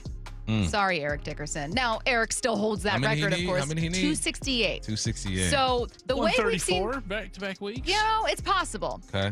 We've seen it from Saquon. We've seen it from some of the best running backs in the game. We know you can get hot sometimes, those back-to-back crazy games. The Eagles are not going to have Jalen Hurts in this one. I don't know if that helps or hurts Saquon's I think that helps case. him, actually. A Hand little the ball bit, off. you know. They're going to Get more lean goal into line it. carries, for sure. Your hype train is also simple for this one. Saquon will do it. He will set a new single-season rushing record over the season's final 2 weeks. 268 is the magic number. He's averaging 122 per game. He's got a game of 147, 167, 159, 146, 255, and 124. 150 his last time out. Easy. That's easy work. That's light work for Saquon. He's getting her done. Let's go. Sorry, Eric Dickerson, man. You're one of the greatest. I love your style. Upright running, had the goggles and all that stuff. But it's a wrap. The text line completely leaning into us not knowing lots of Cardinals and just go, Carson Palmer about to cook this weekend. Let's go. Curtis, Saquon Barkley sets a new single-season rushing record over the season's final 2 weeks. He needs 268. Bump is boarding. Are you? Yeah, let's do it. Let's board. We're boarding this train. The old heads got to just, your records are going to fall eventually, especially with a 17-game schedule. Like Eric Dickerson, no one is taking anything away from you. Like, you are one of the greats of all time, but records are meant to be broken. And Saquon Barkley, I think, is going to do it. So that's why I'm boarding the train. There's also, not to take away from Eric Dickerson in any way, but sometimes there's a well actually or a well also angle to when you talk about those old records is like, yeah, you did it in fewer games and it stood for so long and no one's really touched it. But however, and I don't think Saquon will, I'm not boarding this train, but it also is a different league. Like Saquon's in some ways facing defenders and facing teams and you know, playing a game that's just different now. Like there is sometimes a tip of the cap to when new records are set. Like I feel like sometimes we just add like, oh, we added extra games, so now anyone can do this. Well, hang on a minute. I mean, OJ had his broken. He did it in 14 games, and someone came along in 16 games. Maybe it was Dickerson. Right. And is what it is. All right, next up. Bump, I already know you're boarding this one, but here we go. The Cougs taking on Syracuse in the Holiday Bowl. Not only do they cover that 18-point spread, they beat Syracuse. My mind's telling me no. Bob, what you doing? But my body is telling me yes. Baby. Let's go. Fight for Washington State. You know when they have like those on Instagram where there's like a song that's beautiful and then you have the bootleg version of the song that's all jacked up. And it's like a little flute. Yeah, like, exactly. Kinda... That's us today. We're the flute, okay? We are the flute. The little recorder version of Fight for Washington State. It's all busted up. Curtis, are you boarding this train? The Cougs not only cover the 18-point spread, but they beat Syracuse and win the Holiday Bowl. No bragging rights for Mike Lefko tomorrow. I feel for all Cougs fans out there, it's never fun to lose your head coach, especially no, you don't. Coming out. Yes, I do. My team went through this less than a year ago, Bum. Okay, I believe you. Okay. And we were a better team than the Cougs were last year. Bum. Okay, I'm sorry. Yeah. But I don't see it happening. You're down, like 30 players now? Yeah, it's not going to happen. I hate to say it. Yeah, I really want it to. It just kind of sucks because it's like this is one of the things that you hate about what college football has become is it feels like it's not even going to be a competitive fun bowl game. Syracuse is winning. There will be no eggnog bath because Fran's allergic to eggs. He's lying. He's lying. I have lied to my kids. Lying. Okay, just bump aboard that one, but now you get full bragging rights if it happens. Next and last hype train into the station. The Seattle Mariners make a single move involving their 40-man roster before New Year's Day. Just one move. Just one. Just That's all we're one. asking A for. single move. One move involving their 40-man roster before New Year's Day. Bump. You know, I think they're going to treat this situation like the random guy in the club on New Year's. You're going to find that one girl who doesn't have anyone to kiss. You're going to look her in her eyes, and she's going to reject you and say no. Dang. So the Mariners aren't going to make a move. Dang. That's what's going to happen. That's so painful. The Mariners Sounds like make a speaking from single personal move. I know. A single move involving their 40-man roster before New Year's Day. Curtis, are you boarding? No, I'm not boarding. Guys. I can't in good faith board this train. Nope. It's not going to happen. We're going to be waiting and waiting and waiting. You know what, Matt? Sound the horn. Wow. I'm boarding this one. I don't know what it's going to be. I don't know who it's going to be. And I don't know when it's going to be, except for it happening before New Year's Day. Why not? You haven't made a single move. We're kind of waiting for it to happen. And I feel like it may be something that gets absolutely no one inspired, but it's just kind of something because you know Jerry's itching to make a move. Mm-hmm. You know that he wants to do something. Is he? He has to be. He has to be. He's at a spa right now. Has You don't think hot he's getting rocks on his FOMO? back You don't after think a he's got a little massage. bit of FOMO? Nah, he good. Fear of missing out on moves? He fears nothing. FOMO? FOMO. I'm just boarding it because I want it to happen. I'm trying to will it into action. Get your texts in, your questions, any question you have for what I need to know to the Mac and Jacks text line, 866-979-3776. Blue 88 on Brock and Salk. All right, Brock, you talked about Ryan Grubb leading up to the game. What was the best part, worst part of his scheme? Every day at 7:45. The good was the consistent commitment to the run game over 4 quarters. The bad, the frustrating for me, out of 51 plays, I don't need to see RPO, and there were 3 of these RPOs to Tyler Lockett and Pharaoh Brown. I don't need to see that. And then obviously the ugly come out of the game without scoring a touchdown. Blue 88, answering 3 football questions as only Brock Heward can. Wesley Financial Group is not a law firm. Do you find yourself stuck in a timeshare? Get the real facts about the timeshare industry and your options for cancellation. Chuck McDowell, founder of Wesley Financial Group, has put together a free information guide that reveals the secrets the timeshare industry doesn't want you to know, including the 5 ways to get rid of your timeshare. Call now and get this timeshare cancellation guide absolutely free. Call 800-838-6161. That's 800-838-6161. 800-838-6161. Lowe's knows how to help you save time and money, no matter the job. That's why we can deliver supplies to your job site as soon as same day, so you have more time to get the job done. Because when you need it fast, we've got you covered. Lowe's knows pros. Valid on eligible in-stock orders and select zip codes placed by 2 p.m. for same-day delivery by 8 p.m. Subject to driver availability. Fees vary based on purchase. More terms apply. See Lowe's.com/same-day delivery for details. Hey, Bob Stelton here, preparing for another stressful holiday season, and this year I am prioritizing my well-being. That's why I went to my local Johnson Fitness and Wellness store. Their equipment is made for more than just a workout. It's made for better sleep and mental breaks. And their massage chairs, not just for relaxation, they're made for recovery, stress relief, and lowering blood pressure. The experts at Johnson Fitness and Wellness are here to get you through the holidays with flexible financing, white glove delivery, and treadmills, bikes, and ellipticals up to 50% off. Check out johnsonfitness.com or one of the 3 Seattle locations today.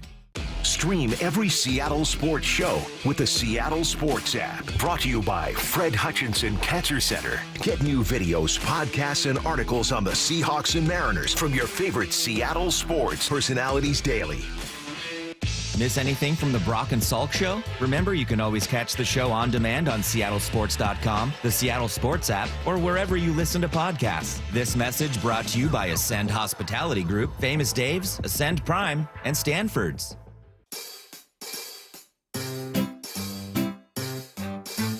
1-877 Cars for Kids. KARS Cars for Kids. 1-877 Cars for Kids. Donate your car today. 1-877 Cars for Kids. KARS Cars for Kids. 1-877 Cars for Kids. Donate your car today. Donate your car today at carsforkids.org. That's cars with a K. Your car, running or not, can be picked up as soon as the next day. You'll get a maximum tax deduction and a vacation voucher. Hurry! It's your last chance to donate for 2024. 1-877 Cars for Kids. KARS Cars for Kids. 1-877 Cars for Kids. Donate your car today. Now accepting donations of land, homes, buildings, or any kind of real estate. It's the most magical time of the year. At Shane Company, we're feeling grateful for you. Since 1929, throughout 4 generations as a family business, we always put our customers first. My team and I handpick only the most beautiful diamonds and gemstones, ensure our jewelry is crafted with care, and provide an unmatched free lifetime warranty because we're in it for life too. From our family to yours, happy holidays. Shane Company, your friend and jeweler. The noon hour of the Bump and Stacy Show is powered every day by the caring and compassionate team at Pendergast Law Personal Injury Lawyers. Go to pendergastlaw.com. If you're looking to build a beautiful new custom deck, now is the time to take advantage of off-season savings from MasterDecks. Save big. Save up to $7,500 off your new deck from MasterDecks. From design to completion, MasterDecks does it all, building dream decks of all shapes and sizes across the Puget Sound. Don't miss out on off-season savings. Save up to $7,500 off your new deck. Get started today. Go to masterdecks.com. Masterdecks.com. Innovation is at the heart of every Polestar car, and their electric SUV Polestar 3 is no different. From the intuitive infotainment system to its head-turning design, Polestar 3 is for drivers unwilling to compromise. That means merging a spacious, luxurious interior with the torque and handling of a sports car. Visit Polestar Bellevue today for end-of-year lease offers and book a test drive for Polestar 3 at polestarbellevue.com. Television sales on Black Friday set new records as millions of Americans snapped up the hot deals. But a lot of people were out of town or too busy to take advantage of the special pricing. So, how about a redo? Right now, you've got a second chance to save big on many of the top-rated Samsung, LG, and Sony TVs. Where? At Video Only, where the smart shoppers go. So, don't miss out. Check out Video Only now, or You'll be sorry. Storms can be overwhelming, but you're not alone. We're here 24/7 to secure your home and give you peace of mind. Justin Shirley, CEO of State Roofing and Exteriors here. From your roof to your siding, windows, and deck, we'll handle it with care and get your home back to better, quickly and safely. Call 866-ROOF-ROOF or visit stateroofing.com today. We're here for you when it matters most. State Roofing and Exteriors, held to a higher standard since 1968. State Roofing, the last roof you'll ever need. From the Quantum Fiber Studio. This is Bumpin' Stacy Weekdays 10 to 2. on Seattle Sports and 97.3 FM HD2. It's what I need to know. Get your question into the Mac and Jacks text line 866-979-3776. What I need to know, says one listener. So Saquon's within 268 of breaking Eric Dickerson's record for single season rushing yards. This listener says, if Saquon's within 100 by week 17, but the Eagles game is meaningless, should Sirianni play him? I say no. Playoffs is what matters. I think you ask the player. You ask him. I was going to break a record. Nothing like Saquon's, right? We were playing on ESPN, and I was like 10 yards away from breaking a punt return record, and my coach asked me, the game was over. Hey, you want to go in? You want to break it or not? I go, nah, I'm good. And you should do that for Saquon, because when's the next time we're going to see someone get this close to breaking it? Mm-hmm. Ask the player. And if he says, what's best for the team, I want to stay healthy, then, the number one seed isn't up for grabs, then maybe that's what ends up happening. But I agree with you. Let's see. What I need to know, what's your least favorite New Year's Eve tradition? Least favorite. Staying up till midnight. Yeah, thank you. That's actually the correct I missed answer. the last three, 10 honestly. o'clock. I feel like I've missed the last three. Like you just went to bed before New Year's at Not all. on purpose. Like I'm on the couch just kicking it Fell and I asleep. just fall asleep. I hate New Year's. I don't hate it. That's dramatic. It's my least favorite holiday. I've never, ever, ever had one where I thought, what a blast. Wow. That was the most fun I've ever had. It's just every single time it's like, okay, so we're staying up until midnight, probably paying a ton in Ubers and getting dressed up to freeze our butts off and go to this party. And then midnight hits and you're like, all right, I'm ready to go. Like, I stayed up. It's not for me. It's never been for me. It's my least favorite holiday. So I guess my answer is everything. What I need to know, 866-979-3776. What present are you getting yourself that you didn't get for Christmas? More rounds of golf. Yes. More Curtis, rounds. Matt.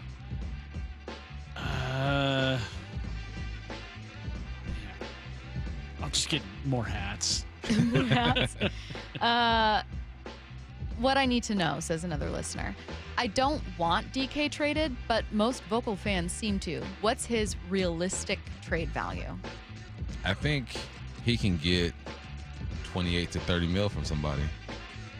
What about picks in return? Picks Anything are higher than a third second, rounder. third rounder? Yeah. I think the most you're getting is a second. Yeah, I maybe think 1 second. I think that there may be I don't know. I'm guessing there may be a percentage of fans that vocally really want DK traded who may also think you can use that to draft a quarterback in the first round, and I just don't know that that's the case. I mean, there's good quarterbacks who've dropped to second, Sure. third round, you know? Maybe. Yes. I just don't But think I don't that, think you trade DK for a third round quarterback, second round quarterback. and if you don't get a first round pick back, I don't think that means it wasn't a good trade. It's just not with the market. It's a saturated market for wide receivers. It's like it's in demand, but also easy to replenish. I think some teams see it that way. Mhm. So even though they're being paid a ton of money, we didn't see a receiver traded this past offseason for a first round pick. Right. I don't think so. Is Stacy the New Year's Grinch? Yes. No, you're not. Well, you can't have a Grinch I for think it's New a Year's. pretty common opinion. Yeah, I don't think a lot of people like New Year's. Grinch he was on an island. Hold on, the question was, is Stacy the New Year's Grinch? Yeah. No, there's no. Because a lot of people don't like it. There's worse people out there. Yeah. There are worse people out there. Let's see. What I need to know. Who's on the hot seat if the Hawks don't make the playoffs, player or coach? I'm honestly, I don't know that I wouldn't anyone call it a is. hot seat. I would call it let's talk seat. Like, we got to figure something out. I don't think anyone's like, Ours. if they don't do this, you're out of here. It's like, all right, we didn't do it. What do we need to fix? And now let's talk about who can be moved. Didn't Dickerson break the record in 16 games and O.J. Simpson held the record in 14? That's what I said. Yes. I said Dickerson broke it in more games. Yeah, and so that was also- an example as you play more games, someone's going to break it. Exactly. And also, it's just going to happen. Do you just not acknowledge new records when you decide we decided that it's only legit at 16 games, and now that we've added 17 and eventually they'll add 18, we just don't count those records? No, you don't just stop counting records. No, that's what it is. Yeah. Let's see. 866-979-3776. This year is pretty much over. What grade do you give yourself for 2024? I like this one. Let's be honest. Yeah. I give myself a solid B. Okay. Yeah. That's good. Solid B. Yeah, I'll go like a B-. Mm-hmm. There were a lot of goals I didn't stick to. But I was a good person, I think. My intentions were good. My intentions were, like I wasn't like, did I work as hard as I possibly could? I'm like, no, there were probably things where I look back and I go, you should have tried harder. Mm-hmm. So. Have you ever entered a year like, this is my year, I'm going to do this and Only that? with fantasy football. Every single season I start fantasy football, I'm like, this is the year Lil Champs makes it. This is it. This is it. I'm about to win the league this year. Never won, ever. Made it to the playoffs once. 866-979. This year. Thank you, Josh Allen, my MVP, for getting me to the playoffs. There you go. What I need to know, is James Conner playing or will his knee injury keep him out? I don't see them winning without their bell cow. I don't know. Did we get the injury report We today? just saw trending towards is the last one I saw. Trending. All right. It's been updated. We'll see. Do you see them winning without James Conner? No. Let's see. 866-979-3776. Is Geno the starter next season? Yep. Get used to it. Yeah, I think a lot of people are going to hate, not a lot. I think there's a good portion of people that will hate seeing it, but every single time, I'm curious if you do this, every single time anyone goes, cut this guy, trade this guy, whatever, I'm always like, who do you want then? Mm-hmm. I'll listen to it, right? Someone was like, I'd trade multiple first rounders for a chance to go up and take Shedeur Sanders or whatever. Like, I'll accept answers and be like, okay, that's what you want to do. I got to respect it. Someone asked if I would take Kirk Cousins over Geno. I Would said you? no. Mm-mm. I think Kirk Cousins is still very hampered by that Achilles. Mm-hmm. And if Geno had an Achilles tear that he clearly had not come back from, I'd feel the same. Mm-hmm. Let's see. 866-979-3776. Da-da-da-da. Let's see. We got some more Christmas ones. Does ringing in the new year still get you excited like it did when you were a kid? I don't think it never really got me that excited. Yeah. Like maybe when I was 21 and I went to my first 21 and over New Year's party in San Diego. That's about it, though. As kids, it's always kind of a novelty. Be like, oh, I stayed up till midnight. Wow. Like, is this what you adults do past 10 p.m.? But now it's like 10:30. Let's hit the sack. What should Geno's replacement plan look like? FYI, I'm a Geno fan. I think they're going to have to get creative. That's all I'll say. Mm-hmm. You're going to have to find a diamond in the rough. You know who I really liked out of the draft who's on their roster right now is Jaren Hall. Really? I did. He reminded me of Russell Wilson. Is there a quarterback who would not be a first rounder this year that you'd be like, I'm not mad at that? I know we're months away from this part of the show. McCourt, the QB that we're going to see today. Yeah. Okay, well, now maybe I'll be watching him a little more closely. There you go. All right, you guys, that will do it for us today. Wyman and Bob coming your way next.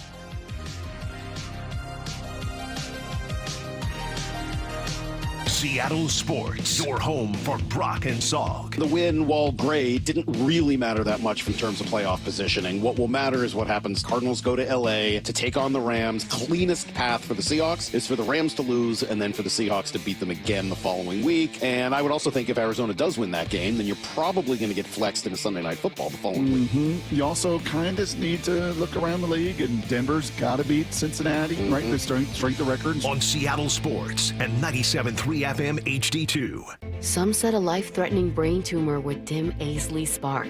But this future pop star is back to full sparkle, and she's ready for her big encore. Through research, compassionate care, and support from people like you, Seattle Children's is fighting for lasting cures. So for every kid that didn't have a chance, this relentless fight is for you. Because this isn't about beating the odds, it's about changing them for all kidkind. Hope, care, cure. Seattle Children's. Hey guys, ready to feel stronger, leaner, energetic, and more